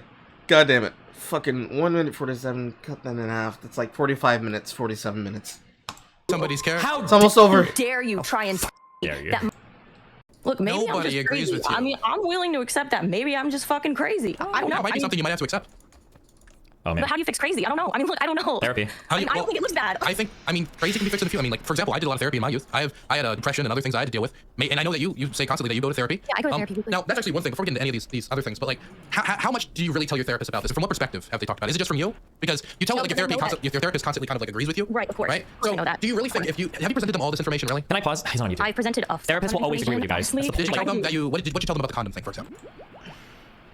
Did you tell them that you said publicly that Destiny pressured you to, not use a condom, but what really happened is he was streaming and talking about condoms, and you sent him a DM, had a private conversation about condom usage, then he said, hey, I'd actually be cool using or not using a condom Why at the are end you of the day? mad at me for feeling like he was trying to convince me? Because he wasn't. How He are wasn't. you You gonna went into tell me his my feelings DMs are because you wrong? misrepresented it and tried to use, and I have a personal history with like rape and like sexual Jesus, assault. okay. And so it angers me when I see people use those themes How to try to dare attack somebody's you? hair. How dare you try and tell me that my I don't fucking care. feelings are wrong? Well, they are, so I don't care. They are Yeah? wrong. Well, fuck that. Because you know what? He What? did try and convince me. But it's just, he was talking And about it on I stream. will You sent him die. DMs. You sent him Say- DMs. You'll die, well then you'll die on a lost cause. You'll be like the Confederacy. Good. You can't shut me up. I'm not shutting you up. I brought you on my stream. What do you mean shutting you up? You can't fucking shut me up. I did say I it's don't shutting you want up. to die. I brought you on stream. She's crazy. But there's no evidence to convey that. evidence on my The evidence was phone. bullshit. Is it true or not true that you sent him a message once he was talking about it? Because it bothered me. So He was you going on about how like he hates condoms and shit. so then after you message him and he's talking about it, you have a private conversation about condom usage, and he ends that conversation with the idea like at the end of the day I'll wear a condom, right? Oh yeah, like yeah, because I agree with Destiny takes on condoms, by the way, but that doesn't mean I pressure anybody having a relationship. Fuck you then. Anyone who uses this condom, I'm sorry, but you're creepy as fuck. Okay, now you calling somebody else creepy is I just sometimes. Oh. Oh. Oh.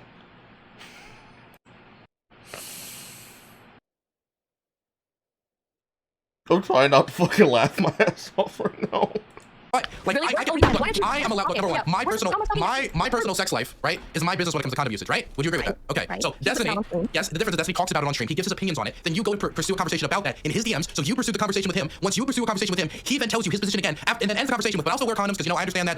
That 100% is like just a responsible conversation. He didn't even need to say. I've said this for a long time. I told you, like, in my DMs get leaked with girls, like, and even Anna might be, maybe I haven't handled it the best, but like, I'm pretty responsible with my DMs in terms of like trying to be safe. Like, hey, whatever you're comfortable with, whatever you're cool with, whatever you're chill with. Like, Jesus, like even being crystal clear, she still got like so ass bad and still tries to flip around so much. I would be the one going to them and saying, "Hey, I really hate condoms. Let's talk about this. Let's talk about condoms are bad." It's not usually somebody comes to you to then talk about that topic. If I was gonna pressure somebody into sex, it's not usually they come to me and like to talk about like having sex with me. So it's gonna be hard for him to pressure you into having sex or like pressure you to not use a condom when you're the one messaging him. Like why? That But doesn't I no said I intent shouldn't have there. used pressure. But I said I shouldn't have used that term. I should have said convinced. Okay, so but you do Those are realize very the difference. different words. Yeah, very different, right? Hugely different If I heard because when I hear somebody pressured somebody The only right, pressure you guys are into describing, using a maybe. condom, that's like rapey territory. That's like weird. Like you're trying to make people do shit that they're not uncomfortable. I think it's creepy, but I don't agree that it's rapey because it's not about consent to When sex. I say rapey, right? I mean you're pushing into territory where you're trying to make people do stuff that they're not uncomfortable with, and you're trying to push around their consent they're not willing to give. That's what I mean by rapey. I don't mean it's actually rape. Oh, okay, all right. Right? And so for me, that word is like a massive difference. But when it comes to convince, like whatever you mean by this, he has his I personal. changed my mind on it. Okay, but then at the end of it, he's like, I don't really care anyway. I'll still wear a condom. What's wrong with that? Like, what's wrong with that interaction? Like, you went to talk to him about this thing that he didn't try to engage with you on. Then he gives his opinion, and then afterwards, but no worries, I'm cool with condoms. Like, that feels like an extremely responsible conversation anyone would have with anybody else when they're talking about sex. Like, that's how I would actually advise people to talk to their partners about having like sex and like sexuality. Yeah, I understand. It's just he's always talking about how like condoms suck and stuff. Always? All the like whenever the topic comes up. When's the last time he talked about it? I mean, whenever he talks about his like sexual life. I've only heard him talk about it once, and that's when you talked about it, and I had to go dig it up. And I've been watching Destiny for a while now. I doesn't talk about it that often. I think it's just confirmation bias. Okay, well maybe. I mean, I don't know. I remember I was just listening in on his stream, and then he was saying that, and it like bothered me that he was saying that stuff, and then that's why I DM'd him about it. Okay, so you do admit though that you didn't tell the truth on this. Wait. How is that lying? You said, if I said, well, I didn't say you lied. I don't really. I mean, I suspect that you possibly purposely did it, but I don't have like the evidence of intent. But you most certainly didn't tell the truth, right? Or is it that if you accept that you didn't tell the truth, then you look like a liar, people call you a liar, so you don't accept that? Well, I certainly didn't intentionally like lie or anything. Well, that's not my question. Do you accept that you didn't tell the truth? I don't like how you're framing this in very black and white, though. Well, you can add any comments you want afterward. I just want you to answer the question. It was true that he tried to convince me. Please answer my true. question. I just didn't use the right word. Can you answer my question? Well, I think it was the truth. I just missed It was okay. So okay, if I walked up to you, Anna, and I said, Kat pressured me into sex, right? And you're like, whoa, that would be awful, right? That'd be a terrible interaction. And then afterwards, you find out that that's not what happened, is that Kat was talking about sex. Then I go and I talk to her about sex, and then we agree to disagree, and she says, we don't really need to have her right now, don't worry about it. Do you see the huge jump in difference in here to where that word pressure was of extreme importance when you're presenting that on stream in front of hundreds upon hundreds of people? I still think it was pretty accurate though, like to say that. It was not accurate to say pressure. I mean, he kept on trying to like change my mind pursued about the it, though. conversation. How was I trying to change her mind? What does that matter if I pursued the Because conversation? he's not pressuring you if you walk into a conversation and try to change his mind about it. If anything, you were pressuring him to change his mind. True. Yes. True. No, he was pressuring me, or I'm sorry, convincing me. Sorry. You're playing fast and loose with these words. When these words have vastly different meanings, and I don't even like think that even the word convince. Like if I walk up to somebody and ask them their argument on something, then they give me their argument, right? Like what's the problem there? Like what about the interaction was wrong? And you still never answered my question on whether or not you said You're something that supposed wasn't to wear condoms. The default should be that condoms equals safe sex. You should wear condoms. That's the default. That's the and default. whenever someone tries to like convince you otherwise, it's a huge red flag. I doubt that Destiny at any point said, hey guys, don't wear condoms, right? I bet he just talked about how, if I remember correctly, they're not comfortable, and there's other ways and other things you can do to try to be safe. That's a lot more than just, oh, they're uncomfortable. Okay. I've heard it. I've heard it but myself. At the end of the day, Hey, what else do I say? They're not gonna hurt you. It's not gonna kill you. Right? Wait, what? So if he's saying that this is what he does personally, and is not telling all of his viewers to go out and do this because it's totally safe, I don't see the problem. And again, this is all a caveat from the main point, which is you use the word pressure, right? You said that he pressured you into doing this, and you need to admit here, or you're just not in touch with reality, that what you said wasn't true. He didn't pressure you. You pursued a conversation with him. If anything, you pursued and tried to pressure him into something. No, that's not how that works because you're supposed to wear condoms. If I tried to Go into your DMs, Anna. After I There's a hear... reason why research on sexual pressuring only includes pressuring a partner against wearing condoms, not to wear a condom. You're supposed to do that. Well, you just say it was a positive thing to pressure him. That would be the argument, right? Like, because you're supposed to wear a condom. Like, Okay, that's your position. That's what you believe. But you said that he was pressuring you not to wear a condom.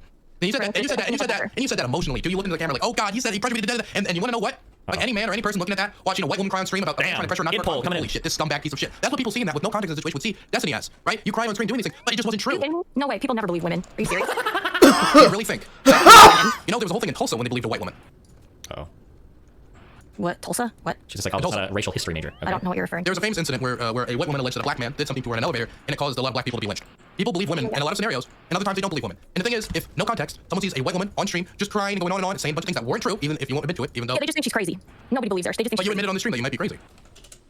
And I mean, from all the stuff I'm seeing. Apparently, I see things very differently from a lot of people. Every I guess. person. So, I don't know. Not just a lot of people, but all the people. Yeah, you do. I think the best thing you could do is probably just stop engaging, because it seems that you just like keep like stumbling into saying things that aren't true. And if anything, I would say that probably the more you talk, the more you hurt your own cause. How dare you?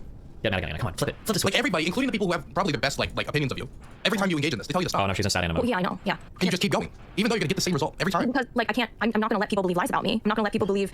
You know. But you won't even admit. The thing is, how can you request somebody else to stop believing lies about you when you won't even admit when you say things that are untrue? What do you mean? I just admitted that I shouldn't have said pressure. No, I didn't. That's not an admission. What I want you to say to me right now is that I was wrong, and I said something was wrong, and I lied about this.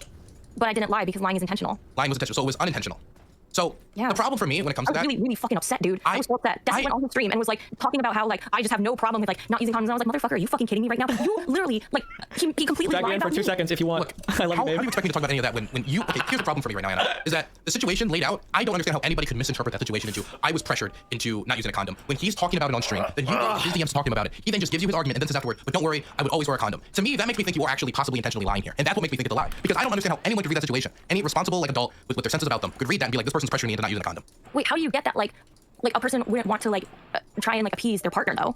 So you're saying that it would be a reasonable interpretation if I went with my partner, right, and I was talking on stream about something, and then they messaged me. Please, I disagree with this and I did my argument afterwards. Never mind. That it would be a reasonable thing. Let's say it was about like I was like into some I don't know. Let's say I don't know, pegging, right? And I give like a take about pegging, right? And I'm like, oh, pegging's great or whatever. And then my partner's like, actually not a huge fan of pegging. I think pegging is wrong for this reason, anal cancer, whatever the hell, right? And then I'm like, actually I think it's fine for these reasons, but at the end of the day, it doesn't matter. I don't need to do it. It's all cool. And then somebody reads the situation as Dylan was pressuring his partner to try this thing she wasn't comfortable with sexually. Nobody would read that situation and come away with that conclusion. Like if they had like their mental state about them. Well, maybe it's because, like, I mean, we argued for quite a long time.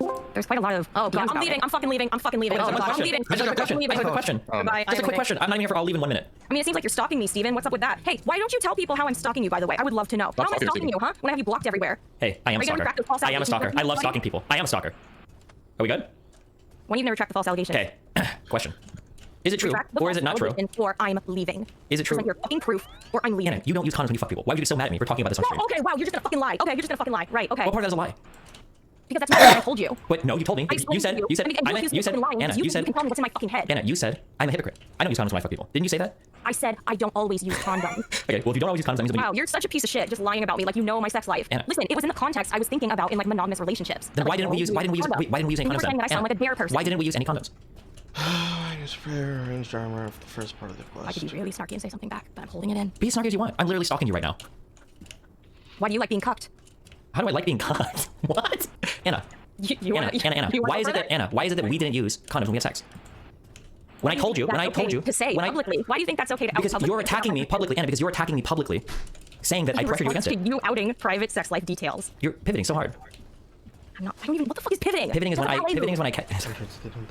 It's a ballet move. Pivoting is when you get caught in a lie and you try to change the subject. Oh my god, you just love accusing me of lying and thinking that you know what's in my head. So you really need to stop. Why do you present yourself on stream like you're 14 years old? You're 28. I don't know how old you are. You're like 28 years old. You're 28 years old. You have all the bodily autonomy in the world. I told you if you want to use condoms, that's fine. But it seems like you didn't care. It wasn't a priority. So why are you out here acting like I pressured you against it?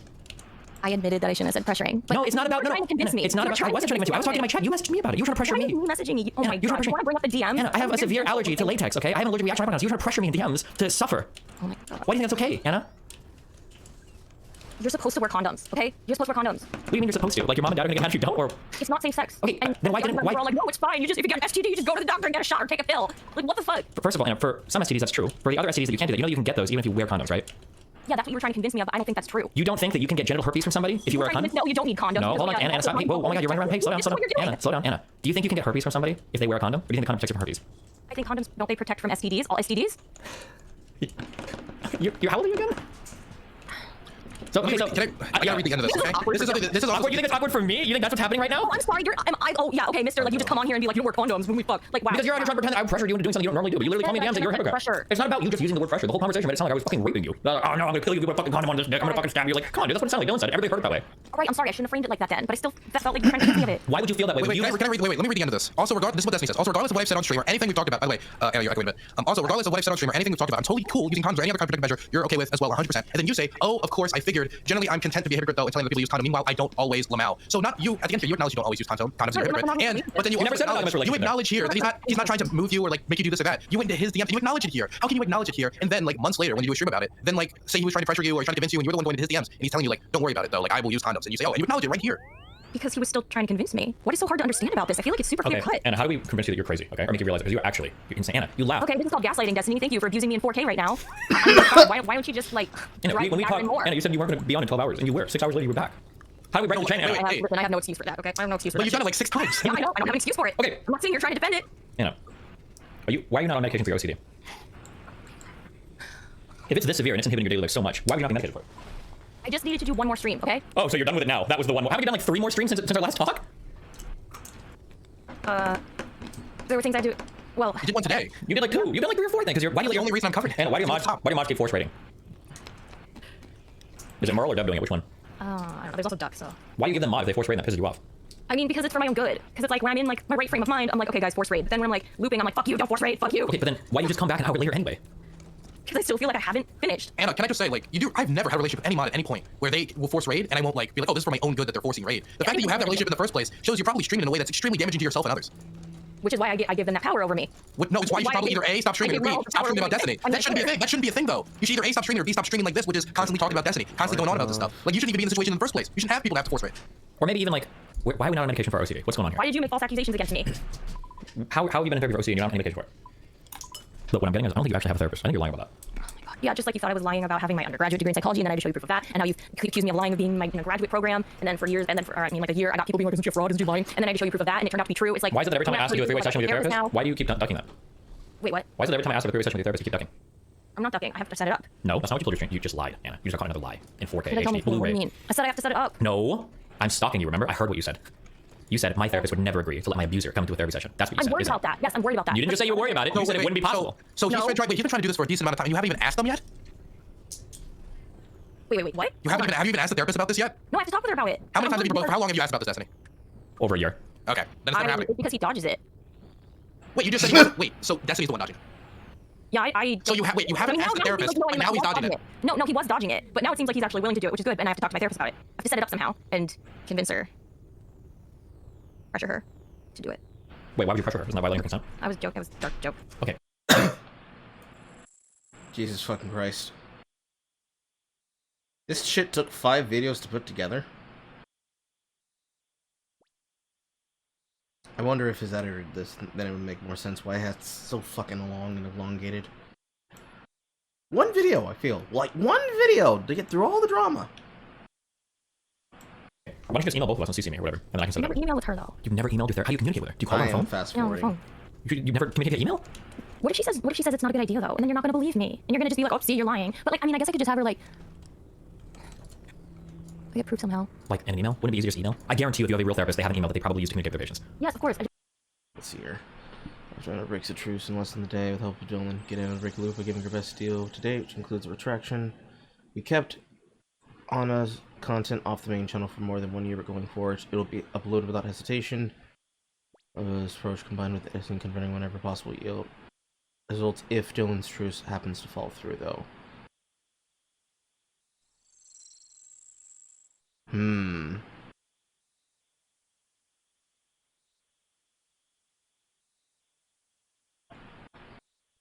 Okay, that's enough. That's enough of that.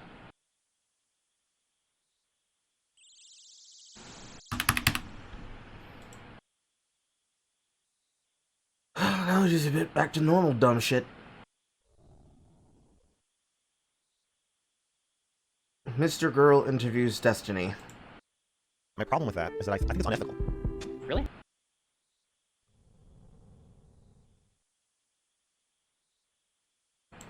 If you can turn your webcam on and start talking to me. I had a really friend named Byron. He had absolutely nothing to gain by associating with me ever, but he really appreciated it. He liked it a lot because we could have conversations that he couldn't have with other people oftentimes. So I would assume you're kind of similar, maybe not, but it seems like. Yeah, I've heard multiple people, including Melina, have told me that I remind you of him. I think I'm gonna attack Dr. K.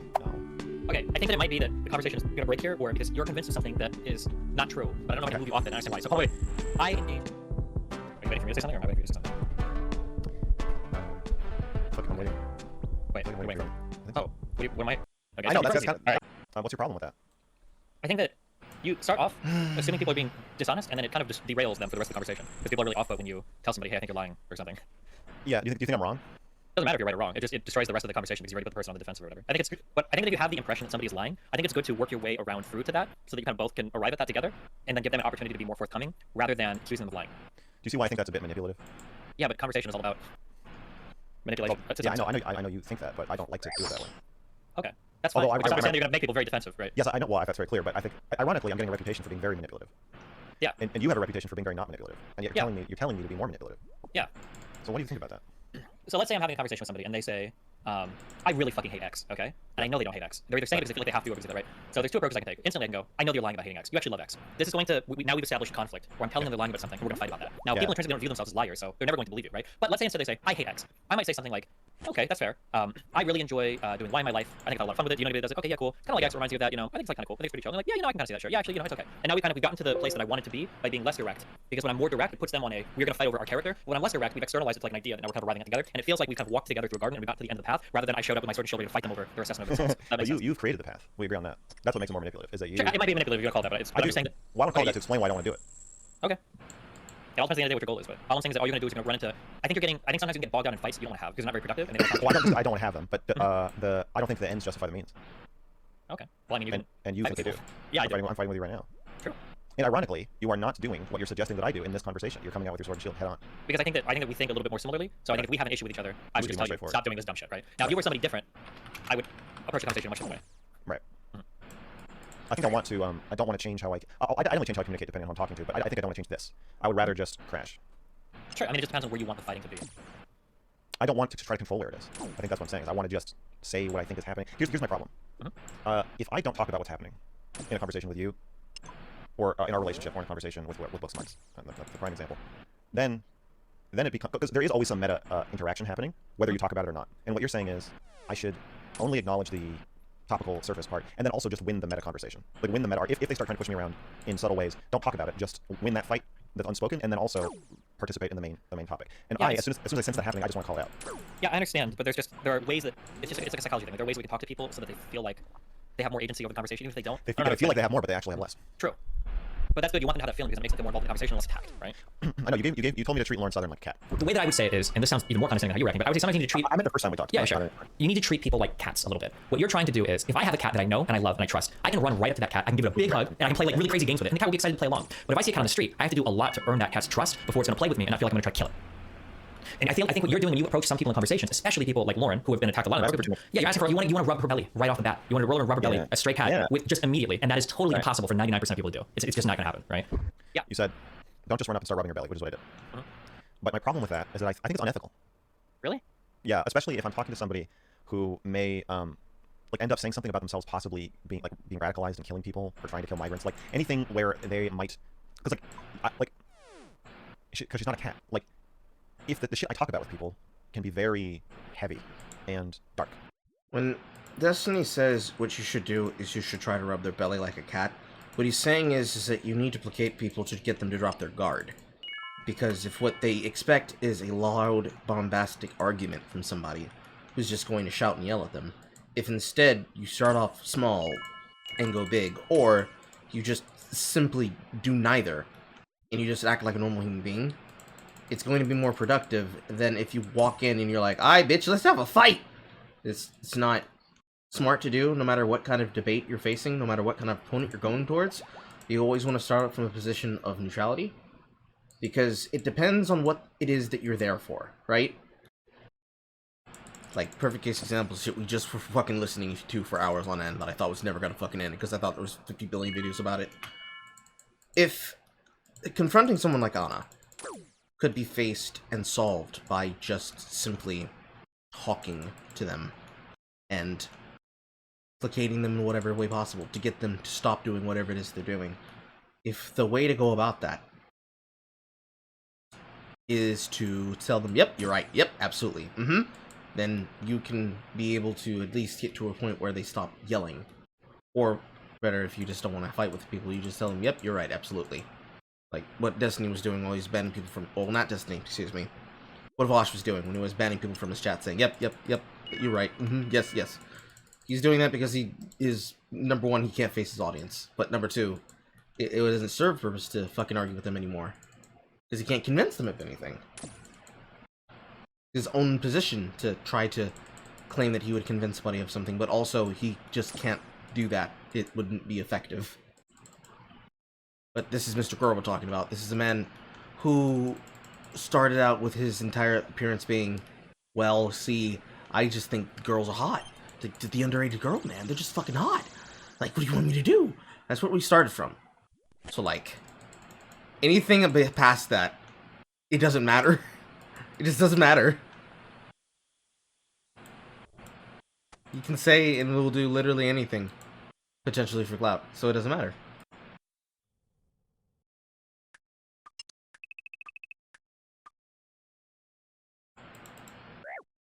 Ouch.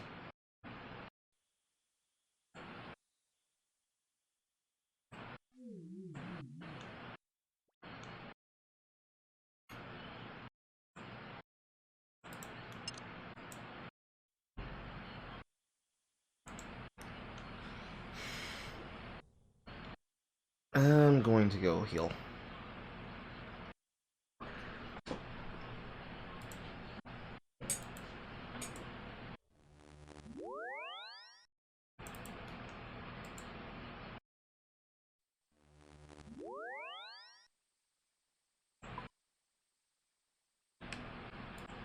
And I think that I need to be as transparent as humanly possible in those conversations to do it ethically.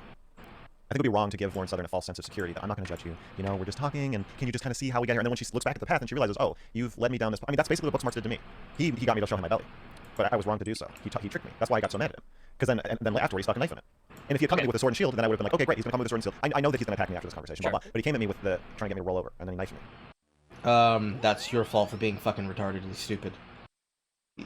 You being a rhetoricist should know to not just agree with everyone. It's to say, okay, let's see where you're going with this, but to be smart enough to know when you need to actually react to something.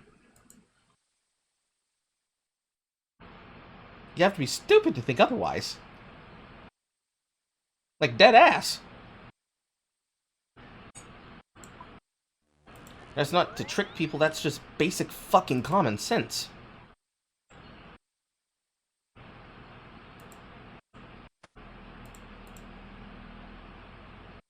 Gloves.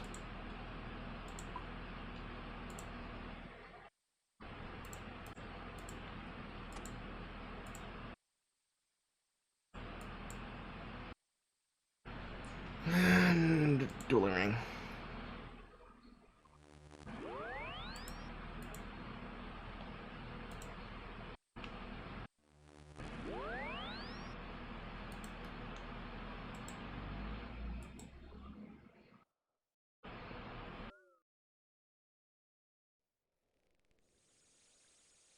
They're PKing somebody on the outside. Wonderful.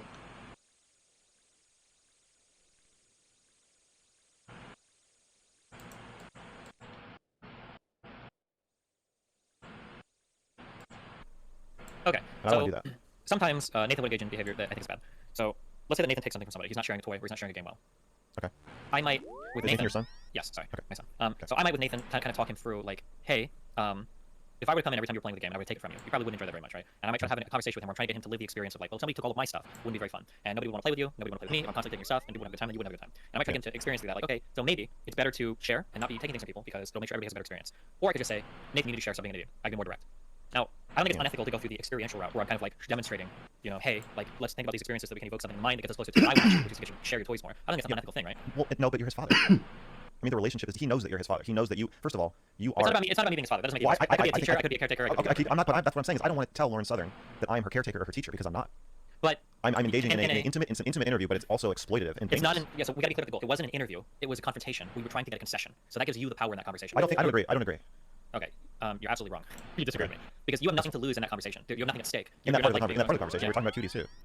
But you've completely owned up to that. You're fine. This is another thing I think I told you that you feel like you're doing one thing, but you're not. You're saying like, oh, well, we're both like, pedophiles and Nazis, lol. You're totally squared away with that. You're good with that. You processed that. You're open about it, and you moved on from it, and you've integrated that experience fully, right, into your existence. Lauren Southern clearly has not. So you don't have anything to lose there. Like, it would be like, imagine if I were talking about like an incredibly sexually closed off like woman who's in her 30s and she's like a virgin, right? And I start saying like, oh, okay, like I really like jerking off to My Little Pony, right? Now I'm really open with my sexual experience. Now you can be open, right? It's not gonna be the same for you. Like, well, hold on, like, this is not...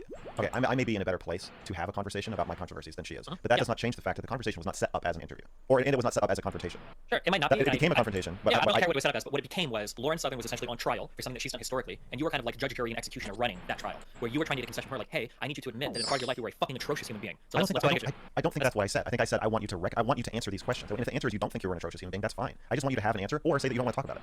Yeah, but nobody's gonna say they don't want to talk about it because it sounds like you're making the concession all the same. If Then don't fucking turn your webcam on and start talking to me. Sure, but I'm just saying. Like, this is what I'm talking about. I don't want to be pushed around. I don't want to be pushed around. It is. In DMs, if I say, can we talk about our past controversies, including the migrant stuff, she says yes. So then we turn our cameras on and now we're talking. And then I say, okay, here are my questions about it, and she answers, and I say, well, I feel like you're being evasive. I don't think you're really answering. If she keeps evading at that point, unless I'm going to just be like let her off the hook and pretend that she has answered when she has not, which I don't want to do. She's trying to push me around. She's not trying to push you around. She's trying to dodge your aggression, is what is perceived from her point of view. No, but the aggression is only in response to her pushing me around. Yeah, but it's only in response. It's only that response because there's something she's on, because you have the power in the situation. You're trying to get a concession from her. She was a horrible person at one point. She's never. No, I'm not trying to get that. Okay, I'm trying to get her to answer. I need you to understand. Okay, I know how the minds work, but they're wrong. Okay, but it doesn't mean to say that. When you're saying verbatim, right? If I would have done anything like that, I would have thought I was a horrible person. When you say that, I don't know if you realize it, but you're by proxy making the accusation you were a horrible person. And I need you to say that. I need you to say that to me. You were a horrible person. No. You're adding. I need you to say that to me on there. I'm adding it because that's the. I have this conversation with people all the time. People constantly are like, I think your review was immoral, and the things you say about cuties is horrible, and it's a horrible thing to say. She said she literally told me that my review was immoral. But she was not. I don't take that to mean that I have to also think that. I don't think you're understanding the. I think that when. I understand, perfect. No, you don't. You think way too highly of people. I think that if I were to ask you questions, if I were to ask you questions about things you believe or things you've done, I think that I could ask you something about your cuties review, and I could walk that thought back all the way to this is like the fundamental point of how I gather truth or happiness. I think I could follow all that back to that root cause. Do you agree with that? That any like abstract thought you have can probably be traced back to some more fundamental thought, right? Sure. That's very inhuman. Very few people can do that. So when you're approaching you mean very few people would be able to have that conversation and tie those things together to eventually. Very few, less than 1% of people can do that. Okay. So when you're having a conversation with somebody and you're offering what looks like a weakness to somebody, it's not. You're 100% put together and ready to explore that. So when Lauren was lashing out at you and she was like, okay, well, why did you cover the cuties review? You're sitting there like, and I've been in your position, so I'm empathizing, okay? But when she says that, that's almost like yeah, let's go there. Because I've already explored that fully. Right. I can own every single part of that conversation. I've had them all before, and I can be fully confident every step of the way when we're talking about it. So her attacking you with that is not the same as you attacking her with let's talk about the migrant, because clearly there's a lot of she has not thought it. Exactly, yeah. So there's a huge, even though this is what I was saying back to the original, even though it looked like you were offering her like a lifeline, like, oh look, we're like the same. You're not. You've processed and integrated that so much more than she has with her experience. These are not the same things. And if anything, it almost looks like she's being baited or lured into getting dragged down with you, and she's not even hasn't gotten to that point process. I didn't know that. Sure. Well, that's why I'm telling you. You need to make these assumptions with people, right? I need to assume that people have not processed anything that they've said or done, even 5 years later. At least if you're approaching something, because you were trying to get a novel admission from her. She's never publicly said any of that was bad. I don't think that's not what I was trying to do. You keep saying that's what I was trying to do, but that's not true. A lot of conversations seem to be revolving around getting her to say, like, well, reflect on it. Say, well, isn't this kind of bad? No. Okay, it felt like that. I think she felt like that. I'm sure she did, but here's what she felt like that because just because I think something's bad doesn't mean I want you to think bad. What I want. But most people, what you did right there was very inhuman. Most people think that everybody has to agree what's bad and good. I know, but the reason she agreed to talk to me in the first place, I assume, is because she knows that I don't operate that way. So we do have some basis. Nobody knows that. So again, from personal relationship experience, friendship, you can say that you operate a certain way. Nobody believes you. Nobody will believe you until it comes to a point where it's tested, and then people are going to treat you like a monster or like you're inhuman. Nobody believes you are the way you are until they've had first-hand experience with it, no matter how you say it. That's just absolutely true. So even if you say something like, "Hey, I'm very honest and I explore conversation," so why do you think she agreed to talk to me then? Probably because she genuinely finds your mind interesting, and she didn't know that she was going to have to defend her past that much. She thought we'd go easy on each other. Maybe, yeah. Yeah, because she felt like, I talked to her later that night about the conversation, and her impression was she felt like you were attacking her like everybody else, and she thought that since you had bad stuff in your past, you would kind of go easy on it because she has bad stuff in her past. But the reality is you haven't gone easy on your own past, you fully understood and integrated all those experiences, and she hasn't. That's the difference. Okay. So, I don't think that's my responsibility. Do you? Help? So I'm not here to care about the moral bullshit or whatever. But I am. That's what we keep coming back to. You're very sure, okay. No. I'm not. What I'm saying is that, like, if you want to have a conversation with somebody, you have a certain end in mind. I don't. Okay, so now if your response to me is destiny, I actually don't give a fuck where my conversation ends up. That's not true. That's not true. They are. These are diametrically opposed. You gotta choose one or the other. No. Absolutely. Not giving a fuck is different from not trying to control something. I can care where the conversation goes without doing everything in my power to make it go there. But if you care where a conversation goes, you're going to exert some level of influence when you go there. Absolutely. Subconsciously, for sure. Subconsciously, I am consciously making choices. So when you ask I care more about the choices than I care about the end goal. I care more about how I conduct myself. I care more about the morality of how I'm conducting myself in a conversation than I care about whether it goes where I want it to go. That's like you see that there's a balancing act. It's not a balancing act. That's the problem. You think you have to pick one? Well, at some point, you might run into an area where these things become binary. You can either do one or either the other. You're not always going to be able to. I choose the moral derailments of the conversation into endless meta fighting over getting the cat to expose its belly so I can gut it. Sure, you can do that. That's your If it's prerogative. wrong, Just be aware if that. it's Okay, I would disagree with that. Okay. Why do you disagree that it's wrong? I think it can be okay to have a purpose in mind for a conversation. That doesn't mean you have to be like the most virtuous. Like when I argue with certain very radical people, my goal is not to bring them 100% to my side. Usually, my goal is to get like some level of agreement in some kind of central area, and then just give them like a little bit to think about. Even though I could push harder. So like Lauren Southern is a good example. A lot of my community hates the way that I interact with Lauren Southern because I'm not constantly having to like hold her to account. You need to talk about what you did. We need to talk about the votes. I don't care as much about that. I disagree about a lot of what she did related to it, and I could have a big argument about it. But I don't really think it would accomplish much. Like she's really dug into everything about that. I'm not going to force some level of introspection from her, or maybe I go over time. But rather, what I hope to do is if I can win you over on enough of these other level positions, at some point we're gonna have enough rapport that if that conversation comes up, I'm gonna have a lot of ability to push in a little bit harder than other people because I've proven myself to be a good actor. I'm not somebody just trying to destroy you or fuck you over, and maybe I can even offer a little bit of insight into your own thoughts. But that will destroy you. I don't think so. Okay, do we both agree that if I had been nicer, I probably could have gotten her to say a lot more about the votes? For sure. I probably could have gotten her to like cry. Depending, maybe. I don't know if she's. But there's probably some combination of things I could have done to get her to not out of remorse, but out of something, some feeling about the accusation or what happened or how big of a part it's played. Okay, I don't think that's right. Okay. It's weird that you're giving me this advice going into an interview with you. Well, the way that we talk is going to be different than how you talk to any other person. So it doesn't really Okay, matter. so you want me to be forthright with you? I don't as want you to do anything. I just want you to be aware. Do you want me to try to manipulate you into telling me things that you don't want to tell me? You can do whatever you want to do, but I'm just saying. Be aware No, you're saying I can try and then I'll fail. I'm saying that if you have no. I'm saying if you have conversations in certain ways, it's going to cause certain things to happen. And you just have to be aware of that. If you don't give a fuck, then I mean that's fine. And I'm not trying to present like my style of conversation is right or wrong, even if it feels that way. Kind of like how Lauren felt like you were calling her evil, even if you weren't actually calling her evil, right? Because I haven't said anything about your style of conversation. I'm just saying like if you have a style of conversation that is more confrontational, if you haven't earned a lot of rapport with the person, then they're going to get really defensive and locked down. You're not going to get much farther in the conversation. I don't think. Okay. But if you want to do that, fuck it. Go for it. I do. Okay. And I'm gonna do it right now. Okay. I'm an open person. You can be as whatever you want with me. I'm fine. But you're guarded. Not really. You don't think so? Should I have actually go to the grand exchange? Okay, I feel like there's a few topics I want to talk to you about. Okay. Either your conversation with Dr. K or my conversation with Melina. Things where I want to. I feel like there's just like. Also, do you look at your subreddit? Yeah, all the time. Okay. Yeah. So their opinion of me is like all over the place. It was good, and then it was very suspicious. There's like a jerk wave. Then if there's too much of something, there's going to be a counter jerk wave. And then there'll be like a counter jerk wave. That's just like the nature of the internet. Yeah. Okay, so they have talked about. They've mentioned me betraying you, or me being a sociopath, or me being super needy and wanting to talk to you all the time, or wanting your attention, or wanting your airtime on your streams. And then they've talked about us having some horrible falling out, or they talk about me becoming a gigantic streamer and then betraying you somehow. And then Melina, I think, touched on all of those in one way or another. What do you? I guess, okay, so I've always talked about like the power differential between us, where you're like a huge streamer and I'm like nobody. But I'm less nobody now. So where, I feel like, as I become less nobody, I benefit less financially from each conversation we have, which gives you less control over me in a career way. Like, I'm becoming more your equal. Self-sufficient. Yeah, like not your equal in terms of. Yeah, I don't mean your equal in terms of size. I just mean in terms of how much I could be using you. That has to be decreased significantly. Okay. Right? Do you agree on that? Yeah, of course. You don't like being used. I don't care if I'm used. I think it depends on who's using me for Well, okay, I don't like being used. I feel like I'm learning more about what it must be like to be you as more and more people try to use me. I've never had this experience before, but over the last 2 weeks, people are sending me like, oh, have you talked to this person? Blah blah blah. You might be in blah blah. Everybody's doing. I've never had the experience of somebody doing someone else a favor by telling me their name. And this must happen to you all the time. Of somebody else doing you a favor. Someone doing someone else a favor. Someone being like, just these imagined conversation. Like, you know, the conversation went like, yeah, I know Destiny. I'll send him a DM and like, I'll mention you. And like, I'm not sure if he's gonna really want to talk to you, but we'll see. We'll see what he says. I don't like it. Okay. I feel yeah, I feel What does this staff increased do? by more and more people. Why don't you like it? Because they don't like me. They like money. They don't care about me. Okay, so it's do you just feel getting like staff. you have some way? Yeah, do you feel like you have some way of weeding out those types of people, I guess, that contact you, or? No, because a lot of them also genuinely like you.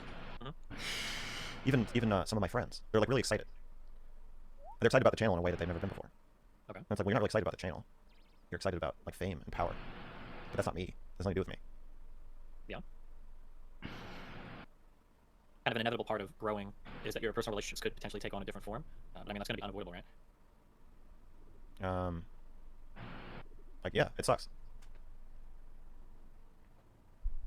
Have you thought at all about how to, I guess, divine from people their intentions in associating with you, or to figure out? Is that possible? I mean, yeah, sure. I can become more. You're saying just go Scarface and be more paranoid? Maybe, I don't know. That's not much bothers you. Bothers me what? Okay, well. Okay, so in terms of you and me, do you agree that this dynamic is decreasing as I grow, or? Insofar as the dynamic exists and could be observed by some people, yeah, it's probably decreasing. I'm asking you what you think. This is. I don't care about this. This is something I don't care about at all. If there are girls out there that want to fuck me for fame, or there are people that think they can leech off my thing to be more popular, as long as I'm having a good time, I truly don't give a fuck. I don't care. I can be cognizant of any dynamic that exists, but like it's just not something that I'm really that concerned about. It doesn't bother you. No. Okay, I guess my view is that it doesn't bother you because you're so paranoid that trusting people at all just seems like unthinkable. So you're like, fuck it, they're all. I mean, like you said to Dr. K, that you think all relationships are transactional, or you view them all that way. So therefore, if they're all transactional, you might as well just say none of them are transactional because it's no more transactional than any other relationship. If you think they all are. There are two ways you can go with this, and if you want to do the first way, we can do the first way. But I can tell you. So when somebody's in my position, there's two possibilities. Either one, they are incredibly guarded and they shut down some part of them so that they don't associate with people too deeply because they're so afraid of getting hurt that they don't expose part of themselves. Yeah, which sounds like what you're saying with me. The second part, and this is the only answer I can give you, and you can assume how long you want, but I truly just don't really care that much. I have an internal view of myself. I have an internal view of what I want, what makes me happy. There are certain people in my life that I can utilize to achieve those ends that are fun to hang out with. If there's some mutually beneficial thing that they gain off of me, whether it's clout or something like that, I really don't really care that much. It's just something I think about. Yeah. So your sense of being used does not subtract from your sense of being loved. I'm not looking for love from other people. I'm usually just looking for positive experiences. You don't want love. No, I'm not that kind of person. No. Melina? For Melina, I probably do, yeah, because she's my wife. But if I felt like she was trying to just use me for things, that would probably bother me. Yeah. Okay. Love for Melina and I assume a couple other family members. And my son, yeah. Yeah. I want love.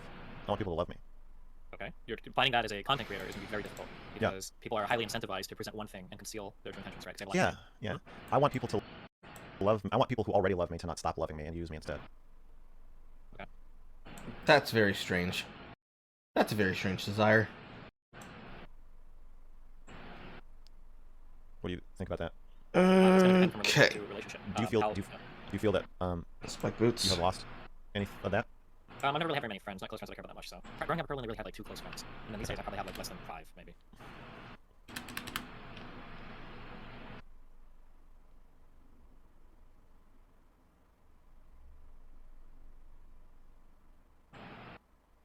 Space. What the fuck? There was just like a fucking 1-minute pause where neither of them said anything. Are you worried I will betray you somehow? Not really, but I kind of worry about things I don't have much control over. It seems like I would just be robbing myself of any like immediate happiness or satisfaction by doing it. If it happens in the future, it happens, but like why would I not enjoy everything leading up to it? I think you could enjoy our relationship more if you trusted me more. Not really, because it's not like there's some part of me that you don't have access to. Like just I think because there of is. my thoughts. Like what? Your heart. There's not that much part. in there. There is. Okay. You have to admit, I seem like a pretty trustworthy person. Probably, maybe, Cap. maybe not. I'm not Like sure. if you were gonna trust like a streamer who just random, I guess I wasn't a streamer. You made me into a streamer, but you're gonna trust like a content creator that just like showed up. I feel like I'm a pretty good candidate for someone to trust, even though the situation certainly does not lend itself to trust. That's what I'm. You know what? I think I met you and I was like, this is great. Like he's platforming me, but also I like you and like we can talk to each other and you're helping me and helping me navigate this confusing mess.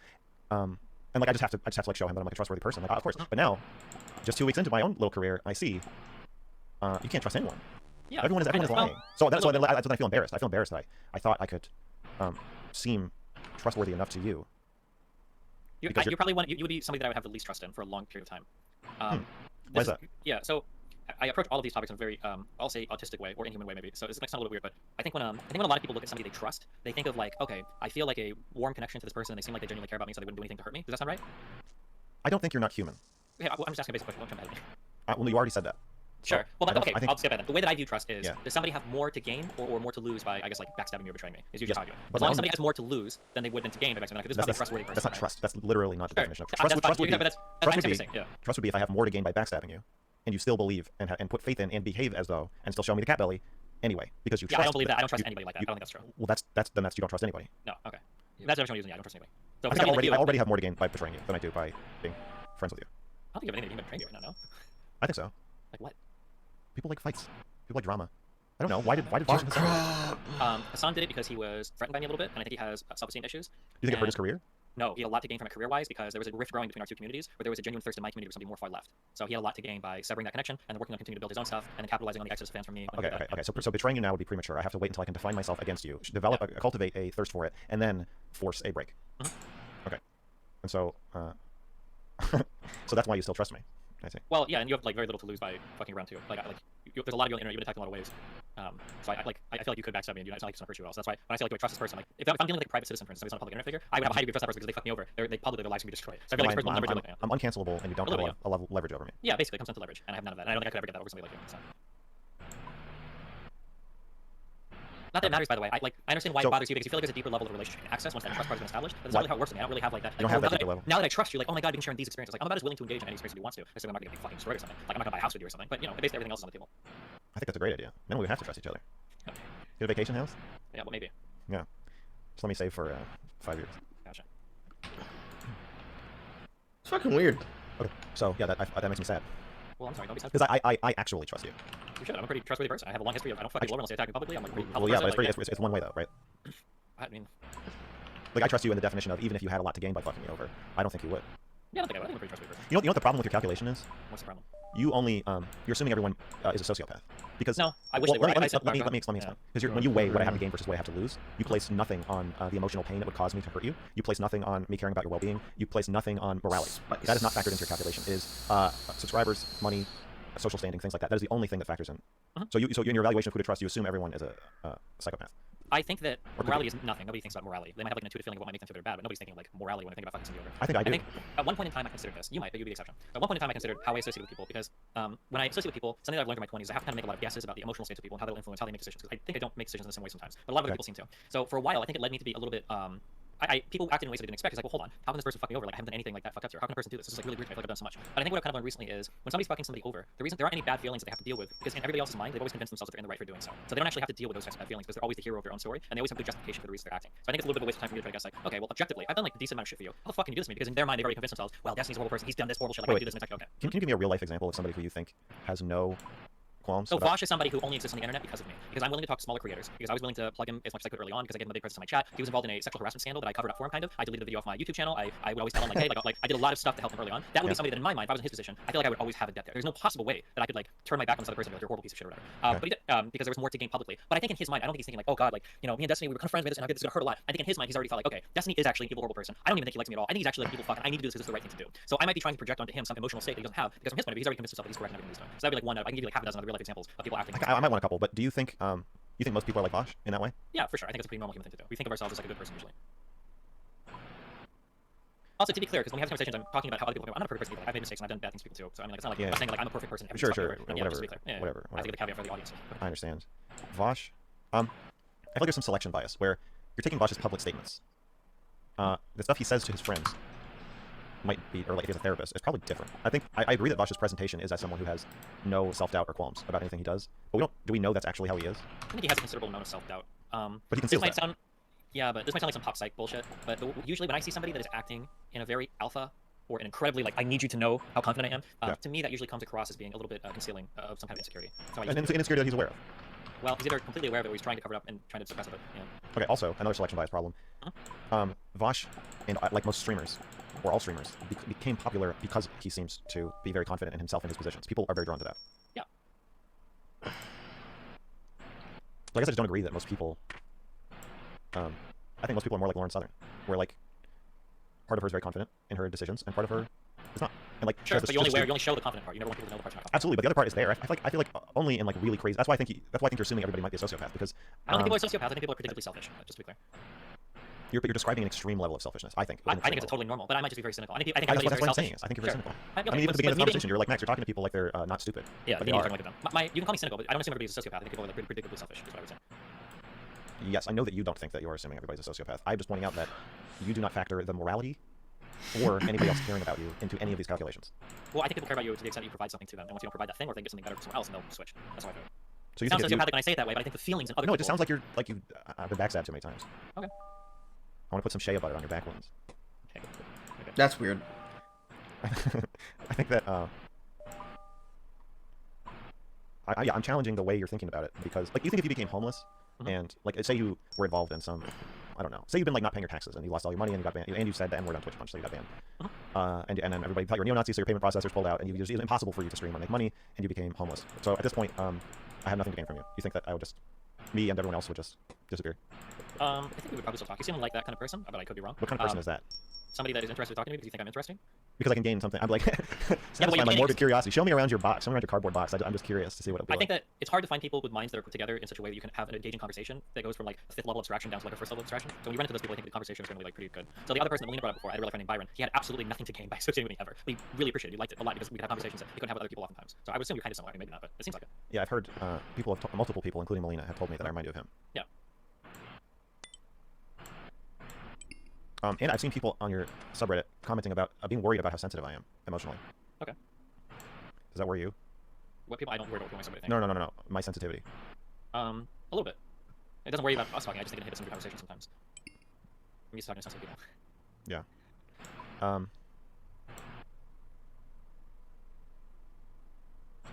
Okay. Only Wait, wet what kind of food. person was Byron? Or what is the comparison you're making? He's just like, he very much had like a full way of kind of like looking at the world. And if I gave him, there's like a broad way that I can explain to people. I don't know if this is how it's a broad thing that people can do.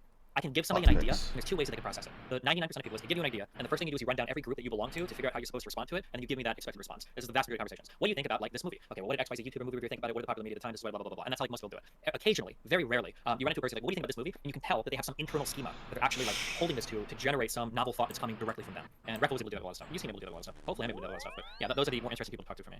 Because when you're talking to the person and not the Yeah, I don't need to know what society's popular views on things. I can just go look at fucking Reddit or Wikipedia or some shit. I don't need you to regurgitate to me whatever the most popular reviewer or idea is. Basically, I don't need that. I wasn't sure if I wanted to bring up Reckful. Okay. Okay.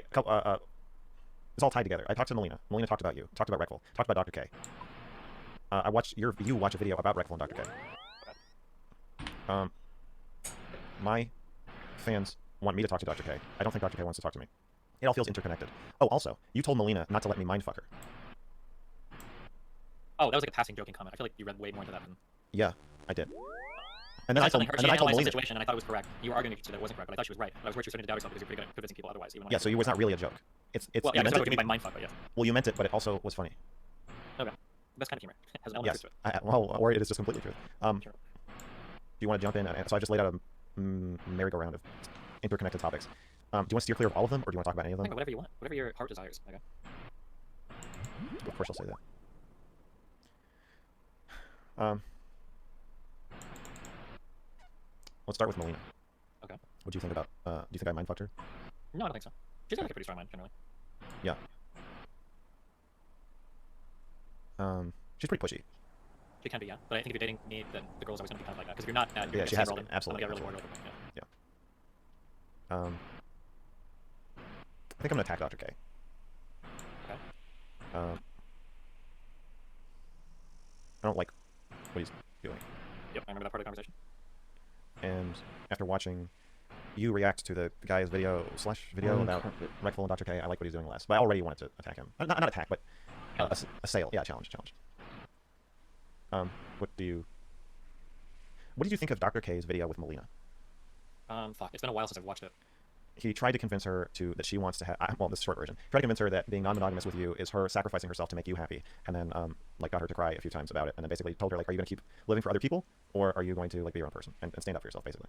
I think that when you hit on something that's exceptional in a person's life, being in an open relationship is a pretty exceptional thing, like an exception to the norm. I think it's So okay prude. to question.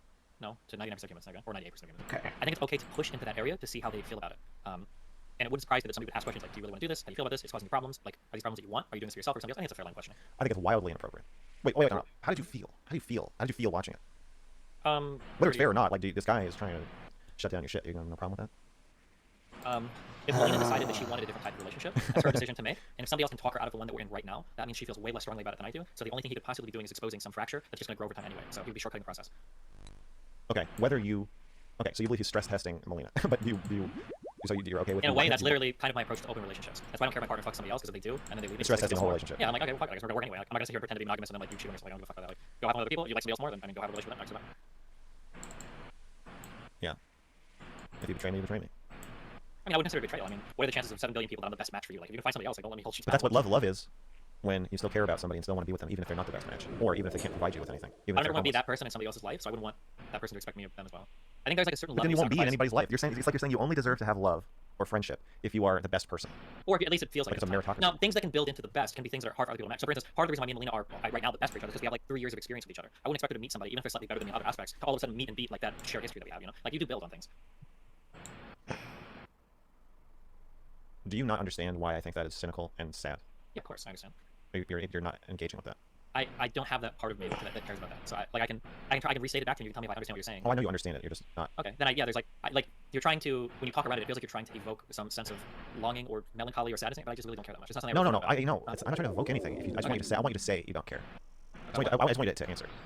I don't care if Melina ends up finding somebody better than me. I mean, like, I no, do you care? Do you get why the idea that you have to be the best possible person and the best possible friend at all times? And if not, and if someone wants to just trade you for somebody else, then you're fine with that. You're just, it's like at any moment you're just waiting to be betrayed. So much so that you don't even call it a betrayal. I don't think I get betrayed. I'm a pretty cool person. I have a hard time believing that somebody I'm close to is going to being close to is going to trade me out very easily. I hope that's the case. But you're also an asshole.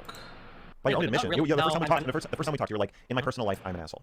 So, I am an aggressive person, conversationally and comedically, I guess, but I'm not genuinely mean to people. And I think that's a thing a lot of people have a hard time understanding. I think you're mean sometimes. I'm very, very rarely mean. I think you make cutting remarks. Sometimes. Almost, and only to people that I'm like genuinely fighting with, never to like a friend. Like there are things that I could joke about with Mr. Mooten or Dan or Melina if I just wanted to be mean, but I stay away from those topics pretty far. And if you ever have the chance to interview people I've been with on stream, like, hey, you can ask Lauren. Like there are times where I'll tell people, like in DMs, like, hey, if there's like a topic that you don't want me to touch or you want me to joke about or something, like I'm totally staying off of that. Like when I'm being mean, it's like mean in a funny way that I hope they can push back on and deal with. But it's not like I'm trying to find what are the things that hurt you the most that I'm gonna joke about. That's not usually my approach. It's never my approach. Someone trying to be friendly with.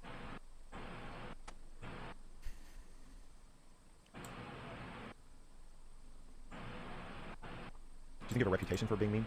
Yeah, but I think it's because most people don't understand what that means. We're having a semantic problem? No, it's a relation, like understanding how other people feel. People, here's like the issue, okay? Somebody will see me with a girl, okay? And a girl says something like, I really like Blink-182. And I say, Blink-182? That's a dog shit band. Why do you listen to such garbage music? And then like we'll laugh and joke about it. And some people see that behavior, they're like, okay, I'm gonna be like Destiny. So then they find a girl in their life like, hey, what's up? And the girl's like, hey, how's it going? And the guy's like, you're really fucking fat. Like, I'm doing like the Destiny thing where I'm being mean to them. And now it's and they're like, wait, this doesn't work at all. And I've seen fans like firsthand that are like friends of friends interact with people like that. Like, oh, this guy's a really big fan because he's an asshole to everybody. And then when I say like talk, I'm like, wait, hold on. This guy's not being like mean funny. This guy's just being really mean. Like these aren't like jokes. There's not like everybody can share in and laugh and go back and forth. He's just like really fucking mean. So I think people have a hard time. I'll call it like chemistry or something, where it's like the way that you associate with people. But I can find people and joke with them in aggressive ways that's pushing or testing boundaries, but it's actually like done in a really respectful manner. And I'm not actually trying to upset somebody or actually trying to dig in and make somebody feel bad about themselves. Okay, I think sometimes people see me do that and they think, oh, that's just being mean. But there's like a dance or a process here where I'm actually being pretty careful about what I'm joking about. Okay, so you think that people are misunderstanding these interactions. They're misreading both you and the person you're supposedly being mean to. You're being aggressive and playful, but you generally are not mean. For sure. Okay. How do you feel about me criticizing Dr. K? I understand your criticism. It's gonna come down to like you seem a little bit more like action-oriented, like is a particular action good or bad? Whereas I'm like a little bit more, well, let's see how it affects everybody oriented. So like Dr. K, you can argue is like, okay, well, this quasi like entertainment / therapy is a little bit irresponsible. But I think at the end of the day, I'll say, well, how many people are now engaging in more productive conversations about mental health? Even if he is like a little bit exploitative, I think at the end of the day, it's worth it. I have an advice show. Have you seen it at all? I've seen a couple things of it, but I've been traveling this whole past week, so I haven't seen much of anything yet. Oh, yeah, I'm not taking it personally. I'm just curious. Oh, well, I just answered the question. It wasn't meant to be personal, not personal. Well, it felt personal. Okay, I don't watch it because it sucks. Why the fuck would I take advice? Just You're like a fucking Blink-182. loser. Blink-182, yeah. Yeah. So I wrestle with like the responsibility of that. Some of my mods and the Discord mods are like, we should have like a resource center, because every call, almost every call ends with me telling the person to go to therapy. Correct. Which is not helpful, but yeah. Why not? I hate when people say that because like every advice to go to therapy is like, okay, well, I'm talking to you because I'm not in therapy. Don't fucking tell me to go to therapy. Well, you should. Yeah, everybody should if they have problems that they feel like they can't resolve themselves. Yeah. Do you think Boss should go to therapy? I don't know if I know personally enough to say if you What if you had to guess? If I had to guess, I'd say probably not. I think most of his problems lie with like trying to be a public figure and making money and growing his platform, not with having like actual self issues that he needs a therapist to diagnose. He should retire. Why should he retire? Well, he's having problems. We agree with that, right? What do you mean? How? I don't know. He just seems like a troubled person. Oh, I don't think so. He seems like he's doing really well. He's got 2 channels. They're both doing pretty well. He's got a pretty loyal audience. He's making a ton of money. He grew incredibly quickly in like a year. He basically hit monsters on YouTube. Well, those are just numbers. Sure. As far as his personal life goes, I don't watch his streams to know. But maybe do you think his personal life is like really bad or something? Or? I think maybe we have different definitions of when someone seems troubled. To me, I mean, I'm just looking from a business. He seems like he's on the verge of like snapping at all times. He seems like yeah, kind of, yeah. Oh, I don't think so. He seems pretty normal. I think that he approaches some people, me especially, with a very big amount of vitriol. But he doesn't look as close to snapping. Okay, I guess maybe I think a lot more people should go to therapy than you think. Do you think I should go to therapy? I don't know you enough to say. I'm not sure. You don't guess? Probably not. I don't think so. But maybe if you want to. Okay, Not sure. and you don't think you should go to therapy? I have no fucking idea where this interview is going. It's very strange. Like, extremely so. I have no idea what it is he's trying to ask.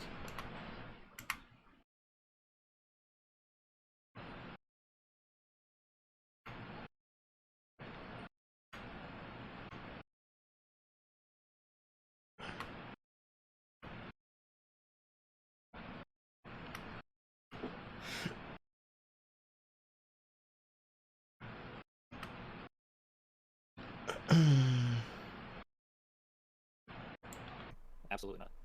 Why not? Because I ain't got the time for that. I'm trying to climb the Masters on the Rift, okay? We're going big with Mr. Moon this season of the week. I think the therapist is there to provide you tools to deal with issues in your life you feel like you don't have the ability to deal with. And I don't feel like there are any parts of my life that I'm incapable of dealing with, so I need some external like motivator or somebody to supply me the tools to analyze and deal with things. I have a different view of therapy. Okay. I think the therapist is there to provide you with unconditional support and love in a safely transactional relationship. Or not love, but intimacy. Unconditional intimacy and caretaking in a transactional relationship, which provides safety in the transactionality. So you know if you pay your, whatever, $123, then they're going to show up for you. And you don't have to worry about that calculation that you do when you decide if you can trust somebody is completely removed. Okay. You can't trust them. Okay. What do you disagree about? I don't think a therapist should be there to provide unconditional anything. I think a therapist should serve to challenge you in some ways. Now, he's challenging you in a way that isn't attacking you, but it's to provide you with some level of insight or tools to like. Absolutely. I'm not saying they shouldn't challenge you. I'm saying unconditional in the sense that they're not going to leave or disappear if you do or say something they don't like. Oh, Obviously, sure. there's a limit. Like if you try to grope them or something like that, you're going to be gone. But I'm saying that beyond a normal friendship or even normal like marriage, the therapist, if you pay your X dollars, they're there for you in a way that maybe only a parent could otherwise be expected to do. Yeah, I would agree with that. Sure. Okay, so you can. Okay, so you think, anyway, well, my point is that at the end of every call, I tell the person to go to therapy because I can't fucking help you and you need help. Dr. K doesn't do that. Okay. I'm also not a therapist. Okay. So I want to acknowledge that I do have an advice show and I do exploit people for money. They're not on camera. And the conversations are very focused to one issue. So the person says, how come I blah, blah, blah, every time I blah, blah, blah. I don't want to give examples because I'm accidentally blurred out a real one. But and then I say what I think, and then I say go to therapy, and then that's it. So I just want to disclose that. That said, okay, you're saying that you're okay with Dr. K sort of digging around in people's minds, semi to help them, semi for content, and all the wonderful gray area in between. Yeah. Because you think the net effect, even though you think it is at times irresponsible and maybe even harmful, the net effect is positive. The net effect is positive. I don't know how much of it is actually harmful to an individual. I have to think about that.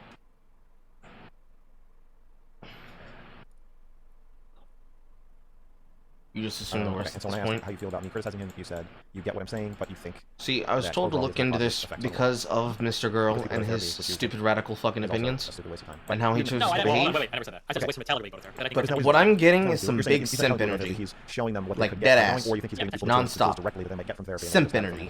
Over and over again. But maybe some people take something of value from that therapy. Asking for approval from Destiny. Okay. Is there? Are you going to tell me how you feel about me then criticizing him, or no? You're not exactly answering. Yeah, you're free to criticize however you want. I know. This is America. Yeah, but I think we fundamentally disagree on what's good and bad. So I mean, like, we're going to disagree on what things are good or bad, right? Do you think it would be bad for me to criticize him? You can criticize what you want. I think it would be I bad know. from my point of view, because I think he does. I think he contributes more good, way more good than potential harm. What if he needs to be challenged, and then he can do even more good? How could he be challenged? Do you like enter into an actual patient-therapist relationship and then get consent to stream the therapy sessions, or? No, I think just his. I think he should continue to talk about the ideas he talks about. I just think the way he's doing it is unethical. It doesn't really work unless you have a person to talk to, though, no? I don't think what he's doing is therapy. I think it's therapy. It's well, it's a weird sandwich of lies. He's saying it's not therapy. I don't know what he says, yeah, for liability purposes. purposes. But it absolutely is therapy. But then it is therapy. But then I think because of the way he's doing it, it's not therapy. It can't. Well, there are parts of therapy that should be that aren't there. So there's no liability. There's no checking up afterwards. There's no fucking audience when you're in therapy. Sure, yeah, that's a big difference too. Yeah, for sure.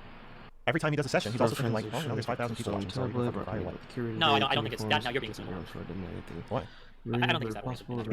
When he had like a technical problem when he was talking to Melina, and he said he was like, "Fuck, right when we're at the climax." Blah blah blah blah. I mean, an emotional climax can be a big moment in therapy. It doesn't mean that. I've never seen a therapist say that in person. Well, probably because they're not having technical issues in person, right? No, and in person, I've never heard a therapist refer to the climax in a session. That's film terminology. Okay. It's like he's making a movie. All right, well, I'm gonna go at it pretty hard, I think. So I just want to. Can you get a conversation with him? I can't. I'll try it. Protected by dead, trapped with diamonds. Soon as the gods Alright, left, say 4 that, diamonds and crystals as the okay. king's secret Good guarded, luck, do what you want. protected, Good luck, buddy. Have and fun. held Good luck, by be the safe. strong, Yeah. so Okay. that the wealth and power of the be persistent and sealed. Okay, next topic. Hot. Fans.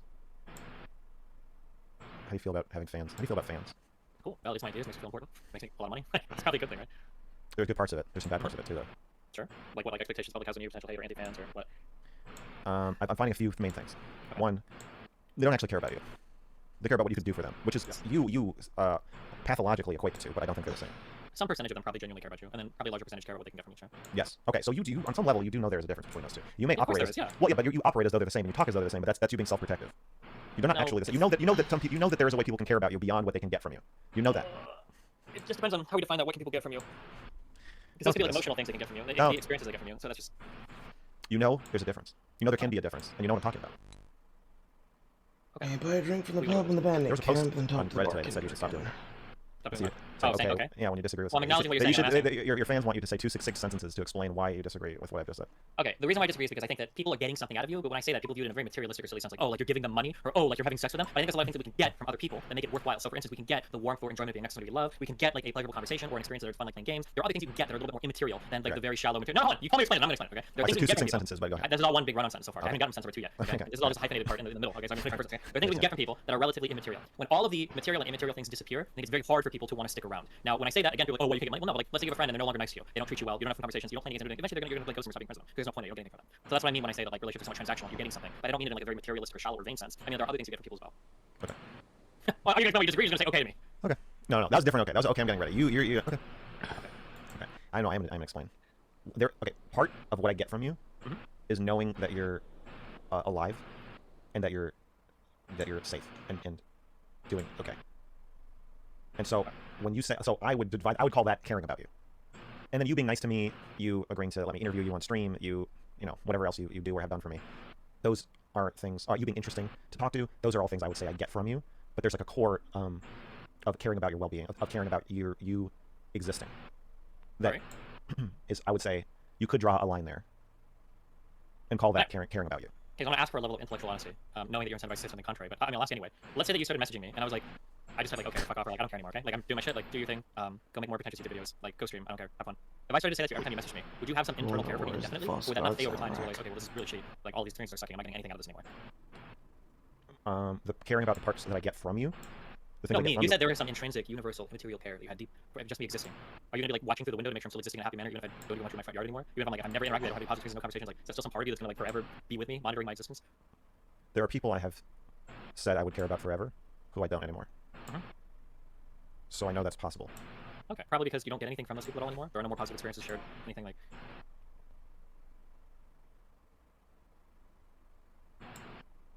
I think I was a bit delusional about the nature of my relationships with them, and they betrayed me. Okay. However, those were also relationships I was very dependent on for like emotional stability. And while I think you lean on any friendship for emotional stability, if you started doing that now, use the items. I wouldn't feel like you had yanked out like a support pillar from my like emotional support system. You know what? I don't actually thinking about the people I'm talking about. I'm really angry at them, but I don't know that it's true that I don't care about them. Okay. The way that I would interact with that, I would say that you care about some entity that doesn't exist anymore. There was some past person or some experiences that you care about that, but either the person changed or your perception of them changed such that whoever exists now is not something that you want to engage with anymore or have positive experience with. That's how I would do it. My perception of you includes the idea that you would suddenly become very cold and disinterested in talking to me. I don't think so. That's what they say. I don't think that's how you internally view it, though. Even if you tell yourself that. I think that if tomorrow, if I would... No, I would be shocked and hurt. I'm just saying I don't think it's impossible. I would be very hurt. Sure, but your perception of me, the way that you would feel about me would change following the function of and yet I think I would still care about you. I think you would care about an idea of me that isn't necessarily mapped onto reality anymore. I think you underestimate how much what you've done for me means. He's melee with Ice Gloves Wars. But like, say tomorrow, I could do worse. Say tomorrow I showed my murdered your girlfriend and I cut off your arm. In my arm? I was going to say fine to the first part. Yeah, and your arm, right? Then that would be a pretty serious crossing of my boundaries. There are like ideas of, there's like, I can think of old girlfriends in high school that I still care about, but like not really. I remember who they were when I was 15, but I don't know if they're like that anymore. Like, do I truly have that parallel emotion? But not really, right? There's an idea of them that I care about, but I don't know how much that maps onto reality anymore. Okay, the example you gave me is you being cold and distant and losing interest in talking to me or pushing me away somehow. My sense is that you do push people away. I've heard that and I have felt it a little. Not a lot. What do you mean you felt it? Like I'm doing it to you? Sometimes. Just a little. I offered to hop on and have a convo after the Lord's thing. I agreed to do this. You're also often warm and don't. I think I'm pretty communicative, no? Yeah. But there's another part of you that is like I don't keep think people, so. keep people at distance. I think people keep themselves at distance. I think they create this illusion in their mind that Destiny's not trusting, so I'm going to be careful about this because he's pushing me away. It's okay. You know, like everybody thinks this about you. Yeah, of course. Well, you think it's a misunderstanding. Yeah, it is. Although not all the time. Sometimes I want people to go away from me. I think it's pretty obvious to read the signal or the signs. I'm not saying it's totally voluntary. I'm not saying you're intentionally trying to do it. I just feel like sometimes you're like, I don't know. Okay.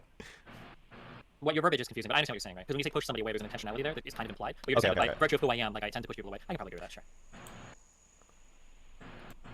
sure. You never want to be in the position of, I guess you're not very vulnerable.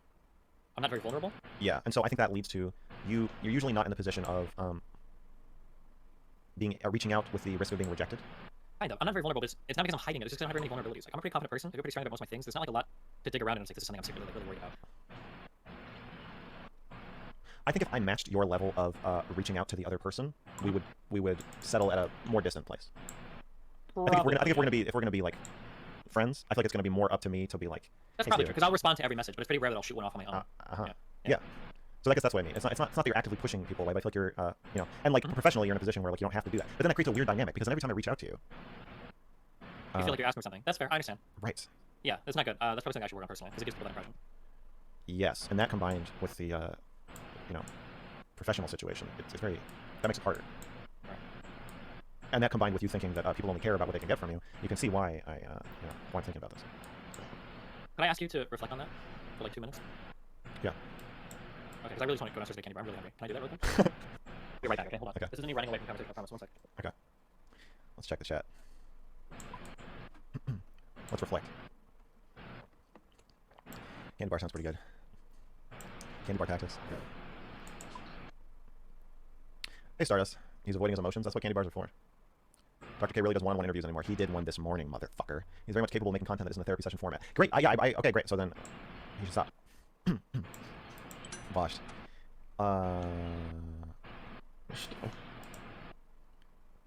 Couple more pieces. Well, I don't want to respond to any of the stuff you guys are saying. I'll laugh at it though. Enter the Smoky Well west of Polnavish. You're sorry for telling me to talk to someone in the DMs. I'm not talking about any specific person. And I'm not even telling people not to do it. I'm saying that I have become a fountain of money and attention and warmth and sparkles. And people want to bring buckets to me and fill their buckets up. And I've never had that experience before of, like, I've had the experience of people liking me and even feeling used in the way people like me, where they're like, I feel like you could make me feel special, or you could make me feel good, or like, I don't know, it's like when someone's attracted to you. Like, they like you, they're attracted to you, but they also want to like get themselves off using you. But this is even more removed, because it's not, you want to use the audience that is, like, attached to me. You know? And so it's like you're using me, but you're not even using me. You want to use the fans, or the attention. It's like a second level of removal. I guess I'll talk about this more thing, obviously. That's a very narcissistic way for Mr. Girl to look at himself. I think that explains probably why both himself and Vito went about the technique of trying to get clout from causing controversy around himself. Because outside of that, he's a very boring individual. Extremely fucking boring. Change your name to Mr. Sully. You're not reflecting if you're looking at chat. That's true. I don't think you really wanted me to reflect that. I think he was just fucking with me. Dr. K definitely recommends therapy to people after his shows. Yes, but he also owns a coaching business. So, Healthy Gamer coaches trained by Dr. K. So he can recommend therapy, but also you can sign up with one of his coaches. You know what I'm saying? There's a conflict of interest there. I have a lot of issues with it. When am I getting partnered? I don't know. Maybe never. Just for reference, Dr. K does do the thing where he tells people to go to therapy. Okay, yeah, I'm not, hey. I'm going to look at this very carefully before I make any definitive statements. But, what I meant was, I don't see him saying, I can't help you, you need to go to therapy. I see him saying, I can help you, and I will show you how, and I will try to help you as much as I can in this time. And this basically is therapy. He's trying to have it both ways. It's not therapy, but it is. Go to therapy, but I own a coaching business. Stop bringing up Dr. K chat, you baiters. Yeah. Are the allegations about you true? I don't know. Are there any allegations about? I don't think I have any accusers yet.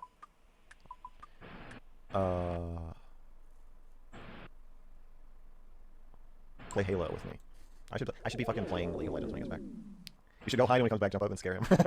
I don't think that's the right tone, Stardust. I don't think that's a good idea. Where'd you get your big water jug? The real questions. Amazon.com. Do you have any planned content with Shaylin where it has been really, really good? Yes. Let's go around the other side. I had an idea. We were on a hike and there was a picnic table looking desolate and lonely. And I was like, I know what we have to do. She agreed. And I just got these new LED lights. They're battery powered, so I can actually light it up there. I'm assuming you got rid of the Scarlet Red box of awfulness? No. I got a cloud lifter for the SM70. This is actually my old mic. I use this. This is my I Kill Pedophiles mic, but for most of the album I use the other one. Love my shirt. Thank you. A Shaylin original. Me crawling out of a cabinet naked from my video. I'm a YouTuber. Stardust is sus. Yeah, it's more like Star sus. Please keep rejecting Has infrared. Has or Haas? I don't know how to pronounce that. I'll ask Destiny. Is he a bad person? I feel like he's pretending. My sense is that he actually freaks out and then pretends it was a joke, and it kind of is and kind of isn't. I've done that before too, where you're like really mad, but it's also kind of funny. Even if Destiny became cold to you, would you still say that he would represent a value ideal you want to see in the world? Yeah. I mean, I'm thinking about like my ex-wife. I care about her, and I want the best for her. despite feeling extremely betrayed. So, yeah, I feel like it's complicated. We're gonna have to talk a little bit more. I don't know what to pray versus Dust Devils. Feel like you reflected adequately enough? Yeah, I'm ready now. Thank you for allowing me to have that space to do that. No problem. You know, Dr. K in his shows a lot, he likes to take a minute to be quiet and meditate, so I just wanted to emulate the experience. for you. I need a candy bar. What kind of candy bar do you get? Nope. Kit Kat bar, you know, the best. Nice.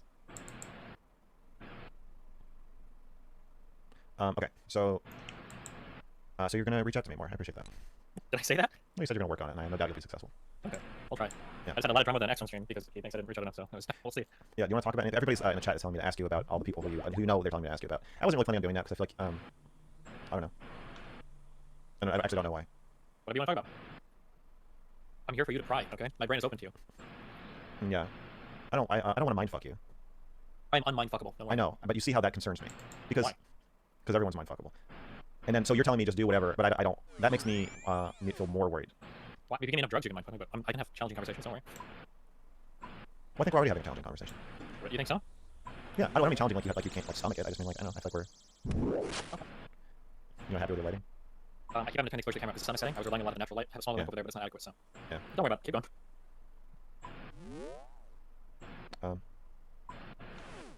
I care about my ex-wife. Weird. I'm just kidding. I have an ex-wife. I care about her a lot as well. I figured. So I can't imagine. Yeah. There's stuff you could do. It's a spectrum, Steven. There's stuff you could do to make me hate you, probably. But within the reasonable, normal asshole things that you are more likely to actually do, my feeling of caring about you does feel pretty unshakable as the part that's disconnected from whatever pleasantries I get from you. And I think part of that is because I'm less of a sociopath than you think I am, and part is that I think I value what you've done for me already more than you think. Okay. I'm not here to argue with you over happy with your relationship, so I mean that's how you look at it, that's fine. Also, I think I value you as just like a person, separate from both of those.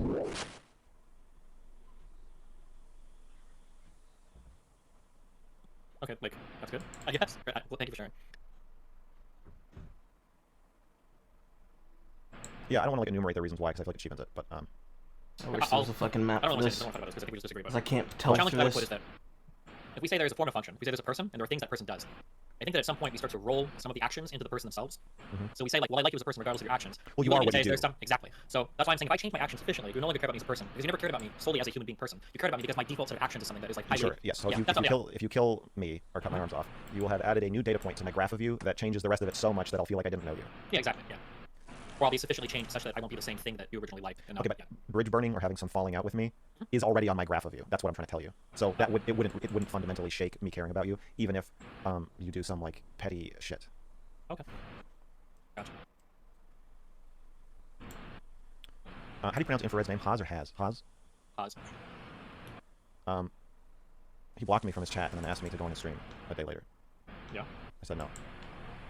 Open the Okay, dark I chest, didn't use the one key on the gate and Yeah, use the that's okay. dungeon. I feel like that might change the dynamic a little. Probably a little bit, yeah. Yeah. What do you want, old man? Okay, so Fine, I'll do your I'm mind not show. fans. Most of them don't care about you, and as in the way that I'm defining it. And yet they feel entitled to you as if they did. Sometimes, yeah. Like that Reddit post. They're always giving you feedback. And it's presented as you want feedback. You're a smart guy. You want to be even better at what you do, and so we're just trying to help. But it's also controlling. So I get a lot of messages and emails. They're like, "Hey, I love what you're doing," but I just think that if you could maybe change this little part of it, it would be even better. And it pisses me off. Tell people that. Just add one emails giving me content critique. I do what I do. Fuck you. And then people will stop emailing you about it. I guess, right? Yeah, maybe. I think I've been pretty explicit that I don't want critique from the general public of how I communicate with people. I actually do want that from you. But not the average person, and not the average content creator. That's glass wall. I think I'm giving you feedback when I think it's appropriate, right? Like after Lawrence had the conversation. I think you should give me feedback whenever you feel like it. Well, sure. I mean, if things I don't kind of watch my stream all the time. So, yeah. Well, I think you should make time. No, I want to have a relationship with you where you give me feedback. I don't want that with people I don't know. Sure, I understand. Like, it's not true. It's not entirely true. I don't know what it is. It's not that I don't want feedback. It's Feedback has to come from a place of area. It's not some place of respect where you think you're gonna get something where the person has something worth saying. Yeah, I don't want feedback from somebody who doesn't have a profile picture on Twitter and has 0 followers, and who I have no reason to. Who is just telling me their personal. Like that's a comment. I think that is fine in the comment section or the chat. That's where that stuff should go. But it feels like there's a certain entitlement of like people ask me like to get in a Discord call so they can tell me what I'm doing wrong. I assume this happens to you every 5 seconds. Yeah, just delete them or tell them to fuck off. How do you feel about it? Even if I don't agree with the feedback that people give me, I think it's good to be aware of the feedback because it shows that people are perceiving me in a certain way. I want to be aware of how people are perceiving me because it's pretty important to Right. what I'm trying to do. Yeah. Okay, but how do you feel? Yeah. That's why I don't tell people to fuck off. But how do you? Does it bother you? No, Like, I intellectualize most of the external, nothing emotional. It's very hard to emotionally get to me from outside of a very, very, very narrow set of people. Yeah. You make me angry. I get mad when people say dumb shit. Your paranoid view that everyone is sociopathic is reinforced by the way you have set your life up, and you've now made it true. Okay. That All 3 parts of that, but okay. That now there are hundreds of thousands of people, if not more, Mhm. who behave toward you in the exact way that you think other people are. You get what I'm saying? Like, you're like, oh, people don't care about you. They only care what they can get from you. Which is that is what a fan is. But now, because you're like okay with that, or you even expect it, it has allowed you to emotionally weather creating that nightmare. And now it's true. You've made it come true. So now 99% of the people you interact with on a day-to-day basis actually only care about what they can get from you. That's not normal. But now it's everywhere. And now it's happening to me. I can see, these things happen to me. I'm like, wow, I can see why Steven is the way he is. I can see what happened to him. But I know that I think it's a chicken or the egg thing. I know that you also came to think this before this all happened. Yeah, this was because I felt this way for the vast majority of my life, way before. No, but it's allowed you to stomach. So the way that I see it is I have ways of viewing the world and I have ways of viewing people, and insofar as the ways I view people allow me to make accurate predictions about their behavior, I'll continue to believe those things. If I were to run up against a whole bunch of people that defied my expectations, I'd probably change the way that I view those people in general. No, but you see what I'm saying? You're reinforcing it. No, I don't agree with that. I understand why. Oh shit, hold on a second. Okay. With gate responsibility. Read. Main melee. Protect melee. No. Okay, I think that it might be that the conversation is gonna break here, or because you're convinced of something that is not true, but I don't know if I can move you off of it. I understand why. So, by the way, I engage as openly and as warmly with people as I ever could, even if I fully trusted them. I understand why you think I'm a guarded person, and you're essentially saying that I'm engaging in a limited type of interaction with people that's only going to reinforce the negative thoughts I have about how people act, because I'm acting towards people in a way where they can only ever act in a way that satisfies the negative views I have of people in general. Okay, can I reflect this back? Go for it. You are a guarded person and not trusting, but you have a simulation of how you would act if you were trusting running in your brain, and you make decisions based on that. No, I associate with people in ways that I think are entertaining, and I don't care. I don't think about this thing. I understand that you want to talk about this thing. I just like how all of my you want to I'm not saying I don't about internally. Yeah. So like when I saw your content, I never made the calculation of what are the chances that he's going to backstab me. What are the like I just not even factor into my head. It's more just I see an interesting person, and I want to associate with this person, talk to this person. Okay, That's really I'm talking about an unconscious belief. If you're talking about truly unconscious, if what you're talking about is truly unconscious, then we can't talk about it because I don't know about it because it's unconscious, right? Well, then I want you to see what I think. I know what you think because that's what every single person says about me. I understand this. That I have some guarded way of associating with people and keeping. I've never heard anybody say what I just said. Okay, I feel like I hear it quite a bit, but no one has. I've never heard anyone say you are uniquely suited. Well, except you almost said it when you're talking to Dr. K. That okay, you said this part. You said you're uniquely suited to deal with the life of a streamer. Yes. I believe part of why you're uniquely suited to that is that fans behave in the sociopathic way that you expect everyone to behave anyway. Everybody in my life has behaved that way prior to me ever becoming a streamer. That's what I'm trying to I understand that. Shaped from prior to streaming. I know that. And my behavior now isn't shaped by interactions with fans. It's other people. It's other streamers. It's other people in my personal life. It's other people in my professional life. Like I know, but I'm saying that it's weighing on me heavily to have fans interacting with me in this way where they want to talk to me, but I can tell they don't actually give a shit about me. Okay. I don't think it bothers you as much because I think you're used to it. You're used to feeling that that's what people are going to do. I'm saying, from what you're saying, people have been doing it to you your whole life. So what's another million on top? Sure, so then what's the goal? I guess what are you trying to get at? This part of the conversation, I guess. I just wanted to see what you think of that idea, of that way of looking at it, that you were treated a certain way, it gave you this worldview, but you are now reinforcing it by surrounding yourself with fans. Do you see why I am saying that? Let me restate this back at you. So you're saying that I have a negative view of people trying to use me, kind of. But when I'm associating with a lot of fans, of course it's going to be the case. So I'm just reinforcing my negative view of people by doing that. Yeah, that, and then the flip side of the coin is that it makes you very good at dealing with the pressure of it because you've always done it. Okay, what do you think there's a way that I'm acting incorrectly, or would you change something, or should I be trying to change something? Well, the thing I would change, if I could change anything about you, would make your job much harder for you and much more painful. Which I think you acknowledged somewhat. You said, like, if I get more in touch with my emotions, it might make me less suited to my career. I don't think that is the case. I think I'm pretty in touch with my emotions. There's something much there. That sounds kind of weird to say, but no, I think I'm not really really shocked. shocked. You're thinking about that. And I think I'm figure most of it out. I don't think there's some deep in part of me that wants more emotionally vulnerable people. I think that's the kind of person I am. There's a non-hidden part of me that wants you to be more emotionally vulnerable. Possibly at the cost of you being able to do what you're doing in the way that you're doing it. I understand what you're saying. Way too many in your mind, the factors challenging part of here. this conversation is me trying to do something that might inhibit my ability to do my career. But what I'm telling you is the challenging part is before that, is that I don't know if those like deeper emotionally vulnerable things even exist in me. I don't think I'm that kind of person. That's what I'm trying to say. A human person. Or whatever. I think that just different people can process emotions in different ways. And I just think I'm not a very emotional person. I think you are. Okay.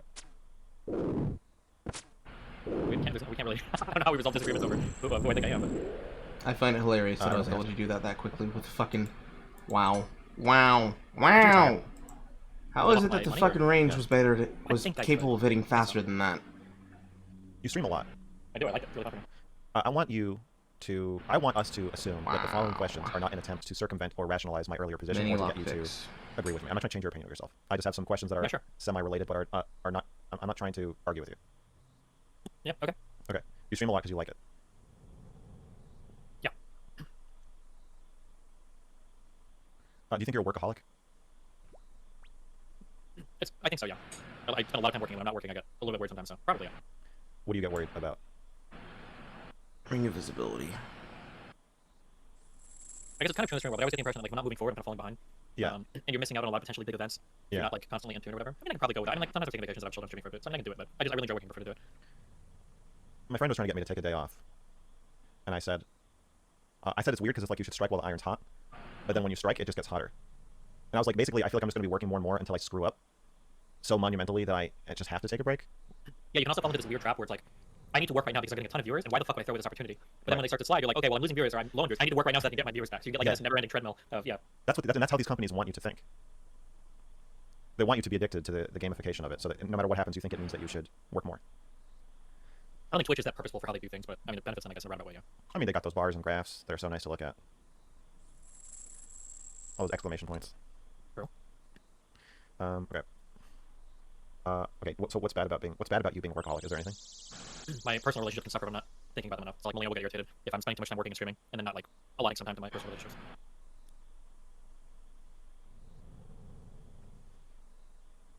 Do you play any other games other than League? Usually like resource management games. Sometimes I'll play like single player games. Just depends on what's going on. Like what? Okay, I need to travel to. Like which single player games do I play, or? Yeah. Backstory Falls. I guess growing up I played a lot of like JRPGs. These days it'll be whatever. I guess it's a really popular game that I should play. I guess so, like I played The Witcher 3. Probably should play God of War, but I didn't. I need to play The Last of Us 2. I played The Last of Us 1. I'm a fan of The Last of Us 2. Okay. Yeah, whatever the I guess whatever's like popping at that point in time. Yeah. I played through Cyberpunk. Oh god. King of Kandarian. The area where you have to do this. Sometimes I think about asking you to play video games. What kind of like multiplayer games do you play? Fastest The Last of Us. Is that multiplayer? Yes. It's the best multiplayer of any video game ever. Okay, I don't believe you, but yes, it is. Objectively, it is the best multiplayer of any video game ever. And so few people play it that when I play with Jimmy, my friend and editor, my no man, we join separately so that we can be on separate teams. Like we'll get put in the same match. And so few people play it that it takes like 2 minutes to get. So there's only ever like 30 people playing it at any given time, but they're always playing it. And like you'll play against the same. There's people I've been playing with for years, like for 6 years, just the same names, all maxed out on everything. Wait, The Last of Us 2? The Last of Us 1. Oh, that game had multiple. Oh, okay. Apparently, a lot of people in chat are saying it was actually really good. So it is still. It's currently. Wait, is it like some of you zombies and some of your people, or? No, it's 4v4. It's like chess. You have to think very strategically. Like if you walk into a room and there's 2 people in the room, like you're gonna die 100%. There's nothing you can do. There's no quick scoping your way out of anything. And it's incredibly brutal and gory. Like I think it's the most violent multiplayer of any probably mainstream game that I've ever seen. Okay, interesting. I play Smash. I don't play that game at all. I started playing Halo. I need to play that game. Maybe we should play some Halo. But I want to play it off stream. So I was gonna say, I think if asking oh, to play man, video, off stream. Oh man. So, this is a workaholic. A true workaholic would not want to play video games off stream. Which is like free money just on the floor. Why'd you do that? Because life isn't all about money. Feels like you're killing like 3 birds with one stone by doing that, though. No. No. That's how workaholics think. You just think, well, I could just flip the camera on and be working at the same time. But it's not really the same. But if we just play Halo, like for fun. I can still play for fun on stream, no? No, not really. No. I don't think so. Streaming is fun, but it's not. It's like camming. Like I like jerking off, and sometimes I like filming it, but it's not the same thing. That's a weird comparison to make. I understand what you're saying. If you're trying to play games off stream, that's a monumentally tall order. It's a big step, I know. So I haven't asked you, but I'm asking you now. I think we should play video games together off stream sometime. That's almost never gonna happen. I know, because you need. It feels like he's asking him out on a date. It deadass feels like he's asking him out on a date. Come on, bro, come on. Fucking candles. I'm gonna get the fucking grips for the gloves. I'm gonna get the fucking grips, man. Just be able to play, just me and you and a group of other people. We'll be able to play fucking Last of Us 1. It'll be wonderful. Yeah, man, come on. It'll be great. Come on, man. The fuck? Because that's the thing is, you have a button that you can push to just burn some money, and so at little. Well, see, you think it's at little cost to you, but I think I don't know. You said being a workaholic makes your personal relationships suffer. It's happening right now. You're demanding. Our relationship is suffering right now. You're rejecting my friendly request, my invitation. You're rejecting my invitation because you want thousands of people to pay us to play video games.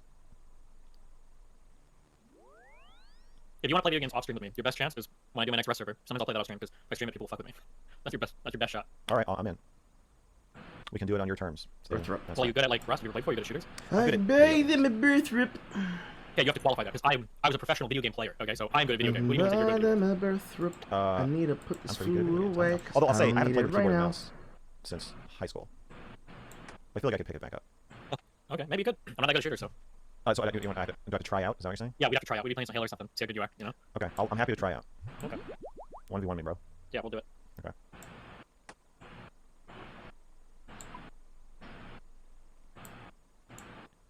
My friends who I play video games with would be very upset if I insisted on streaming.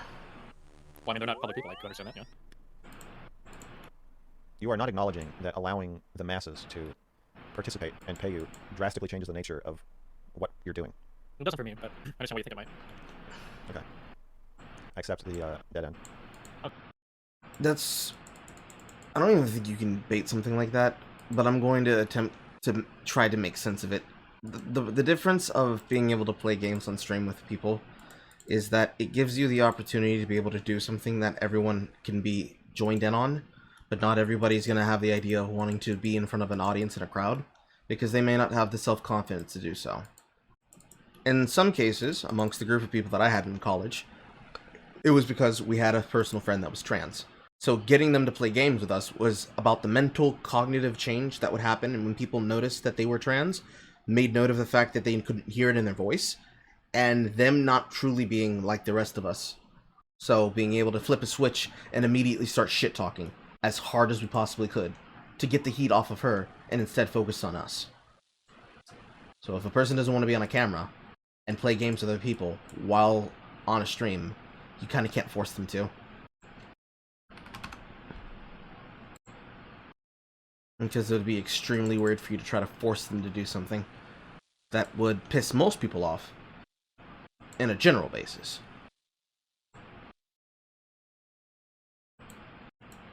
I would definitely file that under pretty shitty. Especially if they tell you, I don't feel comfortable, and you push them to do it anyways.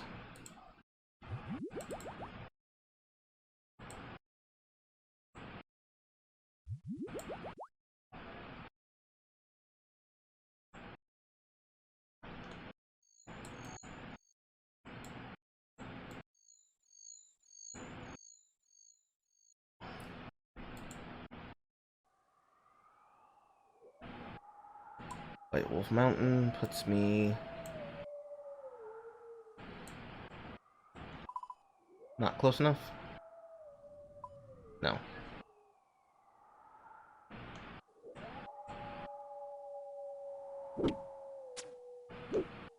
I did not mean to attack that wolf.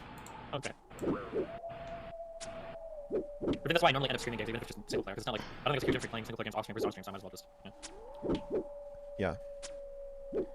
Yeah, I'm afraid of becoming like you. I can see that happening. I mean, even what I just said, I was on a hike with Shaylin, and I was like, oh, we should shoot a video here. And then suddenly, we're not hiking, I'm scouting, I'm location scouting. Does Shaylin complain a lot about that? Yeah. Is it recent, or has she done that always? Or did it just start with the stream stuff picking up? She has generally complained, always, about the idea that if she said, hey, let's go spend a weekend in X place, take the weekend off and let's just go be together somewhere, and it's a 2-hour drive, I would be like, whoa, what? No, that's too much, I can't do it. But if there was if I could film myself 20 feet underwater talking about pedophiles in like a cave in Thailand, I would go do it in a second. I think I just made like an Elon Musk pedo accusation of free association in my head. But you know what I'm saying. That's like a really, really, really bad habit that you have to break. I do this all the time with Melina, and it's really bad. So I just left for 4 or 5 days to go and do stuff out here. The second I get back, I'm going to want to stream, because I've taken like 4 or 5 days off of streaming. Right. And it's a little, yeah, but when I get back, she's going to want to hang out and do stuff. But the issue is that I've just been not streaming for 4 or 5 days, and now when I get home, you want me to take another day off work to do stuff with you, from my perspective. But from her perspective, it's like, you've been working what the fuck? already. Well, no, it's not that. It's worse than that. From her perspective, it's, why the fuck did you take 4 or 5 days off to go and hang out with people, do random shit, but then when you come back to me, now you have to go back to work. You can't give me any time. What the fuck? So that's a huge problem I have in my life. Yeah. What's the answer? What do you tell her? Well, we argue about it a lot. It's probably the biggest problem in my relationship right now. Usually they say women are expensive because you have to buy them stuff. But you have a money printing machine in your office that you have to turn off anytime you want to hang out with Melina. The type of women that want you to buy them stuff, that's a garbage one. Who the fuck cares? That's not Well, this is more expensive in a way. It's time that people Every second you spend with her is a second you could have been making money. You told me to schedule my time. I did. Well, you don't work too much, because I said work can fill every hour of the day, right? Yeah, so why don't you schedule your time? Because I just let work. I can give you a lot of really good advice. That doesn't mean I follow it. Sorry. Yeah. I can tell you so many things about how to manage relationships and all this shit, and I do sometimes. A lot of the advice I give is really good, but I don't follow it. I have very real problems in my life that I have a hard time dealing with. So. I think one of the opinions that came from the chat here probably describes my opinions and thoughts listening to this. Hold on.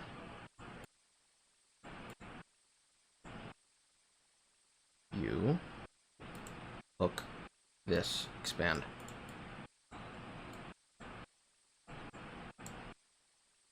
I think the greatest opinion that describes this is Mr. Girl is like an AI learning how to communicate with people. During the entirety of this fucking conversation, with what we can only characterize as the weirdest interview that we've heard, the way that he talks is that he starts a sentence, and then after starting that sentence, he then goes through the motions of, like, small talk. He mentions how he spends too much time away from his wife, and his response to that is, yes, well, you see, yeah, I remember you gave me advice about how I should plan out my time. That is probably something you should do as well. I see that you do. It's really fucking strange. Normal people don't talk like this.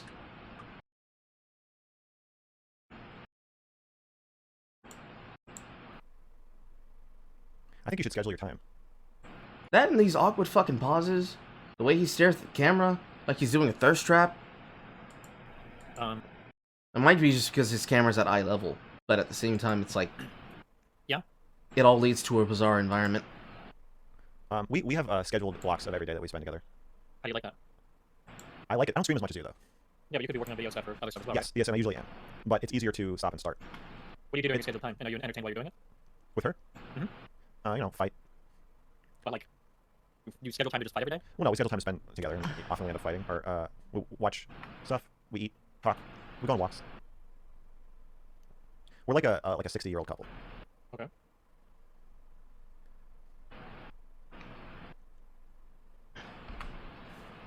Do you schedule time with Melina? How does it happen? I try to, but you blow it off. No, I don't blow it off. If we have something scheduled, we'll do it. Dick. But the issue is that she's usually the one finding things to do. Yeah. And if she doesn't, I'll just fill all of my time with work-related stuff. Kind of like you and me. Yeah. I see a pattern. Like, if you or Melina never message me again, I might stay in my room and stream for 12 years. And then I'll come out and be like, wait a second, where'd you go? Yeah, I see. You should work on that. Yeah, I think so. I think you should schedule some time with her, no? The problem isn't the time. The problem is me being engaged during the time. Because there's so much stuff that I love doing on stream that I'm ultra engaged with. That, And we have like a really different set of interests. It's hard sometimes to schedule things. It was so much easier when we were like within walking distance of movie theaters. I really like watching movies. We could walk to the theater all the time. But with COVID and stuff not releasing, it's been way shittier. That was a really big way that I could spend time with her. Oh my god, I don't want to rip this conversation off into this direction too much. Just a quick question. Did you watch the new Matrix movie? Yeah. Okay. I'm gonna be honest. I was really, really, really high the first night, okay? So maybe that influenced it. But I started watching it, and when I got through the first third of the movie, I was ready to hop on Twitter because everybody shouted on this movie, and I wanted to give the most contradictory take ever. Because like the first third of that movie, it was actually probably one of the best things I've ever seen in my life. It was so awesomely like self-referential. I thought it was so good, and then it totally fucking nosedived. Yes. I had the exact same experience. I was like, I think this is one of the best Matrix movies. Yes. Oh my god. Like I couldn't tell, and again, my was really high, but it almost felt like the director was talking to me and challenging my expectation of the film constantly about what it was supposed to be. But then it turned into generic action garbage, and I don't know what happened. Right. Oh fuck, it was so frustrating. Yes. If it had gone from that to unforgettable, visionary, like amazing visuals and cool moments.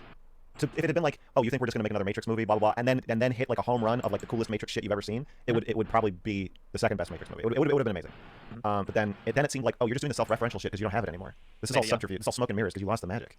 I heard that it's the most expensive of the Matrix movies, which was because I was like, I can forgive some of this looking shitty if it's cheap, but I don't think it was cheap. No, because CGI is really expensive. You gotta pay a lot of artists to work on that shit.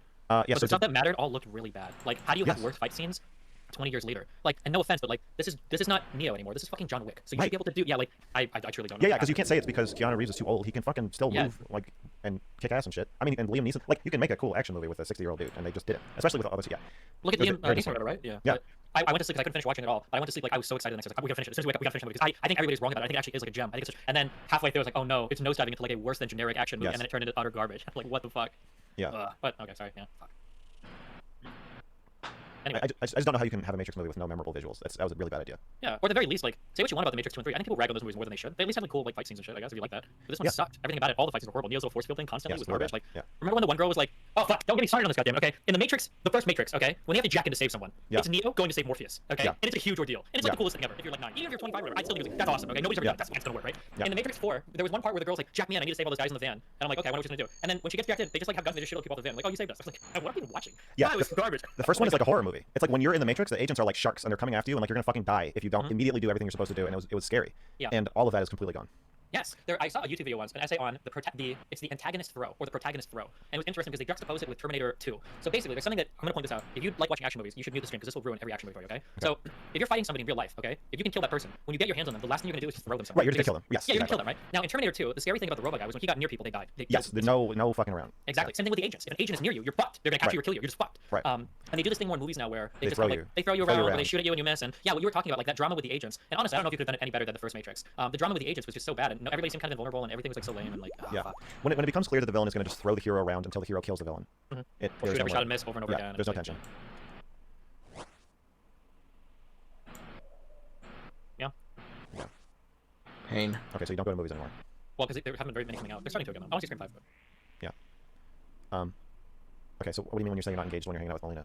You're it's just hard not to let my mind wander to things I could do that are like somewhat more like critically challenging, or yeah. You need to be doing like 3 things at the same time at all times. Yeah.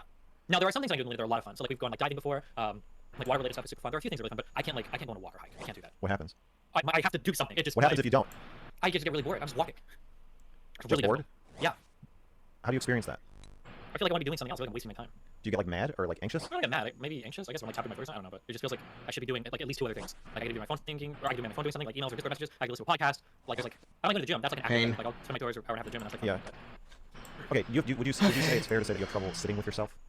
I can do it if I need to. Like if I have something to think about, I can do it. So I really like long drives, and I like to like, or if there's something that I really need to introspect on, if there's some challenging shit, I can spend some time with myself just thinking about things. But as a general like, day-to-day, if I don't have anything purposeful to dwell on, then I hate just sitting there doing nothing. It's just like a waste of my time. Okay, so whatever you're saying to Melina, you also say to yourself, like, hey, if you want to have a meeting and we have something to do or something to discuss, we can hang out. But if not, I got shit to do. Kind of, yeah, but that sounds really mean, and it makes her feel like she's not important to me, which is shitty of me to make her feel that way. And it's not really true because she's not important to me. But you do the same thing to yourself. What do you mean? You would not just like sit and take time to be with yourself. Like if you were your own friend. We would have to be playing games or doing something, engaging with each other, yeah, arguing or something. Right. Do you think any of this is a problem? Probably, but it's pretty fundamental. So. It's such a big problem that we might as well not call it a problem. Well, the problem is I'm going to lose all my relationships. I can't allocate some amount of like purposeful time to other people. So I don't know if it's a good thing or not. That seems like a pretty big problem. So yeah, if I could change anything about you, and maybe I can, I would change being more in touch with your feelings, so that you might be able to sit with them and or yourself and or Melina and or me, more like, I guess intimately. It's not like a sit with your feelings thing. Like if we want to do some intimate experience like that, I mean I can do that, especially with drugs or we're gonna drink. Which is well, yeah, my sense is that you want to be distracted. No, I know that's not. I know people say that. No. Yeah, I think you want to be distracted from your feelings, but you think you're just bored.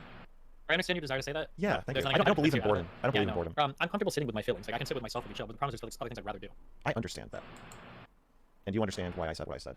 Yeah, because you're looking for some deep, sad part of me that is just like dying to come out. Some child that's yearning for attention and warmth. Yeah. Yeah, that's not the case. I've associated with a lot of people that think that I'm different than how I say that I am, but I've spent a lot of time with myself, thinking about myself, and I don't think there's like something that I've missed that some. Well, I hope you don't think I have a lot of the same problems. I hope you don't think that I'm saying that I don't have a deep, sad child that wants me to hang out with him, and I keep saying, yeah, I will as soon as I do this other thing. Leave me the fuck alone. I'm not trying to say like, you know, there's something wrong with you that isn't wrong with me. If I could change anything about myself, I would also change the same thing. What would you change? My tolerance for and interest in sitting with my feelings. I feel like I can sit with my feelings if I need to. Well, but I'm defining. Okay, I'm defining being bored, checking my phone every 5 seconds, blah blah, all this shit. Not like when Shaylin says, "Hey, there's a fair, there's like a farmer's market on Saturday," and I start having a heart attack. I don't think that's because I'm bored. I don't think it's because I don't want to hang out with Shaylin, because I don't hang out with me.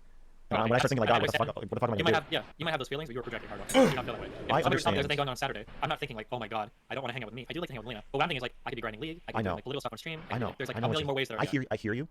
I think you're lying. No, I don't think you're lying. I just think you're wrong. You do. You think I'm lying to myself? Yes. Yes. No. You do. You think I'm lying to myself that actually I have intense discomfort with my own feelings. I think you're wrong. I think you're wrong about yourself. I don't think you're lying. Which is another form of lying to yourself, right? Yes, but I want to make it clear that I don't think that you. You want to soften the blow, so I'm less hostile towards your criticisms. No. This is going to make you more hostile. I think you'd rather be called a liar than be called uninformed. Maybe I don't know. Maybe more purposeful. Lying's a little bit more Machiavellian. I like that more than being dumb. Right. Yeah. I just think you're dumb. No. I just think I don't. If what I'm saying is true, I just don't think you're aware of it. I don't think you're dumb or lying. I just don't think you're aware of it. You're unaware. I guess you're confused. That's what it is. Okay. He snuck that I think you're dumb in there. Well, you asked what I would on change, purpose. So that's my answer. Okay. This conversation is going almost nowhere. Think so? Or do you want me to be the best version of myself I can be for you? Because all of this was framed initially through me reaching out to you spontaneously to play games offline. You say that like it's the most disgusting thing you've ever said. No, I want what's best for you. Okay. And yeah, you think I'm projecting or selfish? I think that what you're saying makes sense, and I would probably say it to most people that gave the guys this idea. So I'm blaming them. You think I'm confused? About the internal workings of my mind, I would say so. But I mean, you don't know me very much, so I don't blame you. Oh, that's what you think. Listen, I've done a lot of drugs, okay? Done a lot of exploring of my I know. of the inner workings of my mind, alright? I I've seen know. what's in there, alright? Can I ask about your plans for the future of your career? I kind of just do it day by day. I really enjoy what I do. If I do this until I'm 60 or 70, I'll probably be happy the whole time. I might have more political aspirations in the future for like doing different self-help campaigns, but the last time I did it exploded hardcore, so I don't know, maybe we'll see. I think about running for office sometimes. Yeah. Something local. It would be entertaining. Yeah, something local. Some council. Some board. You ever think about that? A little bit very briefly. Finally! The pay sucks, the job sucks, and I'd rather do streaming stuff. Pretty hard to beat. Yeah, I'd say so. 60 or 70? Would you be retiring, or you would be... I mean, I think at some point your body is not going to work with the computer well. Either it's going to be hard to see, or you get arthritis or something. I don't think you'll have to sit to stream at that point. I think you'll be able to... I think you'll be able to have a little drone that does whatever the fuck you want. It does whatever it thinks you want it to do, following you around at that point if you want. I don't think that's going to be a problem. Maybe I'll have Elon Musk's Neuralink, you know, who knows?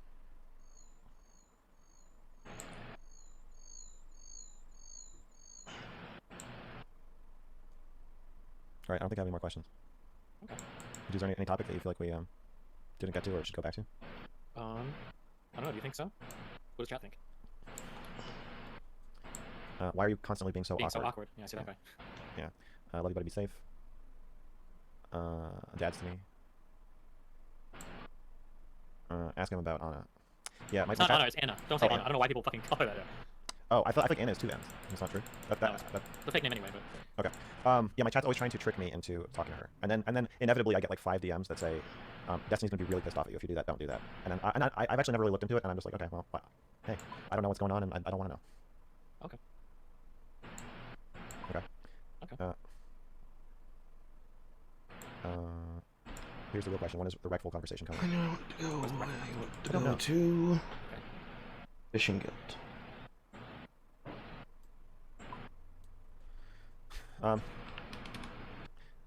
Wreckful is the topic that we talked about the least. Okay. Does that mean you'd like to explore it more, or...? I'm very I'm worried about exploring more. Why? Or what worries you? It's a sore subject. For you? Why? For you. Why would it be a sore subject for me? Because it's upsetting. Well, it's not like I pushed it. What do you mean? That's not what I meant. There are so many things that happen in my life. I'm totally fine talking about whatever you want to talk about. That you don't believe when I say that. No, Yeah, I don't believe you when you say you're totally fine, because you always say you're totally fine. If ever once you Yeah. said I'm not totally fine, then I would fucking believe all the other times. But you never said it, and you're never going to. Maybe. I don't know how to. Yeah, I guess that's a big problem I have. When you see that I intersect with women that end up getting weird delusions about me, it's because of this. It's because people think that no, you must be lying about this, or oh, you are this way, and I'm not. I'm totally honest with who I am. Why the fuck would I lie? Why? Okay, let's explore this. Why would I lie to you about whether or not I'm adversely affected by something that happened in my past? I don't think you're lying. Okay, you think I'm engaged in a little self-deception then? I just think you're a bit disconnected from your feelings. Okay, I mean, I'm sad he's dead. Like, I wish he was still somebody to talk to. It's not like I'm like, oh, it's cool that he's gone. Like, that makes me feel better about it or something. Like, I'm not I know. What the point of contention is it a sensitive subject? No, I don't think so at all. I know. That's why I'm afraid to talk about it with you. Why would that make you free to talk about it? Because I feel like it has to be. And if you're going to say it's not, then I feel like you are just letting us slash away at your insides, and that's... Why would I endure that? Why would I subject myself? Because you can't feel it. But then what is the... Okay, well, that's how you feel. You're the meme. I'm an empath. Yes. I can tell what you're feeling simply by deciding that you're feeling that way. Yeah. Okay. No, I'm scared, and that's what you're feeling. Out of an abundance of caution. Why? If Why? we're going to talk about it, I want to talk about it very carefully. I'm the only person that you're going to be able to talk to on this platform that can navigate these types of topics without getting severely, like, emotionally distraught over it. What I'm concerned about is not that that's because you're so good at maneuvering that you don't get cuts. I'm concerned that you just don't feel it. So you may be drenched in blood by the end of the conversation, but you just won't care or know. How would you make that? How would you ascertain that? I don't know. I don't know that I can. But the problem is I don't know that you can either. That's what concerns me. I don't think you know what you're feeling, and I also don't really know what you're feeling. I'm just guessing. So then it's like, I feel like we're flying blind. Okay. All right.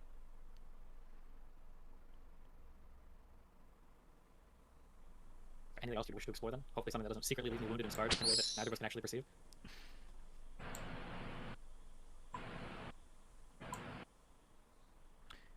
What? Do you have a mission statement for your channel? Fuck no. But I generally have one. I just like conversation to be as fact-based as possible. So when I engage in politics, I want people to be factually correct what they talk about. And the second point is, I wish that people to understand each other's positions a little bit better. So have a little bit more empathy for how other people think instead of just ascribing like the worst possible intention to whatever they think. And you want to create that? Yeah, people that do that, yeah. You want to make people more empathetic towards each other? I guess at least understanding of each other, yeah. Maybe not empathetic, but at least understanding. And intellectual understanding at least. You don't have to be empathetic, but you're probably the best. Yeah, I think so. That's the same as mine.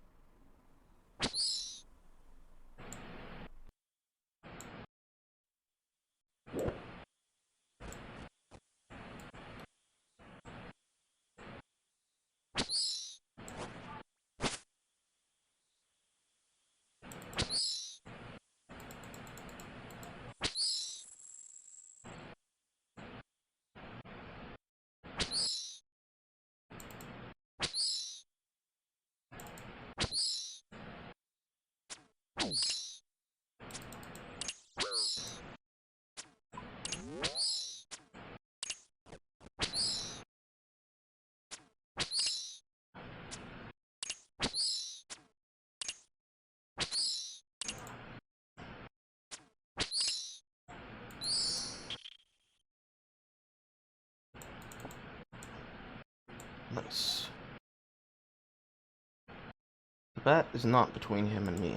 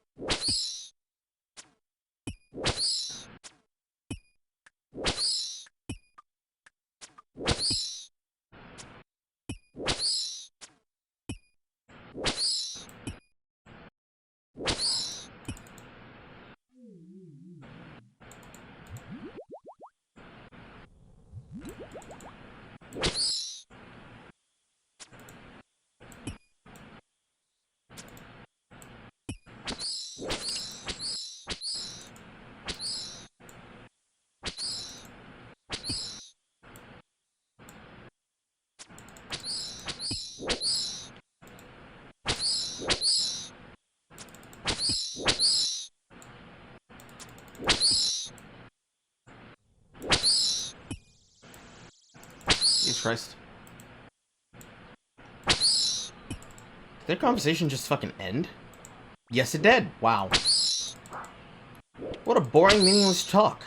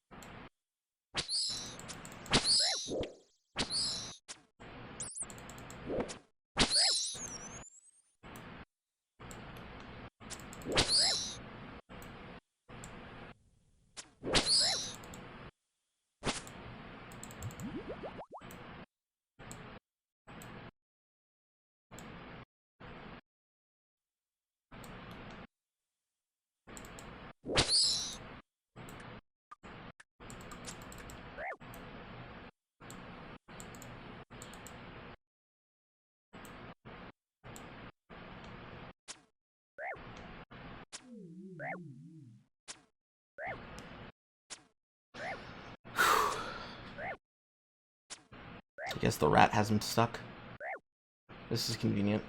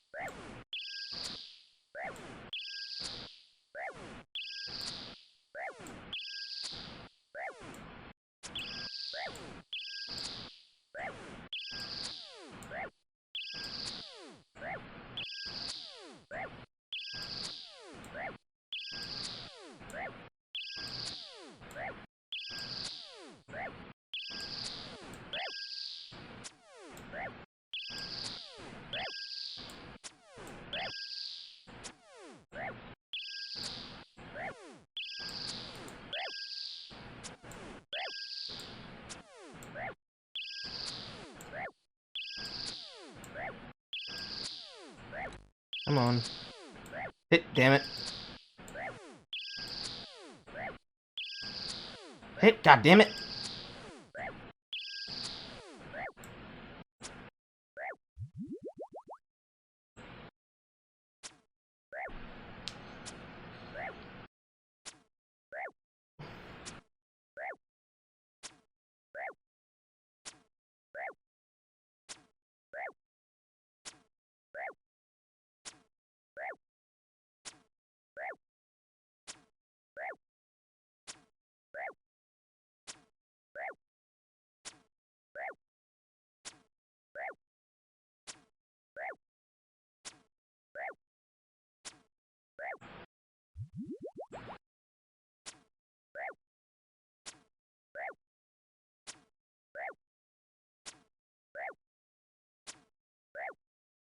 Please die.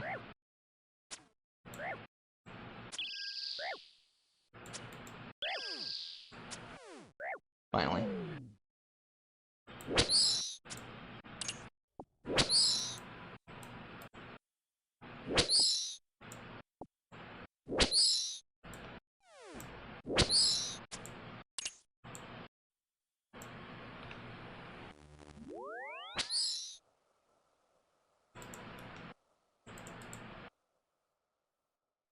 What else was on the fucking list?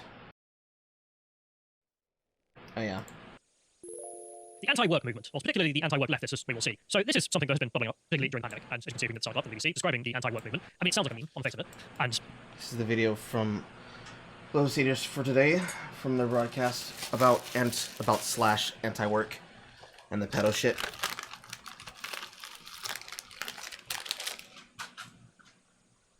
you wouldn't be, wrong for thinking it's kind of a meme, given that title. Just the very name of it is making me pro-Gulag. Yes, and we're going to go through the Steelman position because the BBC are sympathetic, and they give some examples. And the funny thing is here is I do have a lot of sympathy with some of the individuals who have made posts or are posting about this online. However, you will quickly realise the subversion that is taking place. So let's start. The whole thing sounds like subversion just by the framing. Yes, and Chris, a US-based IT professional, says he's experienced terrible working conditions in his recent roles. He says in California. He says two separate employers, one offering no sick pay and the other only offering a week's worth of paid time off, forced him back to work despite illness. Another labour-intensive jobs, he says he's ended up having to treat his own wounds. I don't know if he's injuring something. Hang on. IT professional and labour-intensive are words that don't go together. No, so I don't I've think been an IT professional. some other kind of role, presumably. I'll take him as word. He sounds like he's a computer programmer. But it was a role in customer support that pushed him too far. His job, which paid less than $13 an hour, involved verifying whether people's dependents qualified for healthcare insurance. He says he would have been fired if he had given callers certain helpful information he was not authorized to disclose, like how much time they had to submit their paperwork. He says, there were people literally begging for their lives on the phone, and I couldn't do anything about it. That broke me to a point where I realized that absolutely nothing in the system is working. It's the lack of empathy and human kindness. I'm not sure how that went missing. And the BBC right here, 2 years into the pandemic, employees across the globe are tired, poor mental health and burnout are common, particularly among low-wage and essential workers. This prolonged period of uncertainty has made many re-examine the role their employers play in making matters worse. Record numbers of workers are leaving their jobs in search of better options. Don't worry about immigrants. Actually, I mean, that is usually the solution. And line will continue to go up forever. Yeah, socialists, don't worry about it. But the thing is that you can see some sympathetic points, which is if you're working in an unethical job, if the job that just doesn't give you any gratitude for your work. I mean, why would you not be able to tell people how long they have to submit paperwork? Presumably the company is telling you not to do that. Oh yeah, I know, but what would be the rationale for simply this cook? Somehow make money. We're just going to take him on his word that that's not the case, because we'll steal my position. But yeah, these are all valid things. But what does this have to do with saying work bad?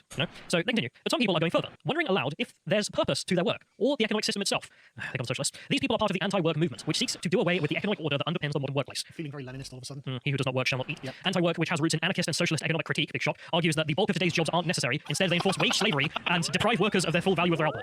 I can feel a lot of Starbucks workers getting laid off now. Yeah, I've got an English literature degree. Let's go to the next link, just to make that point as stark as possible.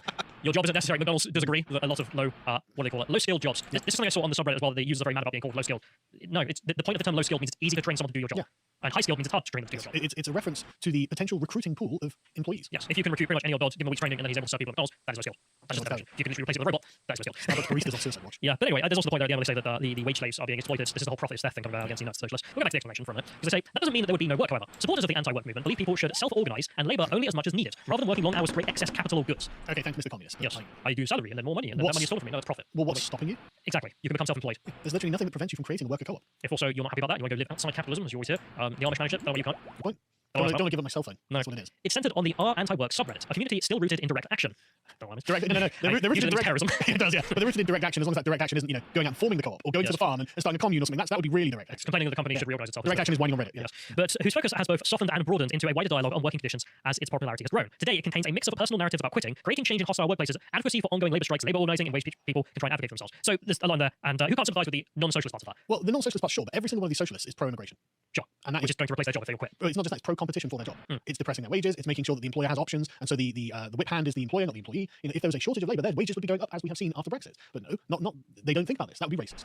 So I mean, they've got the hypocrisy there, but also just the aspects of they're doing it themselves, is what I'm saying. Sure. They're advocating for their own oppression. But I do want to get to the subreddit itself, because I think there is a mix going on there. So good. if you go to the next link, you can scroll down on this, should be able to see a graph of just the growth. I mean, just look at it. Like you can see the line's a bit goofed there at the top one, where it just explodes in the last couple of months. I can't believe millennials don't want to work. Yeah. If we go to the next link as well, this is a real thing. And as you can see the BBC listing here, what is called the Great Resignation. Yeah. And it sounds like a meme. It sounds like some stupid made-up story. It's because Joe Biden incentivized them not to work. There's also that. But the quote here, the pandemic precipitated a shift in priorities, encouraging them to pursue a dream job or transitioning to being a stay-at-home parent. Is it that bad? But for many others, doesn't go up there, Callum. The decision to leave came as a result of the way their employer treated them during the pandemic, the BBC say. And I think we can see some of this, and the sympathetic side, which anyone who has worked in a crap job can always sympathise with, which is the highest rated post on the subreddit. And this is, I think, representative of why there is such interest, not in the socialist theory part. So this is the first post here from someone, and you can see 285,000 upvotes. This is the highest one. And we'll just read some of what they said, because this is a text message to their boss. So the boss says, "Good evening, me. I was reviewing the cameras from our shift today and noticed that you were sitting on a stool for the majority of your shift. This is completely unacceptable behaviour, and we'll be discussing it tomorrow before shift." So the worker writes back, saying, "I cleared it with the lead. I have 2 broken bones in my left foot. ...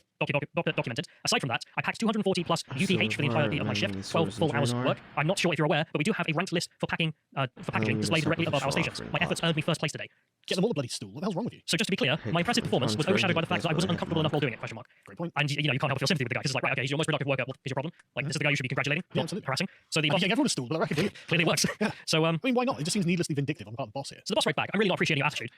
Just say sorry. Just say sorry. You're clearly in the right. Yeah, sorry, I didn't realise. You could have just said the first part where it was cleared with another lead instead of being disrespectful. This type of behavior isn't going to get you anywhere. Well, maybe being first on the rankings will get me somewhere. It takes some appreciation. I mean, you're #1 worker here by the rankings. I mean, it's just weird. Like, if you're the boss here, you wouldn't just be polite because, quite frankly, this guy is what's running the place. And the worker then responds to this text saying, "Hey, thanks for wasting my precious off time with some garbage you didn't bother to investigate beforehand. Seriously, 240 plus UPH. What you claim to be the pinnacle of performance there, I achieved it, and I get grief because I was sitting while doing it. You guys need to get your priorities straight. It is no wonder that you have such difficulties retaining staff. I'm not concerned with going anywhere there. It's a toxic environment with ignorant people at the helm. I won't be in tomorrow or ever again." And then the boss is like, "Oh, we don't need to talk about leaving." He's like, "Nah, like, have your life." See, I mean, I totally agree. This does seem like a very toxic work environment. Yes. This is gross. And it's just strange. But the guy's listed to you. He's your #1 employee. He achieved the maximum setting there of whatever the job is. I don't know. Yeah, There's nothing easy here, right? Have you ever worked in a factory before? No. No, well, it's not very exciting. I imagine it's quite boring. Well, But yeah. it's also the fact of like, this is your best employee. You want to be nice to them because if you lose them, you've got to replace them. And you won't be able to replace them with someone who's good. And yet the guy is just say sorry. Just say sorry. And instead, it ends up coming So I agree that this is definitely indicative of a toxic work environment. Yeah. The boss should never be talked to like You don't ever get to this point as well. You just have to leave on text from one text. There's some other stuff going on. And that's the top rating post. If we go to the next one, we can see some of these top rating posts. This is the next one, 170,000 votes. And it's some guy saying, you know, I'm not coming in because my dad died, and I told you I need a day off. And the boss just responds with, "My uncle died a few days ago. I lost my grandma. Stop being the victim." So the employee's just like, "All right, mail me my check. I quit. Go back for yourself." And is this just like American work culture though? I don't know. Because like, I can't imagine. I've worked in a lot of different places, and I just can't imagine this kind of interaction happening in any of those places I've worked. No, I mean some kind of insane boss here. Yeah, just no care for. I mean, I'm not saying in America they don't have a toxic work culture. It seems that they may. But again, this is only possible because they feel they can get away with it. If we go to the next link, we can see one of these others, in which you have someone here saying that, "Hey, Brandon, we're short-staffed for the rest of the year because Sarah just quit without any warning. We're really backed up, so I'm going to need you to come in on Thanksgiving this year. Don't be shocked if you have to come during Christmas Eve, day 2." And the employee's like, "No, I told you 3 weeks ago I'm booking those off." And he says, "Well, too bad." And the employee's just like, "Okay, too bad then. You don't have me either." Yeah. Again, it's the lack of consideration for the worker there who was, I agree with them, it's seemingly reasonable.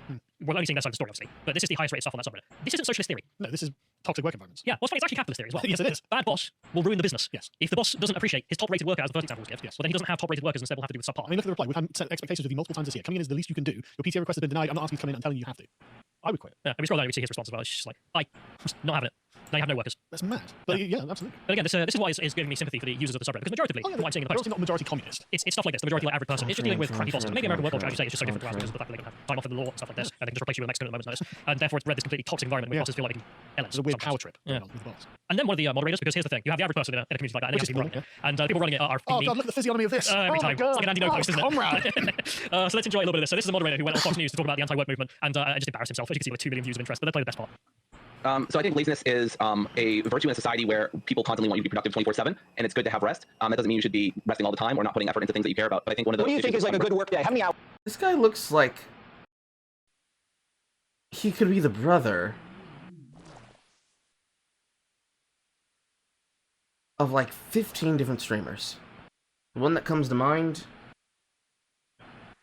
is the one that cheated on him with Kate, the one that Katarina cheated on with him. That one. His name's not coming to my brain right now. Hours is you know, a solid work day in your ideal society. Sure. I mean, I think as much as people want. I mean, I personally work. I have like a 20-25 hour work weeks, which I think is fairly good. So I would like. Doreen Ford. You would give them your name? Jesus, no wonder they fucking self-destructed. He gave them their name and everything, put himself out there, didn't clean up at all, didn't get a fucking haircut. Look at this man. Look at this man. Right now we're listening to a video from podcaster Lotus Eaters covering some of the bullshit with r/anti-work. But look at this man. Look at him! This is a fucking Redditor. And he didn't even take a shower. Didn't do his fucking hair. Nothing. Lord! They're not sending their best. They're not sending their best. Technically, they didn't want to send him anyways, and he just did it underneath their back, but they're not sending their best.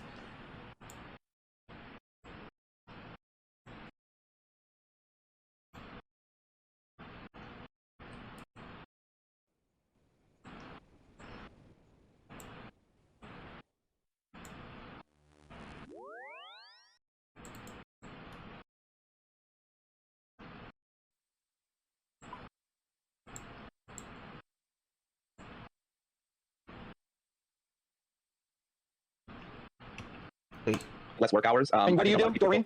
I'm a dog walker. A dog walker. Okay. Yes. And how, so how old are you, if you don't mind me asking? Sure, I'm 30. You're 30. Okay. And is there something you want to do besides being a dog walker? Do you aspire to do anything more than dog walking, or is that kind of your pinnacle? I love working with dogs. If I had to do this rest of my life, I wouldn't be super complaining. Dogs are wonderful animals. But I would love to teach. I would love to, work with people and stuff like that. What would you teach, Doreen? Philosophy mostly. Philosophy, critical thinking, reason, stuff like that. Okay. Well, I would love to take your class, Doreen. I would just be taking notes the whole time. And you know what? A professor's a very similar schedule than something that you're imagining. So I think that actually might work perfectly for you. Listen, I think this might not be the greatest idea, but who am I to judge? To each their own. I know, I included that last bit because people always smear Fox News and it's just like, well, no, he's completely tolerant as well. Like, you want to waste your life? Go for it. Enjoy. Well, I'm glad that person isn't a teacher. Yeah, there's also the living meme there where it's just like, okay, massive leftist, thinks work is bad. What does he do? Works 20 hours a week, that's too much. Literal Redditor. Yes, Like- also the physiology aspect. I don't even know if that's he or she. I can't tell. It's obviously a woman. I think it is a he, which Doreen. We'll find out in a minute. Doreen's a woman's name, Callum. That's a woman's She's wearing lipstick. Mm-hmm. She's a woman's Adam's apple, if you can see it in the double check. Yeah. Yes, and wants to teach philosophy. If you've seen the cartoons, you must have. And it's just like the socialist revolution comes. It's like, well, I was going to teach genderqueer theory. He gets a wall. Shut up and dig the goal. Steve. Obviously, I'm praying for that revolution at this point. The tankies are just like, come. Because they're not wrong. My tanky brethren. Let's get to the next link though, because also to complete the leftist bingo chamber, we have rape allegations. Because of course we do.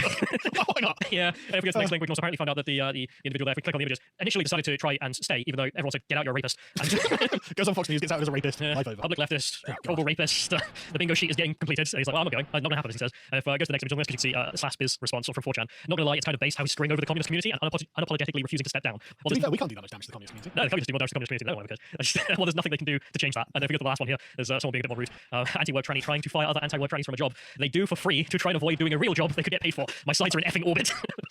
Yeah, they do it for free. On the Reddit moderators thinking about unionizing. That's a meme. So, Is that a meme, is so Reddit was going to go public, so 4chan started trying to bait them into unionizing because they would crash the company. Yeah. And I don't think anyone did it, which is a shame. What they can do? But they couldn't argue, wages. They couldn't argue against it though. No, because we're all weird leftists. exactly. Let's keep going. So They let's, don't get paid to be a Reddit moderator, do they? no, they do it for free. Exactly. So what they're going to unionize Jenny. for? Higher wages. You get paid enough. Chicken pennies. We'll give you a 50% increase if you like. You know, idiots. Let's go to the next image here because we can see the response from this individual as well was to then make a big apology for the rape accusations. And it's very weird because I read the whole thing and everyone's gone with in response saying he accepted that he's a rapist and apologized for being a rapist. But in here, I'm just going to say, maybe I'm dumb, but all I got out of this was he was with his partner and then took her hand and moved on to his her penis. I don't know which one. And she didn't like that and forcibly took it away. But either way, he's like unapologetic in the extreme, which makes everyone at least suspicious. And I'm just going to go with what people saying apparently he did accept it because the Hang on a second, before we go on. I haven't read this, but I just want to read this one quote. This led to my needs going unmet, which led to masturbation as an unhealthy coping mechanism. That sounds like entitlement. Toxic male entitlement. Yes, the male feminist. Sorry, female feminist. After months of trying to keep myself in check. Yeah, it's not a fun read.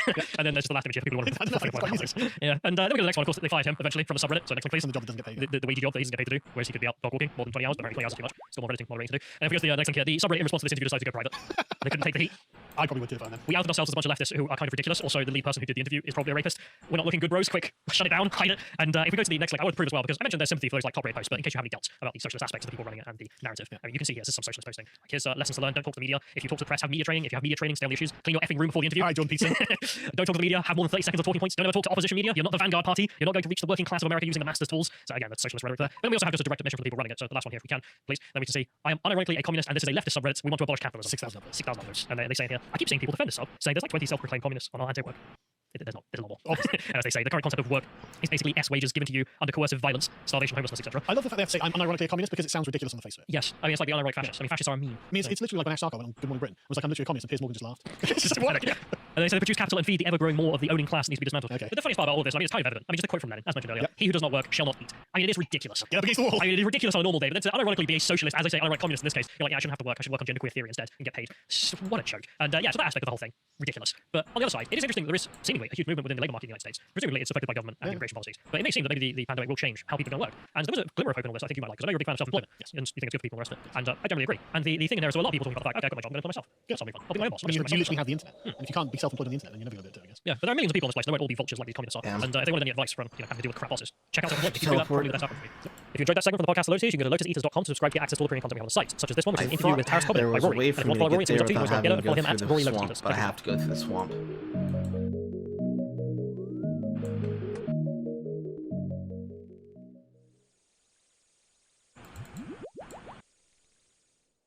I have to walk through the swamp. I think it's the last thing on my list that I had to watch today. I can just focus.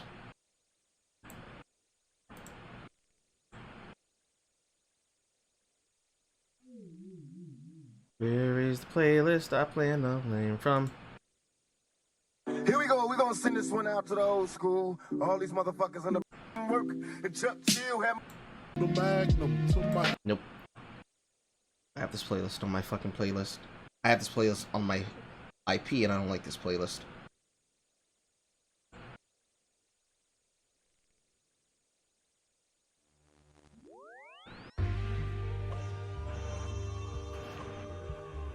There you go. Take this and this.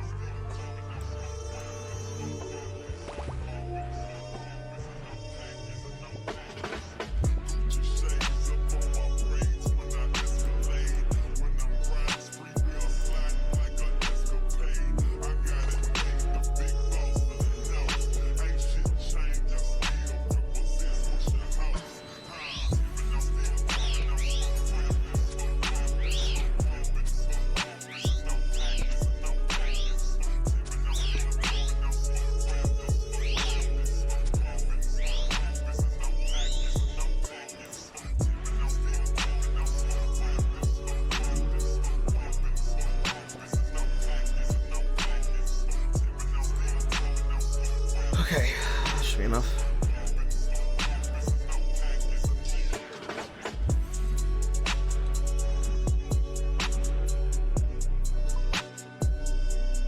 I should have taken this teleport.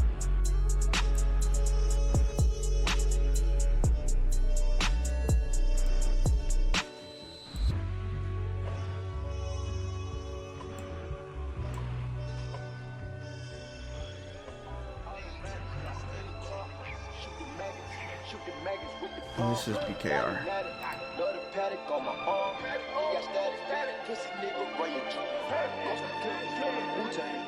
News game, drug dealers in the Moussain, at the top of the food chain, jumping the cocaine, no game, shooter with no name, beating the toe game, the whole game, don't mind. Yeah, Kim Jong, yeah, big bomb, under bread, man, make your bitch big crumb, yeah, out of my pocket, but they got my wrist numb, nigga gotta get stick, nigga tryna flick some, dope boy, I said coke boy, you broke ass, rock school, it's a coke boy, everybody the same, all these niggas sounding like big boss, boy, I'm a mobster, shrimp in my pasta, Jamaican done dada, hang round the shot up, mad match, nigga, yeah, I ain't with the killers, from the planet of the H, yeah, I ain't around for real, I got AK, SK, HK, broad day, you a fuck, boy, we ain't with the horseplay, bitch, Trump ass, nigga, did you do your chores today, do you wanna take a ride with the coroner today, automatic, yeah, in the trunk, shoot the maggots, with the pump.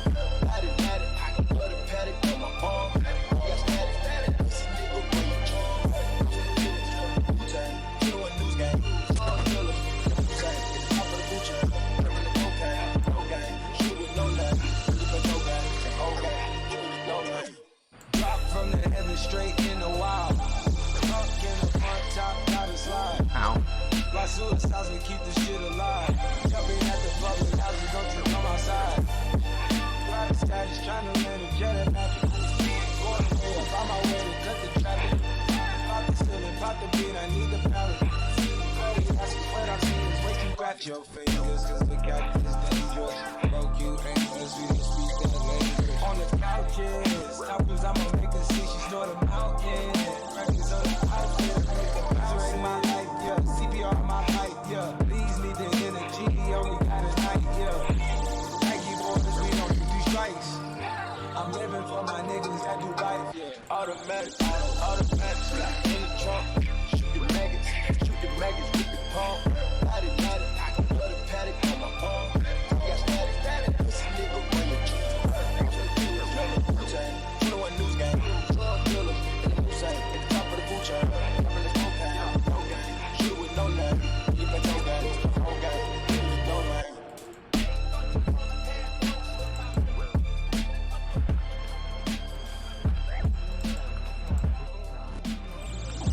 I died. Fuck.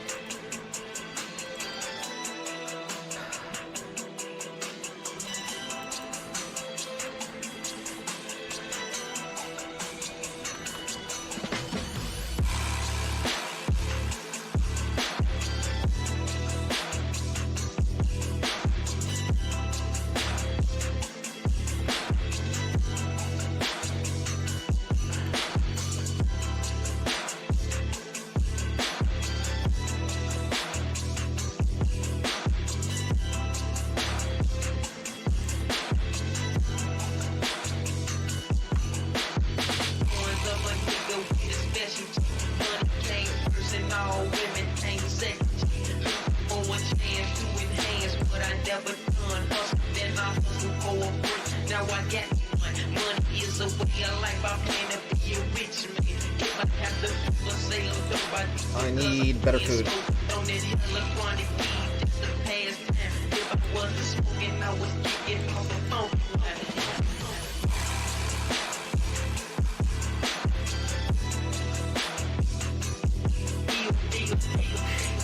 I lost my sickle too. Salve.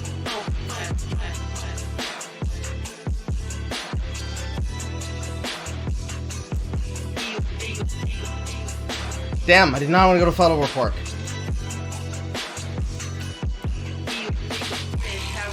An exchange.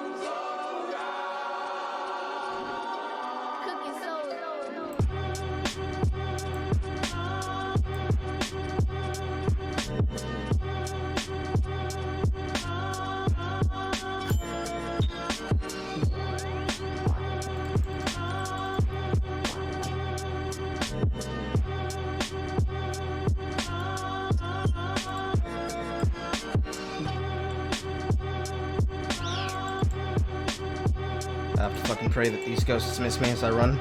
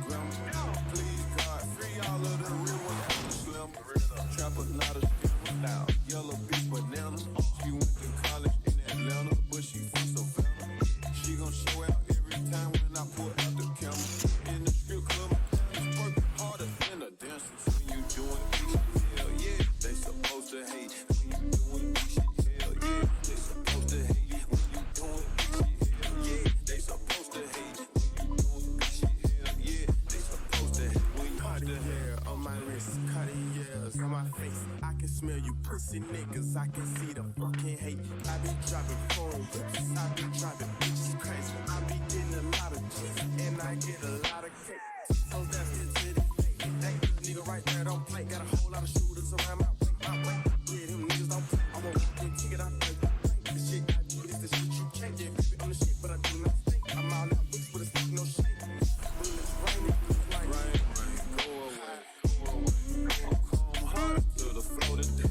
Pocket full of reasons, ain't no telling what we on today. When you doing big shit, all that little shit just in the way.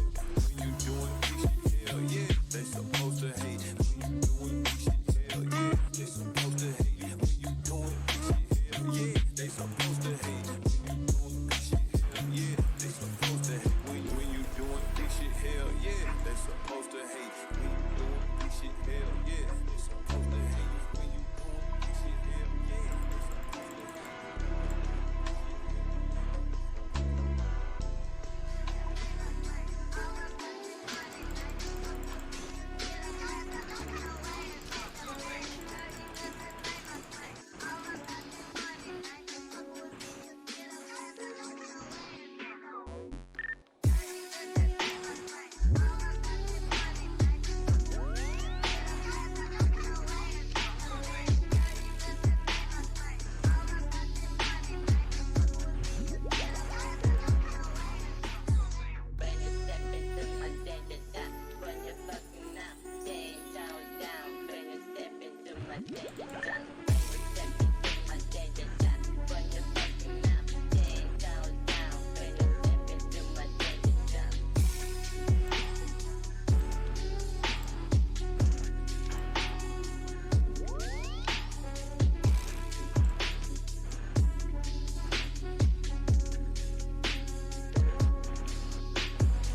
Died there for not checking what I needed to pray.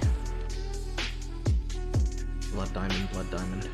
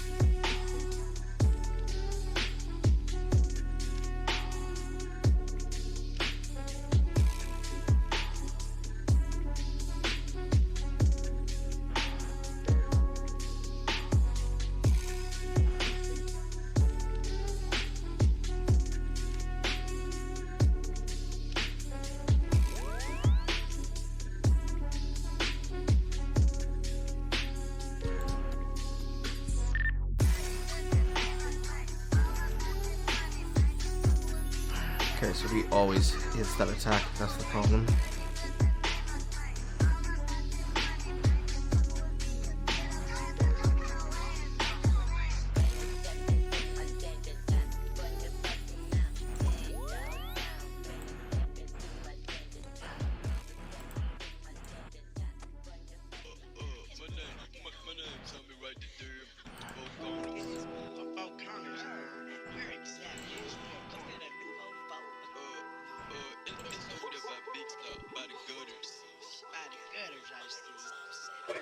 I need more garlic powder and I need more spice.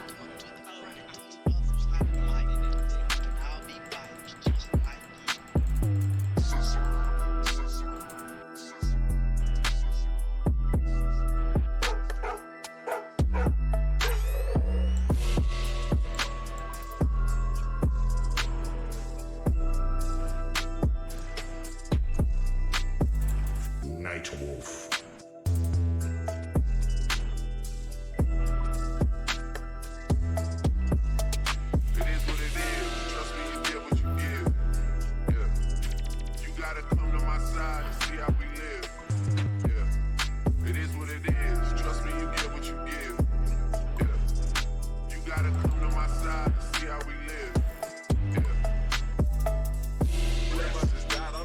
That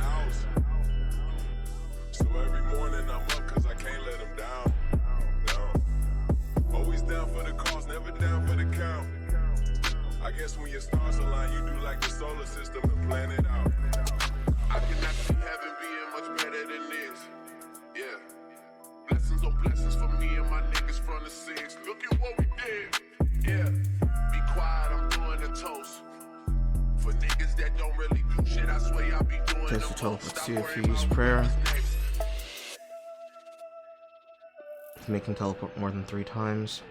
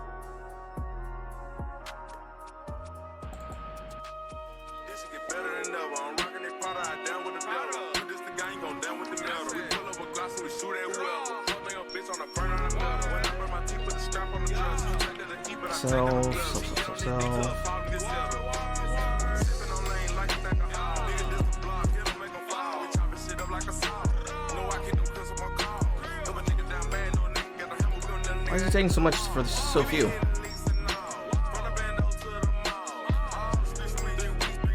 Get into your friend's stream, no problem.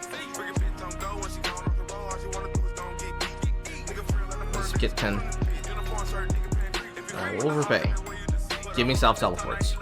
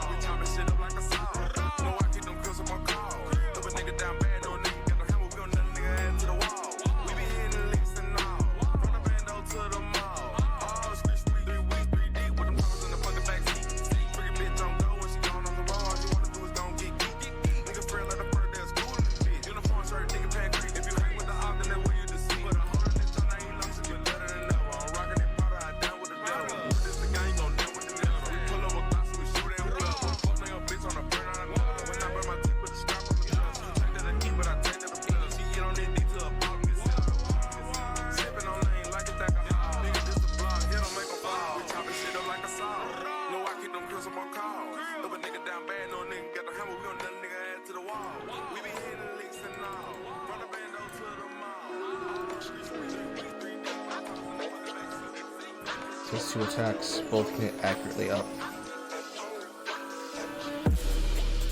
So it says he will teleport to you if you use melee, but also pray melee.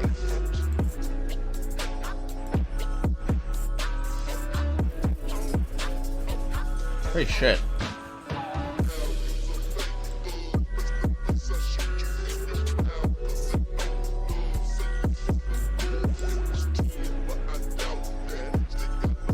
And this way with the tabs, I won't have that problem again.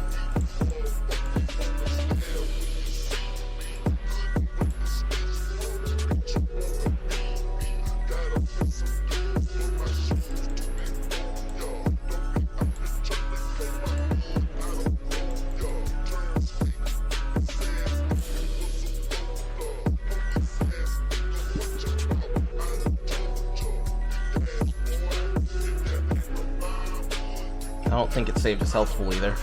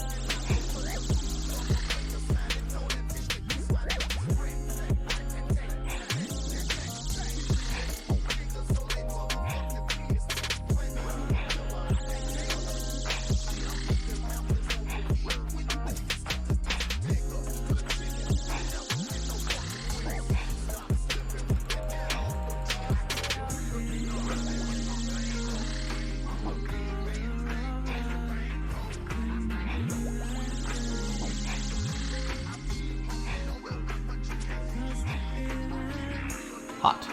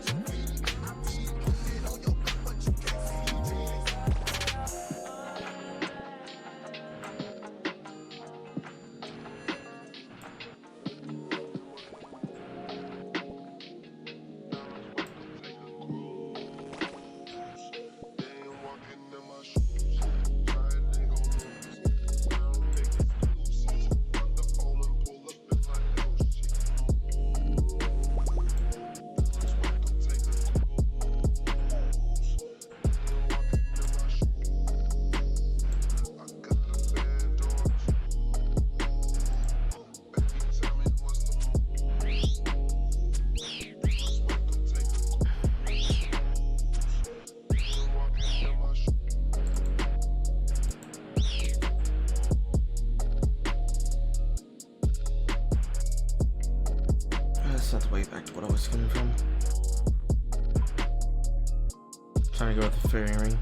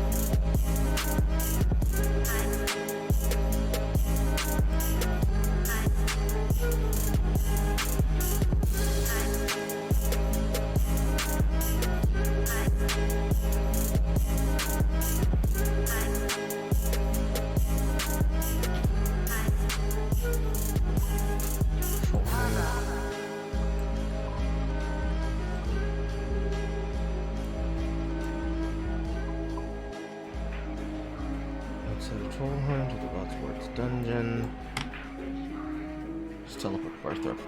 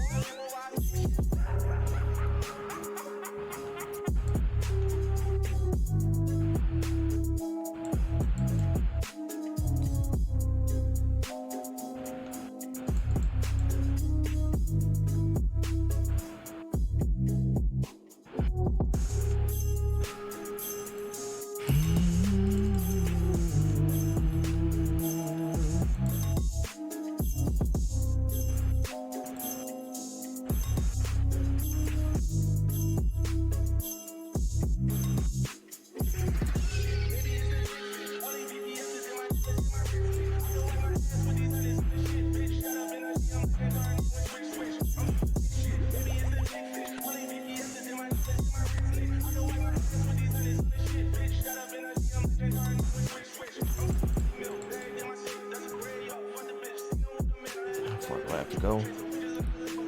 Flare Ring would have taken me to the Fremennik Flare dungeon. However, not really been useful. This would have taken me to this side of Trollheim, but that's not useful either. And this is just Mountain Daughter. This is a whole exclusive.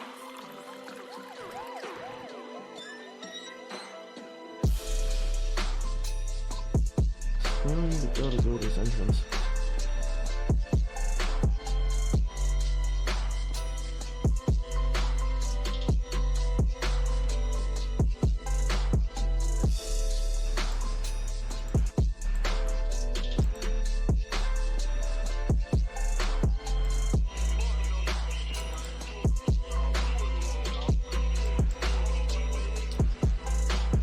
You know what? I'm going to take the simple route.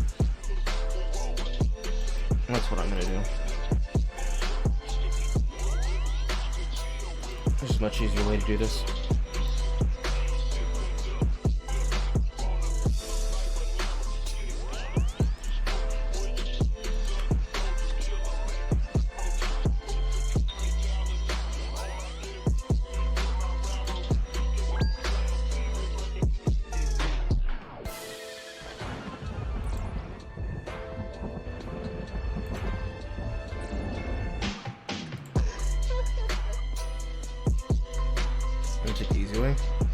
just take a direct teleport.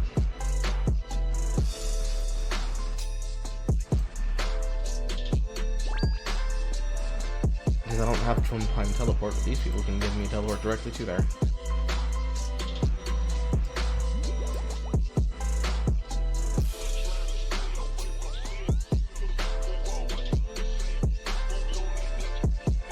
Or so I think.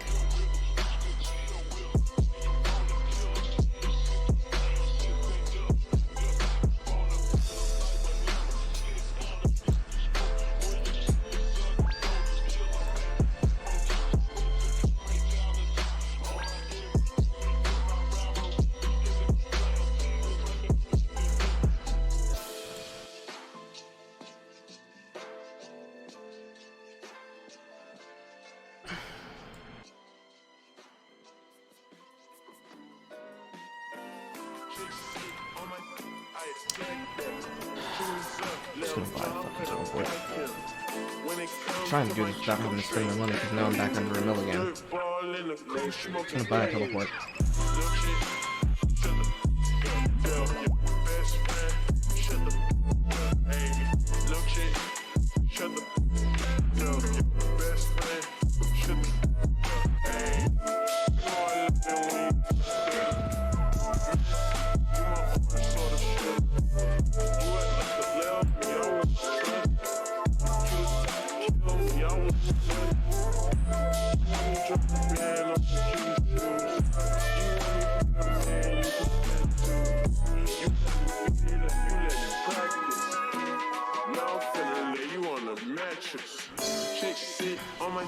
I attack that. Choose up, Lil John, I'm finna pack him. When it comes to my chick, I'm straight active. Dirt ball in the coupe, smoking cat. Lil chick, shut the bell, yo, best friend, shut the hey. Lil chick, shut the tell, yo, best friend, hey.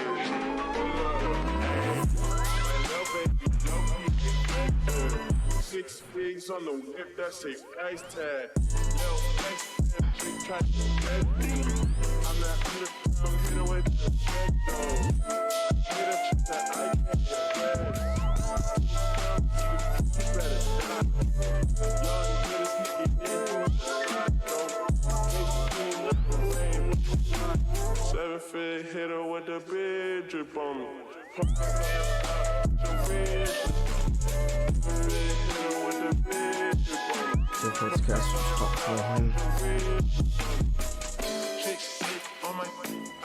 So the tablet can't be created.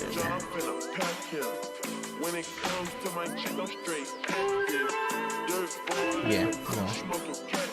The tablet can't be created. That's annoying.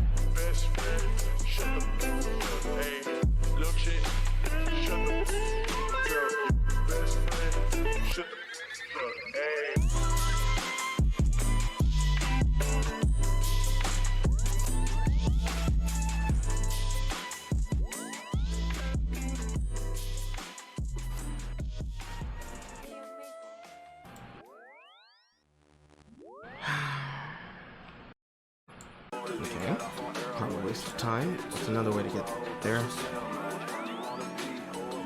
Almost hit Star Wars.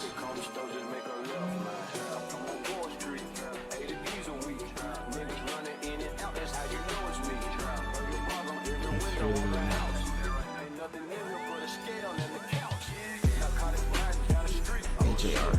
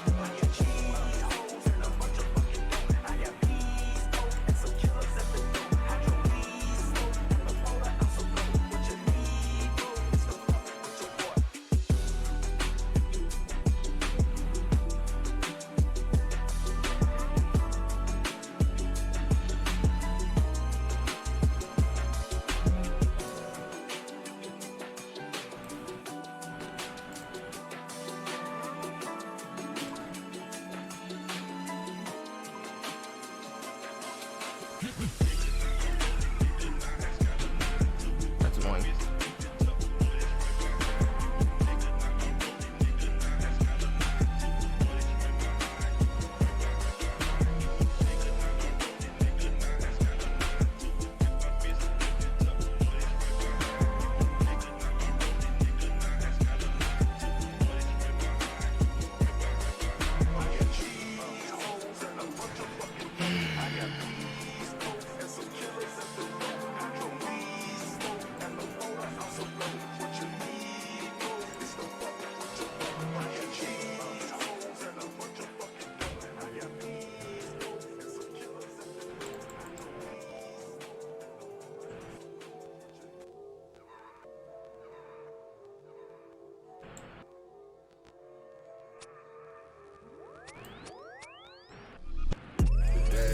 The schedule busy, my head in a hoodie, my shoulder hoodie. The cousins are crazy, my cousins like boogie. Life is amazing, it is what it will be. Been here with them, but I feel like a rookie. Tell her look up, cause it's known in the tussies. Book for 3 years, but you can't even book me. It's me and Lil Baby, going crazy. Weezy produced it, and Weezy have made me. She held it down, so she got a Mercedes. Yo, me records, the Army, the Navy. You pay me 10,000, I threw it out already. Foreign is yellow like Tracy and Katie. Most of my they never pay me. Man, I need sweeter than Sadie. When I started out, I took it. Did all the favors, they never repay me. Favors, cause nobody saved me. Did all the favors, they never repay me. Did all the favors, cause nobody. Life is amazing, it is what it should be. Me and Lil Baby, going crazy. Got a Mercedes, can't even book me. Born yellow like Tracy and Katie. Life is amazing, it should be. Me and Lil Baby, going crazy.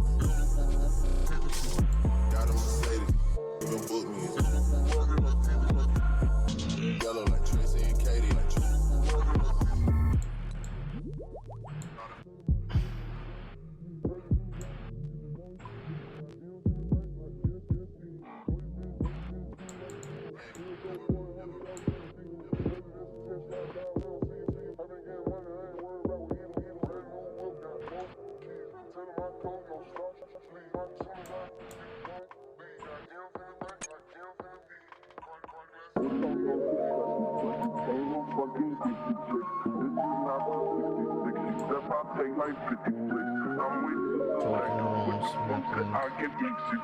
She said that's a lot when you was thought.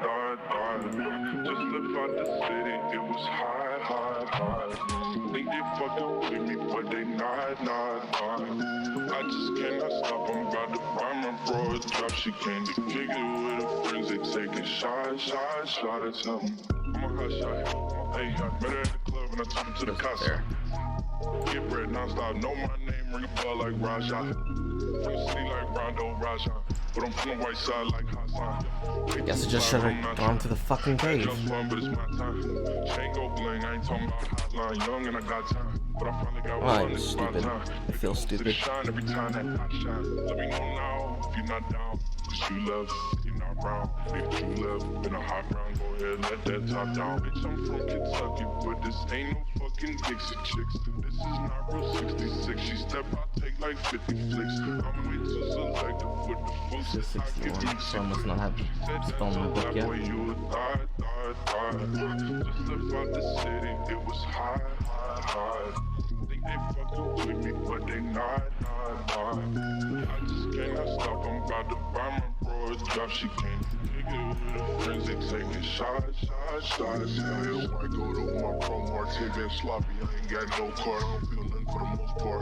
That boy drag this bitch like a go-kart, slash through the op block, shooting out flow darts, I film I sang, shirt house 5, word one thing. She don't slurp, get out my rag. Run my city, you can ask my ops. Love my thoughts, she mouth like mops. Shirt up, chains on the I did not bring my fucking store potions. Put a million GT in my mouth. Wanna sell CDs out this and still got me.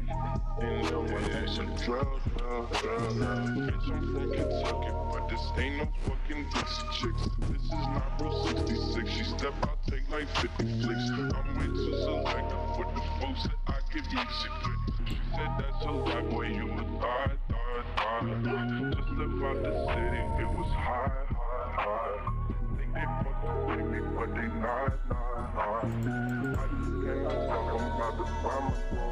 God,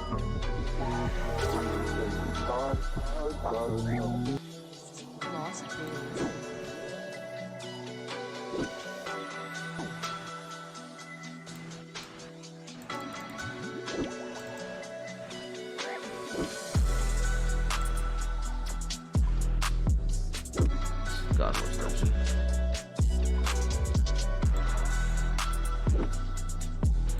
I don't actually want to be here.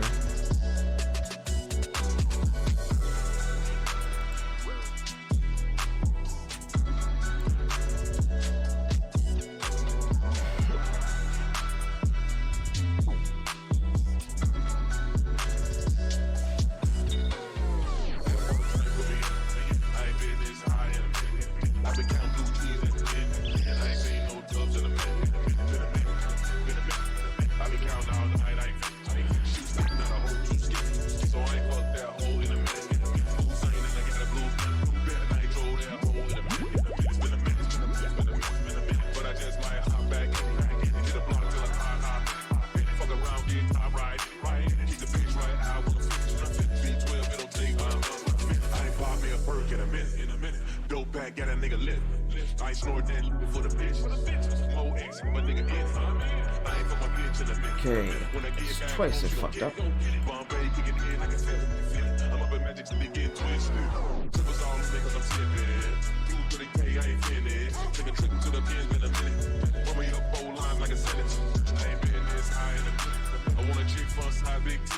I need me a white girl like Cindy.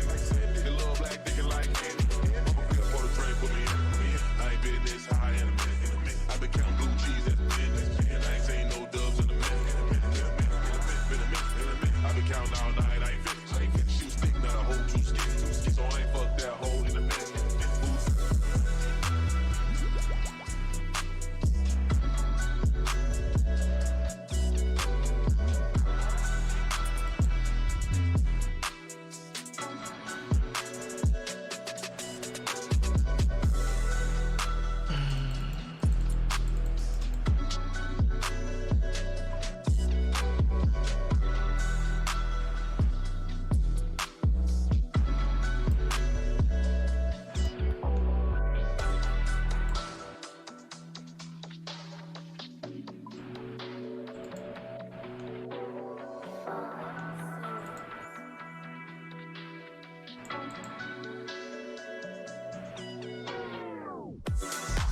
I got turned around somewhere.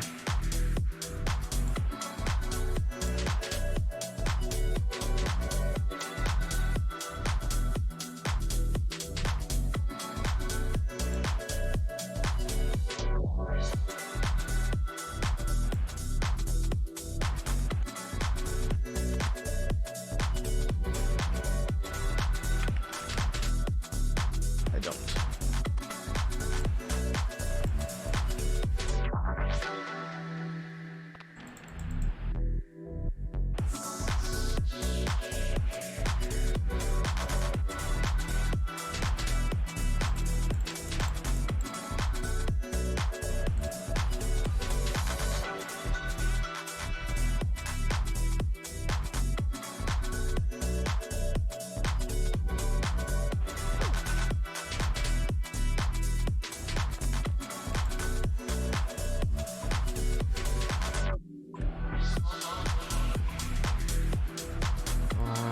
I go through here? Can I go through here? I don't know if that's a faster path.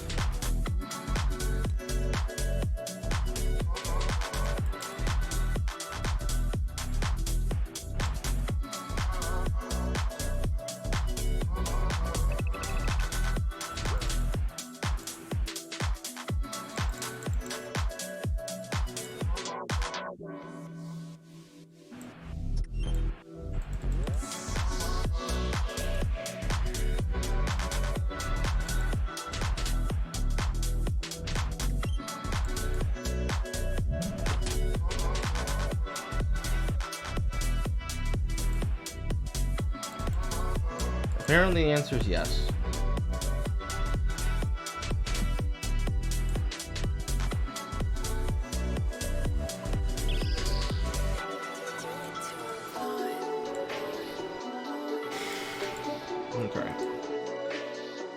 So I need to go there. Because I somehow ended up getting here.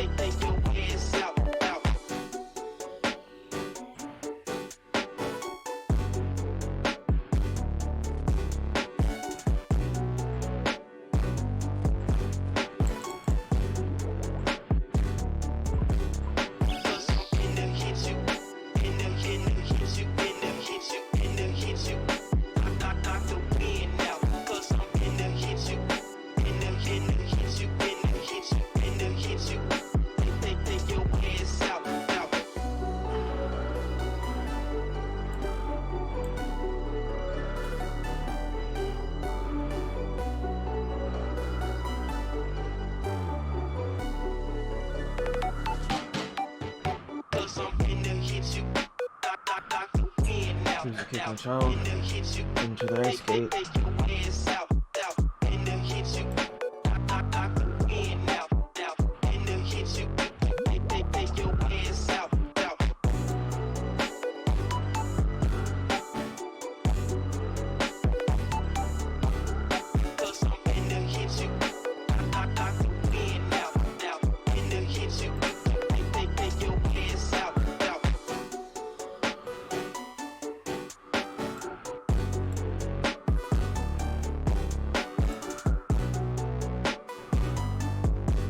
Gate. Kill 5 ice trolls.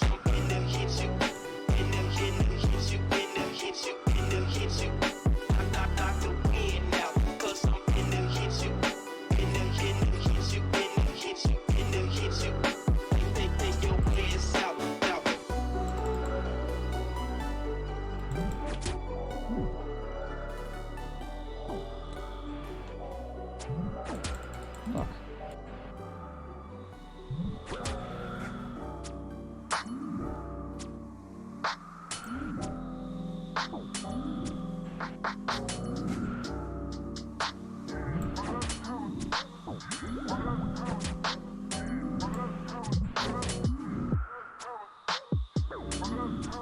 It's a constant drain of everything. Fuck, I didn't even use my special.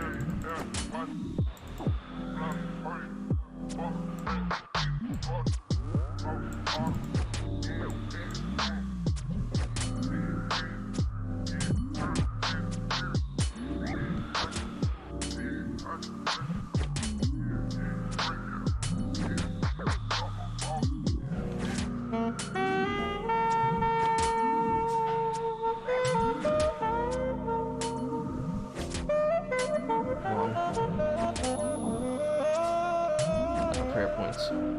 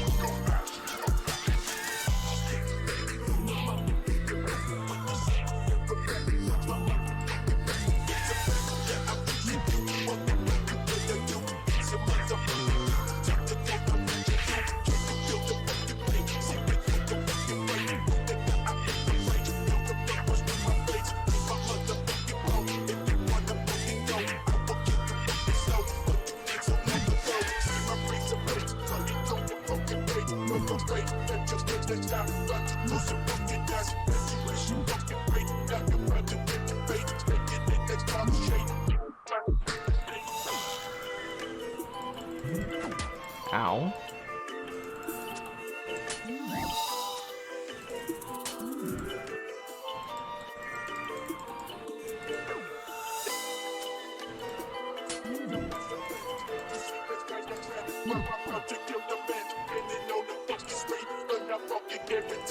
Try not to get fucking ranged into the distance, but it's just not working well.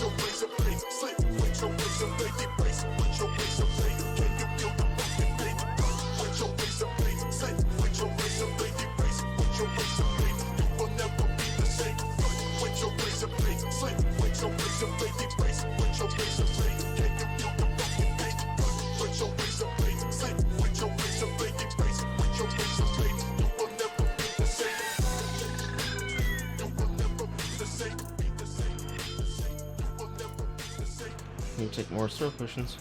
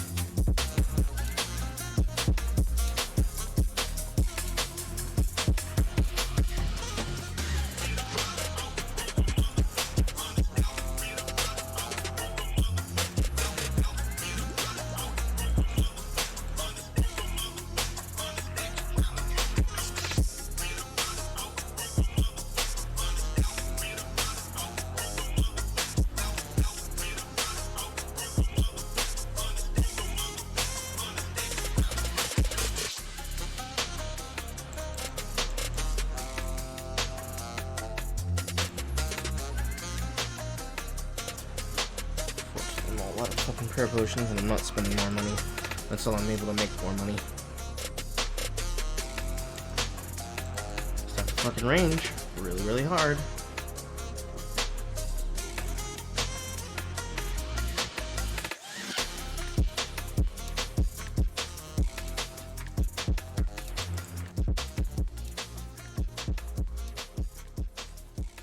kill. Fuck. I have to kill Camille with fire spells. So I didn't even have the correct equipment in the first place.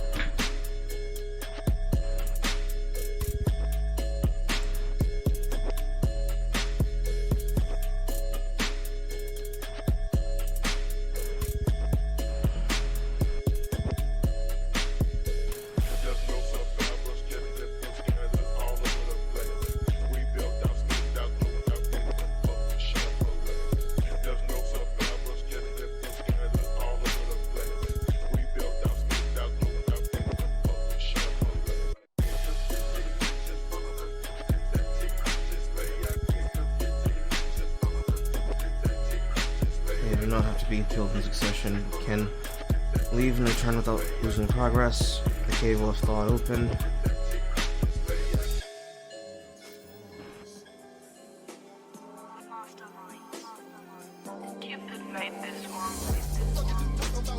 Contains multiple ice wolves, protect melee.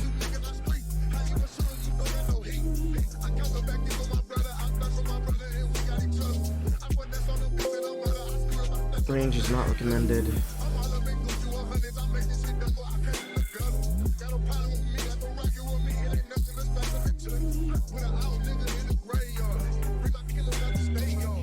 Uses 2 attacks. From melee, able to hit him at 23.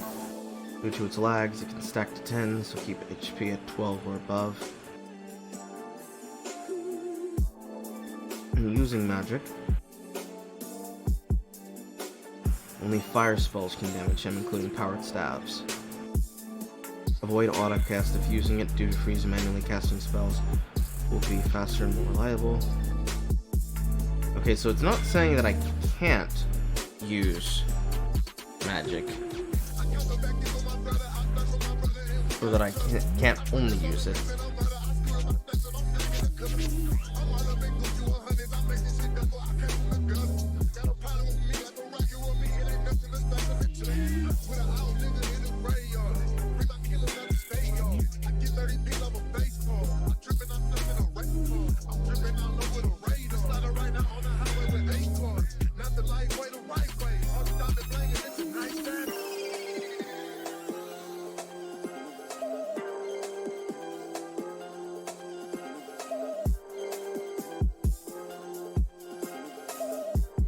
Super restores and para potions restores. Using magic, these robes would be a better choice. Players should not use a fire spell if their magic is around them while cast it, as they will constantly need to drink to restore potions. You should use a lower level fire spell as an effective countermeasure for the freezing environment, lowering stats. Players who have completed Family Crest may want to take advantage of the Chaos Count, as will choose the magic hit the Firebolt to 15. Range is also... See, you just said that range is not suggested and not effective. What the fuck? 130 damage. Generally resistant against melee. So yo, magic and range are fine. What the fuck?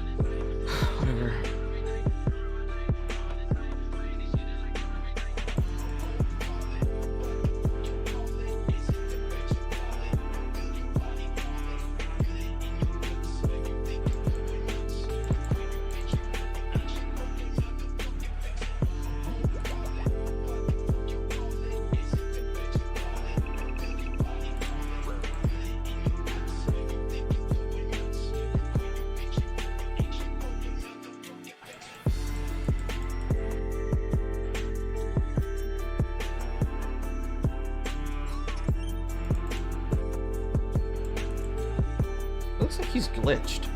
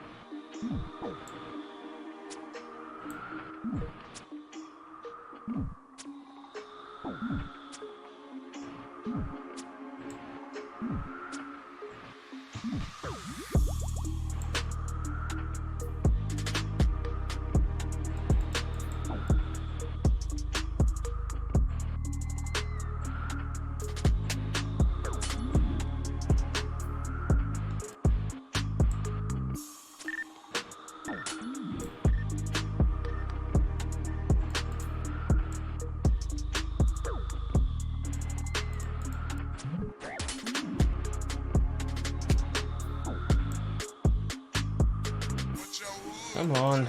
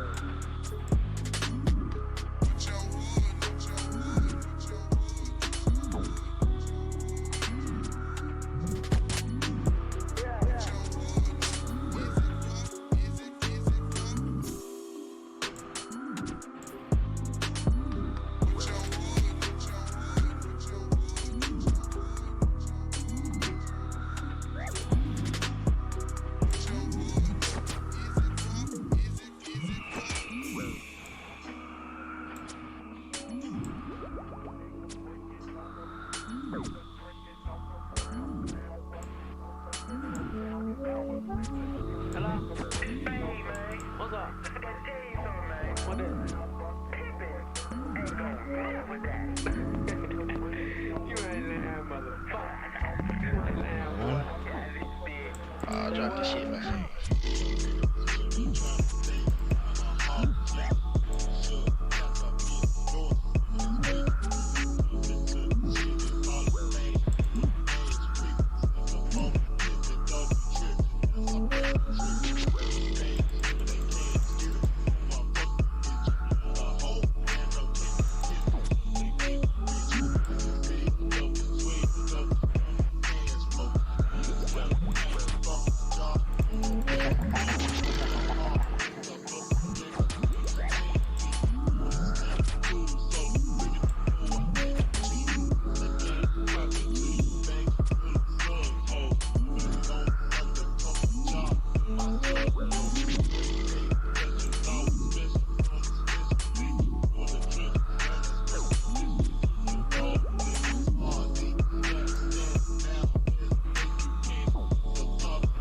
Come here.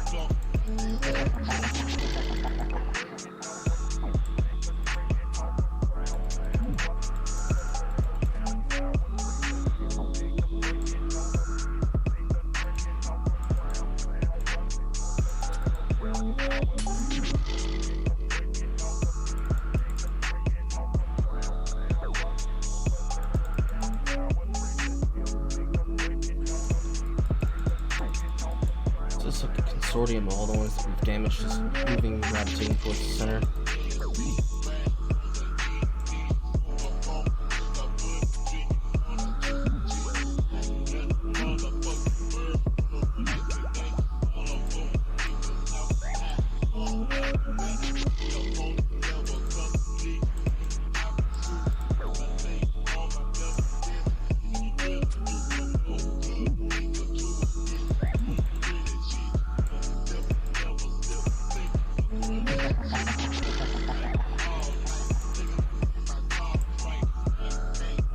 Moonwalking trolls.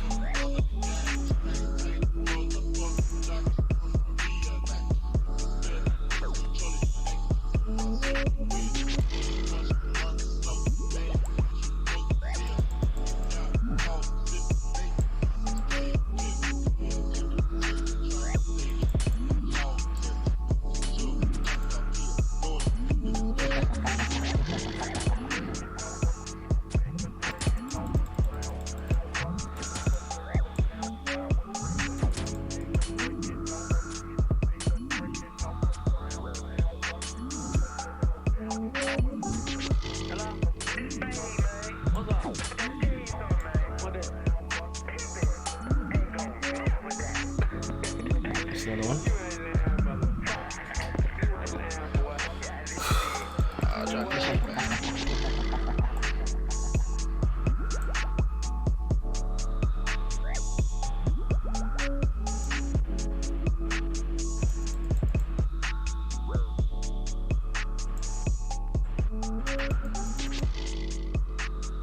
Level 23, level 24.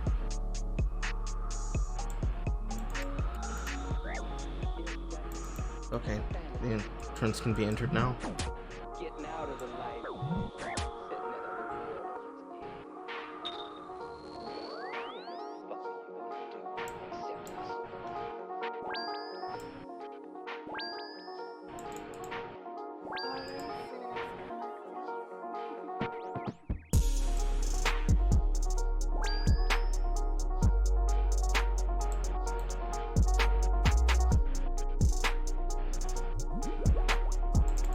Alright, now I can go buy shit.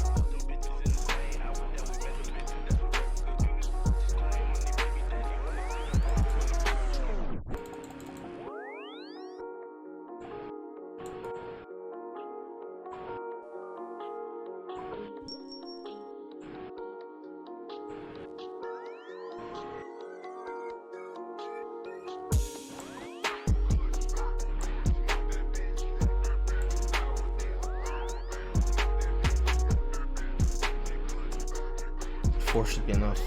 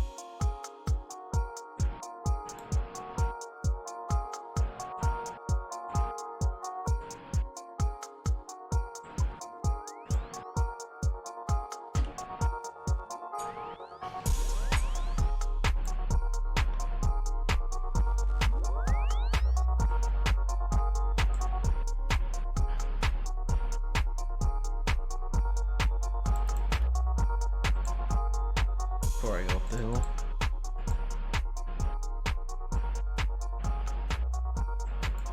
Grab 2 new fresh potions.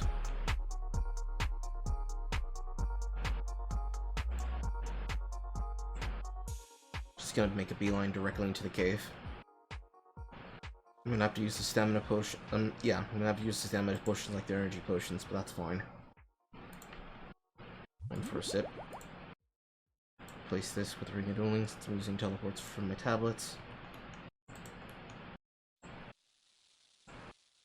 4 and a 3. 1 and 4 4s.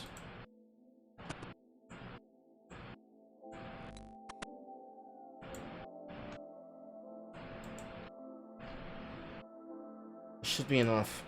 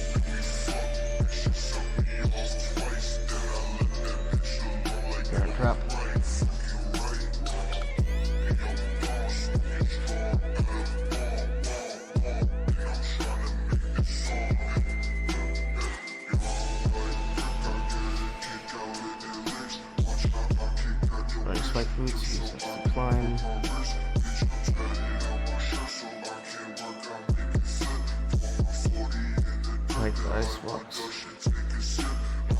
Okay. Double check to make sure it's not about to make me have to have fire spellsman to get past this Camille.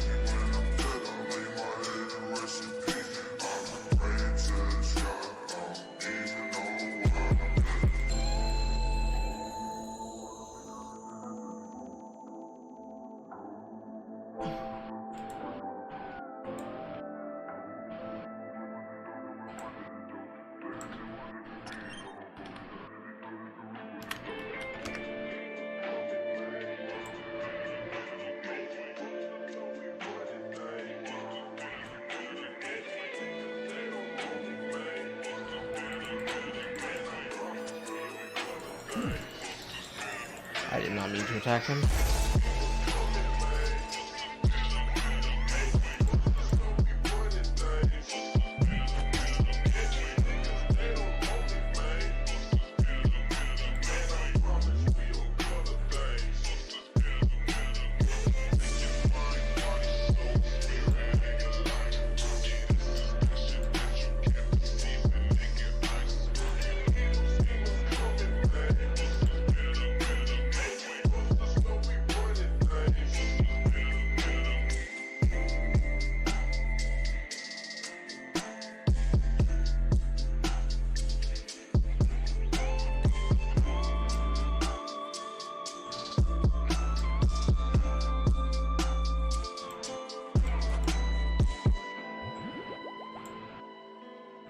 Come on.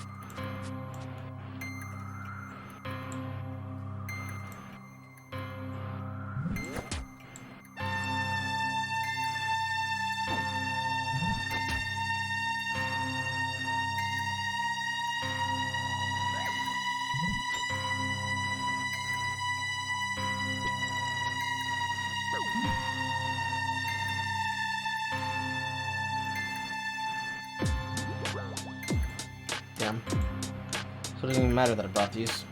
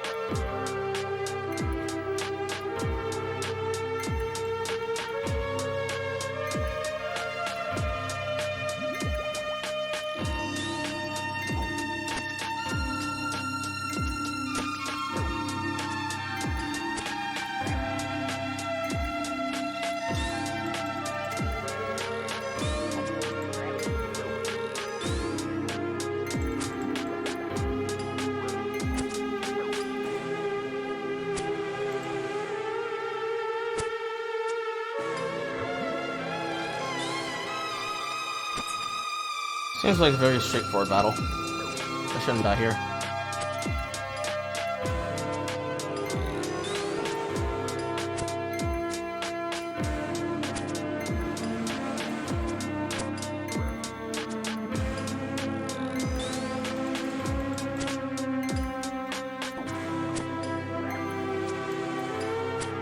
What am I doing right now? Desert Treasure.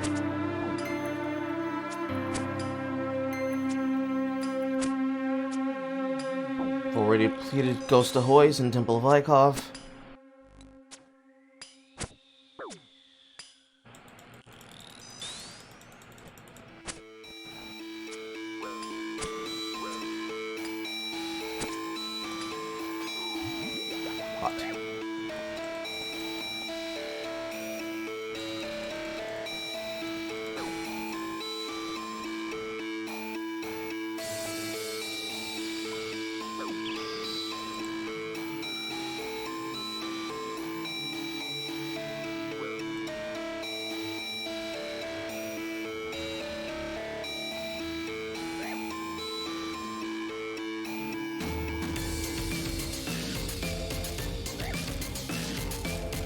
Why won't you let me Why won't you let me wear them?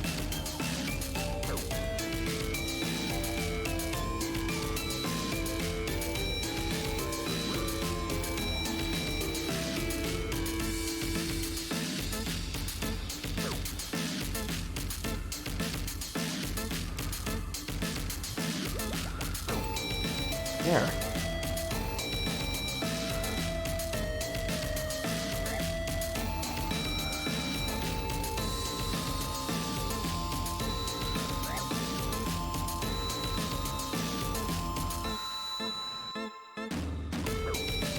Walk around it.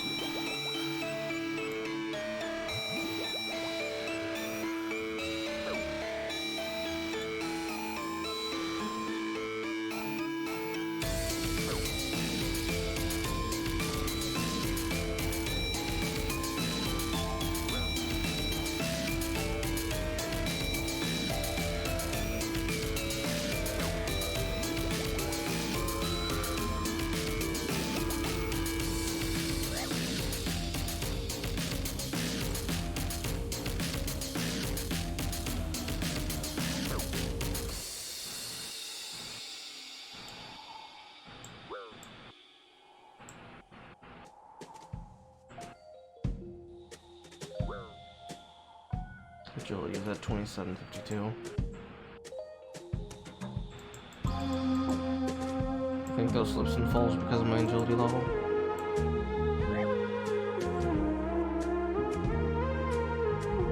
Yes.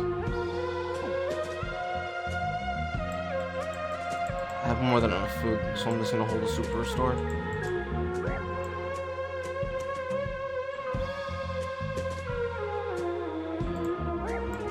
It's super annoying that I'm slipping.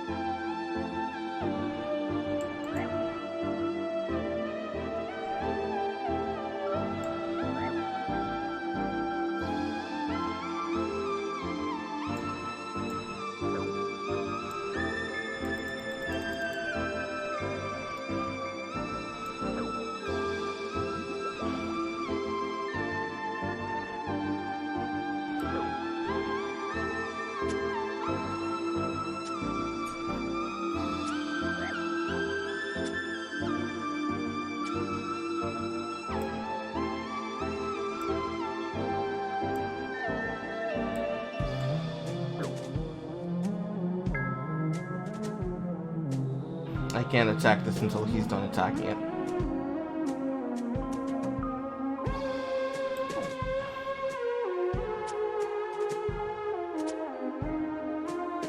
This seems like an oversight.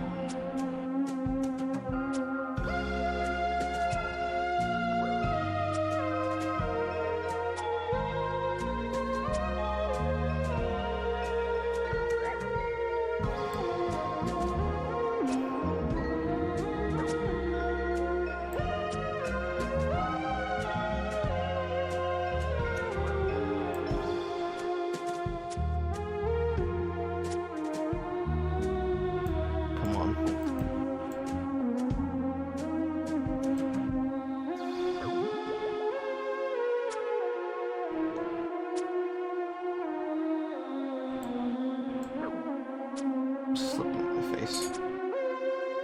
There.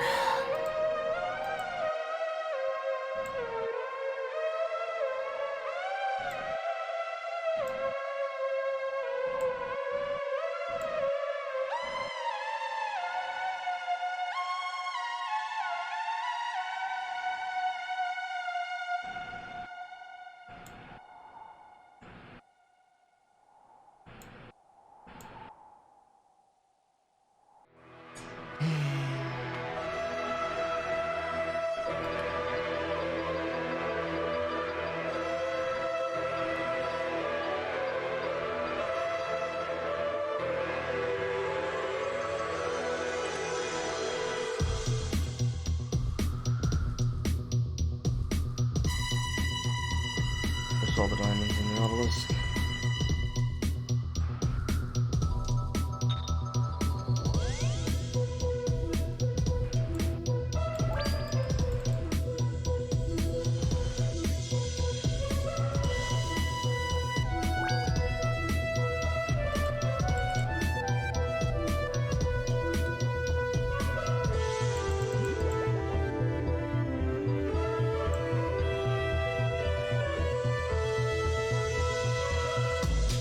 Stonebridge, Farrock, Mardo, Camelot, Draenor.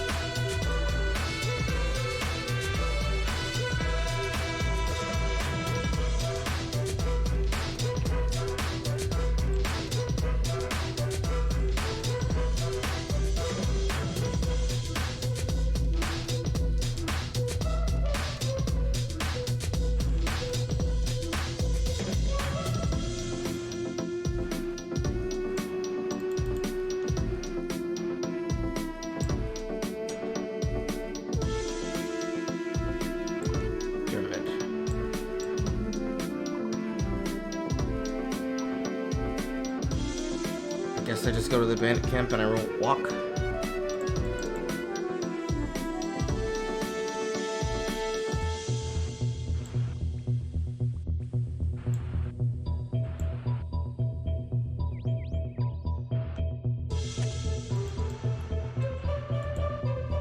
Do I have any water skins?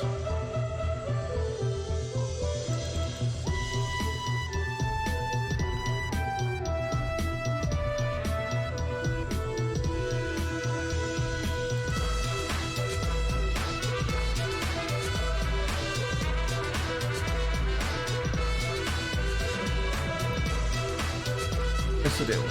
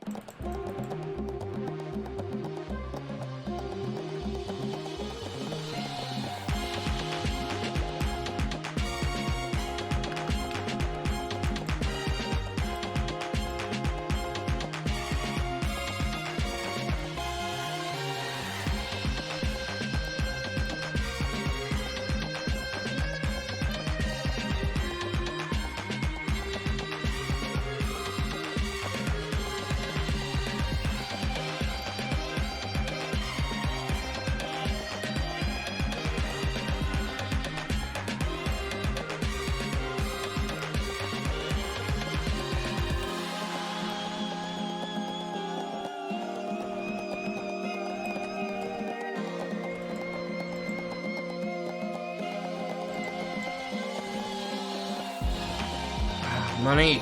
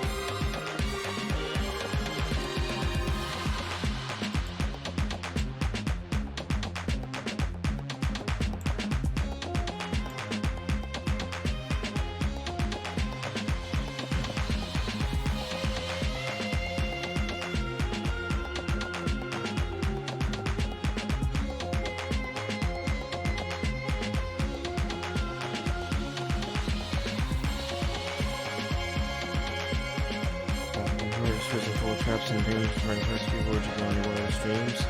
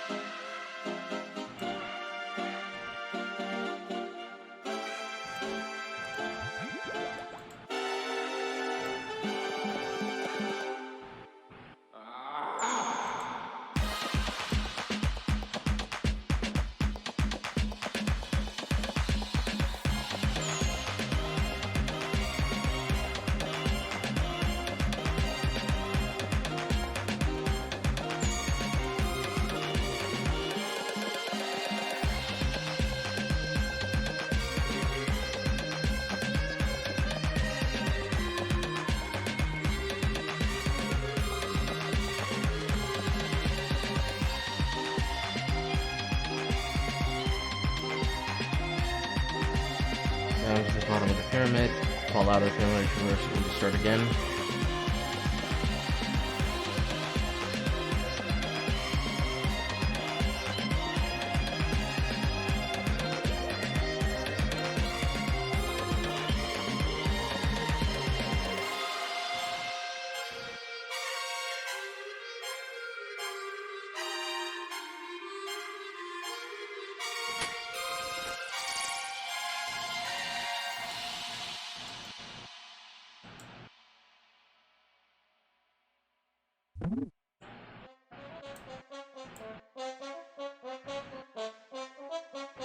Go all the way around here.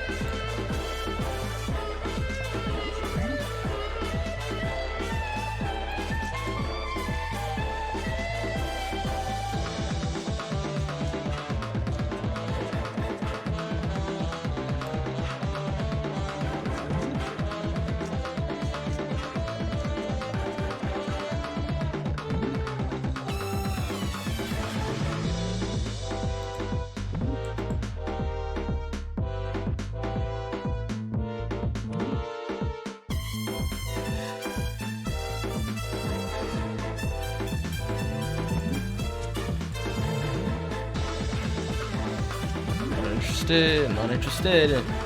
Run away from me, Mr. Money.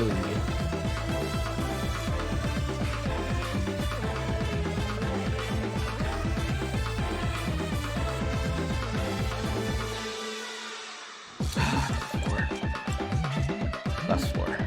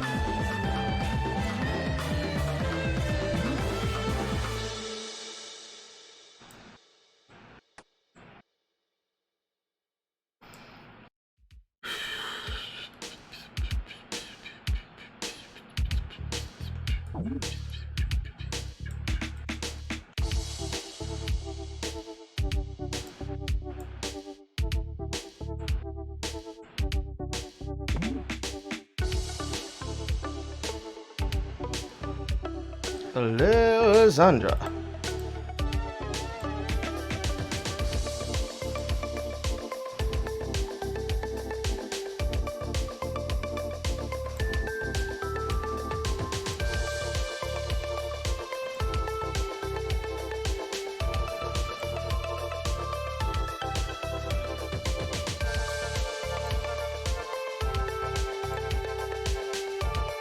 Ancient art accepts me by my love versus appearance.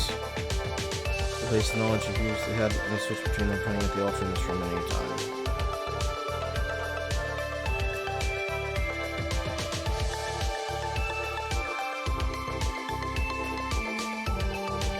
Hot.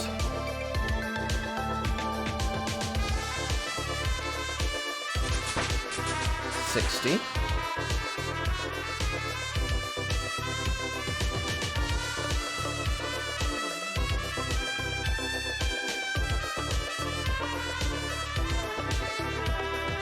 Extra home teleport.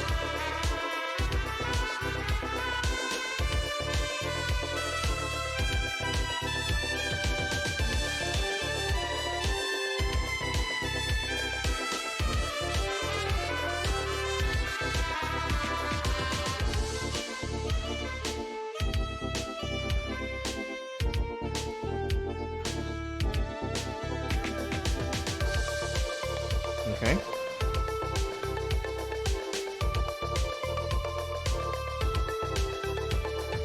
Ability to use ancient magics. Access to the ancient staff. Buy one from him for 800 coins. If you lose staff, have to kill the members in the pyramid or buy it from other players. Right.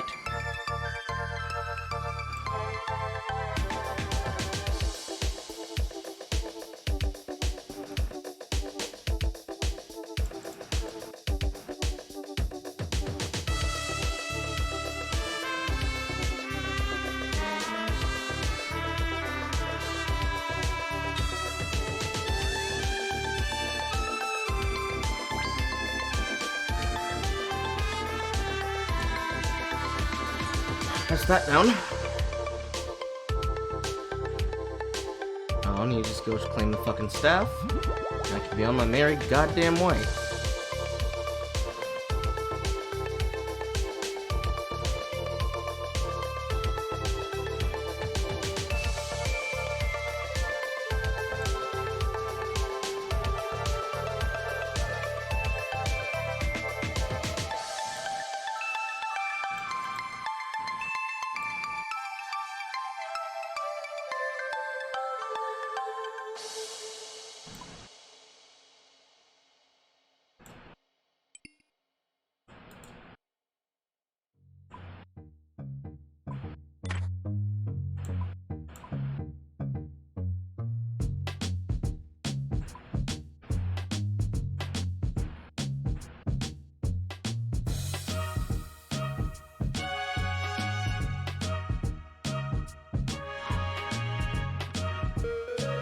I don't think I need water skins to get there.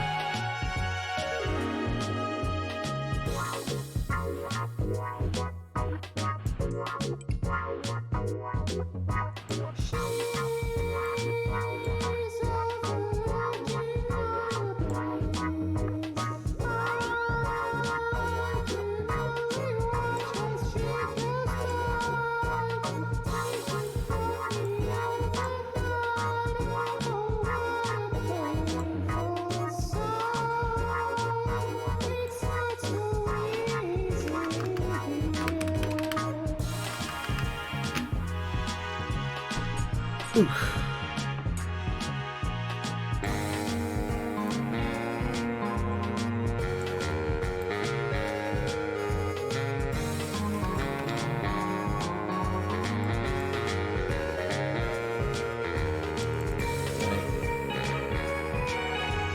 One potion.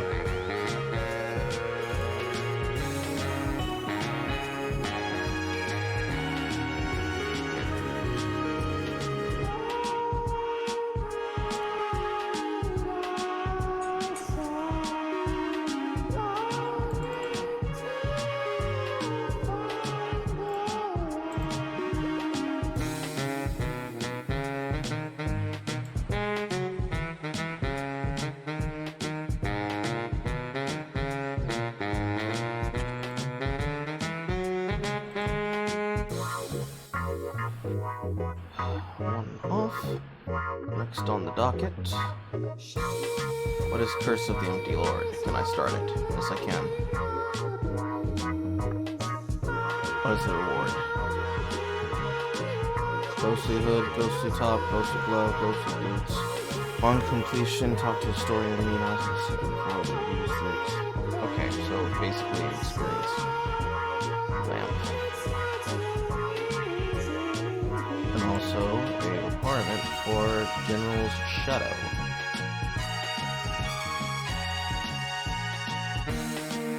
Okay. The reward for this is Shadow Sword.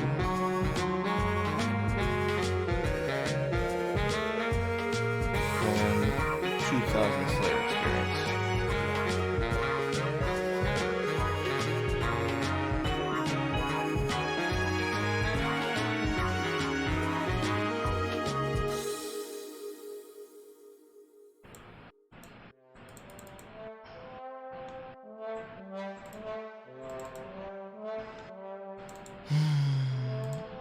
Where are the quest?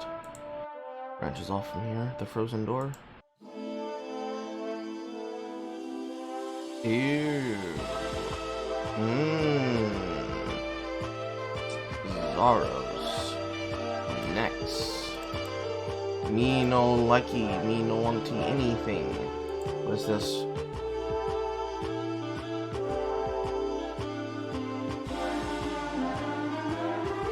Oh, lovely.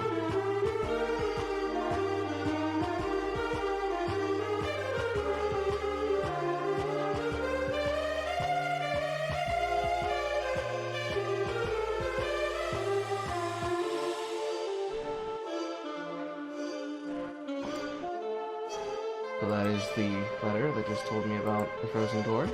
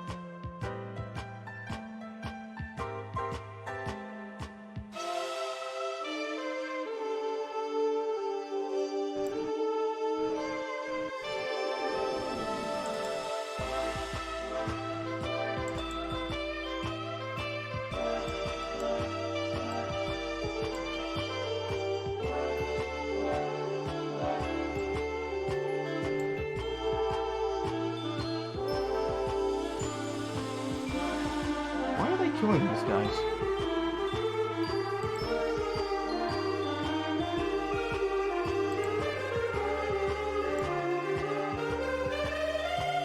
I guess it's for strength or combat training?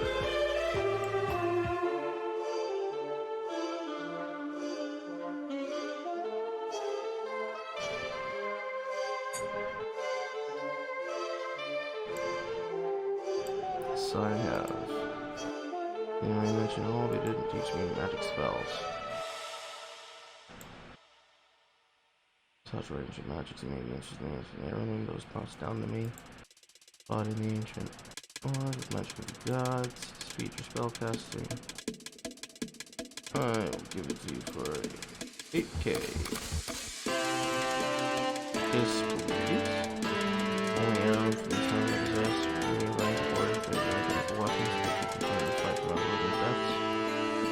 Hot. Wait!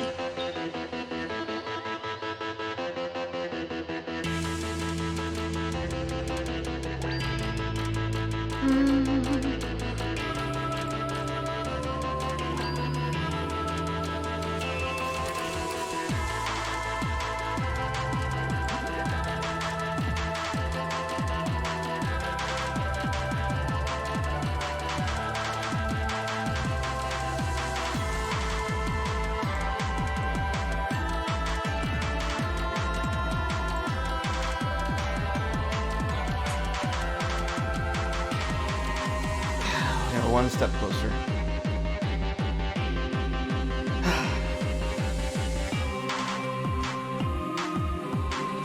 I'm gonna get access to the burst. It's the first burst spell I get.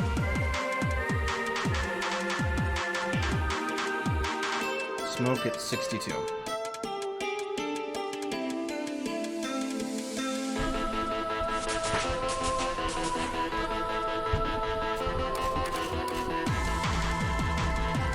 I suppose it's time. I have mostly everything I need.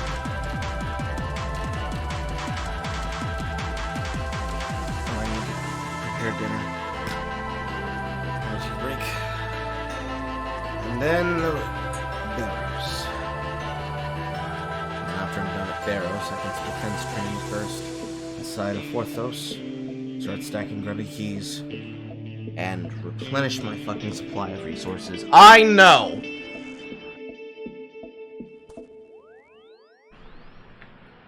I'm almost on cue. She immediately starts yelling. Alright, I'm leaving. Goodbye. I'll see y'all either in 5 hours or tomorrow.